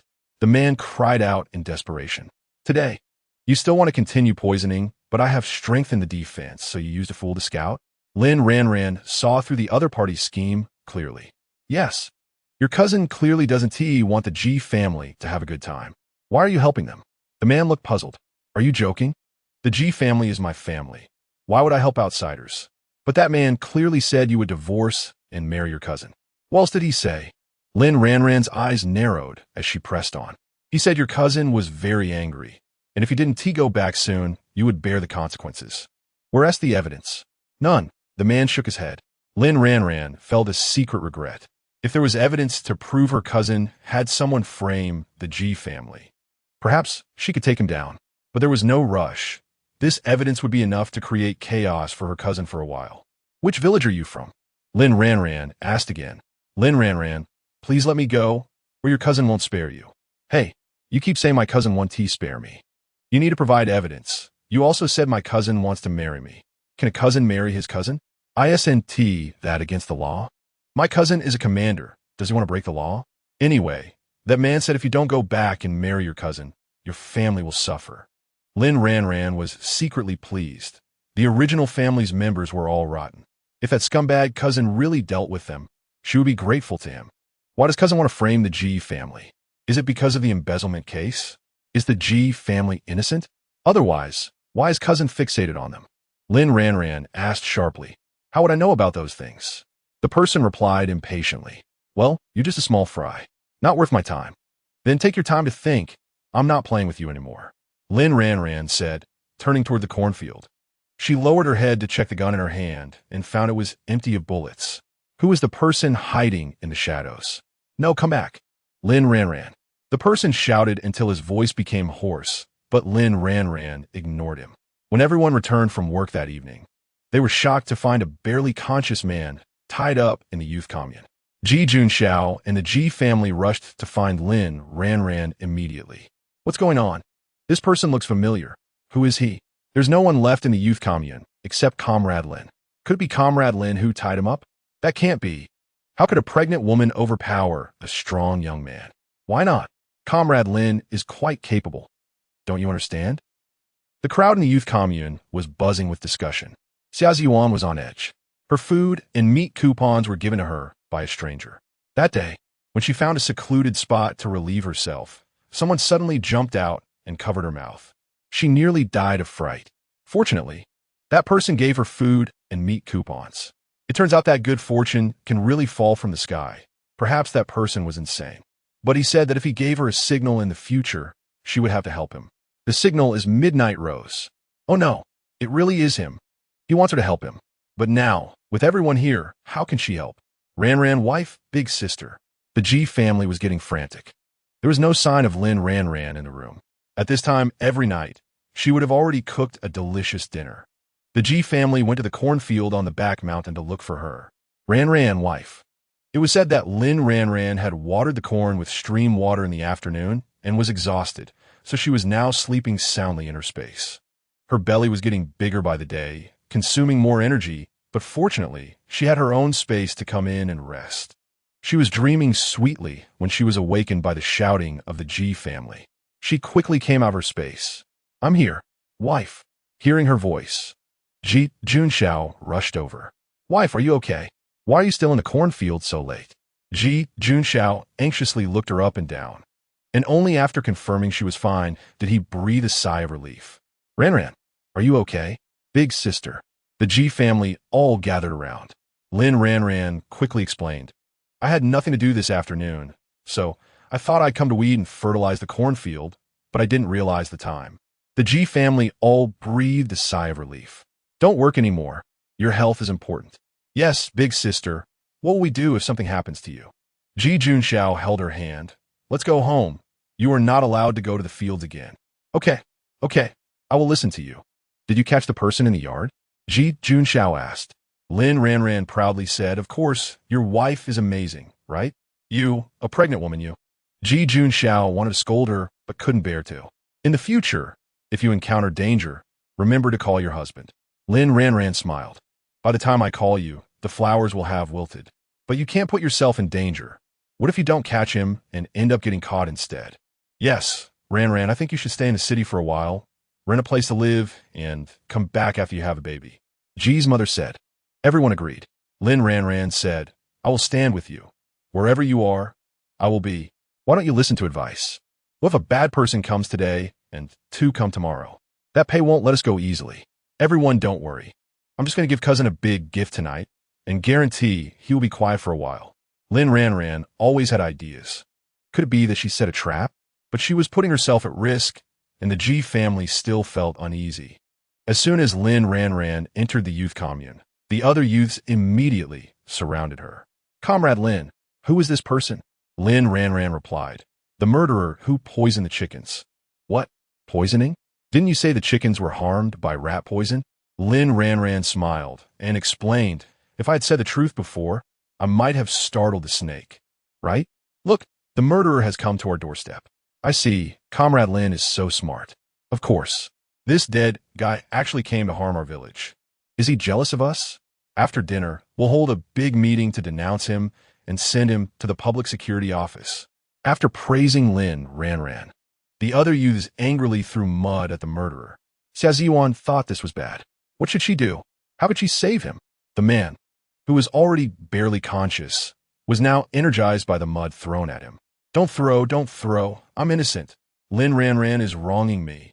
The man jumped up in a panic, still daring to slander Comrade Lin, looking for death. The crowd threw even harder. "I'm from the neighboring Happy Village. I just wanted to come to the youth commune for a drink of water." "Don't listen to his explanations. We will hold a meeting to denounce him later. Parade him." "No, it was that shrew who seduced me. And when it didn't work, she actually caught me as a rogue." The man, panicking, could only slander Lin Ranran. Ji Junxiao said, "Still daring to slander my wife. He not only committed the crime of poisoning, but also the crime of defamation. If he continues to speak nonsense and slander my wife, I will seal his mouth first. That's right, this person is too disgusting. If he doesn't confess, he will be doomed later." The man dare not speak again. Xia Ziyuan waited for everyone to vent their anger and then asked, "Is there some misunderstanding here? Tying up this comrade like this, isn't it too cruel? I see this comrade is almost out of breath. What if he suddenly faints?" Chen Jing looked at her in confusion. "Xia, you actually sympathize with this person?" "No, Everything must be based on evidence. Lin Ranjing snorted coldly. You just believe a rogue and refuse to believe me. Everyone in the youth commune looked at Xia Ziyuan with strange eyes. They keenly noticed that since last night, Xia Ziyuan had been targeting Lin Ranjing. But thinking about the recent rumors, everyone figured out. Lin Ranjing had ruined Xia Ziyuan's engagement with Daniyu. So Xia Ziyuan held a grudge. Xia Ziyuan's eyes were red with grievance. That's not what I meant. I just think it's better to present evidence. I believe Comrade Lin. Zhao Jiqing said. I also believe Comrade Lin. Qian Jiqing said. Me too. Sun Jiqing said. Lin Comrade has worked hard for the village. There's no reason not to believe her. Li Jiqing said. That's right. This person isn't working hard in the village, but comes to our village. His intentions are not pure. Xia Ziyuan did not expect all the youths to side with Lin Ranjing, including her own roommate Qinjing. Lin Ranjing had only been here for a little over 3 months, but she had been here for more than a year. Previously, she was the darling of the youth commune. How did it all change when Lin Ranjing arrived? I also believe Comrade Lin. I just think we should interrogate him clearly first. If we get it wrong, wouldn't Comrade Lin be in trouble? Comrade Xia, if your sympathy overflows, why don't you tie him up instead? Yiyunion retorted angrily. Xia Ziyuan covered her face and ran back to her room. I won't speak anymore. Whatever I say now is wrong. Cut. She is targeting my sister-in-law, and when I say a few words to her, she feels wronged? It's just slandering my sister-in-law. And she still has the nerve to argue? Did Comrade Xia slander Comrade Lin? No. It was clearly her family that insisted on a 500 yuan betrothal gift. Brother Daniyu couldn't come up with that money, so she took the opportunity to dump him and ended up blaming my sister-in-law for it. What? Such a thing actually happened? 500 yuan for a betrothal gift. Even city folks can't come up with that much. But didn't she explain that her family was testing Daniyu's family? The betrothal gift was just mentioned casually, but unexpectedly, Comrade Lin suggested to Daniyu's family to drive her family away, and they even compensated for the chickens of Daniyu's family. That's just her one-sided story. Aunt Yang and Dog Egg's mother know this best. Everyone has known my sister-in-law for a long time. Is she that kind of person? She thinks every day about how to help everyone live a happy life. Where would she find the time to ruin someone else's marriage? We are all educated people, so don't let some scheming individuals take advantage of us. Everyone knows what kind of character my sister-in-law has. In these past few days, the educated youth have heard some remarks from Aunt Yang and Dog Egg's mother, but everyone feels that the two are currying favor with Lin Ranjing now, so their credibility is low. Now, it seems that Comrade Lin is not that kind of person. How could someone who works hard for the collective be the type to ruin someone else's marriage? What benefit would that be for her? On the other hand, Comrade Xiao's family has been lazy and freeloading at someone else's home for several days, affecting the collective's productivity. Fortunately, they have left. If they hadn't tea, the village would have sent them back. It is clear now that Comrade Xia deliberately smeared Comrade Lin. What is wrong with Comrade Xia? After the villagers finished their meal, they all crowded into the educated youth courtyard. Is he the one who poisoned the chickens in our village? Damn, is he looking for death? Bones, brother. Give it to me. Silly Egg saw that person and rushed up with a smile. He is the one who gave Silly Egg the moldy bones. This is solid proof. He is the murderer. If it weren't for the eldest of the G family arriving quickly, Silly Egg would have bitten into that moldy bone. This person even wants to harm the G family's daughter-in-law. Let's criticize him and then send him to the police. The villagers were filled with righteous indignation. Captain Yang interrogated the person. Which village are you from? What is your name? Seeing the situation was bad, and Xia Ziyuan didn't come out to save him. He said, I'm Xia Taiju from Happy Village. You must know my grandfather, Xia Lusheng. Xia Lusheng from Happy Village. Some of the older villagers recognized him. Captain Yang, your grandfather, Xia Lusheng, is not like you. You are confused. Xia Taiju, I didn't poison the chickens. Lin Ranjing slandered me. She wanted to seduce me, but failed and then framed me. Clean up your mouth. How could someone with such a big belly seduce you? Look in the mirror. The eldest of the G family is so handsome. And you, with your crooked watermelon, how could the G family's daughter-in-law take a liking to you? If you refuse to admit it, we will torture you. Xia Taiju screamed. Don't go too far. Using torture privately is illegal. The poisoner poisoned the chickens, and we caught him on the spot. That's very reasonable. Yes, let the police take the body back. The villagers are much more brutal than the educated youth. They smashed him with mud and water. Some villagers couldn't hold back and kicked Xia Taiju several times. Let's see if you dare to come again. If you do, we'll break your legs. Stop hitting, stop smashing. I'll confess everything. Is that okay? Xia Taiju had no choice. He could only confess. Yesterday, I poisoned the chickens. I put poison in the chicken feed before dawn. What kind of poison? Gepdunyang breast set, rat poison, pesticide, and arsenic. Everyone was even more furious upon hearing this. Where did you get these poisons?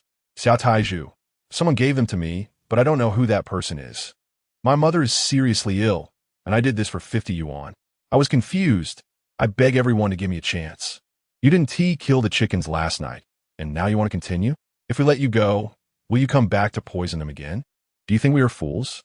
Your behavior of destroying collective production and endangering public safety must be reported to the police. That's right, otherwise, it would be too easy on you. In the end, Xia Taiju was labeled a bad element, and a criticism meeting was held in the village. Led by Captain Yang, the security director, the secretary, and several respected elders, they dragged Xia Taiju from the head of the village to the tail. Finally, Ji Junyong and several young people from the village sent this guy to the security team of the commune overnight. Lin Ranjing handed the tape recorder to Ji Junyong. Ji Junyong didn't expect my sister-in-law to even have a tape recorder. She is truly remarkable. She doesn't show off, but can deliver a fatal blow to the enemy at a critical moment. Sister-in-law, you are so clever. Ji Junyong admired her immensely. If my sister-in-law were to join the army, she would probably outshine the commanders. Lin Ranjing smiled and said, "It's better to be prepared. Today it finally came in handy. Now, cousin must be crying." Ji Junxiao said with concern, "You've worked hard, wife." Lin Ranjing, "Fortunately, all those underhanded tricks of cousin were devised by me. Now that I have to deal with him, he will probably be so anxious he'll wet his pants." Ji Junxiao thought to himself, "Is this something to be proud of? Why does it make him feel a sense of defeat? This isn't to your ultimate goal, is it? Husband is so smart. Why not take a guess?" Chapter 36. Lin Ranjing is pregnant with multiples. Ji Junxiao stared at Lin Ranjing and said slowly, "You want to uproot the person that Pei has placed, leaving him unable to harm us again." Lin Ranjing smiled sweetly, wrapping her arm around Ji Junxiao's, and said softly, "Hubby, you're amazing. With this act, my cousin will definitely blame that person to death, and that person will surely resort to underhanded tactics." Ji Junxiao's expression turned serious as he pulled Lin Ranjing closer to him, his tone grave. "But this way, you will be in great danger." Lin Ranjing looked up at Ji Junxiao, her eyes resolute. "Rather than letting him stir trouble behind our backs, it's better to expose him. My cousin is very suspicious. This way, he will doubt that person's abilities, and perhaps that person will have a hard time. I want to see how many undercover agents my cousin can send over. One comes, I'll kill one. Two come, I'll kill two." "You really know your cousin well." Ji Junxiao snorted lightly, a hint of unnoticeable sourness in his tone.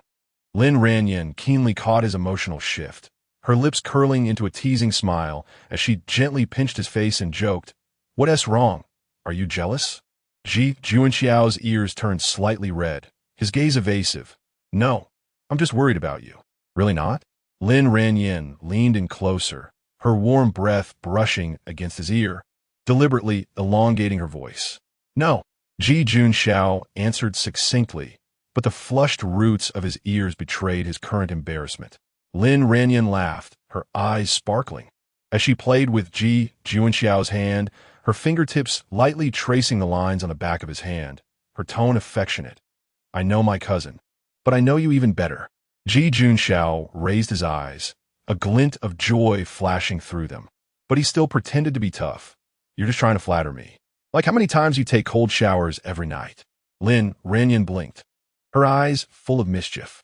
Ji Junxiao's face instantly flushed, his ears almost burning as he stammered in defense. "I just went to the bathroom." "Yes, you've been going more frequently than I have as a pregnant woman." Lin Ranjing laughed slyly. Ji Junxiao sighed helplessly, pulling Lin Ranjing tightly into his embrace, his expression becoming serious. "You're so smart. I'm worried your cousin won't give up easily." His hand gently rested on Lin Ranjing's rounded belly, feeling the movement of the little one inside, his brow furrowing. After all, without a strategist, the future will be tough for the Pei family. So the Pei family won't give up on you. Right now, they're sending people to create trouble, but later they will probably come themselves. Lin Ranjing felt warmth in her heart, reaching out to smooth his tightly furrowed brow, softly asking, "Worried he will harm me?" "Not necessarily, but—" Ji Junxiao lowered his head, gently kissing her forehead, his hand stroking her belly again. "I'm worried he will harm the baby." "Don't worry. I know how to protect myself. Besides, the baby is already this big. He wouldn't dare act rashly. After all, one mistake could mean 2 lives. Pei Yuhan can't afford to gamble." Ji Junxiao rested his chin on her head, his voice deep and firm. "Wife, you've suffered. Once we return to the city, I will make sure you live even happier than before." "Okay, I believe in you, hubby." A trace of ruthlessness flashed in Ji Junxiao's eyes. Once he regains his position, Pei is doomed. That day at work, Ji Junxiao spoke to the young people. "Every night after work, you all come to the youth center. I can teach you martial arts, so if you encounter bad elements from other villages, even if you're alone, you can easily capture them." Yang Daniu immediately stood up from the crowd.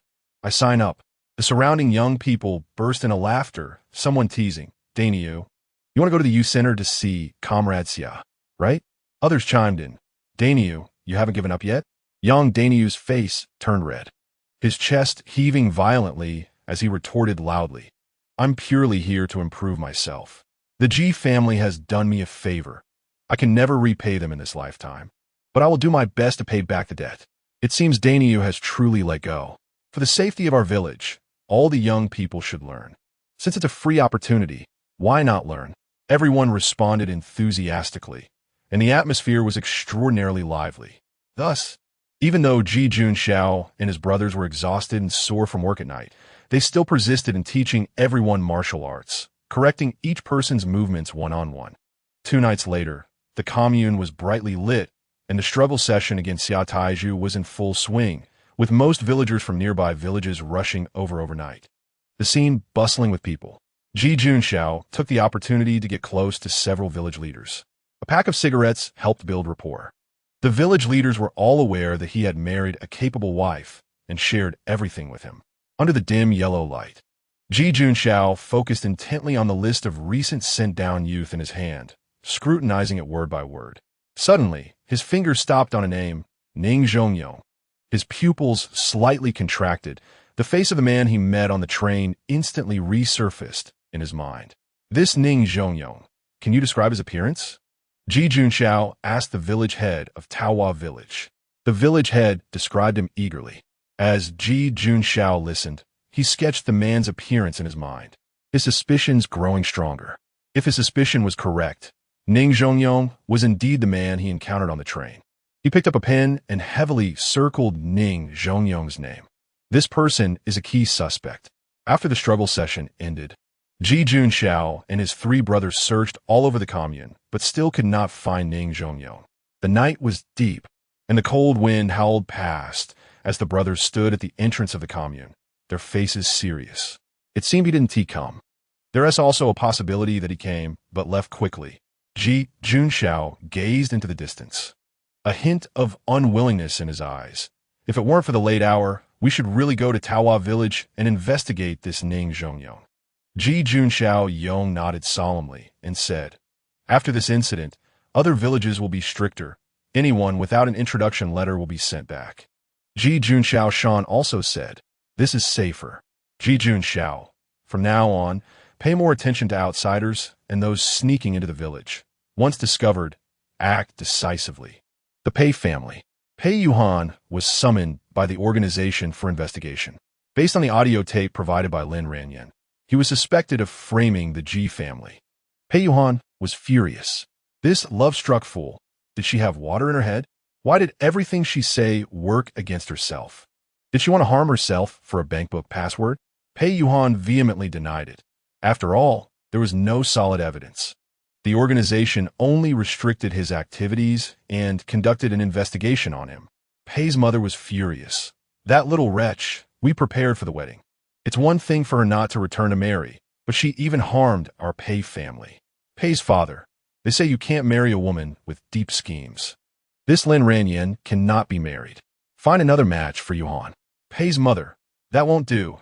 She's holding a lot of our family's money now. If we don't marry her, we'll lose big. Pei's father.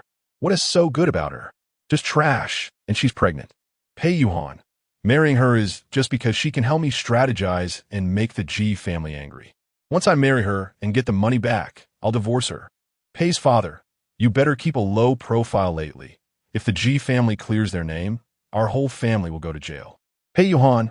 Recently, the organization is reinvestigating my marriage with her. Mom, you need to tell the Lin family to insist that Lin Ranjing is an adopted daughter and has nothing to do with me. Pei's mother. I've already taken care of that. Your uncle and aunt are very tight-lipped, so don't worry. Pei father. We should hurry to the countryside and get the money back. That kind of woman like Lin Ranjing shouldn't even step into the Pei family's door. Pei Yuan. Dad, I already said it's just to irritate the G family. I think you've been bewitched by that little vixen, right? Isn't it just that she's a bit pretty? What's so great about that? Do you want to marry a woman with a big belly? I'll make her get an abortion, marry her, and then divorce her. Divorce? That's impossible, even if it's abuse. PLL, make sure Lin Ranjing suffers to death. If she dares to betray him, she's dead for sure. Pei father strongly opposes. Dad, don't forget. It's her strategies that have helped our Pei family rise step by step. Pei father had no rebuttal to this. If it weren't for Lin Ranjing's suggestions, he wouldn't have been able to win over so many people. He got this job thanks to Lin Ranjing teaching him how to embezzle. Who did you send to deal with the G family? How did it end up backfiring on us? Pei father was furious. Pei Yuan, I'll send someone again. That person was useless. But Dad, I've only been in this position for a few months and haven't stabilized yet. Now that I've been suspended, you need to find someone to help me get reinstated quickly. Pei father. Understood. One day, the sun was shining brightly, and a gentle breeze was blowing. Early in the morning, Ji Junxiao carefully helped Lin Ranjing onto the horse, holding the reins all the way, constantly checking on his wife's condition, afraid she might feel uncomfortable. Upon arriving at the hospital, Lin Ranjing took out the phone number given by Ji Junxiao and called Director Zhou. Director Zhou immediately postponed his meeting and hurried over. With a smile on his face, he greeted from a distance. Comrade Lin, Comrade Ji, nice to meet you. Director Zhou, nice to meet you. Director Zhou, you are too polite. Learning that Lin Ranjing was there for a checkup, Director Zhou personally took her to the hospital's top obstetrician, Dr. Sunday. Dr. Sun carefully took Lin Ranjing's pulse, and after a while, a look of surprise appeared on her face. The baby is doing well. But your belly is quite large. It seems like there are multiple babies. Multiple babies? Ji Junxiao's voice changed with excitement. He held Lin Ranjing's hand tightly, looking at Dr. Sun with anticipation. Doctor, are you sure? Sure, but it's hard to say how many. Ji Junxiao was extremely excited. Wife, did you hear that? You're having multiple babies. From the sound of the doctor, there must be at least 2. Lin Ranjing had suspected it for a long time. But when it was confirmed, a hint of worry surged in her heart. However, she still forced a smile and nodded. Yes, husband, you're amazing. Ji Junxiao, overwhelmed with excitement, spoke incoherently. Previously, during the hospital checkups, they said that the G family would have no descendants. I really didn't expect you to be having multiples. Wife, you're the great benefactor of our family. Thank you. Lin Ranjing squeezed out a smile. The family will definitely be very happy to hear this news. Director Zhou looked at the two, recalling the pregnant woman who had died from a cesarean section a few days ago, and his brows furrowed tightly. Dr. Sun also looked worried, but seeing the two so happy, she was momentarily unsure how to speak. After some consideration, Director Zhou said, Comrade Lin, our hospital has just introduced B-ultrasound equipment for clinical diagnosis, but no one has used it yet. Why don't we let you try for free? Lin Ranjing nodded. Okay, this will confirm the number of babies. She silently prayed in her heart, hoping there wouldn't be too many. 3 would be fine. If there were 5 or 6, it would probably really take her life. She absolutely didn't want a cesarean. Ji Junxiao keenly noticed the serious expressions of Director Zhou and Dr. Sunday. While Lin Ranjing went to do the ultrasound with Dr. Sun, he hurriedly pulled Director Zhou aside. Looking anxious, "Director, is it bad to have multiple babies?" Director Zhou sighed, his expression serious. "You're from a big city. Do you know a lot of twins around you?" Ji Junxiao shook his head. "Almost none, but I've heard of them. Those are rare, so far. Our county has only had one pair of twins. Was the delivery smooth?" Ji Junxiao asked anxiously. "It couldn't be delivered naturally. It had to be a cesarean. This technique is not very mature at the moment." Director Zhou ultimately didn't mention the pregnant woman's death. Ji Junxiao was a smart person. His face instantly turned pale, and his lips trembled slightly. "Director Zhou, is there any conservative treatment?" Director Zhou helplessly sighed. "Come in a week before the due date for hospitalization. I will have the obstetrics department discuss a plan, and we'll see if we can ask the higher-level hospital to send over more top obstetricians." "Director Zhou, please, you must tell my wife." Ji Junxiao's eyes turned red as he looked at him pleadingly. "Don't worry, I will do my best to help." Director Zhou comforted. In the ultrasound room, Dr. Sun's expression was grave. She stared intently at the computer screen, her brows tightening. "Comrade Lin, it's confirmed. I can see 3 babies now." Lin Ranjing's heart sank, trying to remain calm. "Is there any chance of missing some?" "There's a possibility, but I'm sure there are at least 3. Lin Ranjing thought, "It's over. Now there's no way to give birth naturally. It's all my fault for drinking too much of the stream water in the space. The babies must be quite large. In the next 2 months, they will probably grow wildly." In the novel, Xia Ziyuan also had 3 babies, but she was lucky and had a natural birth. Dr. Sun continued. "Moreover, the babies are currently on the larger side, so it's probably not suitable for natural birth. You need to prepare mentally for a cesarean." "What is the current success rate of cesarean sections?" Lin Ranjing asked. 70-80, but our hospital can only guarantee 70. Dr. Sun stated honestly. Lin Ranjing thought to herself. She really was caught in a deadly era. She tried to rewrite her fate, only to end up giving birth to 3 babies for the male and female leads. While the female lead had a painless delivery, and she was about to leave this world. Damn it, what was the point of her holding on for so long? But Comrade Lin, you don't need to worry too much. The director knows many top obstetric experts, and he will think of a way to invite them over to help. Dr. Sun reassured her. Lin Ranjing felt a wave of bitterness in her heart. Yet she showed a slight smile. "But Dr. Sun, I have some suggestions regarding the cesarean. Would you like to hear them?" Dr. Sun looked surprised and quickly took out a notebook. "Comrade Lin, do you have some research on this? Did you study medicine before?" She had brought the hemostatic medicine to teach everyone in the hospital, and she didn't expect her to have knowledge about cesarean sections too. Lin Ranjing smiled and shook her head. "No, but I have varied interests in school and have read some medical books. I was fortunate to see some rare editions." Dr. Sun was overjoyed and quickly prepared to take notes. Lin Ranjing briefly introduced what she knew about the surgical operation and process of cesarean sections, improvements in anesthesia techniques, surgical norms and skills, machines and equipment, post-operative care, and rehabilitation. Halfway through, Dr.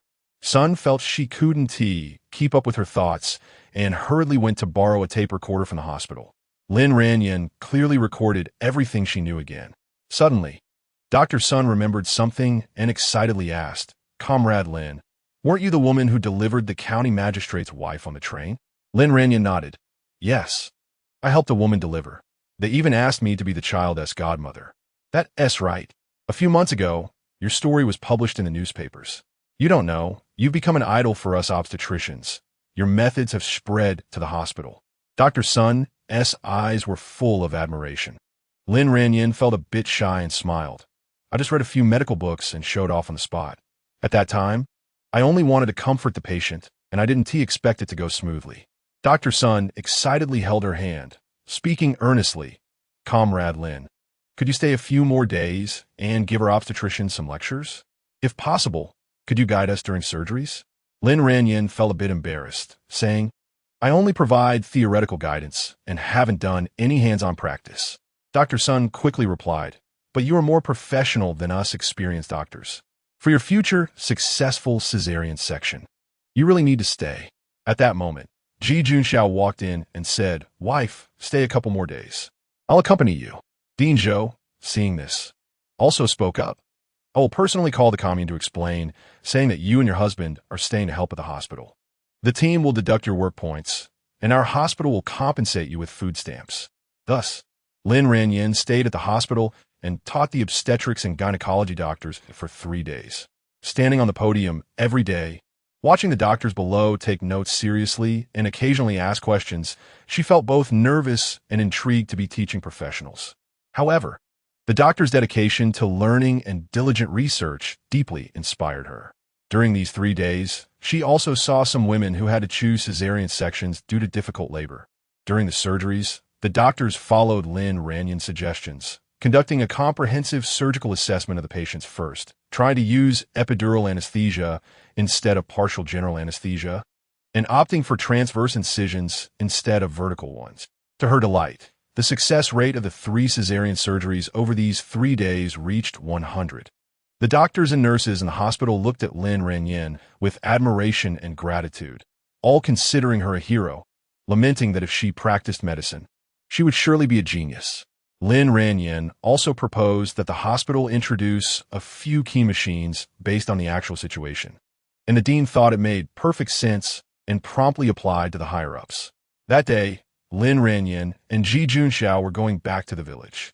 Early in the morning, all the doctors, nurses, and many patients came to see them off, surrounding the couple and expressing their reluctance and gratitude. Dean Zhou even suggested enticing Lin Ranjing to stay at the hospital with a high salary, but she politely declined. "Thank you for your kindness, Dean Zhou. However, my family is currently in the countryside, and I need to stand by them. We can discuss it again if there's an opportunity in the future." "All right, Comrade Lin. Our hospital's door will always be open for you." Lin Ranjing did not like a fixed occupation. To put it plainly, she did not like working for others. What she wanted was for others to work for her. Being a boss is risky, but she has a golden touch. She just wants to earn money while lying down. "Wife, following me has made you suffer," Ji Junxiao said with guilt. Lin Ranjing replied, "Couples are like birds in the same forest, but when disaster strikes, they fly separately. However, you must believe that I am the special bird, and I also hope that when I encounter difficulties in the future, you won't fly away." Ji Junxiao held her hand tightly and choked up, saying, "As long as you don't leave, I won't abandon you. Our lives will get better and better." As soon as they entered the educated youth dormitory, Ji's mother rushed out first. "Ranjing, how was the checkup? My precious grandson is okay, right?" Ji's mother had been quite worried over the past few days, fearing something had happened to them.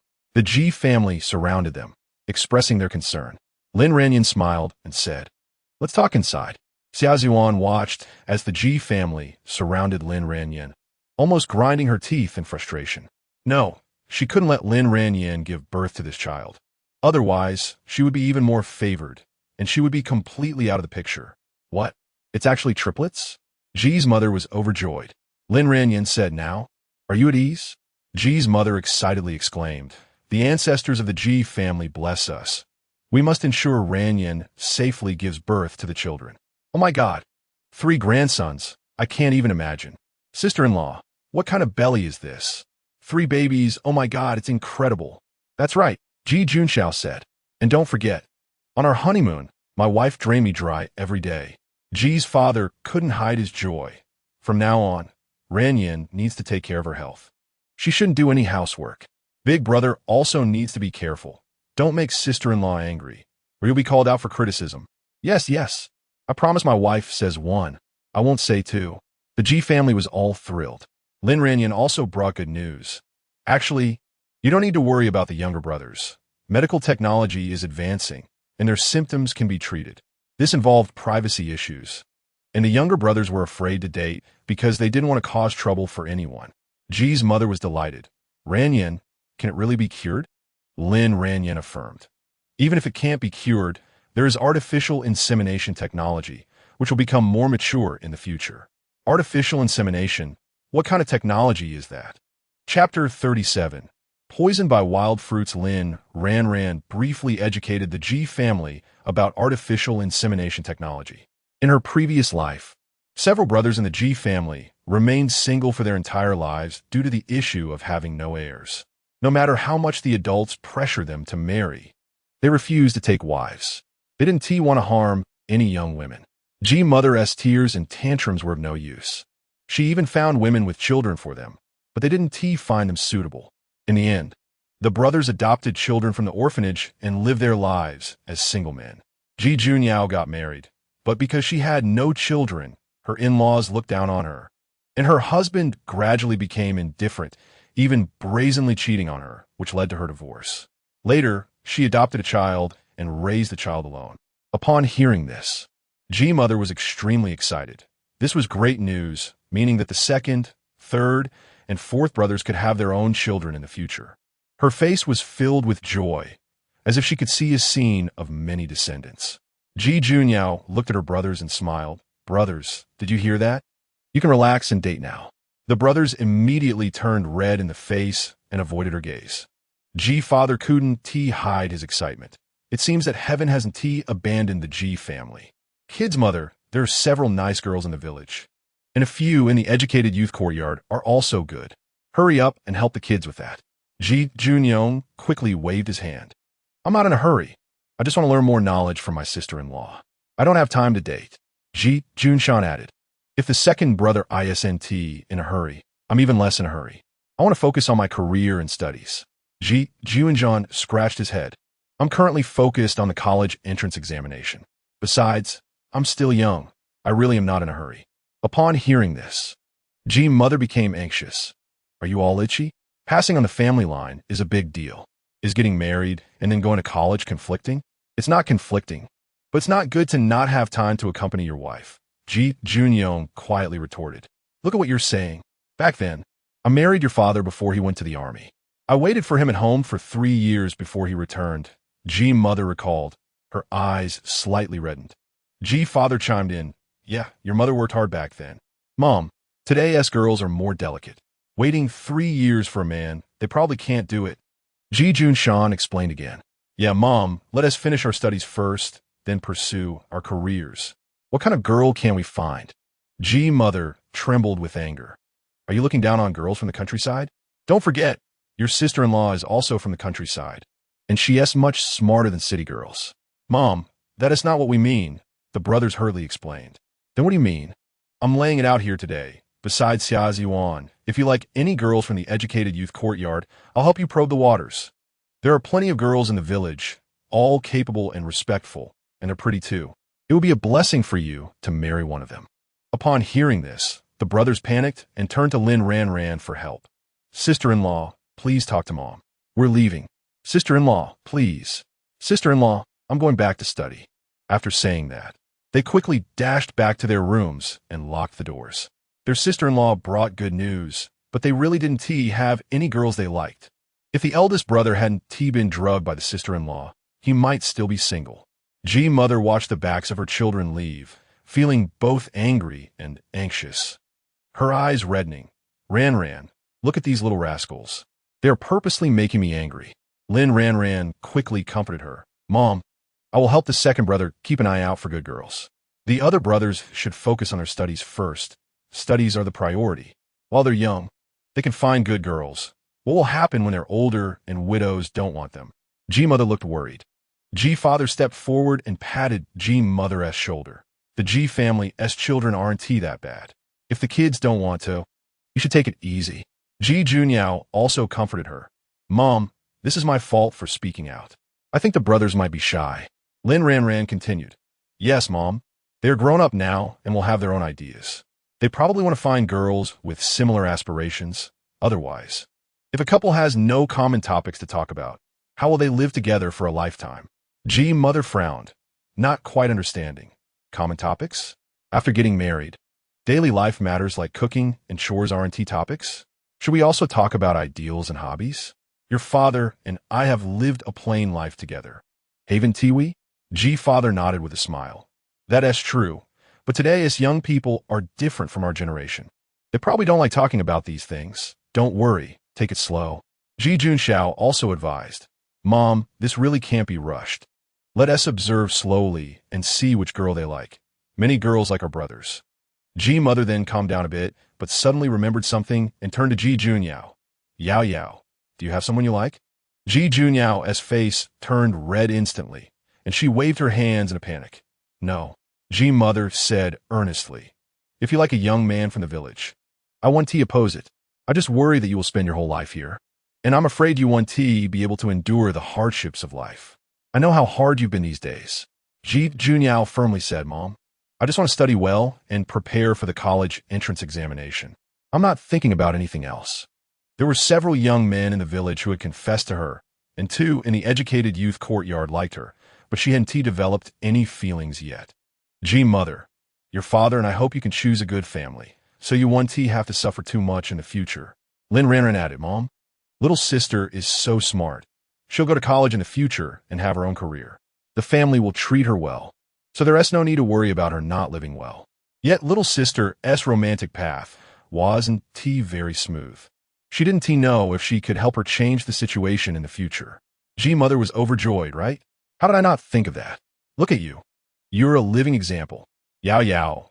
In the future, when choosing a family, you need to consider the character of the other person. The character of their family is also very important. Ji father.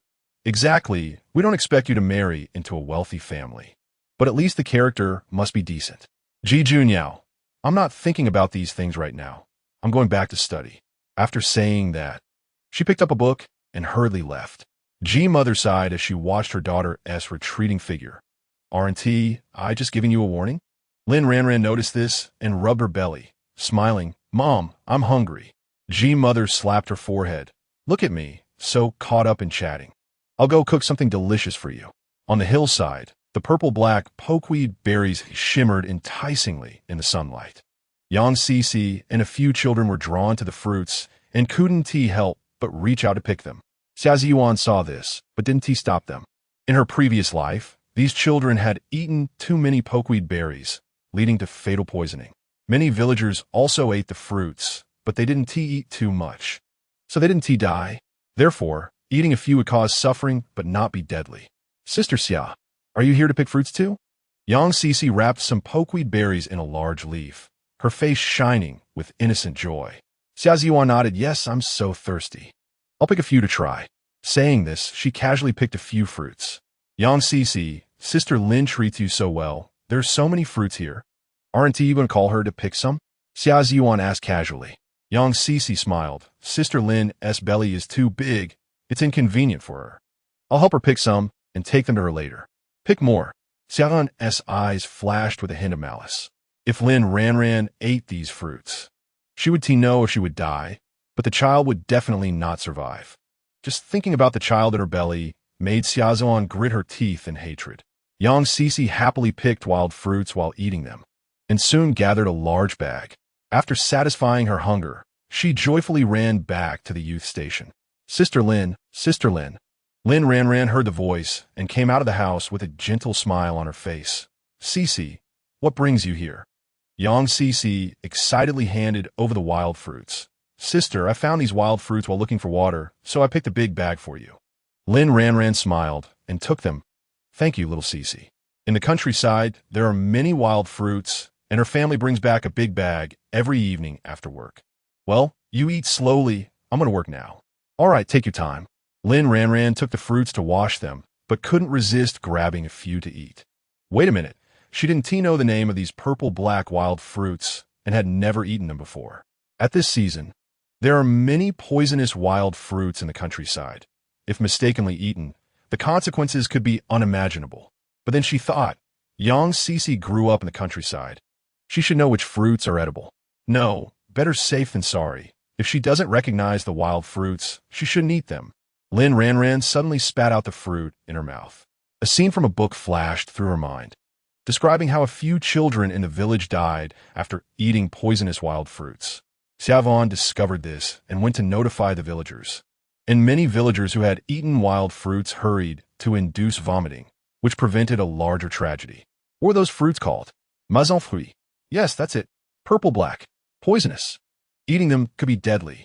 Lin Ranjing was so scared that her hand trembled, spilling the washed wild fruits on the ground, and she shouted loudly, Yang Cece, Yang Cece. She couldn't care less about her heavy body and rushed out desperately. At this moment, Yang Cece was halfway down the road when her expression suddenly changed, and she looked unwell. She held her stomach, revealing a painful expression. Suddenly, waves of nausea hit her, and she began to vomit violently. She felt dizzy. Her stomach twisted in pain. Her legs went weak, and she could no longer support her body, starting to convulse and spitting out blood. In the end, her eyes rolled back, and she fainted by the roadside. Young Cece, Lin Ranjing rushed over, gasping for breath, and was terrified to see the child unconscious. She hurriedly fed young Cece some saline water and gently stimulated the root of her tongue with her finger to make her vomit again. "Someone call for help. It's bad. Someone is poisoned," Lin Ranjing shouted, her voice echoing across the open fields. Villagers working in nearby fields heard the shouting, dropped their tools, and a few quickly ran over. "Isn't this Cece? What's wrong with her?" a villager asked anxiously. "Quick, call Captain Yang back to take the child to the city for treatment. The child has eaten poisonous wild fruits, and now we might miss the time for gastric lavage. Toxins invading the brain can be fatal," Lin Ranjing said seriously, her tone urgent. The villagers trusted Lin Ranjing completely, and someone immediately ran off to call for help. "Sister-in-law, how can I help?" another villager asked eagerly. "Try to help her vomit, and quickly inform everyone that purple-black wild fruits are not edible. Those who have eaten them should induce vomiting. And send someone to find the child." Yang Cece couldn't have picked so many wild fruits alone, Lin Ranjing instructed methodically. After receiving the news, Captain Yang and Ji Junxiao hurried over in a panic. "Sister-in-law, what's wrong with my Cece?" Captain Yang was terrified to see the child unconscious. Lin Ranjing hurriedly said, "Captain Yang, quickly take the child to the city for treatment. I hope it's not too late." Captain Yang's face turned pale, and without a word, he picked up his daughter and ran towards the city. Ji Junxiao gently helped Lin Ranjing up. "Sister-in-law, are you all right?" Lin Ranjing shook her head, anxiously asking, "How is everyone?" "A few villagers ate a few fruits and are inducing vomiting," Ji Junxiao replied. "What about the children?" Lin Ranjing pressed on. "People have already been sent to look for them." Just then, Ji Jun rushed over, panting. "Sister-in-law, it's bad. A few children on the hillside are in critical condition." The sounds of children vomiting mixed with cries echoed on the hillside, like sharp blades piercing everyone's hearts. Dogsheng was the first to collapse, his fingers digging deep into the mud, his face full of pain, white foam mixed with purple-black juice continuously oozing from the corners of his mouth, his body convulsing violently like a fish out of water. Xiaohua could still intermittently cry out, her fingernails filled with fragments of masong fruits, tears, and sweat mingling, making her cheeks dirty. Dongzi was curled up, his calves cramping like cooked shrimp, muttering about stars spinning, his eyes becoming vacant before falling into a deep sleep. Dr. Zhu rushed over with a medicine box, not bothering to wipe the sweat off his brow. He hurried to the children's side. When he trembled and pried open Dogsheng's mouth, seeing the semi-digested fruit pulp, his face instantly turned pale. "We need to get to the commune health clinic quickly. The Masanjan and Masong fruits can paralyze the nerves. If we delay, it might be too late." Dr. Zhu's voice trembled. "It's too late for gastric lavage. We need to take them to the city. Every moment of delay increases the danger for the children," Lin Ranjing said anxiously. Dr. Zhu nodded helplessly. "Then let's head to the city. Going back and forth to the commune will take over an hour, and we will definitely miss the golden time for treatment. Sister-in-law, you must save our Dogsheng and Xiaohua." Dogden's mother knelt on the ground with a thud, tightly grasping Lin Ranjing's clothes, her eyes full of pleading. "Auntie, please don't do this. Captain Yang has already taken Cece to the city. A few young men should carry the children to the city and see if there are any other children who have mistakenly eaten the fruits," Lin Ranjing decisively said. 3 adults quickly picked up the children and ran desperately toward the city. Their footsteps hurried, with only one thought in their minds, hoping the children would be safe. "Sister-in-law, will my Dogsheng and Xiaohua be all right?" Dogden's mother cried out. Lin Ranjing reassured her. "If we get there in time, they should be fine." "Damn it! What kind of fruit is this that can be toxic?" Dogden's mother trembled with rage, grabbing a large knife and rushing to the Masong fruit tree. chopping it down frantically while cursing. Lin Ranjing explained to the villagers, "Many toxic wild fruits ripen at this time. You must not eat them out of thirst. If you don't recognize wild fruits, you must not eat them, or it could cost lives. Sister-in-law, I just ate a dozen, but I've vomited them all out. I feel a bit unwell now. I should be fine, right?" A villager asked anxiously. Lin Ranjing carefully instructed, "Try to induce vomiting again. If you continue to feel nauseous, vomit, have abdominal pain, diarrhea, headaches, dizziness, numbness, rapid breathing, increased heart rate, restlessness, or convulsions, go to the hospital immediately." Dr. Zhu gathered everyone who had eaten ma song fruits together. Lin Ranjing noticed that Xia Ziyuan was also among them. She couldn't help but narrow her eyes. Xia Ziyuan knew very well that ma song fruits were poisonous, yet still ate them. Moreover, she clearly could have stopped everything. Was it to harm herself? To harm herself. She disregarded so many lives. A surge of anger rose in Lin Ranjing's heart, and she glared fiercely at Xia Ziyuan. Xia Ziyuan felt a jolt in her heart under Lin Ranjing's glare, sensing that Lin Ranjing saw through her. But how could that be? Lin Ranjing didn't have the ability to predict the future. This disaster had allowed Lin Ranjing to escape once again. Heaven was indeed too biased. Clearly, it should have been Lin Ranjing who was in the hospital now. Xia Ziyuan felt a deep sense of unwillingness, her face dark and terrifying. "Sister-in-law, I just ate one, and I didn't vomit. Will there be any issues?" Ji Junyao anxiously grabbed Lin Ranjing's hand, her eyes filled with fear. "Are you feeling unwell?" Lin Ranjing asked, extremely worried. Ji Junyao shook her head. "I tried to make myself vomit, but I just couldn't." Lin Ranjing immediately started to induce vomiting, and soon Ji Junyao began to vomit uncontrollably. "Sister-in-law, your method of inducing vomiting is impressive," Ji Junyao said weakly. For everyone who ate the poisonous berries, Dr. Zhu and Lin Ranjing provided treatment to induce vomiting, with Xia Ziyuan being the only exception. Xia Ziyuan calmly said, "I induced vomiting myself just now, and I only ate one. It's not serious." Lin Ranjing's sharp gaze fixed on her. "Did you pick the fruit yourself?" Xia Ziyuan's eyes flickered, but she still forced herself to remain calm.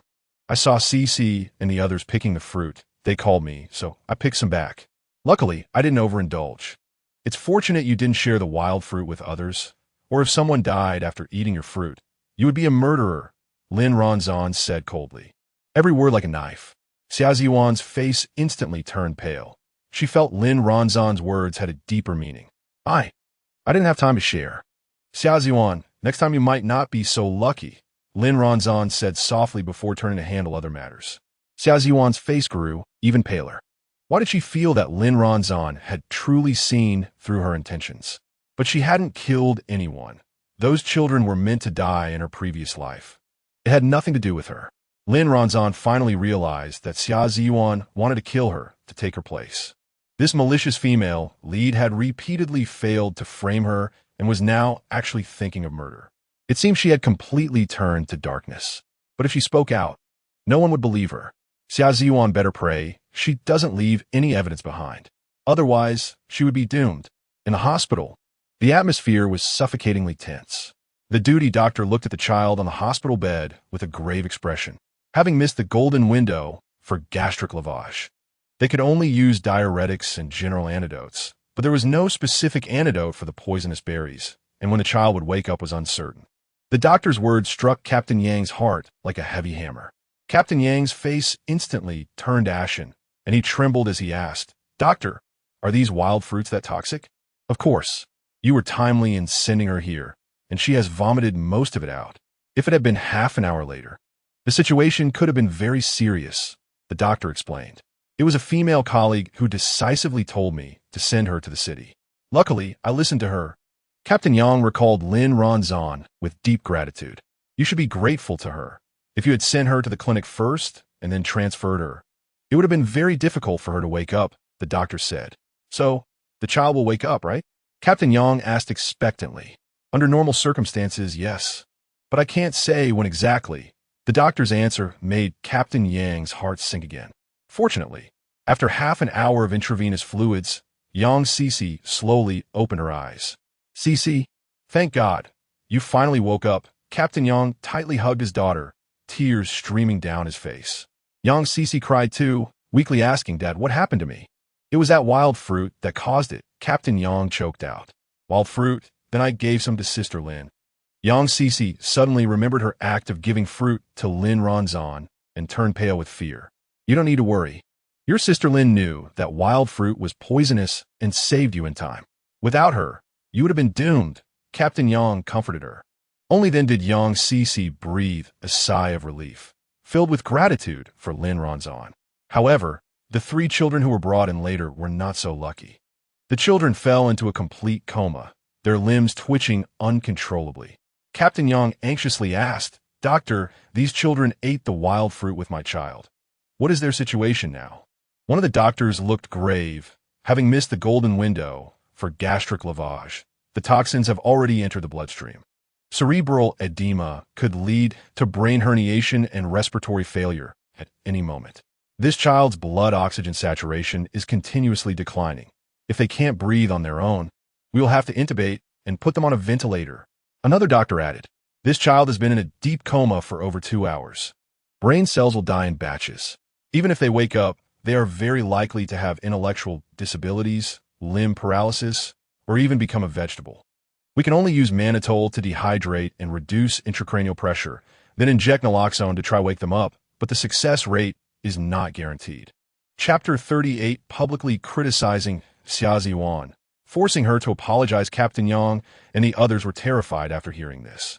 Dog Egg's father stumbled to the bedside, his bony hands clutching tightly at the child's soiled clothes. "Go Sheng, Xiao Hua Sab, I told you not to be greedy. Look what happened now. You can't even eat anymore." Captain Yang stepped forward to grab Dog Egg's father. But Dog Egg's father struggled desperately like a cornered beast. "Let go of me. Calm down."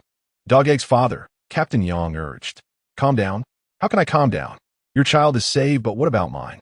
Dog Egg's father twisted his body frantically. "You have to trust the doctor. They will save them," Captain Yang said, his eyes red. "Trust? The doctor already said they can't be saved."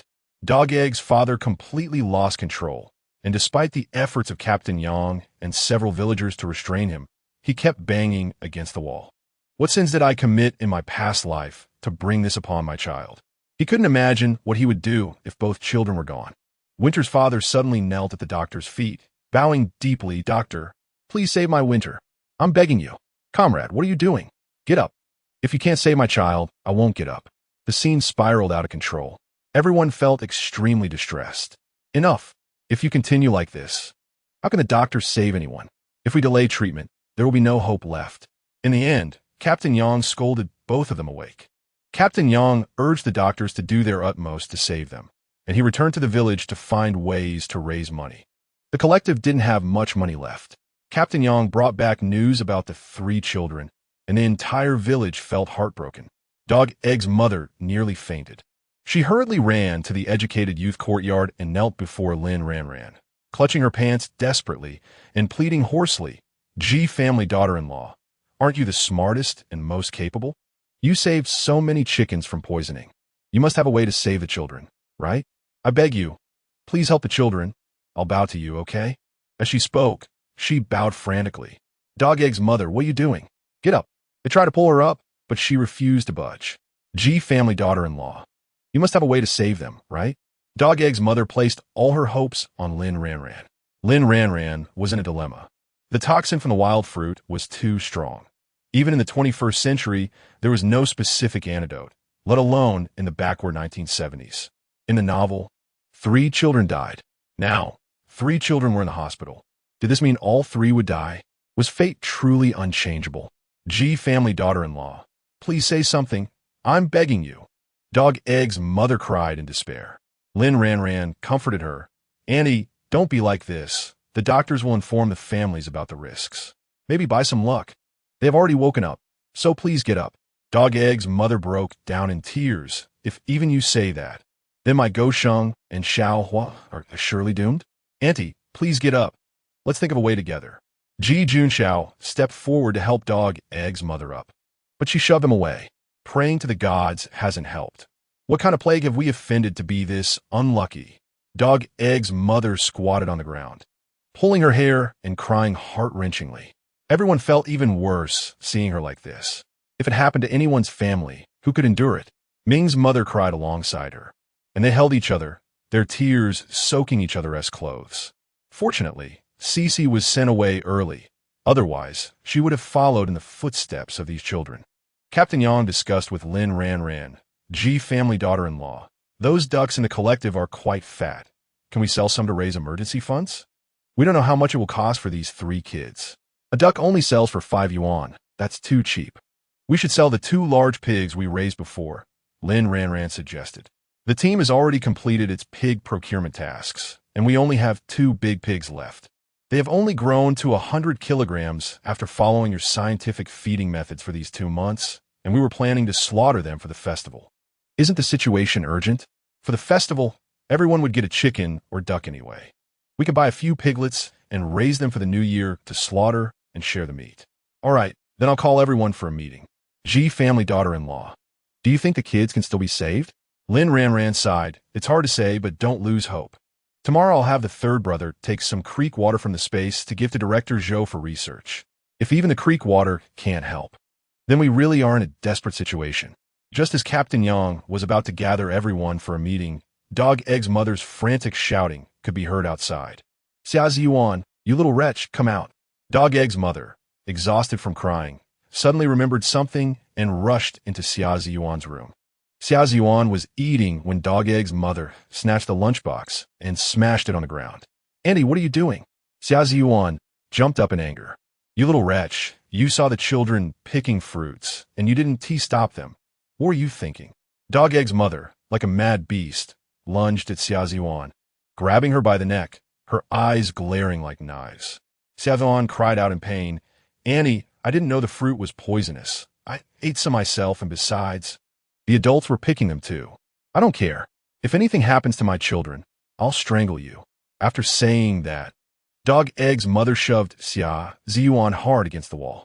The back of Xia Ziyuan's head hit the earthen wall with a dull thud, causing her to tear up from the pain. You little wretch, I've disliked you for a long time. I really want to kill you. Dog Egg's mother pointed at her, shouting madly. The others quickly rushed in to pull Dog Egg's mother away. While struggling, she shouted at Xia Ziyuan, don't hold me back. In my opinion, she's the bad one. She encouraged the kids to pick more fruit, and she even had Cece deliver fruit to G family daughter-in-law. If G family daughter-in-law hadn't known that fruit was poisonous, we all would have died. Dog Egg's mother's words were quite meaningful. Everyone knew the relationship between the two was delicate. How could Xia Ziyuan be so kind as to let Cece deliver wild fruit to Lin Ranjing, unless she already knew the fruit was poisonous? The G family members glared at Xia Ziyuan with piercing eyes. Ji's mother was so frightened that she grasped Lin Ranjing's hand. She couldn't bear to think about what would happen if Lin Ranjing had eaten the fruit. Xia Ziyuan cried and explained. I saw Cece come to the educated youth courtyard to find Comrade Lin every night, and I was just giving her a reminder. Even though my relationship with Comrade Lin isn't that close, if there's food, I would think of her too. I brought them wild fruit to eat on their first day here. Huh, do you believe what you just said? Isn't it you who spread rumors that G family daughter-in-law is ruining your relationship with Daniu and driving your family away? I spit. We've seen how greedy your family is. They actually asked Daniu's family for 500 yuan as a bride price. No money, no talk. They eat chicken at Daniu's house every day, making Daniu's mother serve them like ancestors. And you call that testing Daniu? I spit. Is there such a way to test someone? Do you think we're fools? Dog Egg's mother hated Xia Ziyuan to the core and publicly exposed her scandals. Recently, everyone had heard some insider information about this matter, but out of consideration for face, they had not pointed it out. Xia Ziyuan cried with grievance. My family may not have the right way to test people, but I've already lost money for the chickens from Big Nyo's family, and I've returned the grain coupons I borrowed from them. If you still think they are wrong, can I apologize to Aunt Yang and Big Nyo? You should apologize. You still feel wronged. Bah, I've seen many people, but I've never seen someone as scheming as you. In my opinion, you knew the fruit was poisonous and deliberately didn't say anything, wanting to harm the daughter-in-law of the G family. You're such a bad person. You should be arrested and paraded for public criticism. Xia Ziyuan explained while crying. I really didn't. Aunt, I understand your concern for the child's condition. But if you continue to slander me and ruin my reputation, I will have to call everyone to judge this. Bah, what reputation do you have? You toyed with Big Neo's feelings, and now you are leading everyone to eat wild fruit. You're a bad person, rotten to the core. All right, take her away. Don't let her create chaos here, Captain Yang said. Once Dog Dan's mother goes crazy, 10 horses can't pull her back. At this point, she still has the mind to argue with others. Dog Dan's mother was pulled away, but she was not convinced. Her 2 children were in critical condition. She wanted to drag others down with her. She couldn't just let it go like that. G family daughter-in-law, you have to believe me. Xia Ziyuan wants to harm you and everyone. Maybe she was bought off by bad people from another village. Otherwise, how could she have gotten grain coupons to send her family away?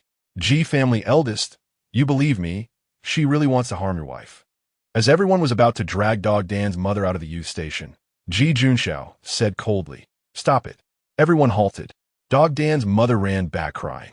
G family eldest, you believe me, right? Ji Junxiao replied. Listening to Ant's analysis, I find some truth in it. Dog Dan's mother exclaimed, I knew someone would believe me. Xia Ziyuan cried while wiping her tears. Ji brother, what do you mean by that? Ji Junxiao coldly glared at her. Comrade Xia, do you dare swear that you didn't know the ma sang fruit was poisonous?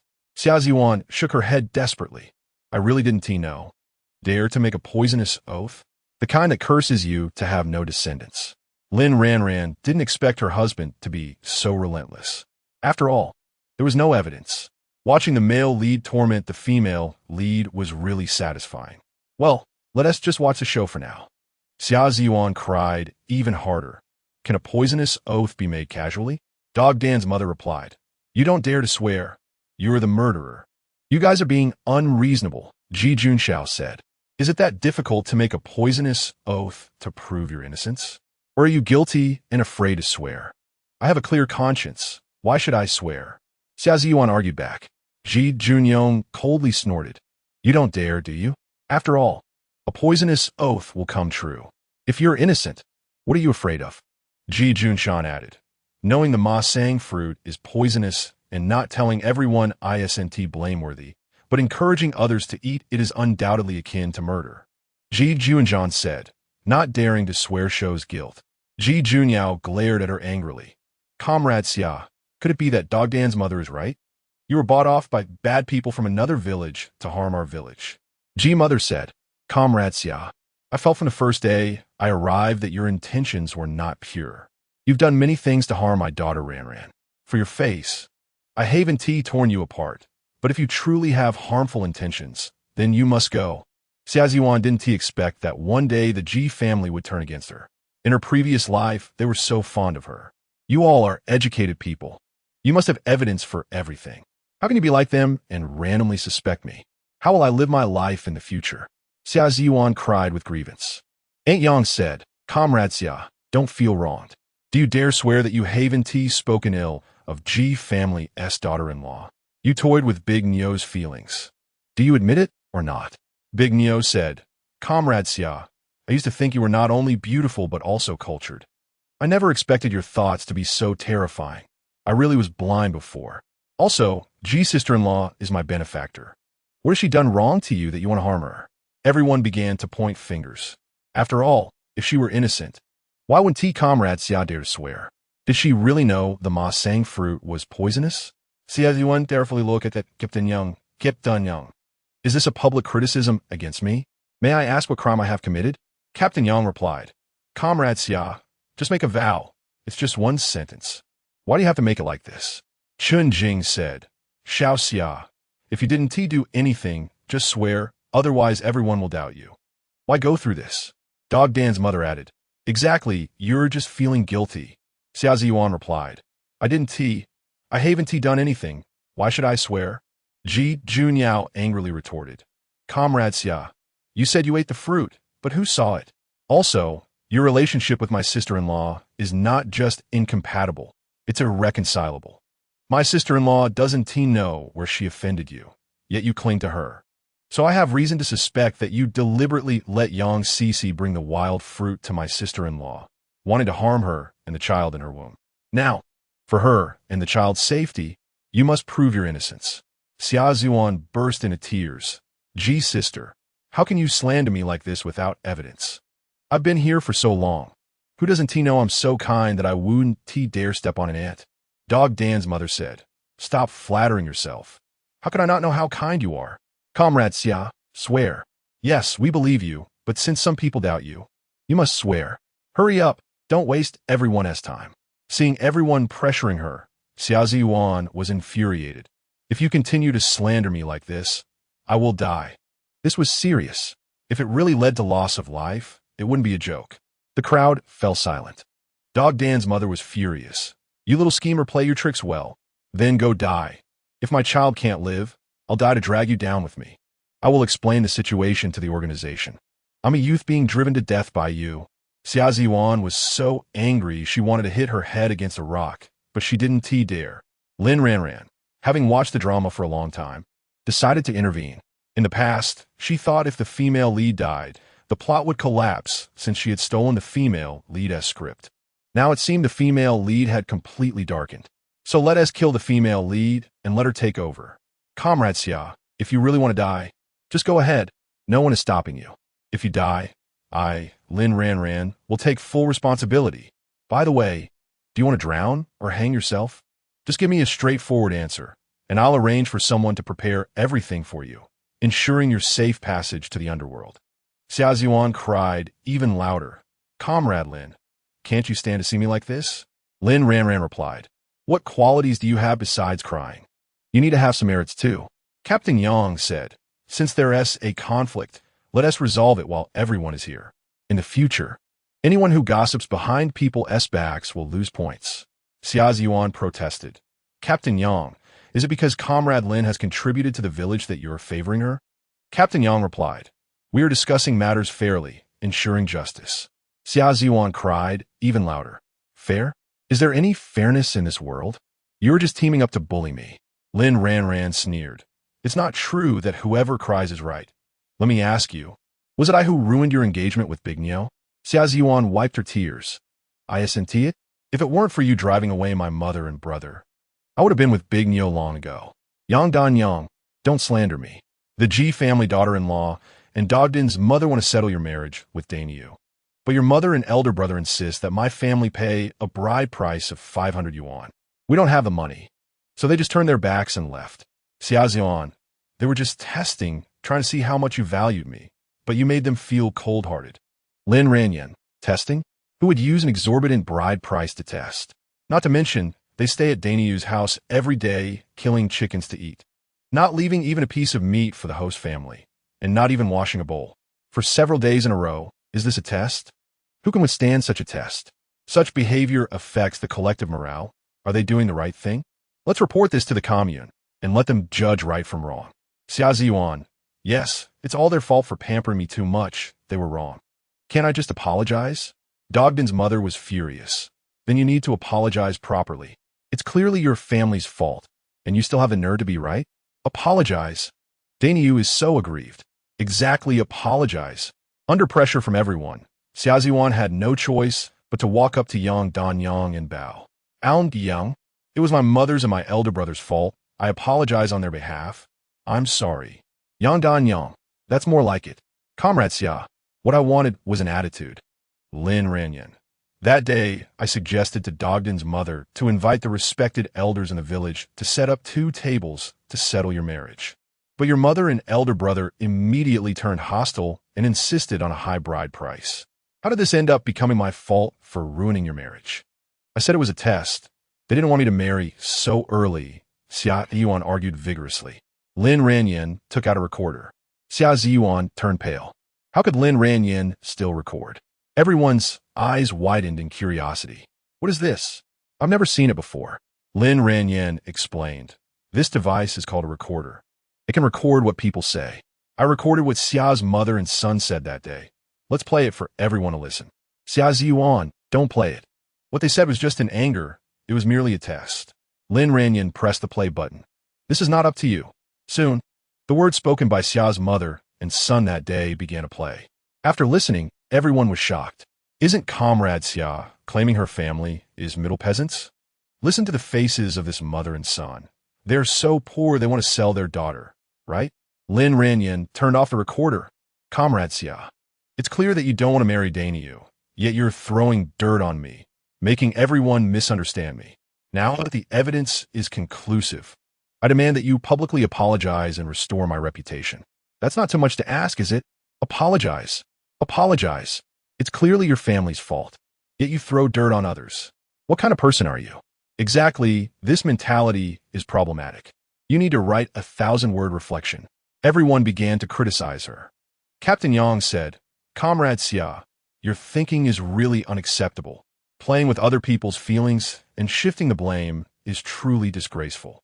Secretary Yang, Comrade Lin has contributed so much to our village. Everyone sees it. Now, being slandered by you has damaged her reputation. What do you plan to do about it? Xia Ziyuan cried. This matter is indeed my fault. I was too angry at the time. How about this? I will compensate Comrade Lin 20 yuan and apologize to her. Is that okay? Captain Yang asked Lin Ranjing, G family daughter-in-law, what do you think? Lin Ranjing said lightly, that's barely acceptable. Ji Junxiao, you also need to write a 1,000-word reflection to submit. If you make the same mistake again, it will be directly sent to the commune for handling.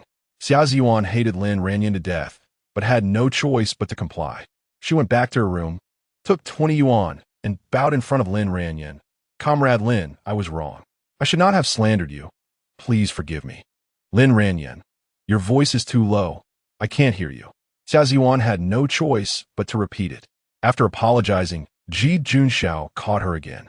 Given your history of repeated offenses with the wild fruit incident, if you don't make a solemn vow, we will send this to the Public Security Bureau for investigation. If you are innocent, they will return you. Xia Ziyuan was furious. Her husband from her previous life actually treated her like this. To prove her innocence, she had no choice but to make a solemn vow. Fine, I swear I did not know the wild mulberry fruit was poisonous. If I knew and didn't report it, let me be childless. All right, are you satisfied now? After making the vow, Xia Ziyuan ran into her room, locked the door, and cried inside. Captain Yang, now that everything is resolved, let's hold a meeting. Regarding the pig sale, everyone agreed. But just thinking about how 2 fat pigs would yield no meat at all made everyone wipe away tears. If only we hadn't eaten that damn wild fruit. 2 fat pigs, at least 5 pounds of meat for each family. Woo, I want to eat meat. I really want to eat meat. I'm so hungry. Chapter 39. Lin Ranjing is forced to drink abortion medicine. The child may not be saved. 2 days and 2 nights have passed.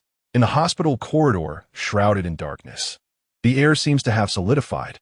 The children, Dog Sheng, and a few others are still lying in their hospital beds, showing no signs of waking up.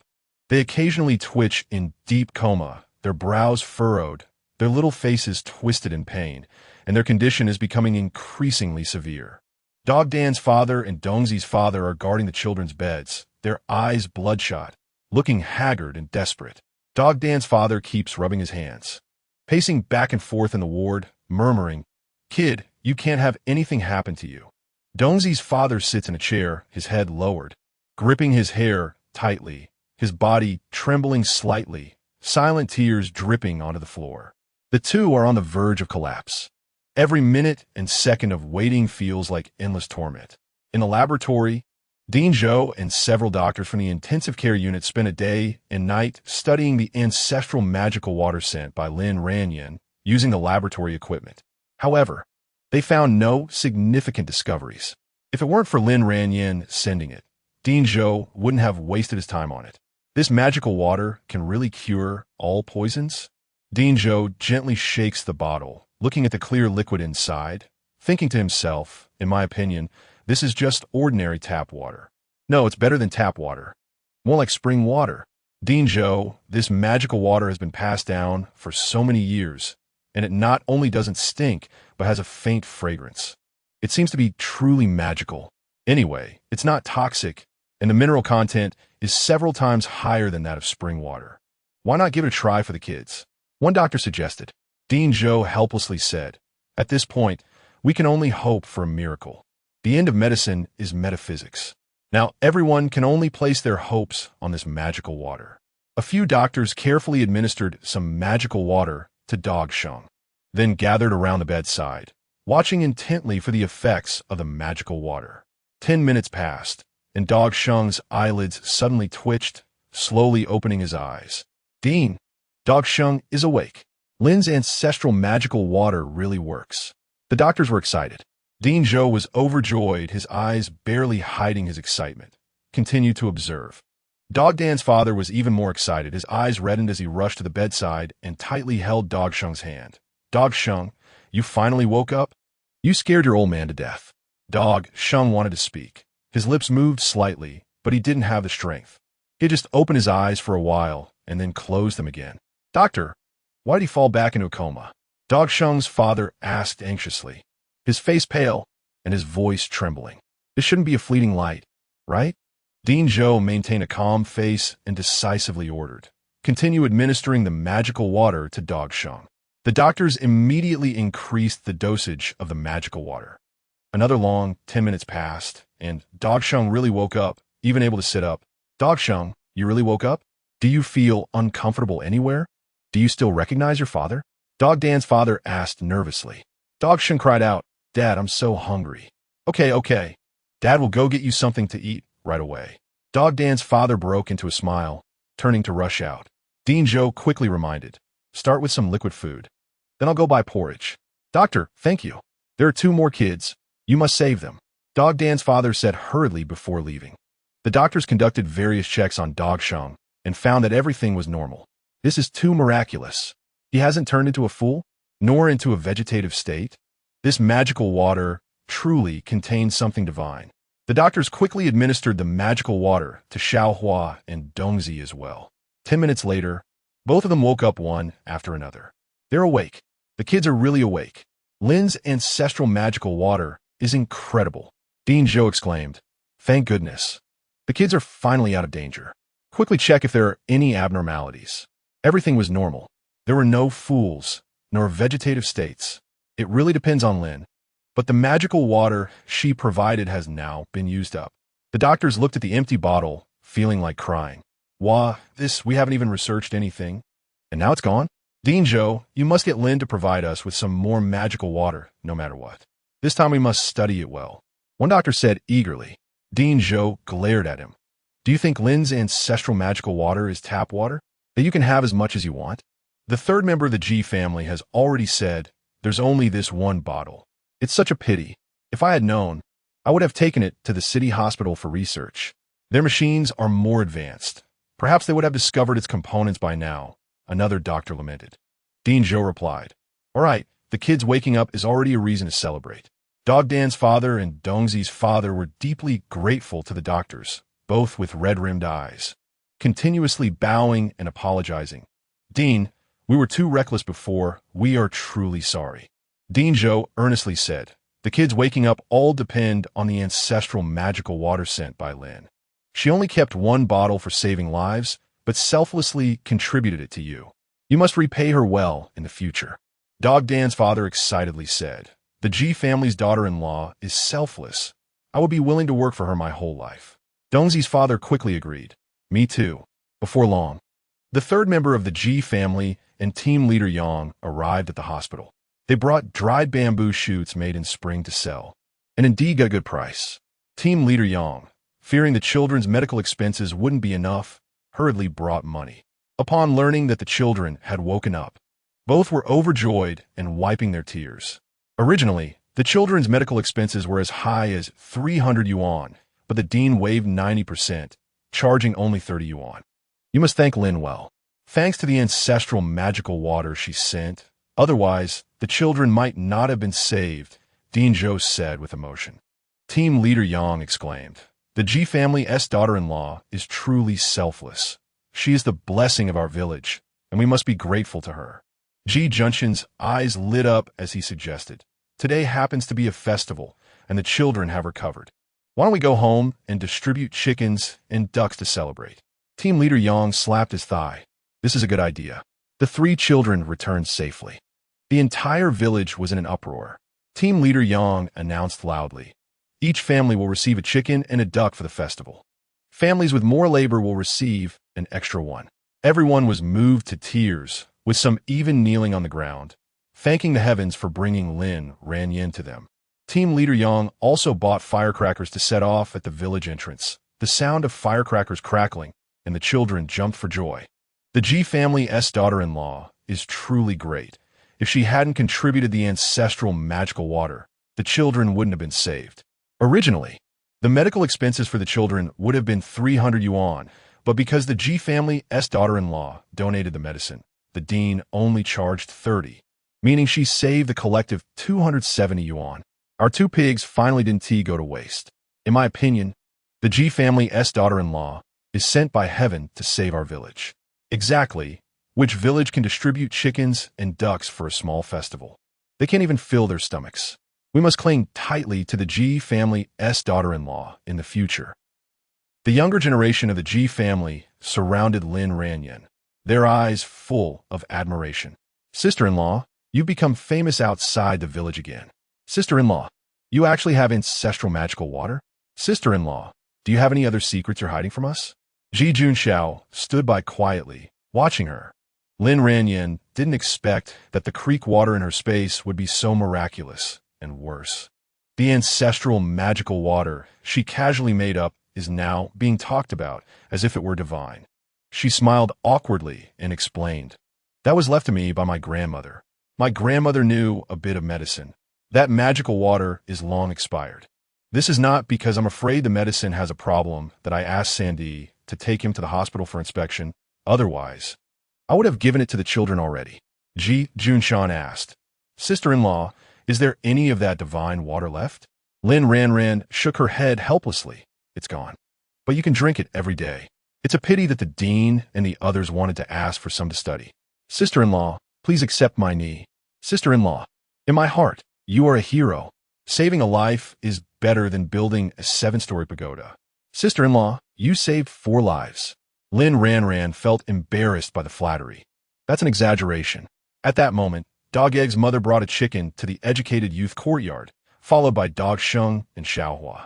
Dog Egg's mother, with a grateful expression and respect in her eyes, said to Lin Ranran, "G family daughter-in-law, thank you for saving Dog Sheng and Xiaohua. This chicken is to help you regain your strength. Thank you for saving my life, Aunt G." The two children expressed their gratitude one after another. Lin Ranran said with concern, "Annie, the kids just got out of the hospital. Let them rest well and not run around." Dog Egg's mother nodded quickly. "Okay, I will listen to you from now on. Then take this chicken back." Lin Ranran declined. "That's not acceptable.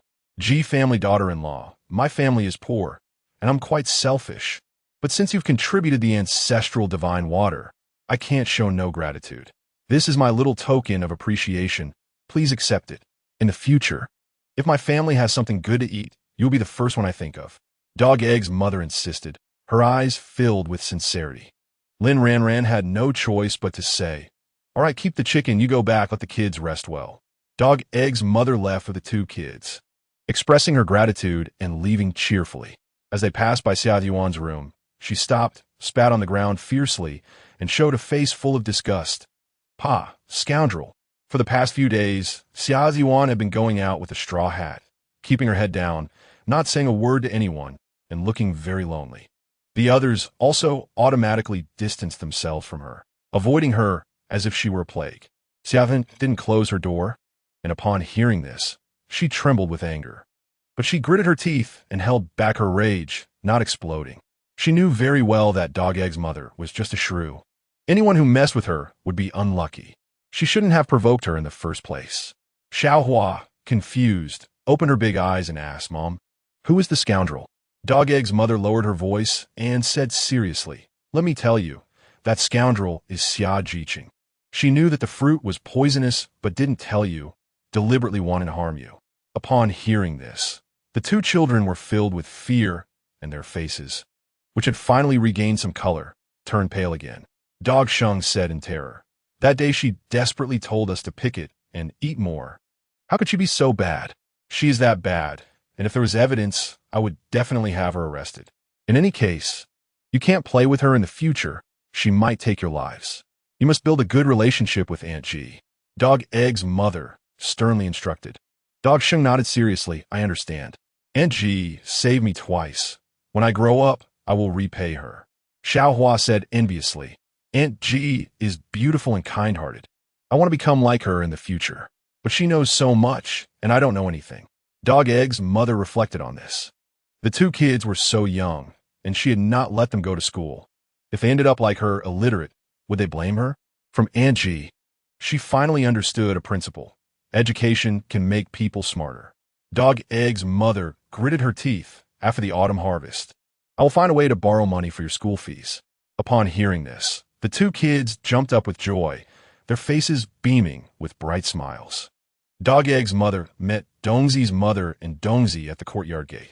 They also came to express their gratitude, holding a duck and a basket of sweet potatoes. Dog Egg's mother's expression instantly darkened as she looked at what they were holding.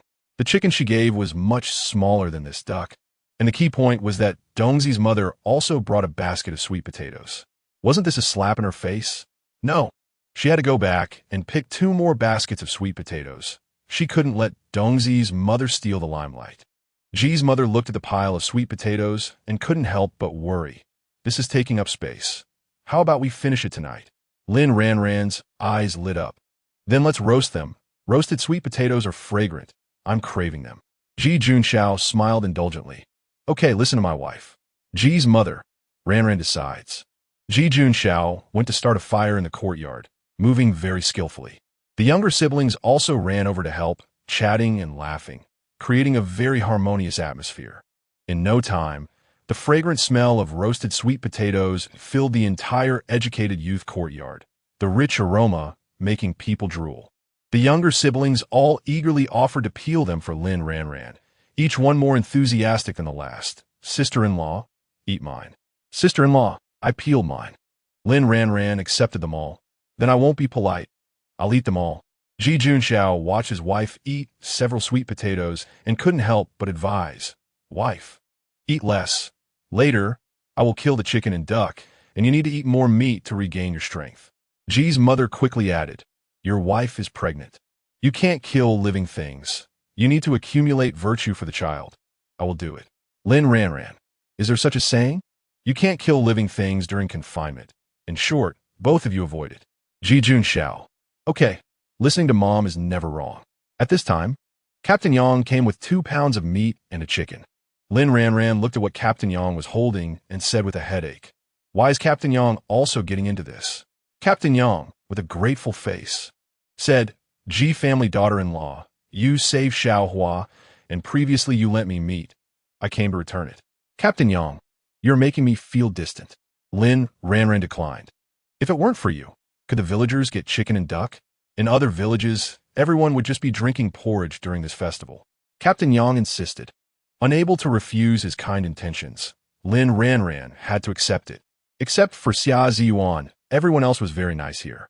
Although everyone occasionally had small quarrels, or even argued, they wouldn't act foolishly on important matters. This festival, the Ji family had a great time. Xia Ziyuan, however, sat alone in her room, her face dark and filled with resentment. The better Lin Ranjing did, the angrier she became, and in the end, she was so furious that she couldn't eat a bite. One day, Lin Ranjing went to the farm to prepare feed. After she finished preparing everything, suddenly, a shadow sprang out from the corner. A military gun was pressed against her back. Lin Ranjing's body stiffened suddenly, alarm bells ringing in her mind. She slowly turned around and saw a strange man with a fierce appearance. This guy was very alert, definitely not someone as easily dealt with as Xia Taizhu last time. Put your hands up, Ning Zhongyong said fiercely, commanding her. I've been quite fortunate with guns lately. Lin Ranjing sighed helplessly, then complied. By the way, who are you? Do we have some deep-seated hatred? Ning Zhongyong gritted his teeth and said, what do you think? Thinking of how Lin Ranjing had ruined his plans and caused him to be scolded by the regiment leader, he was filled with rage. He wished he could kill Lin Ranjing. The regiment leader even made a harsh statement. If he couldn't bring down the Ji family, he could forget about returning to the city for the rest of his life. You must be someone from my cousin, right? What? Is he trying to come up with a way to harm the Ji family again? Lin Ranjing's gaze was sharp as she stared directly into Ning Zhongyong's eyes. I don't know what you're talking about. Ning Zhongyong denied vigorously. He didn't dare to admit it. He had learned to be smart. It made sense. Since she had shown a few tricks, his cousin's people would definitely guard against him. Recently, the village was on high alert, and he could still sneak in. It seems Xia Ziyuan had opened the back door for him. Lin Ranran continued to probe. I don't know the person you're talking about. Ning Zhongyong remained stubborn. Xia Ziyuan said that Lin Ranran has a recorder, and it was the tape she provided that led to the captain being suspended for investigation. Now, the Pei family is at their wits' end because of this. Deny it? It seems you're no different from a rat in the gutter. Lin Ranran scoffed coldly, her eyes full of disdain. Ning Zhongyong, embarrassed and angry, handed her a packet of medicine and said viciously, choose, die, or take the medicine. Lin Ranran remained calm and said, what if I choose neither? Ning Zhongyong shook the gun in his hand and threatened, my gun has bullets. Lin Ranran replied calmly, you better think it through. If I take the medicine now, it might lead to 2 deaths. If I die, won't my cousin kill you? Ning Zhongyong sneered. It's just a pack of abortion pills. It won't kill you. You have all sorts of ancestral potions. You won't die so easily. Lin Ranran frowned slightly. It's a 20-minute trip to the clinic. Are you not afraid I won't make it in time? Ning Zhongyong confidently said, you're too cunning. You won't die. So, does that mean I have to take it?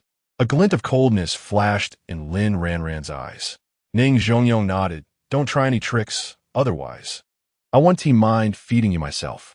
That won't be necessary. I'll do it myself, Lin Ranran said flatly. Ning Zhongyong handed her a glass of water, truly admiring Lin Ranran for staying so calm at this moment. Lin Ranran opened the packet of powder and decisively put it in her mouth, then drank some water. Her actions very decisive. Seeing this, Ning Zhongyong relaxed and put away his gun, thinking she must have intended to abandon her cousin. But how could that be? She loves him to the bone. I understand now. You just want to make a name for yourself in the countryside and show off a bit. Now that you've shown off enough, it's time to go back to the city, right? Lin Ranran coldly replied, not in a hurry. I haven't got the passbook password yet, so my cousin can wait. Aren't you afraid he'll get mad and not want you? Lin Ranran said, you don't know this. He can't live without me. After saying that, she suddenly clutched her stomach, her face showing a painful expression. Blood slowly flowed from between her legs, staining her pants. It hurts. Lin Ranran weakly slumped to the ground, cold sweat covering her face. Ning Zhongyong was dumbfounded. The medicine took effect so quickly. What did you make me take? It's just abortion pills, she said weakly. Hurry and call someone. I need to get to the clinic now. Or, if I die, my cousin won't let you off. Looking at the blood on the ground, Ning Zhongyong panicked. I just wanted to get rid of your child. I didn't mean to take your life. I'll go call for help right now. At that moment, the door was kicked open, and Ji Junxiao burst in with a gun. His pupils contracted sharply as he aimed at Ning Zhongyong, ready to pull the trigger. Ning Zhongyong's instincts as a veteran sensed danger, and he quickly rolled to avoid the fatal shot. He clumsily crashed through the back door of the farm and fled. Ranran, what happened to you? Don't scare me. Ji Junxiao staggered and rushed into the pool of blood, heartbroken as he held her. Lin Ranran clutched his sleeve. Husband, that person forced me to take abortion pills. The child, our child. She suddenly coughed violently. No, it won't happen. Ranran, you and the baby will be fine. Ji Junxiao tried to lift his wife, but her belly was too big. It was dangerous whether carrying or supporting her. Wife, I'm taking you to the clinic. There's still time. Lin Ranran grabbed his collar. Husband, go find stretcher. Okay, wait for me. I'll go get one right now. Ji Junxiao ran off to find stretcher. In the shadows, Xia Ziyuan smiled triumphantly. Lin Ranran, this time you're doomed. Let's see you be so arrogant. Losing the child, you're nothing. After running for a while, Ning Zhongyong didn't see any pursuers and let out a sigh of relief. If he got caught, it would be the end. Before long, he saw several people carrying a stretcher to take Lin Ranran out of the farm. With so much blood lost, the child was surely lost. He took the opportunity to ambush at the clinic, waiting for a chance to bring her back to the city. Once Lin Ranran returned, the captain's anger would surely lessen by half. Ning Zhongyong headed straight for the clinic. First, he called Pei Yuan. Captain, I successfully got rid of Lin Ranran's child. Really? The laughter coming from the receiver made him straighten his back. She lost a lot of blood and is currently being carried to the clinic. The child is definitely not going to be saved. Is she okay? She'll be fine. I get things done. I'm waiting here to catch her. Once she has cleaned up, I'll bring her to you, and then you can do whatever you want with her. A satisfied murmur came from the other end. Very good. Ayong, I didn't misjudge you. Before bringing Ranran back, deal a fatal blow to the Ji family. Ning Zhongyong laughed. I guarantee I'll complete the task. Chapter 40. Ji Junxiao agrees to give Xia Ziyuan a surprise as Ning Zhongyong hunched his shoulders and moved along the dirt wall like a rat. A cold gun barrel suddenly pressed against his lower back. He froze, cold sweat instantly soaking through the coarse cloth of his shirt. He had been too happy and let his guard down. Comrade, what are you doing? He raised his hands and slowly turned around. In the alley, Ji Junxiao's jaw was tense, and his eyes were like knives tempered in ice, piercing straight into Ning Zhongyong's heart, making the hair on the back of his neck stand on end. Comrade, please don't be agitated. Ning Zhongyong's palms were sweating. Let's talk this out after you put the gun down. He tried to make his voice sound steady, but the slight tremor at the end betrayed the fear in his heart. Ji Junxiao pressed the gun barrel hard against Ning Zhongyong's waist and gritted his teeth. You harmed my wife and child. Do you think I could talk nicely? Is your wife all right? Ning Zhongyong asked cautiously. You forced her to take medicine and she bled so much. What do you think? Ji Junxiao narrowed his eyes, the corners crinkling with sharp lines, as if he were about to pull the trigger any moment. It's all a misunderstanding. I just wanted to check on your village's breeding situation and learn some techniques. Ning Zhongyong VILLAINESS. This bullet doesn't have eyes. Can you put it down first? Put it down? Do you understand the situation? You are suspected of poisoning and intentional homicide. If I don't sentence you to death, how can I quell public outrage? Don't slander me over things without evidence. Ning Zhongyong retorted. Evidence? Yi Yungxiao sneret. A tide of hatred swirling in his eyes. I saw it with my own eyes. My wife is the victim, and Xia Ziyuan is the witness. Do you still want to deny it? This statement hit Ning Zhongyong like a heavy hammer, blurring his vision. His lips trembled uncontrollably, and his pupils constricted violently. Xia Ziyuan was actually a witness? The woman who had taken his bribes and warned him was actually pushing him to his death.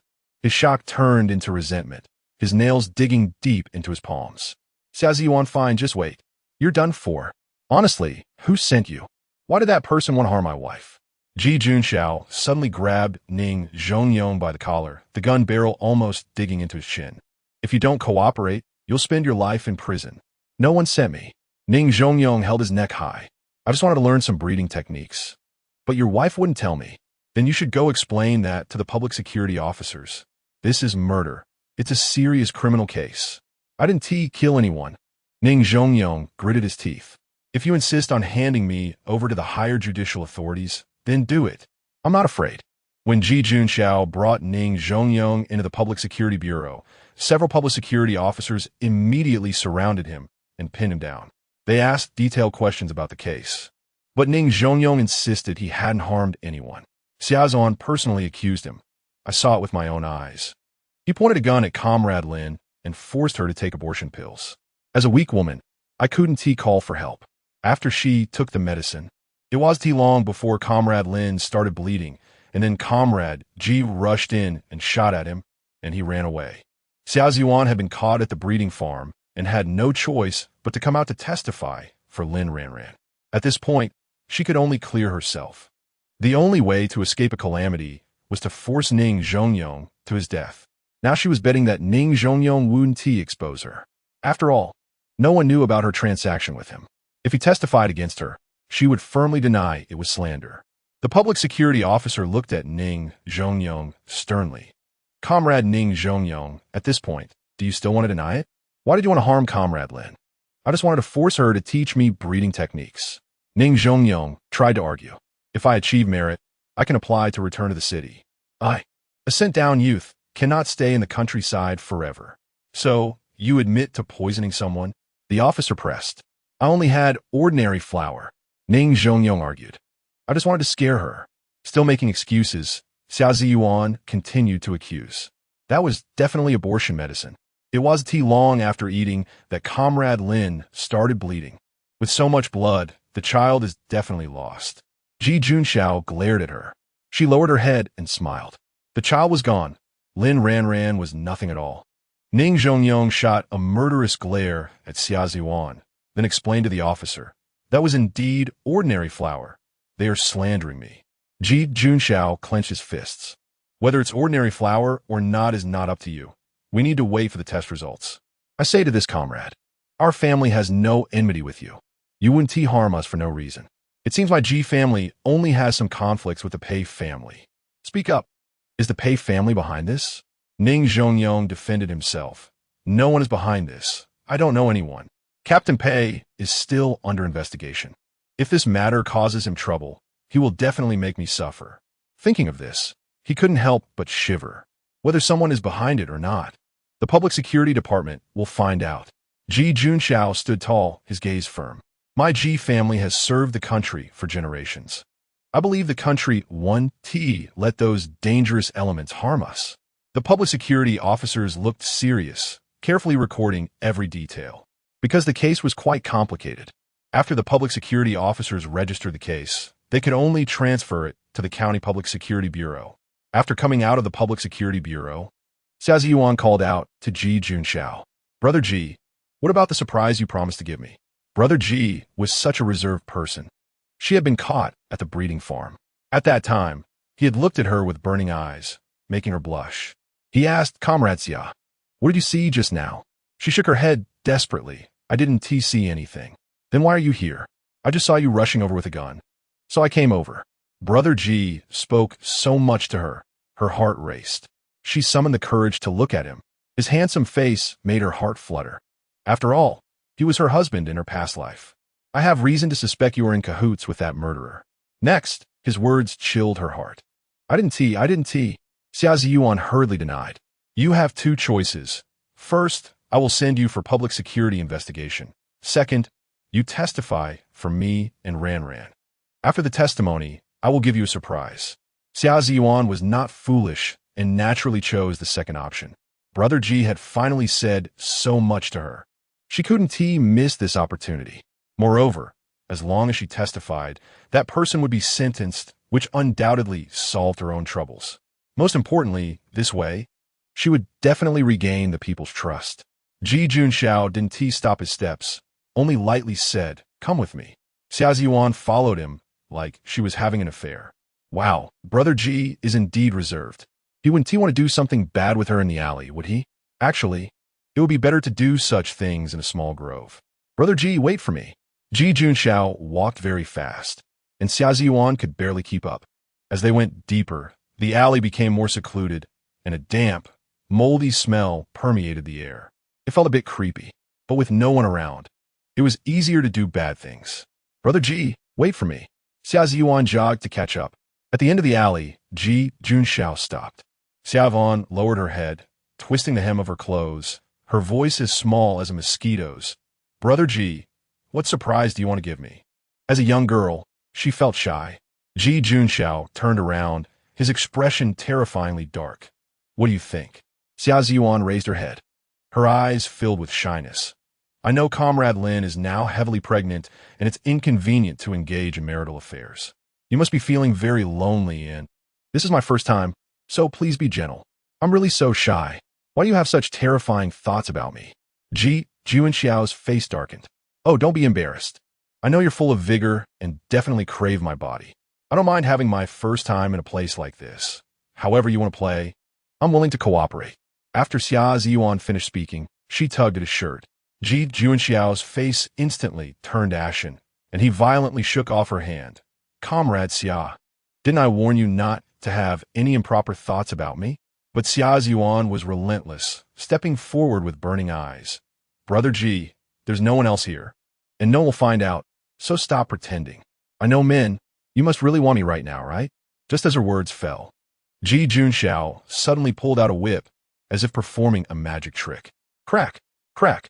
Two sharp sounds echoed as the whip struck Xia Ziyuan, who was still lost in her beautiful dreams. The intense pain made Xia Ziyuan scream uncontrollably. With tears in her eyes, she looked at Ji Junxiao pitifully. Brother Ji, do you like this kind of violence? Fine, go ahead. As long as you're happy, I can handle anything. Some men just enjoy playing in such a twisted way. Unexpectedly, Brother Ji liked to play like this. Fine, she would cooperate.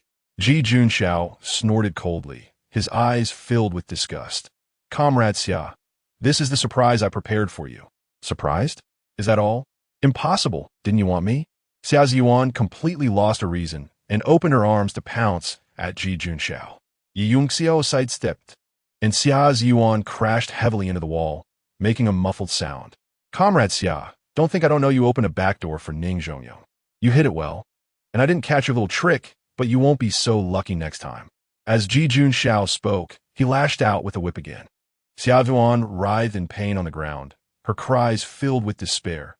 No, Brother Ji, you wouldn't do this to me. Ji Junxiao struck her several more times, nearly beating her to death. Comrade Xia, I don't hit women, but you forced me to make an exception. If I could, I would love to beat you to death. No. Xia Ziyuan looked at the man in front of her in disbelief. How could her husband, who had loved her so much in her past life, use a whip on her? It must be an illusion. It has to be an illusion. Ji Junxiao gritted his teeth. Comrade Xia, you have repeatedly framed my wife. I wanted to whip you for a long time. You can report me, but once the truth comes out in the investigation, you will definitely go to jail. Xia Ziyuan clutched the whip tightly, crying heart-wrenchingly. How can you treat me like this? In my past life, you took such good care of me. Why do you want to use me in this life? Why was this man so heartless towards her? He wasn't that kind of person. It must be that vixen Lin Ranjing's doing. Ji Junxiao threw the whip aside, his gaze as cold as a knife. Comrade Xia, I warned you before. If there's a next time, I'll kill you on the spot. After saying that, he left without looking back. Xia Ziyuan curled up on the ground, tears mixing with dirt, crying out loud. This life shouldn't be like this. What went wrong? Meanwhile, in the county hospital's ward, Dr. Sun carefully helped Lin Ranjing take down the blood bag and gently changed her into a clean hospital gown. Outside, Dean Zhou had already been pacing back and forth anxiously. Upon hearing that she was safe, he immediately pushed the door open. Comrade Lin, you really scared me. Lin Ranjing leaned against the pillow, casually biting into an apple, and said lightly, There's nothing I can do. The bad guys are too bad. If I don't act a bit, they won't give up. Are you really okay? Dean Zhou asked with a worried expression, confirming repeatedly. I'm fine. That was a blood bag. A trick to deceive the bad guys. Lin Ranjing reassured with a smile. Dean Zhou finally breathed a sigh of relief. Patting his chest, that person will definitely be handed over to the county police for processing. If the police come to investigate, I'll have Dr. Sun cooperate with you. You just lie down and rest well for these few days, but the obstetricians might disturb you. Lin Ranjing smiled gently. That's fine. Why don't you just stay in a hospital until you give birth? That would be safer, Dean Zhou suggested. Are you trying to exploit me? Lin Ranjing teased. That's not what I meant. Serving the people is every citizen's duty, Dean Zhou quickly explained. Lin Ranjing smiled and refused. I'm really unable to help. After all, there's still many matters at home waiting for me. Dean Zhou showed an envious expression. How many incense sticks did the Ji family burn in their past life to marry such a good daughter-in-law? You should also burn incense well. Maybe you could marry a capable daughter-in-law like me, Lin Ranjing joked. Haha, Comrade Lin, you really have a sense of humor. Speaking of which, won't Comrade Ji be scared to death by all this? I've communicated with my family in advance, Lin Ranjing explained. I wondered how Comrade Ji could feel at ease catching thieves and let the third brother bring you to the hospital. Dean Zhou suddenly realized the key is, as soon as the third brother arrived at the hospital, he disappeared without a trace, and I didn't even think of that. Lin Ranjing chuckled. Everyone has their own duties. The Ji family was very worried about Lin Ranjing's safety after learning that Xia Ziyuan had set her up to eat wild fruits. Ji Junxiao and the second brother went out overnight to find out about Ning Zhongyong's background. Lin Ranjing knew that Ning Zhongyong was uncontrollable, and she had to take matters into her own hands, so she discussed with her family to make a big deal out of it, letting her cousin think she really had a miscarriage. This way, once Ning Zhongyong was caught, her cousin's people wouldn't dare to come easily for a while, and the villagers would also be more vigilant. As for Xia Ziyuan, she was merely used by Lin Ranjing. Xia Ziyuan was careful in her actions, making it hard to catch her in a fault, so let her testify against herself, driving her to death with anger. Once Ning Zhongyong was caught, she wouldn't be able to bounce back. When sufficient evidence was found, she would be dealt with. As for her cousin, he would definitely find a way to rescue Ning Zhongyong, leaving him no time to worry about her. This plan would achieve 4 aims perfectly. Now, she could rest easy and have her baby. As for the abortion pills she took, haha, she had already thrown them into space when they were in her mouth. So that medicine is currently being sent to Dr. Sun for testing. Ning Zhongyong is doomed. By the way, Comrade Lin, last time the county mayor and his wife brought their child for a checkup and were unhappy that you didn't find them after knowing you were in the hospital. He told me that the next time you come to the hospital, I must notify him no matter what. Is that convenient for you? Dean Zhou asked. Lin Ranran replied, I'll call him myself. Dean Zhou, you are the savior of the county mayor's wife and have even recognized their child as a godmother. If you come to the city and don't visit them, what will they think? Lin Ranran, haven't you all occupied my time? Dean Zhou had no argument, chuckling, yes. It's all the hospital's fault. Just then, Dr. Sun entered with several obstetricians, each carrying a bag of fruit. Comrade Lin, we're here to see you. Comrade Lin, are you feeling better? Lin Ranran smiled warmly. Thanks to Dr. Sun's wonderful skills, I'm fine now. Dr. Sun scratched his head, feeling a bit shy. By the way, I recently had some free time too, and this one's quite detailed. You can take a look, Lin Ranran said, pulling out a thick notebook. The doctor's eyes lit up, and they gathered around, their faces full of excitement. Thank you, Comrade Lin. Comrade Lin, please rest well. We won't disturb you. Comrade Lin, we'll come to you if we have questions. Lin Ranran smiled. These guys just wanted to exploit her. Luckily, she was well prepared. After everyone left, Dean Zhou began to persuade again. Just think how great it would be if you worked as a doctor in our hospital. With your skills, you could become the deputy dean in a few years, and with a little more effort, you could even take my position. Aren't you afraid of losing your job? Lin Ranran raised an eyebrow and asked. At that moment, Ji Junxiao hurriedly pushed the door open, his eyes filled with concern. Dean Zhou, sensing the situation, greeted them and left the ward. Ji Junxiao quickly walked to the bedside, took Lin Ranran's hand, and spoke with a slight tremble in his voice. Ranran, are you okay? Lin Ranran smiled and reassured him. Already told you it was fake. Why are you still worried? But when I saw so much blood, I was really scared. Ji Junxiao's voice was low, and fear still lingered in his eyes. Lin Ranran asked, would Comrade Xia be willing to testify? Ji Junxiao's gaze flickered slightly. Then he lowered his eyes. Yeah. Lin Ranran keenly caught the unusual glimmer in his eyes. This was bad. She had focused on having the female lead testify for her, but forgot that the female lead might gain the male lead's favor because of it. After all, the relationship between the two was already delicate. Was she inadvertently helping the male and female leads? Oh no, she had taken precautions against everything except herself. Ranran, what's wrong? Lin Ranran came back to her senses and replied, oh, it's nothing. Did you talk to Comrade Xia? Just a couple of words. Ji Junxiao answered somewhat awkwardly. Lin Ranran's expression darkened. As expected. Wife, don't overthink it.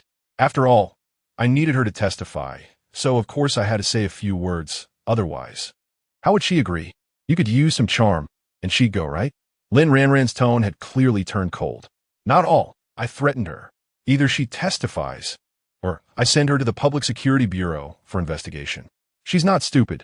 She knows how to choose. But I didn't walk with her, so don't worry. Lin Ranran. Threatened? What else? So after she testified, you two didn't talk? Ji Junxiao shook his head vigorously.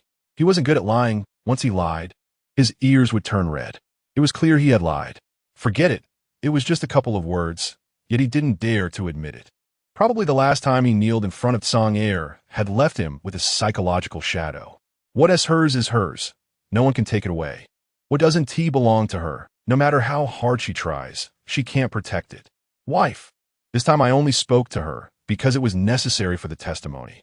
I promise I won't say another word to her in the future. Lin Ranran, it's just talking. It's not that serious. No, is my wife angry? In the past, she had been very guarded, but now she suddenly relaxed, which made him feel even more anxious. However, his image of whipping the female comrade was too bad. What if that scared his wife? A good man shouldn't hit a female comrade. He held her hands. Wife, unless it involves your matters, I definitely want to talk to her. Lin Ranran teased. You're making me sound like a jealous wife. I like you like this.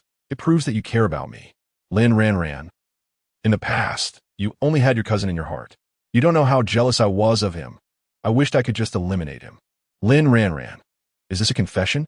Ji Junxiao looked at her intensely and said affectionately, Yeah, wife, you're the only one in my heart. It used to be, and it will always be. If I break this vow, let me never be able to perform again.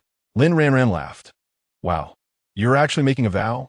Ji Junxiao, for you, I could do anything, even if it cost me my life. Lin Ranran. All right, I believe you. Let us tidy up and sneak over to my godson's house later. What? You forgot that I recognized the godson on the train? Ji Junxiao scratched his head. I really forgot. That person has quite the background. He asked the county head. The county head? Ji Junxiao was extremely shocked.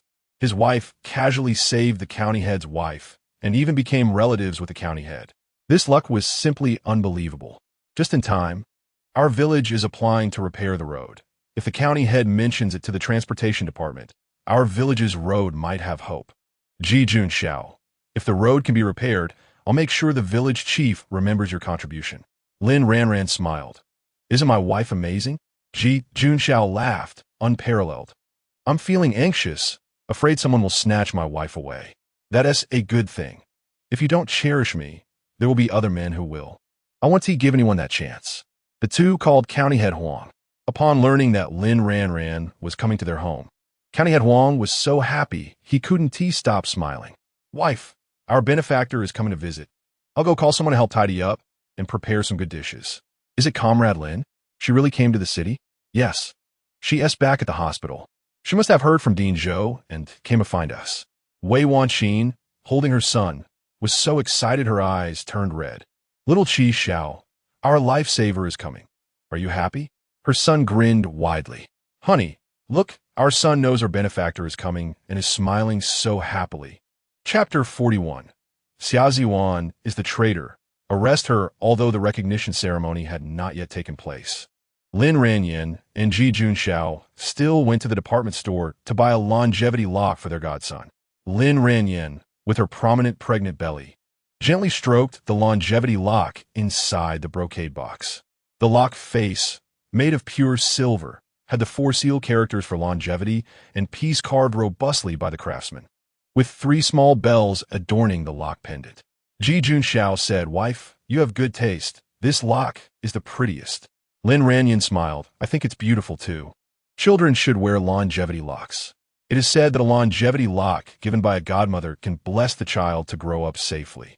Ji Junxiao took the brocade box carefully and placed it in the canvas bag, then securely tied the mouth of a new bag of fruit he had just bought. The gray brick walls of the government compound were covered with tender green ivy, and County Head Huang and his wife were eagerly waiting under the mottled shade of a tree, holding their child, seeing Lin Ranyin and Ji Junxiao from a distance. Wei Wanqin's eyes instantly welled up with tears. She hugged her child tightly and hurried over. Sister, brother-in-law. County Head Huang's voice was filled with undisguised joy as he reached out to take the bag of fruit from Ji Junxiao's hands. Big brother. Sister-in-law. You should have bought fruits just for a visit. It's such a waste of money. Lin Ranyin, unable to hold the child due to her large belly, smiled and teased the baby. Shower is really handsome. This is a gift from your godmother. I hope you grow up safe and healthy. Saying this, she took out the longevity lock and gently put it on the child. Seeing this scene, Wei Wanqin's tears brimmed. Sister, you are too polite. Giving blessings to the child is the least I can do. Lin Ranyin responded with a smile, her eyes full of affection. Wei Wanqin held Lin Ranyin's hand. Her voice choked with emotion. Sister, it's been 3 months since we last met, and I've missed you dearly. If it weren't for you, I and Shower would probably. She couldn't finish her sentence, tears streaming down her face. Lin Ranyin gently patted her hand. Sister-in-law, you're being too formal. We should have come to see you, but the baby is too small, and it's really inconvenient with the roads on your side. If you hadn't come to the city, who knows when we would meet again? Wei Wanqin said, her eyes reddening again. Lin Ranyin understood and nodded. Sister-in-law, I understand. County Head Huang looked at the group and said with a smile, Let us go home and chat slowly. In the warm yellow light of the family compound's apartment, the group sat around a slightly worn but spotless wooden round table, chatting and eating. When County Head Huang and his wife learned that someone was trying to harm Lin Ranyin, they were deeply worried. County Head Huang angrily said, This little bastard dares to harm you. If it weren't for your vigilance, you might have already fallen into his trap.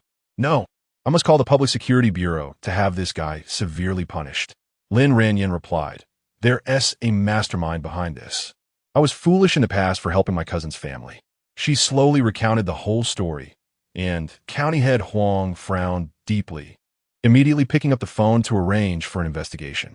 Poor Pei Yuhan, eagerly anticipating his return to work, was unaware that a sudden investigation storm was heading his way. Wei Wanchuan held Lin Ranjing's hand and said, "Sister, when you have the baby, let us choose an auspicious day to hold the recognition ceremony. How does that sound?" County Head Huang also looked at Lin Ranjing with anticipation. Lin Ranjing sighed softly, her eyes full of helplessness. "Let us talk about this later." Then, she detailed the situation regarding the Ji family being framed by the Pei family. Wei Wanchuan looked at Lin Ranjing with pity. "You've really suffered." County Head Huang was even more indignant. "I'll help you report this. We must thoroughly investigate the Pei family. We can't let the heroes feel disheartened." He admired Ji Junxiao, recalling how he became a regiment leader at a young age, excelling in capability but being harmed by petty people, filling him with regret. Ji Junxiao stood up and said gratefully, "Then I'll trouble you, big brother." County Head Huang patted his shoulder, "Although we currently can't hold the recognition ceremony. Since Lin saved Xiao and his mother, I consider her my own sister from now on. We want to treat each other as outsiders." Lin Ranjing took the opportunity to say, "Big brother, I also want to discuss something with you. Our village wants to repair the road. Is there any chance?" County Head Huang took out a stack of documents from his drawer and began to search carefully. "Your township currently only has one quota for road construction. Looking at the current situation, Happiness Village has a better chance, as the government needs to plan a reasonable road route based on the village layout, farmland distribution, production and living needs, and surrounding geographical environment. Moreover, last year, the production team in Happiness Village completed its tasks most excellently, providing double the grain procurement for the country." Ji Junxiao asked with a serious expression, "How about the situation with the Sualu team?" County Head Huang sighed, pointing to the ranking on the document, bottom. Lin Ranjing was extremely disappointed. "That means there's no chance to even compete." County Head Huang nodded. "We can only wait for the next indicators." Lin Ranjing suddenly asked, "Big brother, if the Sualu production team exceeds the indicators this year, will there be any hope?" County Head Huang pondered for a moment. "If it can really be achieved, I can fight for you, but it's not something I can decide alone." Hope ignited in Lin Ranjing's eyes. "I know, as long as Big Brother can help our village, no matter the outcome, we will be extremely grateful. Now that policies are gradually opening up, only with a road can the village prosper. Otherwise, nothing is convenient." As Lin Ranjing and her husband prepared to return to the hospital, Wei Wanchuan stuffed a brand new thermos and a red envelope into her arms. Lin Ranjing declined, "Sister-in-law, I can't accept this." "Sister, are you being polite with me? Compared to the longevity lock you gave, this is nothing." "Sister-in-law, don't say that.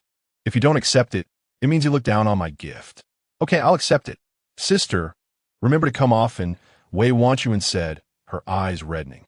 "All right." As soon as they returned to the hospital, someone from the Public Security Bureau came to investigate. Lin Ranjing lay in bed, pulling the quilt up to her chin, slightly frowning to feign a painful expression. Dr. Sun had already handed over the refined abortion drug composition report and physical damage report to the police. Each page of these reports carried heavy evidence, and once submitted, Ning Zhongyong's crimes would be basically set in stone. Ding Zhou walked to Lin Ranjing's bedside and said earnestly, "Comrade Lin, you don't have to worry too much. We will ensure the child is safe. You need to stay in the hospital for observation and cooperate with the doctors. As for the expenses, we will naturally seek compensation from whoever the culprit is." Lin Ranjing understood in her heart that Ding Zhou was trying to exploit her again. Fine, after all, the Pei family is wealthy. Let Ding Zhou extort more money. For the next few days, Lin Ranjing lay in the hospital bed, publicly recuperating but actually patiently educating the obstetric staff on breastfeeding techniques. She explained in detail the locations of acupoints, the strength and methods of massage, and provided practical case studies on how to handle different situations. Although there weren't many women experiencing milk engorgement at that time, there were some special cases and some even developed inflammation. Doctors couldn't just rely on massage and letting the baby suckle. There were more scientific methods. The medical staff took notes seriously, thinking, Comrade Lin is so great. Despite her poor condition, she's giving us a lesson. We must learn well. As expected, using her methods helped several women with milk engorgement, yielding excellent results. Once Lin Ranjing's breastfeeding techniques were popularized, it undoubtedly contributed to the hospital. Seeing this, Dinjo satisfiedly took out 200 yuan and handed it to Lin Ranjing. Lin Ranjing accepted it without hesitation, as this was her deserved reward. The two had stayed at the county hospital for 5 days, and during this time, the village had already erupted into chaos. Under the old locust tree at the village entrance, several women sat together, chattering away. Sister Ji, is your daughter-in-law all right? Aunt Yang grabbed Mother Ji's hand and asked with a worried expression. Mother Ji forced a calm demeanor. It will be fine. Your daughter-in-law is so capable. She will definitely be okay. Yes, she saved everyone and worked for our happiness. She can't possibly be in trouble. Let's pray for her together, the others chimed in. Recalling how much blood Lin Ranjing had lost that day, causing many to redden their eyes. They all felt that the child couldn't possibly be saved but dared not believe this fact. How could such a good person from the Ji family suffer like this? If possible, they would rather suffer in her place. For the past few days, the Ji family had been silent, and the villagers suspected that something bad had happened. But no one dared to think too negatively. Only Xia Ziyuan pretended to be worried on the surface while secretly feeling pleased. Although Lin Ranjing had warned her family beforehand, they were still on edge every day, and she was risking her life for the Ji family. If she hadn't thought of this trick, the Pei family would definitely have sent people to cause trouble every day until the Ji family was driven to the brink. At the village entrance, Yang Dainyu squatted on the ground, punching it with a fist full of self-reproach. It's all my fault for not patrolling well. From now on, I'll bring a few teams and take turns patrolling at night. Yang Daiming stood by, clenching his fists. Aunt Ji is such a good person. We must protect her. But speaking of which, how could there still be bad elements sneaking into our heavily guarded village? Exactly. First there was poisoning, now there's harm. Is our village being envied by another? It's definitely because our village is doing well in farming, and they're jealous. Damn it. They just can't stand to see us doing well. In my opinion, there must be a traitor in our village, said Dogden's mother in a hushed tone, mysteriously. Dogden's mother. You can't say such things carelessly, someone reminded her. Dogden's mother pouted. Just think about the wild fruits incident. Who would want the Ji family's daughter-in-law to be well? As she spoke, she exchanged glances with a few chatty women, and then they all turned their eyes toward Xiaoziwan in the distance. Does she really dare to harm the Ji family's daughter-in-law? I said before, she doesn't even have food stamps. But where does she get so many food and meat stamps to send her family? It must be from people in another village. Dogden's mother, Captain Yang, said, We can't gossip behind people's backs. It's not good for unity. This Xia youth should know she was wrong last time. This time, we heard she came forward to testify against the bad elements. Dogden's mother spat. Bah, she's guilty and feels guilty. If she saw everything, why didn't she call for help? What if calling for help angered the bad elements, and they shot at her? Bah, in my opinion, she is colluding with the bad elements. Otherwise, why would she happen to see it? In any case, if something happens to the Ji family's daughter-in-law, I won't let her off the hook first. But without evidence, we can't say such things, right? Anyway, you can trust what I say. We can't confront her openly, but we can secretly make things difficult for her. I also find this nasty woman unpleasant. Just because she slandered the Ji family's daughter-in-law, I don't want her to have it easy. Then let's deal with her together. From then on, Xia Ziwan's days became extremely difficult. When she drank water, a stone from who knows where suddenly hit her hand, causing her to drop it with a loud crash. When she ate, a clump of yellow dirt accurately landed in her lunchbox. When she worked, someone always accidentally bumped into her, making her fall to the ground. Even more exaggerated was when she was working in the fields. Her body suddenly became covered in leeches, densely packed, as if someone had deliberately caught and released them on her. She had already been whipped by Ji Junxiao so many times that her body was already burning with pain. And now, being tormented like this made her cry from the pain. She suspected it was the G family members who were responsible and could only endure silently. In her heart, she thought that the G family's crazy revenge against her must be because Lin Ranjing's child was gone. Thinking of this made her happy. She could endure any pain. However, the several police officers sent by the County Police Bureau to investigate the Ning Zhongyong case made Xia Ziyuan completely lose her composure. She sat in her room, frowning tightly, pacing back and forth. Why is this never ending? Could it be Ji Daeja's doing? The more she thought, the angrier she became. What good is Lin Ranjing? The child is gone. I can still have children for Ji Daeja in the future. In the village, news about the police investigation quickly spread. Is it true that the police suspect there is a traitor? Is it real or fake? Although they say they are here to understand the case. But they're questioning one by one. Does this need to be said? This Ning Zhongyong is very likely the mastermind behind the poisoning by Xia Taizhu. If he really is the mastermind, he should be sentenced to death. Exactly, such a person is too despicable. Xia Taizhu is also used by him. Ning Zhongyong should be paraded and criticized. In any case, everyone should recall what happened that day and see who is the most suspicious. We must work hard to cooperate with the police in the investigation and root out the harm doer in our village. Several police officers arrived at Dogden's mother's home to inquire about the situation. Upon seeing the police, Dogden's mother immediately perked up. Comrades, let me tell you, that Xia Ziyuan is definitely a traitor. The police looked at her seriously. Auntie, slandering others is a crime. You have no evidence. Dogden's mother straightened her neck. I have no evidence, but I suspect her. She is at odds with the G family's daughter-in-law. And, given the wild fruits incident, she was a witness. I have reason to suspect she is an accomplice. You should arrest her and interrogate her severely. The police patiently explained. Auntie, if you have evidence, please provide it. If not, we can't make baseless accusations. Dogden's mother was unwilling. Then you should investigate her more. Thank you for the information. But Xia Comrade also said that you have been scheming against her behind her back and labeled her as a bad element. She wants us to educate you. If you slander her again, she will sue you. Dogden's mother was furious. Her face flushed. Is she the one shouting to catch a thief? The police said sternly, in the future, please refrain from scheming against others. If you have evidence, provide it directly. Although Dogden's mother was dissatisfied, she could only agree, I understand. By the way, her family came last time asking for food stamps, and she gave them a lot. You can check where those things came from. Little slut, let's see how I can ruin you. Okay, we understand. Thank you for your cooperation. But please don't speak ill of her behind her back in the future. The police discussed in an open space at the village entrance. Does this Xia Comrade really have problems?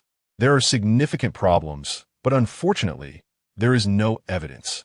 Based on my years of experience in solving cases, this comrade is very cunning. Let's summon her for questioning again.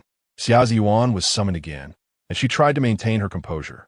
Facing the police's inquiries, she had already explained many times, but these officers kept pressing her, as if they suspected something. At this point, I won't hide it anymore. I do like Ji Daeja. So I was a bit jealous of Comrade Lin. The reason I observed her secretly was to understand what charm she has. Furthermore, she is doing so well in farming. I was just curious about what method she used for feed. I didn't expect to see Ning Zhongyong forcing her to take medicine. The police frowned and said sternly, Xia Comrade, do you really like a married man? Is such thinking acceptable? Xia Ziyuan hurriedly said, I know this is wrong, and I have corrected it.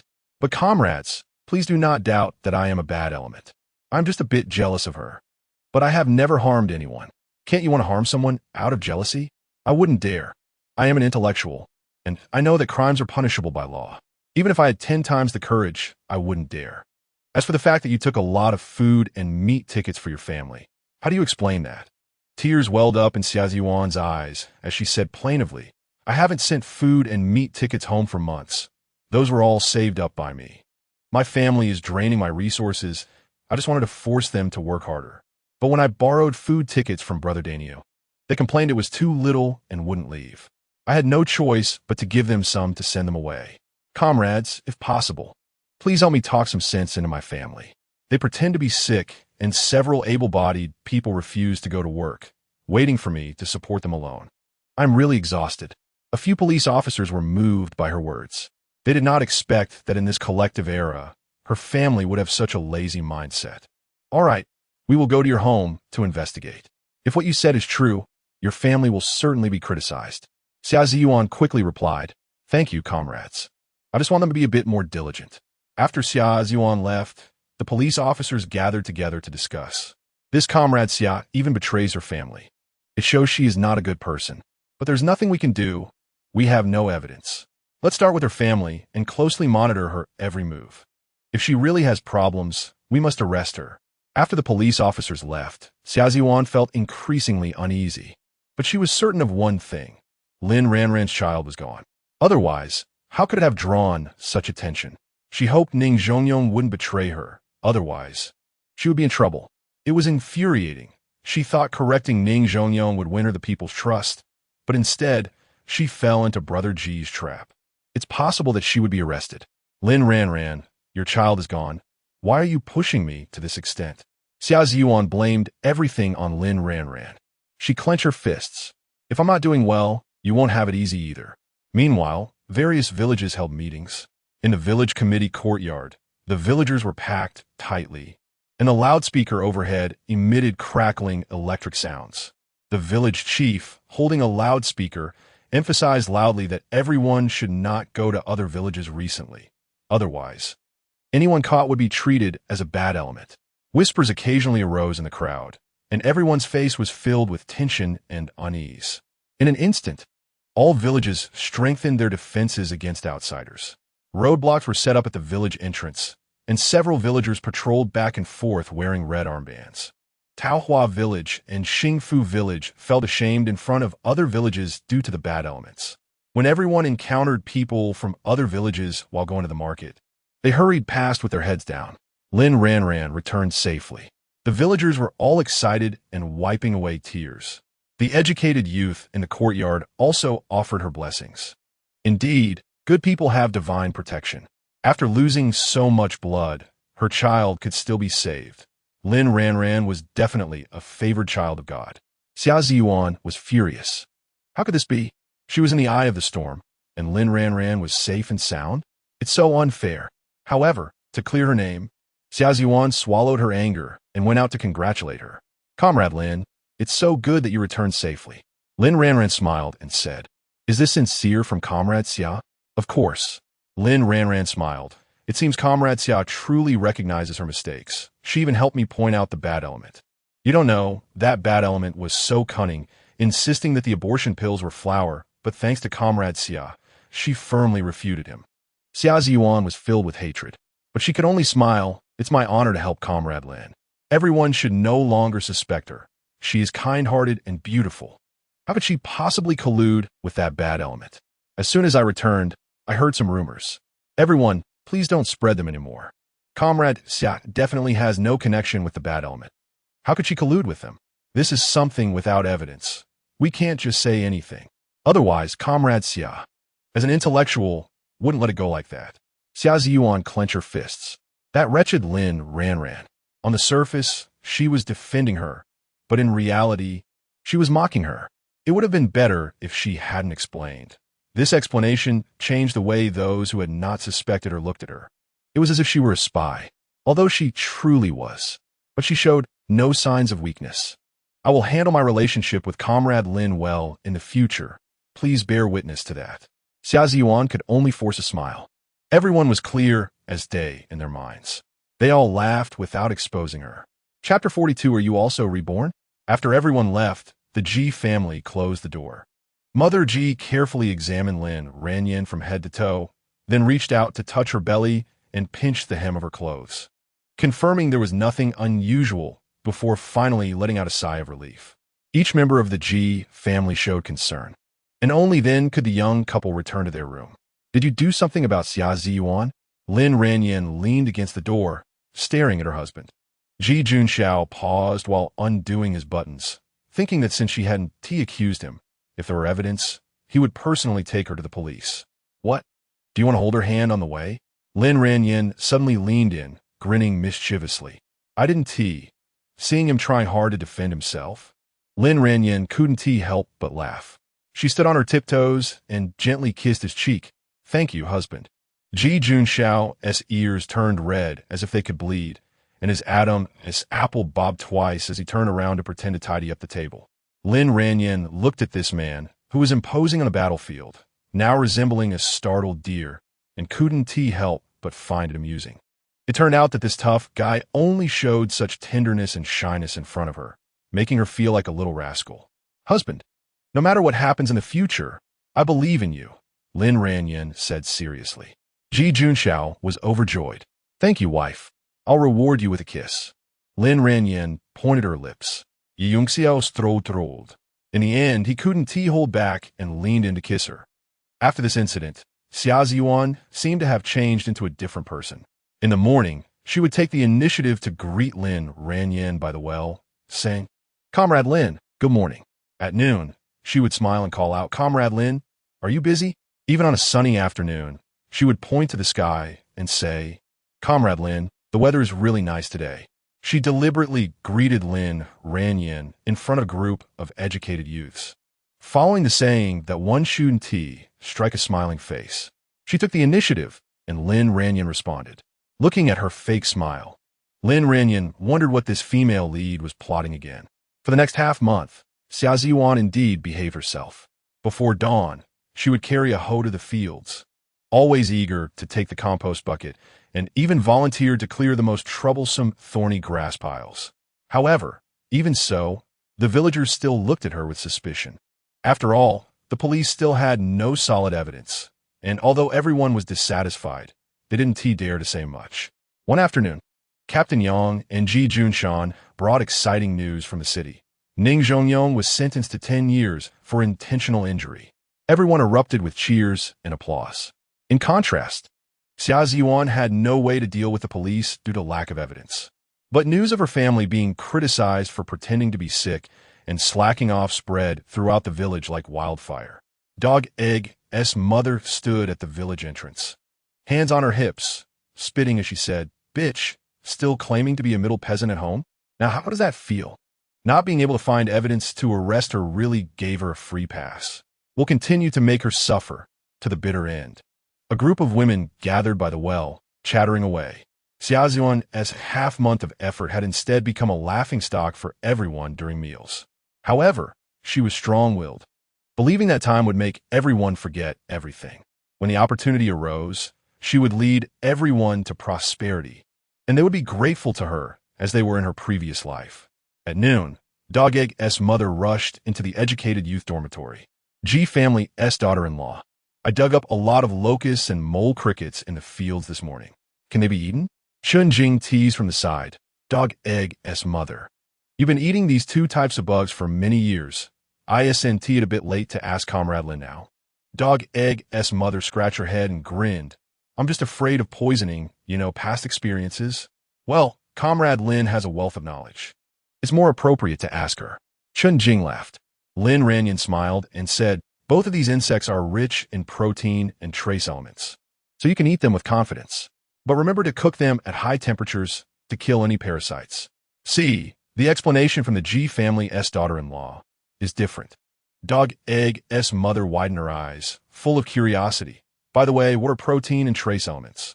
Lin Ranjing took out an old book from the house, patiently explaining from cell structure to the nutrients required by the human body while pointing at the illustrations. Dog Egg's mother nodded, seemingly understanding, then suddenly slapped her thigh. Can pregnant women eat them? Locusts are fine, but mole crickets are not suitable for consumption. Pregnant women are weak, so it's better to be cautious. Upon hearing this, Dog Egg's mother quickly stuffed half a bag of locusts into Lin Ranjing's hands. Then I'll leave the locusts for you. Your baby is growing. Lin Ranjing repeatedly waved her hands. Although these can be eaten, I'm afraid to eat them. You should take them back for the kids. Dog Egg's mother then mysteriously pulled out a bag of wild mulberries, the purple-red fruits still wet with dew. Then you can have this. I picked a lot, and I also have some wild hawthorn. These two fruits shouldn't be poisonous, right? Lin Ranjing smiled as she accepted. Not poisonous, then I want to be polite. Thank you, Annie. By the way, these mulberries are good for nourishing blood. You should keep some for yourself. Having an education really makes a difference. Dog Egg's mother sighed. After the autumn harvest, I'll make sure Dog Sheng and Xiao Hua go to school. I can't let the kids end up like me, unable to recognize a single word. Annie, it's great that you have this awareness. The tuition for both kids is only 3 yuan. If you can make a few more pairs of embroidered shoes for me. We can't let the kids' futures be delayed. Yes, I'll even sell my pots and pans to make sure they go to school. I want them to be as smart as you. Dog Egg's mother hurriedly left, still muttering about killing the old hen at home to nourish the kids' brains. Mother G walked over, extremely worried. Ranyin, why do I feel like Dog Egg's mother comes to find you every few days? She wouldn't be trying to rely on you, would she? Lin Ranjing laughed. Although she is chatty and stingy, she doesn't have any bad intentions. Look, isn't she thinking about sending her kids to school now? Mother G nodded. That's true. She is stingy with everyone else. Always quarreling with the sky and the earth, but she is very warm towards you. She is clever and knows that education can change one's fate. This proves that my Ranyin has great charm, even managing to win over the most difficult person in the village, though there's still some blind spots. Mother G pouted, clearly referring to Xia Ziyuan. Lin Ranyin smiled. Mom, let us just live our own lives. As long as she doesn't cause trouble, let bygones be bygones. I just feel sorry for you. Mother G looked at her daughter-in-law with concern. Lin Ranyin smiled bitterly. After all, this was the female lead, the author's own daughter. How could she exit so easily? If she were gone, the plot would come to an end. However, life without some ups and downs would be dull. A little turbulence would be interesting. Just as she was thinking, a gust of wind howled by, causing the bamboo fence at the corner of the yard to rattle. Mother G's expression changed, and she quickly grabbed Lin Ranyin. Ranyin, hurry inside. This wind is very ominous. The two quickly entered the house. This wind seemed a bit too strong. Mother G's face was filled with worry. Will the corn hold up? Lin Ranyin looked at the churning dark clouds on the horizon and couldn't help but frown. The events described in the book surfaced in her mind. This strong wind in May would cause the corn in the production team to fall over in large areas, leading to a harvest that wouldn't even meet the grain quota. She had boasted to County Head Huang that she would help the production team exceed their targets. Calculating the time, the strong wind would arrive in 5 days. Mom, based on my understanding of the weather, a strong wind will arrive in a few days. Lin Ranyin tightly grasped Mother G's hand and said. Mother G's face instantly turned pale. Even stronger than this? At least 10 times stronger, Lin Ranyin said heavily. By then, the corn will definitely fall over in large areas. We need to think of a strategy in advance. Mother G was almost in a panic. What should we do? Mom, later you should ask Captain Yang to come to the educated youth dormitory when he has time, and just say I have a way to deal with this strong wind. Okay. Jimu hurriedly packed the lunchbox into the bamboo basket, telling you to stay in a room while she sent the lunch to her family.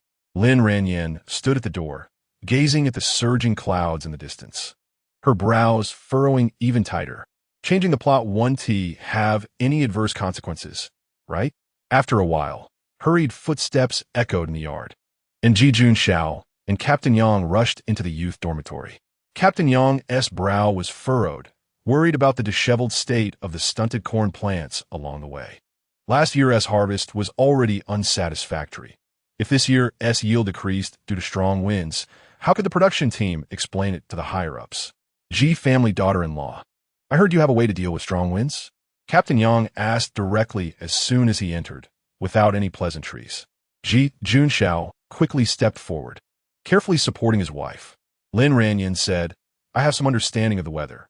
As I expected, in 5 days, strong winds will hit, and by then, all the corn will be knocked down. Is that true, G family daughter-in-law? This is not a joke, Captain Yang said, his eyes wide with fear, shaking his head. Ji Jun Xiao looked at his wife with admiration, never expecting that she had the ability to observe the weather. It was simply amazing. Captain Yang, do you believe me? Lin Ranyin asked. Of course I believe you. Please tell me your method. Before the strong winds arrive, we need to reinforce the plants in advance by mounding soil around the roots. Generally, we should mound about 10 to 15 centimeters of soil at the base of the corn plants to better secure the root systems in the soil and enhance their resistance to lodging. For some taller, thinner corn plants, we can use stakes for support. We also need to clear the weeds and debris from the cornfield in a timely manner to maintain good ventilation and sunlight in the field. Lastly, we need to clear the drainage channels in advance to ensure that if it rains after the strong winds, the field won't accumulate water. Lin Ranjing explained methodically, each step clear and precise. Captain Yang was frantic. It's currently the time for transplanting early rice seedlings, and we are short on labor. If we do as you say, all the labor will be spent on the cornfield these days. Ji Junxiao quickly said. Delaying the transplanting for 5 days is not a big problem. If all the corn falls down, the loss will be severe. Captain Yang frowned deeply. I'm just afraid everyone will think it's redundant work and refuse to do it. Ji Junxiao said firmly. I believe Ranjing's prediction. Tonight our task is to hold a meeting to mobilize everyone to get the cornfield ready in the next few days. In his heart, his wife had already created too many miracles, and he firmly believed that this time would not be an exception.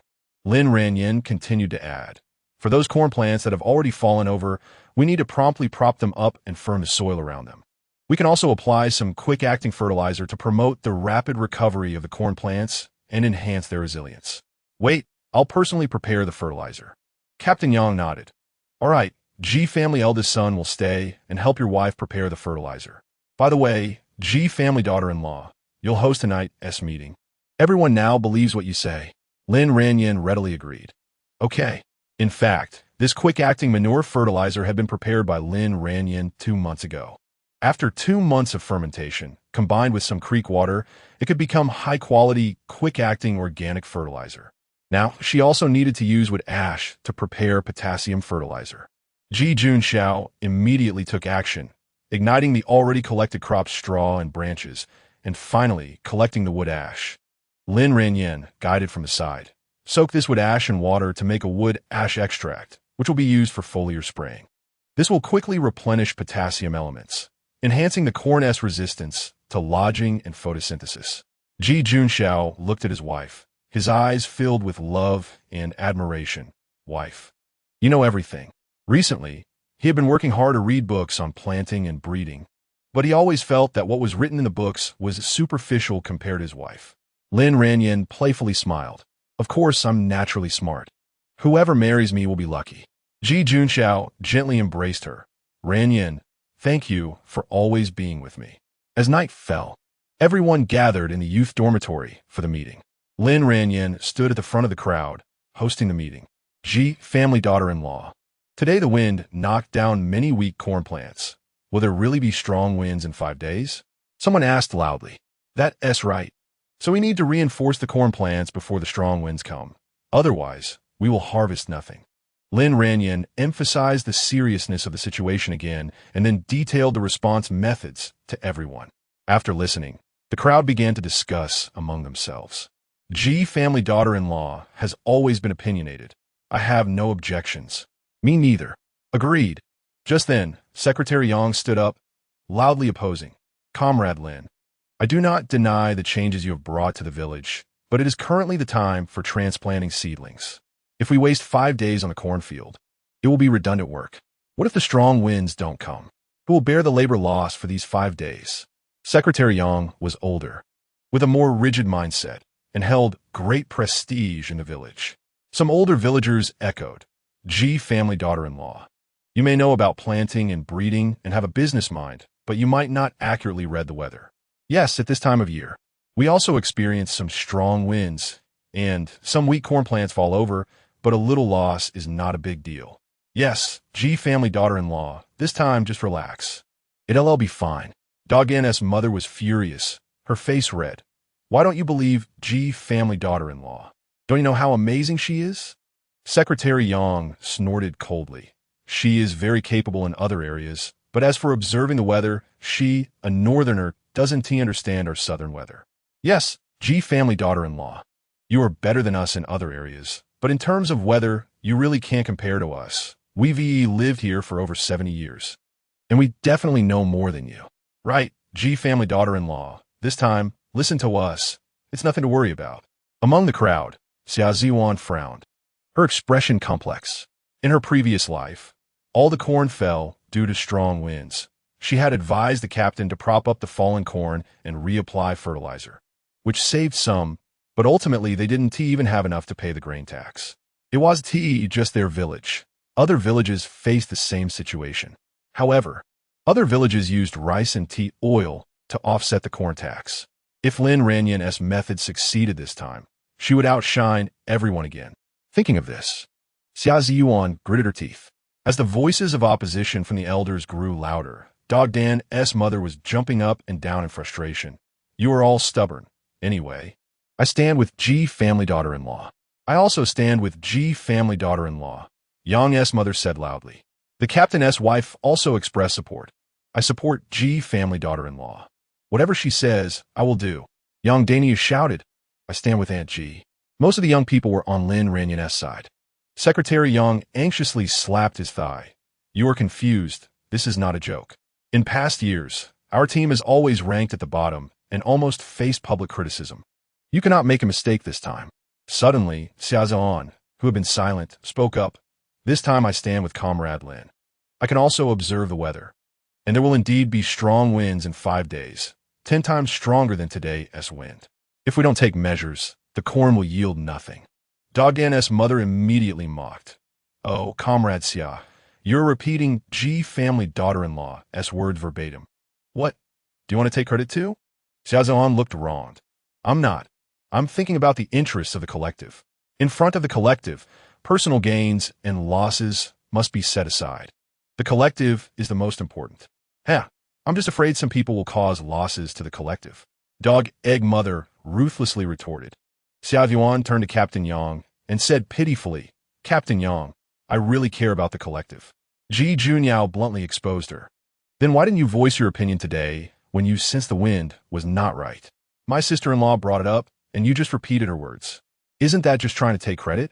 Xia Ziyuan's face turned red, and her voice became smaller. Since everyone thinks this way, then I won't speak anymore. She felt extremely wronged inside. She had already kept a low profile for several days, yet these people still viewed her with colored glasses. The elders continued to oppose. No? Are you all in agreement with Comrade Lin's proposal? We can't agree to that. All the labor force is wasted in the cornfield, and no one is planting rice seedlings. We will definitely be criticized from above. Exactly, this absolutely cannot happen. Lin Ranjing saw that everyone had said enough and cleared her throat, saying loudly, Everyone, listen to me. I never do things without confidence. If there is no strong wind 5 days later, I will take full responsibility. I am willing to sign a military order. But if you are reluctant to lose 5 days of labor when a strong wind comes, it will be too late to mend the barn after the sheep are lost. Ji Junxiao did not hesitate to stand up. I am willing to share the responsibility with my wife. The Ji family also expressed their support. We are with you. Dog Egg Mother, Yang Dan Yang, and Yang Daniu also shouted, Count me in. The elders were furious, their faces turning pale as they scolded the young people for being ungrateful. Seeing this, Captain Yang announced loudly, according to the principle of the minority obeying the majority. Starting tomorrow, we will all go to the cornfield and strive to reinforce the corn using Comrade Lin's method within 5 days. Secretary Yang wanted to dissuade them. Captain, this needs to be thought through. Captain Yang was resolute. I believe in Comrade Lin. If something goes wrong, I will resign as captain. Secretary Yang and the elders sighed helplessly, only able to watch as everyone made their decision. Captain Yang immediately began to assign tasks, and it wasn't until midnight that everyone dispersed. The lights in the educated youth dormitory gradually went out. Just as Lin Ranjing and Ji Junxiao were about to return to their room, Xia Ziyuan suddenly blocked their way. Comrade Lin, can we talk? Ji Junxiao quickly shielded his wife behind him, looking at her warily. What do you want to do to my wife? Xia Ziyuan looked at Ji Junxiao with a grievance. Brother Ji, I'm just openly looking for Comrade Lin. If something happens to her, can I escape? I just want to chat with her. What is there to chat about? Get lost. Ji Junxiao no longer cared about his image, his actions attracting curious glances from several educated youths. Lin Ranjing gently reassured him, you go inside first. Ji Junxiao shook his head firmly. No. Be good. She doesn't dare to do anything to me. But be good just 2 minutes. As Lin Ranjing spoke, she pushed her husband toward the house. Ji Junxiao still didn't feel at ease, but wife, she is not a good person. All right, if you really don't feel at ease, just open the door and watch. We will talk over there. What's there to say with such a vicious woman? Ji Junxiao was very confused. Just be good. It will only be a little while. Ji Junxiao glared at Xia Ziyuan, warning, Xia, recently Captain Yang gave me his gun to keep safe. If you dare to do anything to my wife, don't blame my bullets for being blind. Seeing her husband so worried about her, Lin Ranran felt warm inside. Xia Ziyuan quickly said, Brother Ji, I'm not that stupid. Lin Ranran helplessly said, All right, let's go talk over there. In fact, she knew that Xia Ziyuan was definitely up to no good, but since she was the female lead, it wouldn't hurt to give her some face. As long as she didn't cause trouble, it would be best for everyone to coexist peacefully. Once they reached a place where Ji Junxiao couldn't hear, Xia Ziyuan eagerly asked, Comrade Lin, how did you know there would be strong winds in 5 days? Lin Ranran smiled confidently. I'm well read. I know astronomy and geography. What? You don't believe it? Xia Ziyuan's eyes were filled with suspicion as she leaned in closer and lowered her voice to ask, Are you also reborn? In her opinion, only being reborn could explain why Lin Ranran didn't team marry her cousin and could foresee events happening in the village. What did you say? Lin Ranran looked confused. Xia Ziyuan thought she hadn't heard and repeated it again. Comrade Xia, are you out of your mind? Reborn? What's that? I don't understand. Lin Ranran continued to play dumb, her expression very amusing.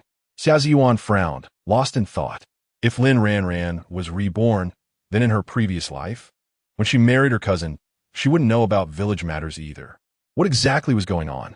She racked her brain, but couldn't figure it out. Could be that Lin Ranran was really that smart?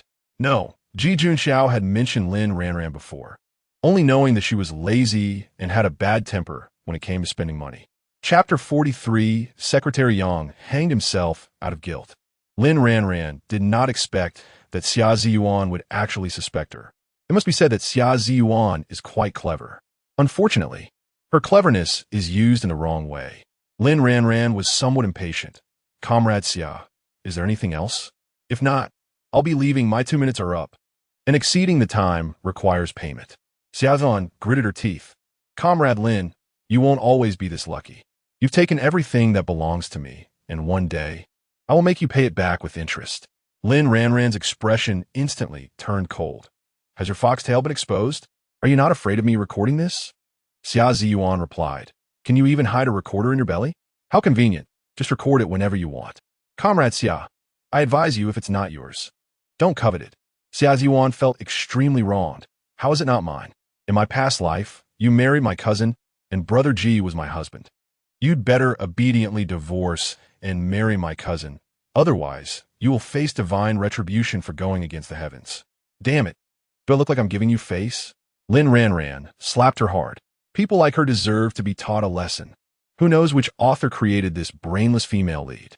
Xia Ziyuan wanted to retaliate, but seeing Lin Ranran's big belly, she did not dare. She was in a sensitive position and could only endure for now. What I'm saying is true, you have to believe me. All this past life and present life nonsense. Xia Ziyuan, feudal superstition is not good. If you keep being so stubborn, I won't oppose holding a public meeting to criticize you. And I believe everyone would be very willing.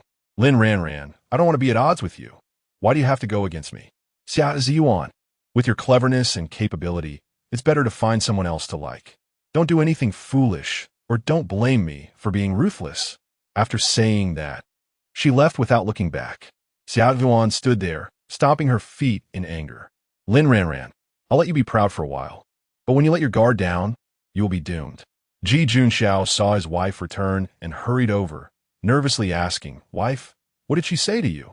He had been holding a gun, always alert to Xia Ziyuan's every move. But in the end, his wife blocked Xia Ziyuan. He wanted to rush over. Thankfully, she came back. Lin Ranran smiled and said, Nothing much, she just wanted to ask for some farming methods. You didn't tell her, right? That person is so cunning. If she steals the techniques, she will definitely use them for bad. Lin Ranran teased, guess? Ji Junxiao said, With such a clever wife, my worries must be unnecessary. Lin Ranran said, I slapped her. Ji Junxiao replied, Good job. Lin Ranran laughed. Don't you think I'm violent? Is this considered violence? What about when he whips someone? This matter, he planned to keep it to himself. Ji Junxiao held her hand tightly and said seriously, "Wife, when dealing with evil people, we don't need to be soft-hearted. If you don't want to have much contact with her, you should keep your distance from her too." He always had a premonition that Xia Ziyuan would be a threat to his wife.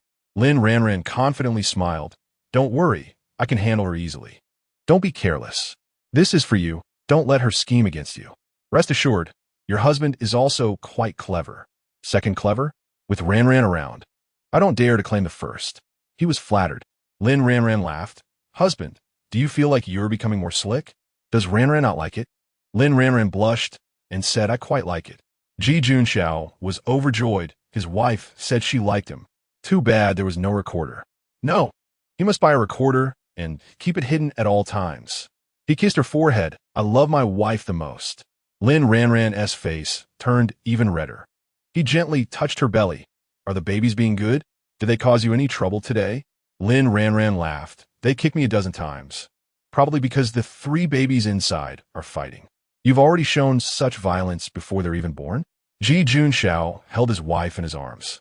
"No one can bully my wife, including me." These days, the howling wind was like an untiring demon, relentlessly ravaging the village.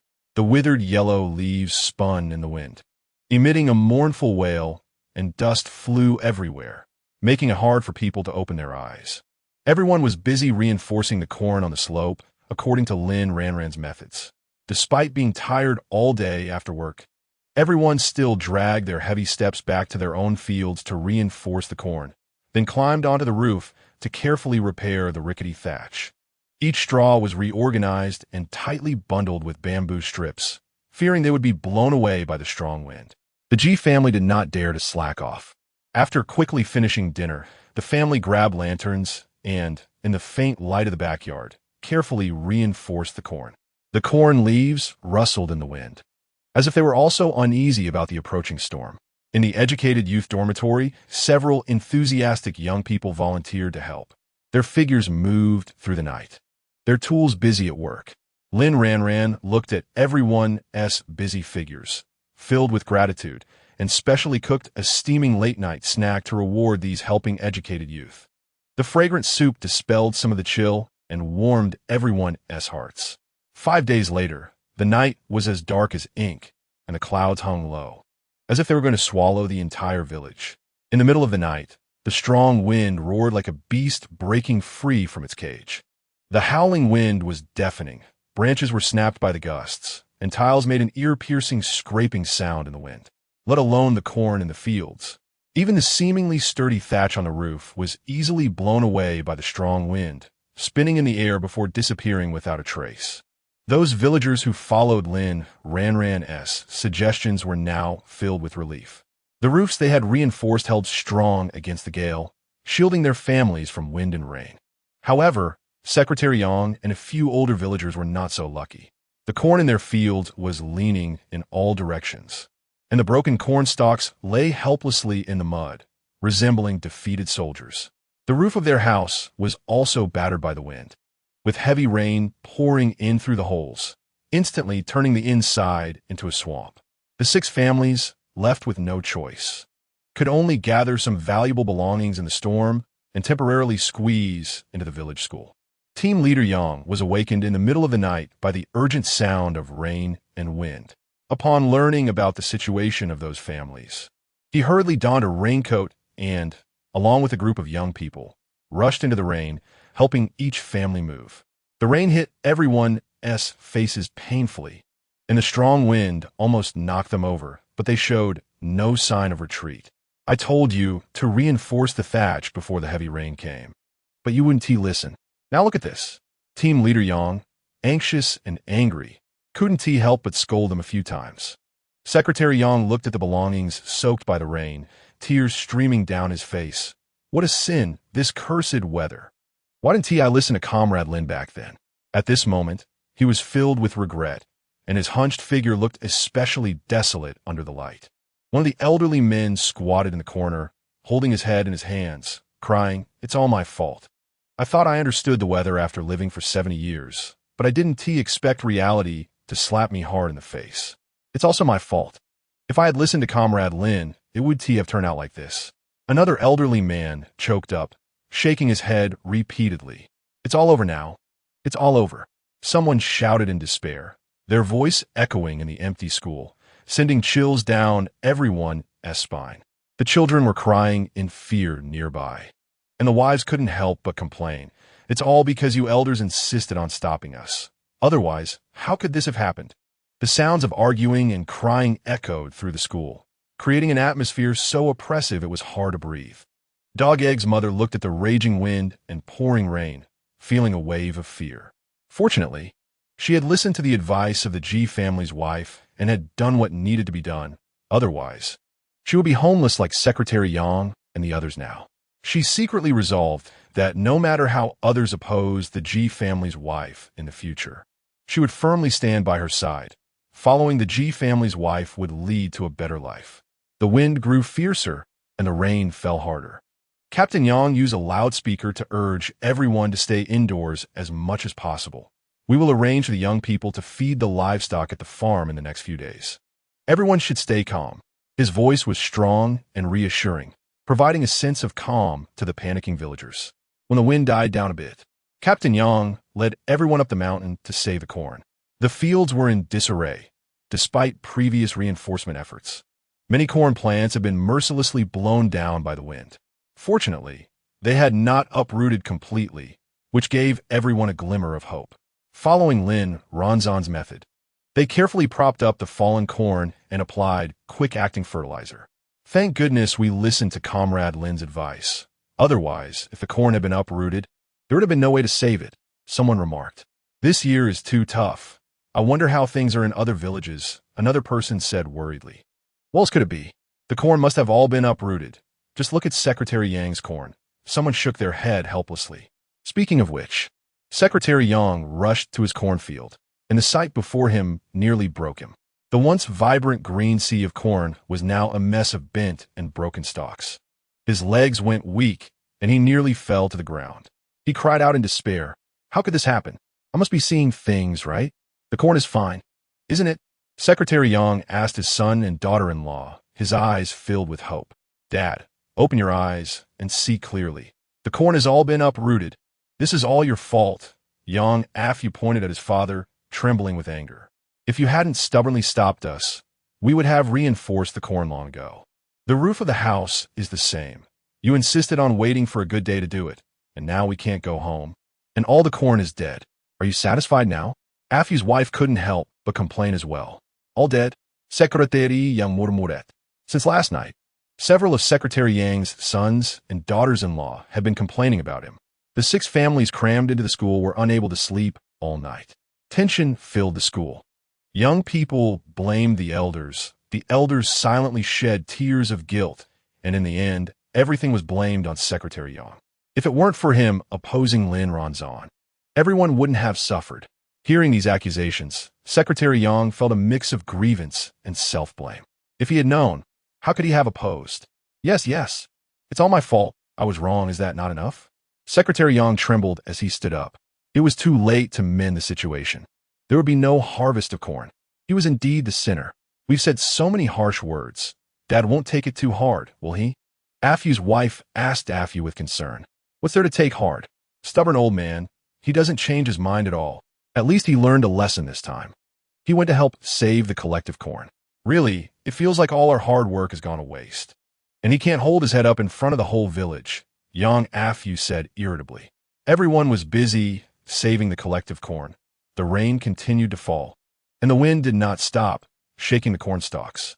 Ji Junxiao had been working hard all day, but had not seen Secretary Yang. While tying up the fallen corn, he looked around. Although Secretary Yang was older, he had always been the most active worker. Today, however, he was nowhere to be seen. You all are lucky. You believe in the G family's wife and save your houses and corn, but our family has suffered, someone said. Yes, all the corn is dead, and the roof of the house was blown off. If it weren't for the elders stubbornly opposing, would this have happened? Another added, my elder is too old to do anything but still wants to manage things.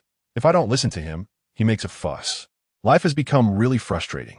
It's all my dad's fault. He drives me crazy. In my opinion, this is all Secretary Yang's fault.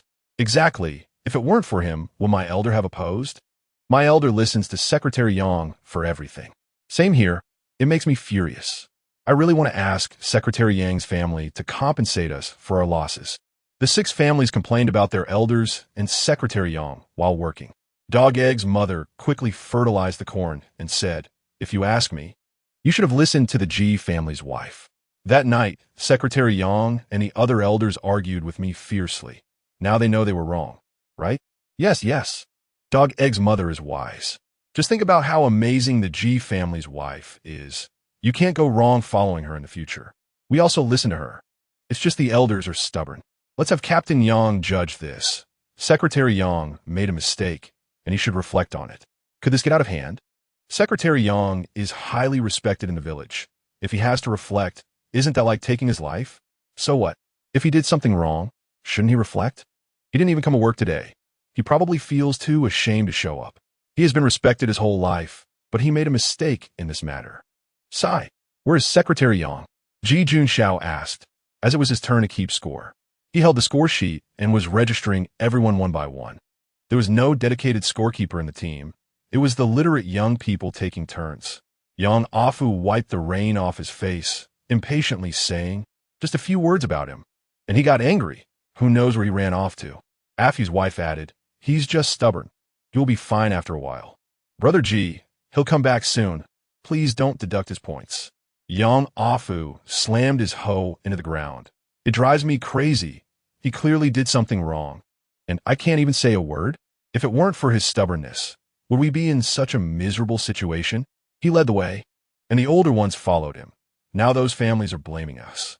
Ji Junxiao frowned and stopped his work. Secretary Yang had good intentions.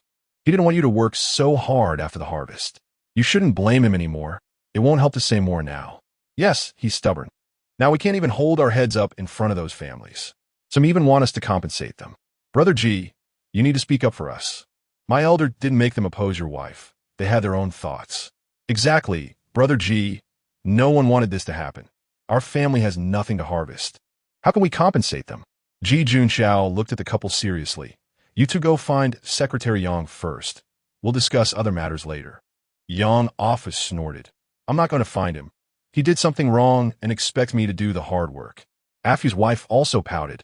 I'm not going either. Secretary Yang's sons shook their heads in refusal. They felt it was too embarrassing and absolutely would not go to find him. Ji Junxiao remembered what his wife had said and worried that the elders might take it too hard, so he decided to keep an eye on things. Putting himself in their shoes, if he were Secretary Yang, he would definitely feel despair. Afu, aren't you afraid your dad might take it too hard? Ji Junxiao continued to persuade. It's okay. When he figures it out, he'll come back. He probably doesn't dare to show up because he's afraid of losing face. Ji Junxiao continued to persuade. It's raining so heavily and the wind is so strong. What if something happens to him? Yang Afu, however, didn't take it seriously. No way. My dad is strong and healthy. These few sons and daughters-in-law really didn't worry about their old man at all. Ji's father spoke up. Eldest son, you should go look for him. Secretary Yang is quite stubborn, and this incident might have hit him hard. Ji's mother also said, Eldest son, it's best to find him and persuade him. The incident has happened. Let him think it through, and we can consider other ways. Ji Junxiao explained the situation to Captain Yang. Captain Yang recalled that he had said a few words about Secretary Yang last night, and his expression was not good at that time. All right, Ji's eldest son, take 2 people to look for him, but let's hope nothing really happened. Ji Junxiao took Daming and Dainyu to search for him. The 3 of them trudged through the rain. They searched the village from one end to the other, but couldn't find him, then went to several of Secretary Yang's cornfields, but still found no sign of him. The few of them became anxious and hurried back to inform Secretary Yang's family. Upon hearing this, everyone was both angry and anxious. That old man, where could he have run off to? Everyone is busy saving the collective corn, and he has the audacity to make us look for him. Yang Afu said irritably, Stop looking. If he's dead, then so be it. What a hassle. Yang Afu, that's your old man. How can you say such things? What of it? Aren't you all blaming him? If something happens to him, you all better not think you can escape responsibility. The few families were furious, but they were just venting. They hadn't truly meant to make them compensate. Secretary Yang's commotion had made them feel like they were in a difficult position. Captain Yang shouted loudly, "All right, stop arguing. A life is at stake. Everyone, stop working and go find him. We can work again once he is found." So everyone put down their farming tools and began searching for him in the wind and rain. The strong wind and heavy rain, along with the mist, made it hard to see anything. Everyone shouted for him, but their voices were drowned out by the sound of the wind and rain. Secretary Yang. Secretary Yang. Lin Ranjing stood at the door, watching the heavy wind and rain, worried that while she was safe at home, her family had to brave the rain to save the corn and might get sick because of it. She decided she needed to brew some herbal medicine to prevent colds and take it to them at noon. Just as she was about to step into the space to brew the herbs, Ji Junxiao rushed into the room, water dripping from his body. "Honey, why are you back?" Seeing him soaking wet, she quickly handed him a dry towel to dry off. Ji Junxiao wiped his face as he said, "Don't mention it. I don't know where Secretary Yang ran off to. I searched all over with Dainiu and Daming, even in his fields, but there's no sign of him. Now Captain Yang is mobilizing everyone to search for him. Let's hope nothing serious has happened." Lin Ranjing tried to recall the plot from the book. There wasn't much detail about Secretary Yang and the few old men. After all, they were minor characters, and she hadn't paid much attention to them. "I plan to go to his house and see if I can find him. I'm worried about you, so I came back to check on you. I need to leave soon." Lin Ranjing said, "I'll go with you." Ji Junxiao replied, "No, it's raining so heavily outside, and the road is slippery. It's inconvenient for you with your big belly." Lin Ranjing insisted, "Secretary Yang's house isn't far from here, just a few steps away. It's fine. If something really happens to him, I can help." Ji Junxiao knew he couldn't dissuade her, so he found her a raincoat and then helped her slowly walk towards Secretary Yang's house. Along the way, the two of them struggled through the mud, splashing water everywhere. The thatch on Secretary Yang's roof had all been blown away by the strong wind. Ji Junxiao and Lin Ranjing pushed open the half-closed broken door, and a damp, moldy smell mixed with a strong scent of blood hit them. In the center of the room, a thick rope swayed gently in the wind, and they saw Secretary Yang hanging there, head down, eyes tightly closed, with damp soil beneath him from the rain. The scene before them made their pupils shrink, and Lin Ranjing instinctively covered her mouth, feeling a wave of nausea rising in her throat. "Wife, don't be afraid. Close your eyes. I'll go save him." Ji Junxiao instructed and rushed over, slipping and nearly falling. Although Lin Ranjing was frightened, she quickly calmed down. "Honey, support Secretary Yang's body and carefully untie the rope to avoid causing further injury." Ji Junxiao immediately complied. Once he set the old man down, Lin Ranjing hurried over to check his breathing and pulse. His breathing was weak and almost stopping. "Honey, perform mouth-to-mouth resuscitation immediately. Saving a life is more important than anything." Ji Junxiao didn't hesitate.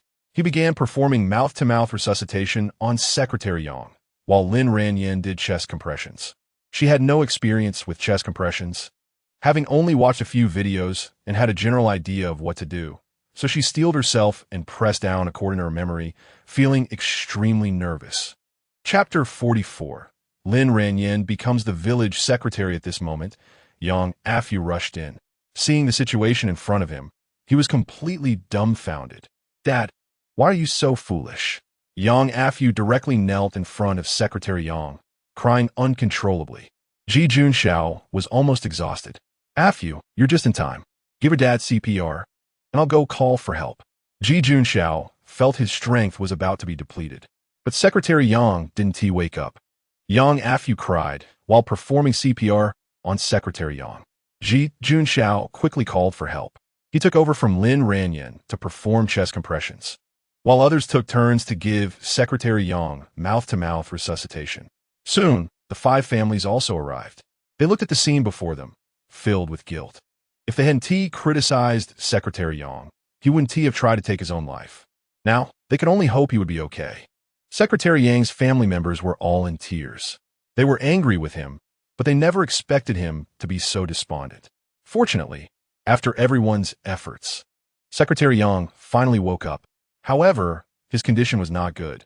He was having difficulty breathing and could not speak at all. Lin Ranjing initially judged that the tightness of the rope around his neck might have caused damage to his trachea and esophagus, and the pressure on his neck vessels could lead to abnormal blood supply to the brain. He needed to be sent to the city for professional examination and targeted treatment immediately. Any delay could lead to unimaginable consequences. Hearing this, everyone dared not be careless. What Lin Ranjing said was like a royal decree. Young Afu and his sons hurriedly lifted their father and rushed to the city. Captain Yang was worried they might not be familiar with the hospital, so he arranged for Ji Junshan to go along. Recently, there have been so many people going to the hospital. It's hard to save up some money, and now it's all contributed to the hospital. What is this? Ji's wife asked. Will my father-in-law be okay? Afu's wife, with red and swollen eyes, placed her last hope on Lin Ranjing. The villagers around them also stopped what they were doing and turned their gazes toward Lin Ranjing in unison. Lin Ranjing slowly said, "The doctors in the city are professionals and will provide targeted treatment for Secretary Yang. It shouldn't be a big problem. But if he doesn't go to the city for treatment, I can't guarantee anything." Once these words were spoken, it was as if everyone had taken a tranquilizer. Their tense nerves instantly relaxed. Since Ji's wife said so, there must be no problem. Seeing this, Captain Yang stepped forward and raised his voice. "Don't forget, when the Japanese came to raid our village, our ancestors were all captured, and only Secretary Yang cleverly escaped to seek help. Otherwise, our village would have been destroyed long ago. Over the years, whenever someone had difficulties, he helped as much as he could. We must remember who dug the well when we drink water. You all know in your hearts who has benefited from Secretary Yang's kindness. Yes, without Secretary Yang, where will we be alive?" An elderly man with gray hair exclaimed, gratitude evident in his eyes. "We will never forget Secretary Yang's great kindness." Others chimed in, their voices filled with respect. The Ji family stood to the side, their faces showing surprise. They didn't expect Secretary Yang to be the great hero of the entire village. No wonder he was so respected and held in high esteem in the village. At this moment, Secretary Yang's image in their hearts suddenly became grand and majestic. Lin Ranjing secretly felt grateful that she and her husband arrived in time. From Secretary Yang's perspective, she could understand his previous actions. After all, no one could predict what would happen in the future. Captain Yang continued, "Although Secretary Yang is older now and his thinking is somewhat stubborn, we cannot deny the contributions he has made to the village. This time he made a mistake, but no one has the ability to foresee the future, so we can't place all the blame on him. As his children, you should forgive him and not dwell on this matter any longer. And you 5 families, how can you shift all the responsibility onto him?" Hearing this, the 5 families lowered their heads, showing expressions of guilt. However, a few young people frowned, their eyes revealing a hint of discontent, while the elderly in their homes looked regretful, wishing they could find a crack in the ground to hide in. They felt they had truly let Secretary Yang down. "So what should we do now? Our corn is all uprooted," a woman anxiously asked, her voice tinged with tears. "Yes, this is the pearl yellow corn provided to us by Ji's wife. We were hoping to feed our families this year, and now we have nothing left." Another villager sighed helplessly. "Our family drinks porridge every day. We finally saw a glimmer of hope, and now it's all gone. When will this life end?" Captain Yang looked at the worried families and said, "First, let's go to work and salvage the collective corn. We can discuss this matter when we come back tonight." Once everyone left, Captain Yang anxiously asked Lin Ranjing, Ji's wife, "Can you think of a perfect solution to this problem?" As he spoke, Captain Yang's eyes reddened. Sigh. Being a captain was truly too difficult. Lin Ranjing pondered for a moment and said, "Let me think about this." Ji Junxiao, seeing this, quickly stood beside his wife, protecting her as he said, "Captain Yang, aren't you putting my wife in a difficult position?" Captain Yang sighed helplessly. "What can I do? I can't just use the collective corn to compensate those families, can I? We don't even know how the collective corn harvest is." Lin Ranjing firmly said, "That definitely won't work. If so, everyone will surely be dissatisfied. Here's what you do. You go salvage the corn first, and I'll think of a solution." Ji Junxiao took his wife home, constantly reminding her along the way, "Wife, you should rest well. If you can't think of a solution, don't force yourself. Don't tire yourself out." Lin Ranjing playfully blinked and smiled. "What? Are you worried about me?" Ji Junxiao nodded, feeling concerned. You're so good, husband. Lin Ranjing stood on her tiptoes and kissed him on the cheek. Go to work, or people will say you're slacking off. Come back for lunch later. Okay. Take care of yourself. Ji Junxiao looked back 3 times as he reluctantly walked out the door, almost bumping into the door frame, which made Lin Ranjing laugh. Once Ji Junxiao left, Lin Ranjing quickly entered the space. She first took a refreshing shower and then lay in bed for a nice sleep.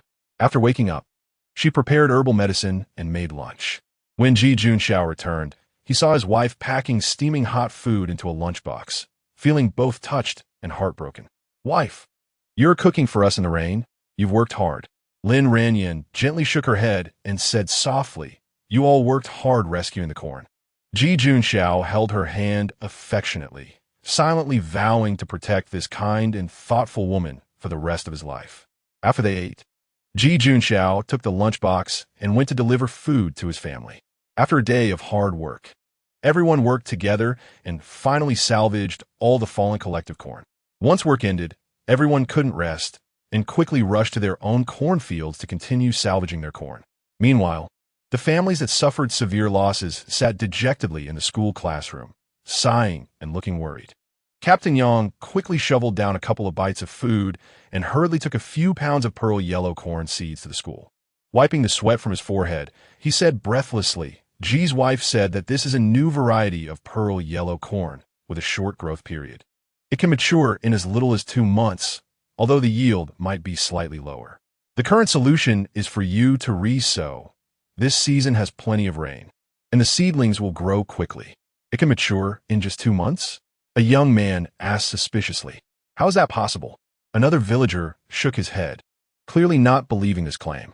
You don't believe Ji's wife's words? She was just afraid of low yield, which is why she didn't recommend this new variety to us before. Look, the corn seeds are all the same, Captain Yang explained anxiously. But before the villagers could finish, Captain Yang interrupted him. Are you going to doubt the daughter-in-law of the Ji family again? Don't regret it later. Captain Yang was really angry. At this point, those few families had no other choice but to take a pound of corn seeds each and work overtime to plant them at night. Seeing this, other villagers came to help as soon as they finished saving their own corn, and everyone worked together while singing folk songs, making the fields lively again at night. In the Ji family, Ji's mother furrowed her brows and said with a worried expression, Ran, can that corn really mature in 2 months? I know you have good intentions, but if we can't harvest the corn by then, those families might blame you again. Ji Chuanyao said angrily, those families deserve it. And now they still have the nerve to ask for explanations. It's really unbelievable. Exactly, sister-in-law. In my opinion, you shouldn't get involved in this matter. Several younger brothers echoed. Lin Ranjing smiled and comforted everyone. Secretary Yang is a hero. I can't just stand by and watch. Captain Yang has always taken care of our family. I don't want him to be in a difficult position. If it weren't for these 2 reasons, I really wouldn't want to get involved. Don't worry. I won't do anything I'm not confident about. Hearing this, Ji's father nodded with satisfaction, praising, you are truly worthy of being a member of the Ji family. Repaying kindness with kindness, you will surely achieve great things in the future. You should all learn from Ran and not follow that petty mindset of others. Yes. The younger generation stood up in unison in front of Ji's father and even saluted seriously. Ji's mother thought, this old man always uses military standards to teach the children. Being selfless, the kids will suffer. But in front of the children, she couldn't refute him. Repaying kindness with kindness also depends on the person. In short, I won't allow it when it comes to Xia Ziyuan. You can say I'm petty. Ji's mother couldn't help but make a strong statement. Ji's father felt his temples throb and rubbed his forehead, thinking, is my wife going to take this to the next level again? Yes, we all listen to Mom. Some people are in the late stage of cancer. There's no way to save them. Lin Ranjing had a bright smile, her sweet expression carrying a hint of cunning, successfully easing the atmosphere. Ji's father quickly expressed, I'm not so magnanimous as to repay kindness to someone who harmed my daughter-in-law. Seeing her husband relent, Ji's mother finally smiled. That's more like it. The next day, the rain eased a bit. Captain Yang organized everyone to transplant seedlings. After work, he gathered a group of young people, carrying thatch and tools, and went to help 6 families with their roofs. Fortunately, most families in the village had collected thatch. With many hands, they finished covering the roofs of 6 families in just one night. The families with red eyes held everyone's hands, thanking them profusely. They could finally go back home to live. Secretary Yang returned on the 3rd day. A person who had died once deeply realized his mistakes. Upon learning that the collective had raised 20 yuan for his medical expenses, he felt even more ashamed. He remembered that in the hospital, his first sentence was, "Let me die. I can't face anyone." His sons directly knelt before him. Yang Afu told him everything that had happened. Secretary Yang kept crying. "What are you saving such a person for? Are you all foolish? Dad, we were wrong. We shouldn't blame you. Dad, you also care about us and don't want us to suffer too much. We blamed you, and we were wrong." Seeing his sons apologize, Secretary Yang felt even worse. Later, Director Zhou and the doctor counseled him for another 2 days, and he finally came to terms with it. Everyone worked hard to save his life, and he needed to do more to repay everyone. He couldn't seek death so easily anymore. Secretary Yang came back. "Secretary Yang, is your health okay?" Seeing everyone care about him this much, he felt so sad he wanted to cry. "Yes, everything is fine." Upon learning that Lin Ranjing had replanted corn seeds for their families and that everyone helped fix their roofs, he was deeply moved. He especially went to the educated youth dormitory to thank Lin Ranjing. "Ji's daughter-in-law, if it weren't for you this time, I might have gone to report to King Yama long ago. I really thank you so much." Lin Ranjing smiled. "Secretary Yang, you are the village's great hero. King Yama wouldn't dare to take you." Secretary Yang sighed. "Truly, the student surpasses the teacher. This era belongs to you young people. I was wrong to publicly oppose you before. If it weren't for everyone's insistence, I fear that not just our families would suffer now. Comrade Lin, you have saved the collective and everyone's losses. This time, the village will remember your contribution, and I will publicly reflect on my mistakes." Secretary Yang, "I'm still young and from the north, so it's normal for you to have doubts. The matter has passed, so don't think too much about it. There's no need for any reflections. Everyone won't blame you." Lin Ranjing's sincere words made Secretary Yang admire this young girl even more. Secretary Yang looked at her with satisfaction. This girl has a vision that even a strong man can't match. Lin Ranjing smiled. "I know some elders in the village understand brewing corn wine, and after the corn harvest, I plan to develop a brewing business so that villagers can have more income, and we won't have to worry about children's tuition fees. However, the elders don't pass on this skill outside. I wonder if Secretary Yang can persuade them to teach this skill to everyone, not asking for everything, just a part, allowing them to keep the key parts. How does Secretary Yang feel about that?" Secretary Yang had just returned from the city and understood some policies. The government now allows small businesses, and Ji's daughter-in-law wants to bring happiness to the villagers. The embroidery and bamboo products she helped villagers sell have indeed improved their lives. "All right, I will persuade them, but I can't guarantee success." Lin Ranjing, "Then I will trouble Secretary Yang." After Secretary Yang left, Ji Junxiao asked curiously, "Wife, you are so smart. You should understand brewing techniques, right?" Lin Ranjing playfully blinked. "Yes?" "Ji Junxiao, you want to use this matter to give Secretary Yang a sense of accomplishment." Lin Ranjing pinched his face. "Husband is really smart. Not as smart as you. Wife, you are great." He looked at her with admiration and respect.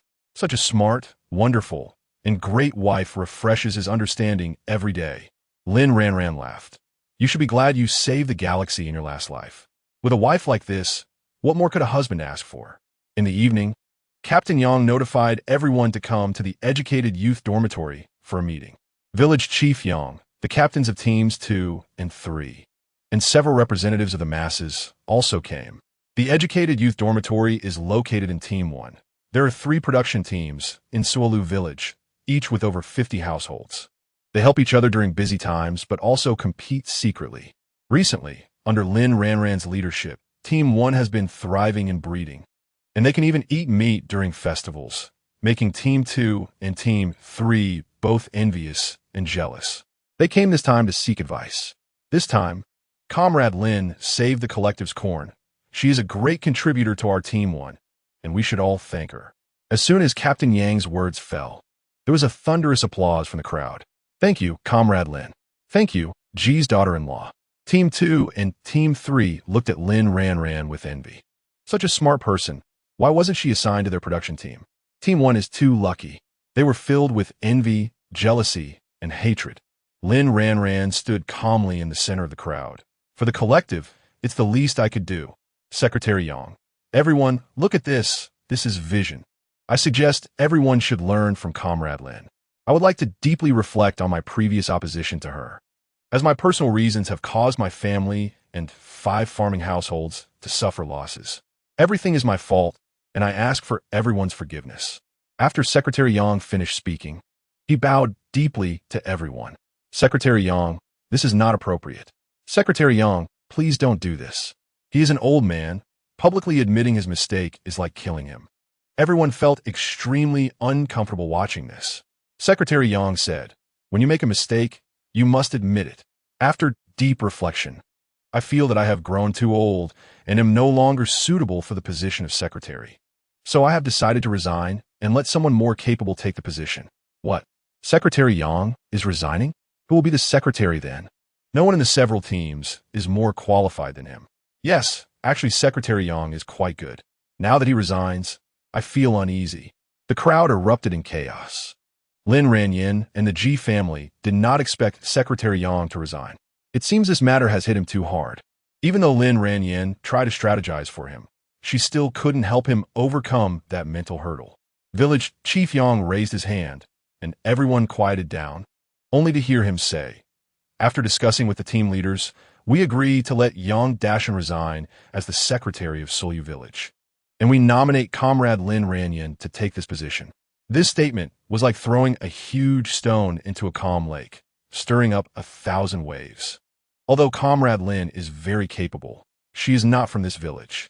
Generally, aren't village heads and secretaries supposed to be respected individuals from the village? Lin Ranjing is also too young, isn't she? Lin Ranjing was stunned. The Ji family also did not expect this outcome.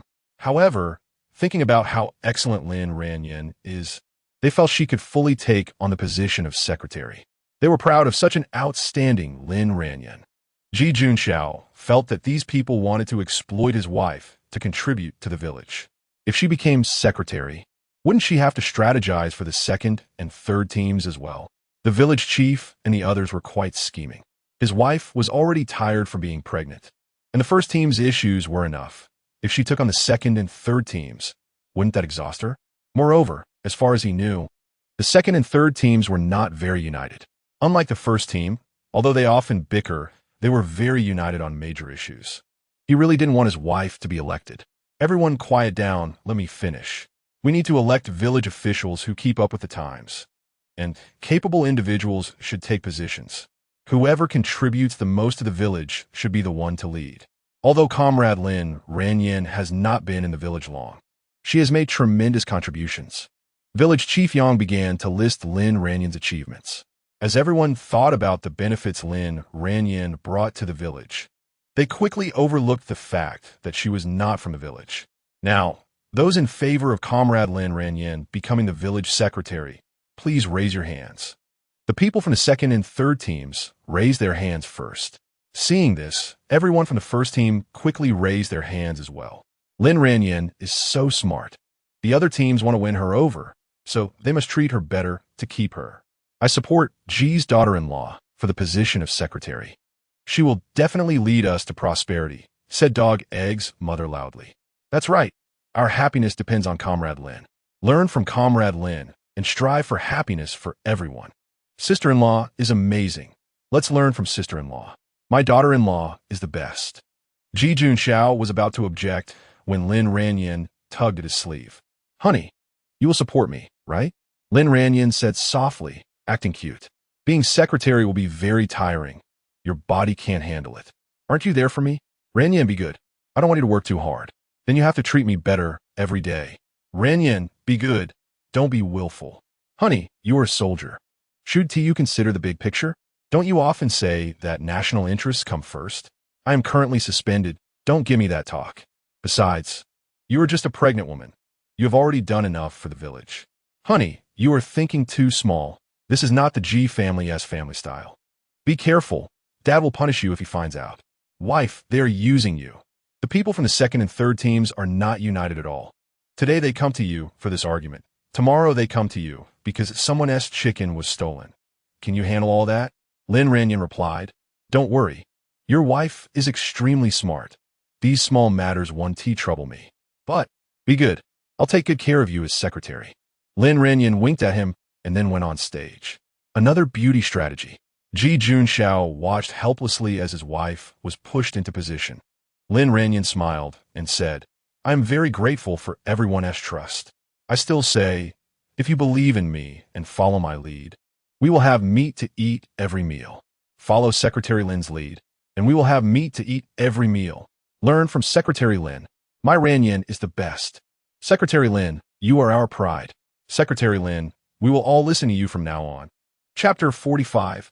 In the previous life, this is how Xia Zhuan's triplets were conceived. After the meeting, Lin Ranran was surrounded by the village head and several team leaders. Ji Junxiao immediately stepped forward, protecting his wife behind him, saying, You can't let my wife work too hard. Village head Yang reassured him, Don't worry, Comrade Ji, we know our limits. Secretary Lin, our corn in both teams has been completely cut off. We're all from the same village, and now that you are the secretary, please help us think of a way to salvage the situation. Lin Ranran thought to herself, This secretary is really a pit, but she specializes in filling pits. As long as she has the support of the people, isn't it easy to do whatever she wants? Lin Ranran replied calmly, Each team should collect some money and give it to me. I will help you buy the latest variety of pearl yellow corn, which can be harvested in 2 months. But let me be clear, the yield may not be that good. I can only buy it through acquaintances, and they might not even have it for sale at this time. The pearl yellow corn soaked in the stream water from her space would definitely grow fast. But without the fertilizer she had prepared, the harvest from the other teams would surely not be as good as Team 1's. The leaders of Teams 2 and 3 were deeply grateful. As long as there was a harvest, it was better than none at all. By the way, Secretary Lin, we also want to develop biogas and compost. Why don't you guide us? Lin Ranran replied, Next, you also want to develop livestock, right? If Secretary Lin is willing to teach us some techniques. After all, we are from the same village, and now that you are the secretary, as long as you are willing to teach us, once we raise them, we won't forget you when it comes time to divide the meat. What a cunning bunch they were. Lin Ranran said, When doing things, you have to be gradual. First, let's plant the corn, and the rest will come slowly. All right, whatever Secretary Lin says goes. The group left happily in the end. Ji Junxiao, feeling distressed, supported her and asked, Wife, are you exhausted? Lin Ranran replied, I'm fine. Ji Junxiao said, I know you are sacrificing yourself for the Ji family. We owe you. He understood his wife's thoughts. As long as she could contribute greatly to the village, returning to the city wouldn't be hard. Thinking about her laboring while heavily pregnant made him feel both heartbroken and sad. Don't say such distant things. You are family. We share honor and disgrace. We are an inseparable whole. Thank you, dear wife. I will study hard from now on and try my best to help you. Lin Ranran smiled. Then, tomorrow morning, you take a bag of quick-acting fertilizer to the back mountain to fertilize the corn. The fertilized corn will mature in no more than 2 days. Ji Junxiao was dumbfounded. What? Where else am I going to get seeds? So, the early maturing pearl yellow corn is a lie? Not exactly. With my special quick-acting fertilizer, it can hasten maturity. You can use it as seeds for planting with a short cycle. Is it really that magical? Ji Junxiao thought he was hearing things. After confirming several times, he finally believed it. His wife was truly amazing. Lin Ranran originally wanted to take seeds directly from her space, but since teams 2 and 3 needed too many seeds, to avoid suspicion, she could only use the stream water from her space to water the corn in the back mountain. 2 days later, when the Ji family returned from work, they were stunned to see a mound of corn piled up, the golden corn cobs still exuding the fresh fragrance of straw. Ji Junxiao rubbed his eyes. Wife, am I seeing things? Ji Junyao exclaimed. How did this corn mature so quickly after just sprouting? Ji Junyong said, I must be seeing things. Ji Junshan remarked, Have I been reading too much lately and caused my nearsightedness? Ji Junjan couldn't help but dash over to peel an ear of corn. The plump kernels gleamed like pearls. Oh my, such a big ear of corn, golden yellow. This is definitely not an illusion. Ji's mother trembled and asked, Ran, where did this corn come from? Ji's father took a deep breath. This can't be the corn from our back mountain, right? That's impossible. Lin Ranjing smiled and explained, this is the special fertilizer I researched recently. I took some to Shao a couple of days ago for fertilization, and I didn't expect the corn to really mature. Aren't I amazing? Ji's father responded. If there really is such a special fertilizer, then won't the corn in the team be ready to harvest in a couple of days? Everyone eagerly looked at her. Only Ju and Xiao's eyes flickered with a hint of doubt. Lin Ranjing said, this special fertilizer is not easy to make. I spent several months just to produce this small bag. Moreover, it can only be used as seeds and cannot be eaten. If someone with ill intentions finds out, it might bring trouble to me. Upon hearing this, the Ji family all changed their expressions. Indeed, who wouldn't covet such a miraculous technology? So, third brother, tomorrow you go into the city with team leader Yang to purchase supplies. Do you know how to disguise it? Ji Junshan replied, got it. After dinner, the family laughed and peeled the corn. While her husband was asleep, Lin Ranjing took the corn into her space to soak in the stream water. The next day, Ji Junshan and team leader Yang went into the city to sell embroidered shoes and bamboo products. He deliberately carried 2 large bags of items his sister-in-law asked him to buy, and then explained to team leader Yang that 1 bag was corn seeds. Team leader Yang didn't suspect anything. The leaders of teams 2 and 3 pooled together 20 yuan to give to Lin Ranjing. She provided them with 40 pounds of corn seeds, and they were immensely grateful to her.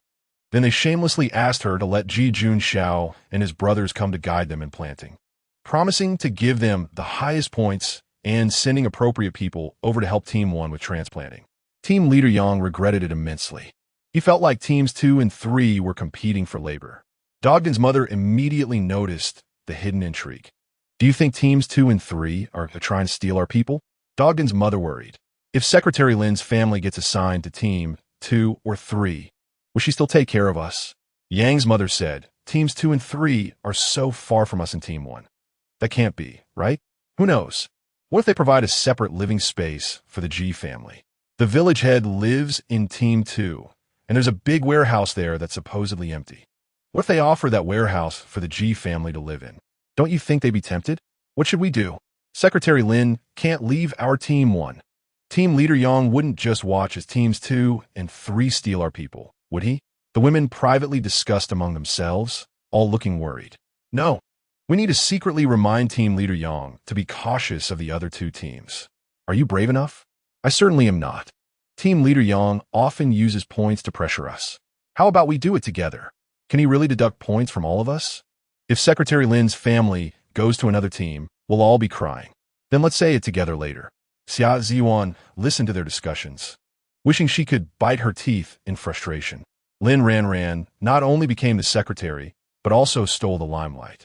How could the plot differ so much? Why didn't such good things fall on her? Dogden's mother and the others secretly pulled team leader Yang aside before work to express their doubts. Team leader Yang scolded them sternly. Secretary Lin is selfless. Do you think she is that kind of person? She even took out her ancestral holy water to save the children. Do you have so little trust in her? The women lowered their heads in shame.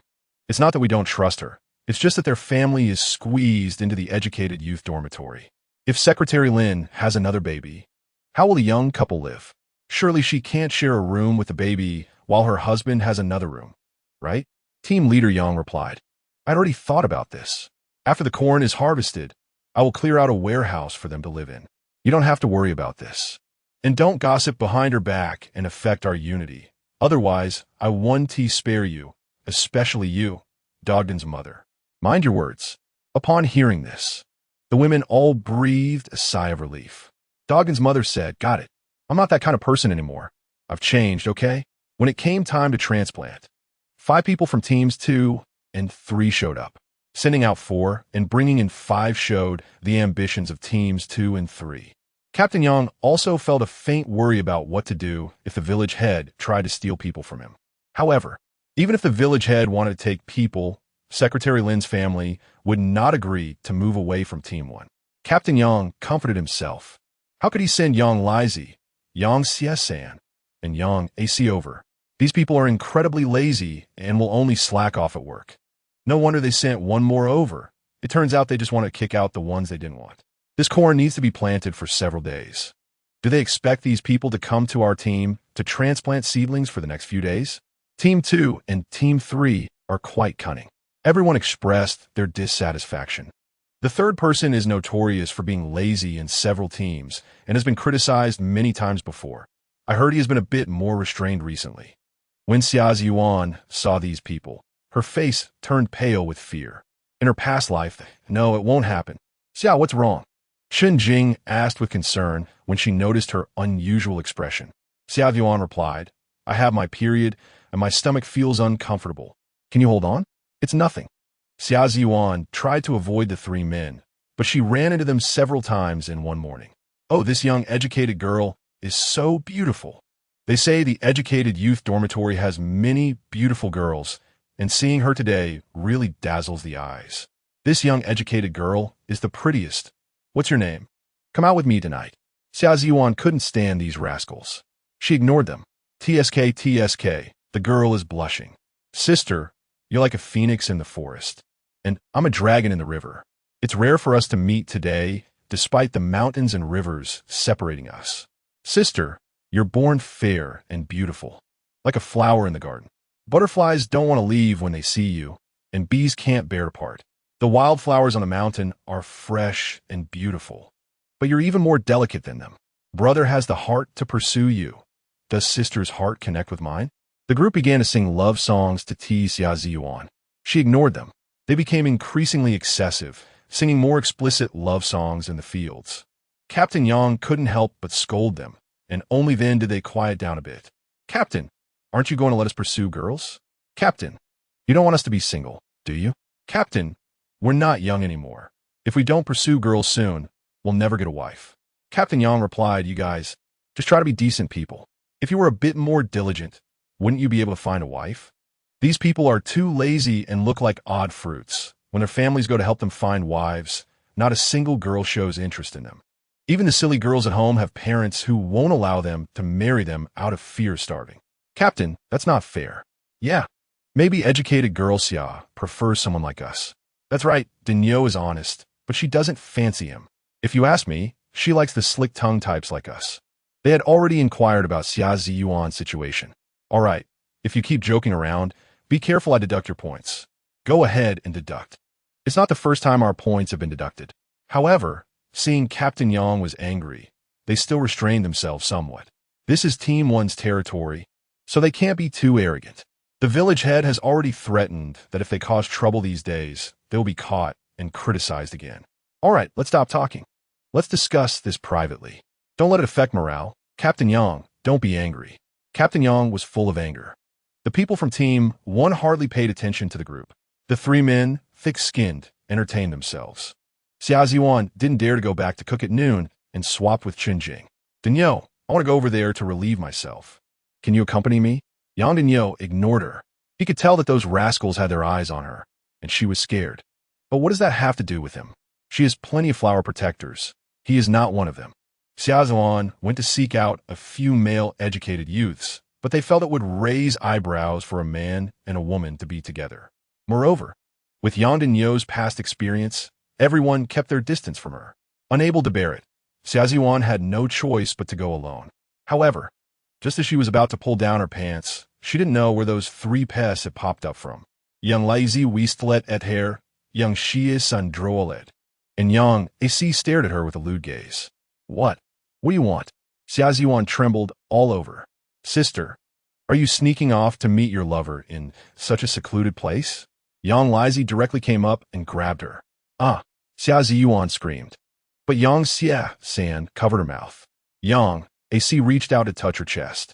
Since these guys can't find wives, they take the opportunity to take advantage of girls. Girls, for the sake of their reputation, dare not make a scene.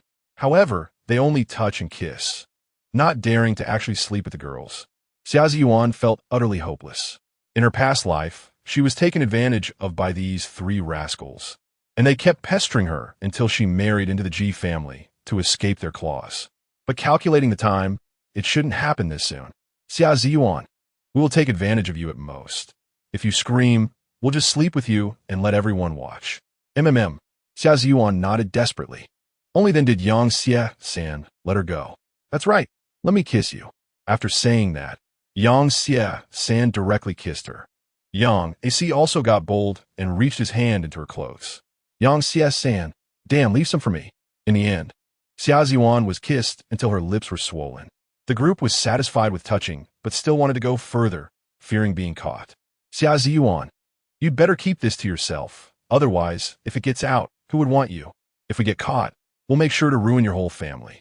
That's right. You can ask around about our reputation in the team.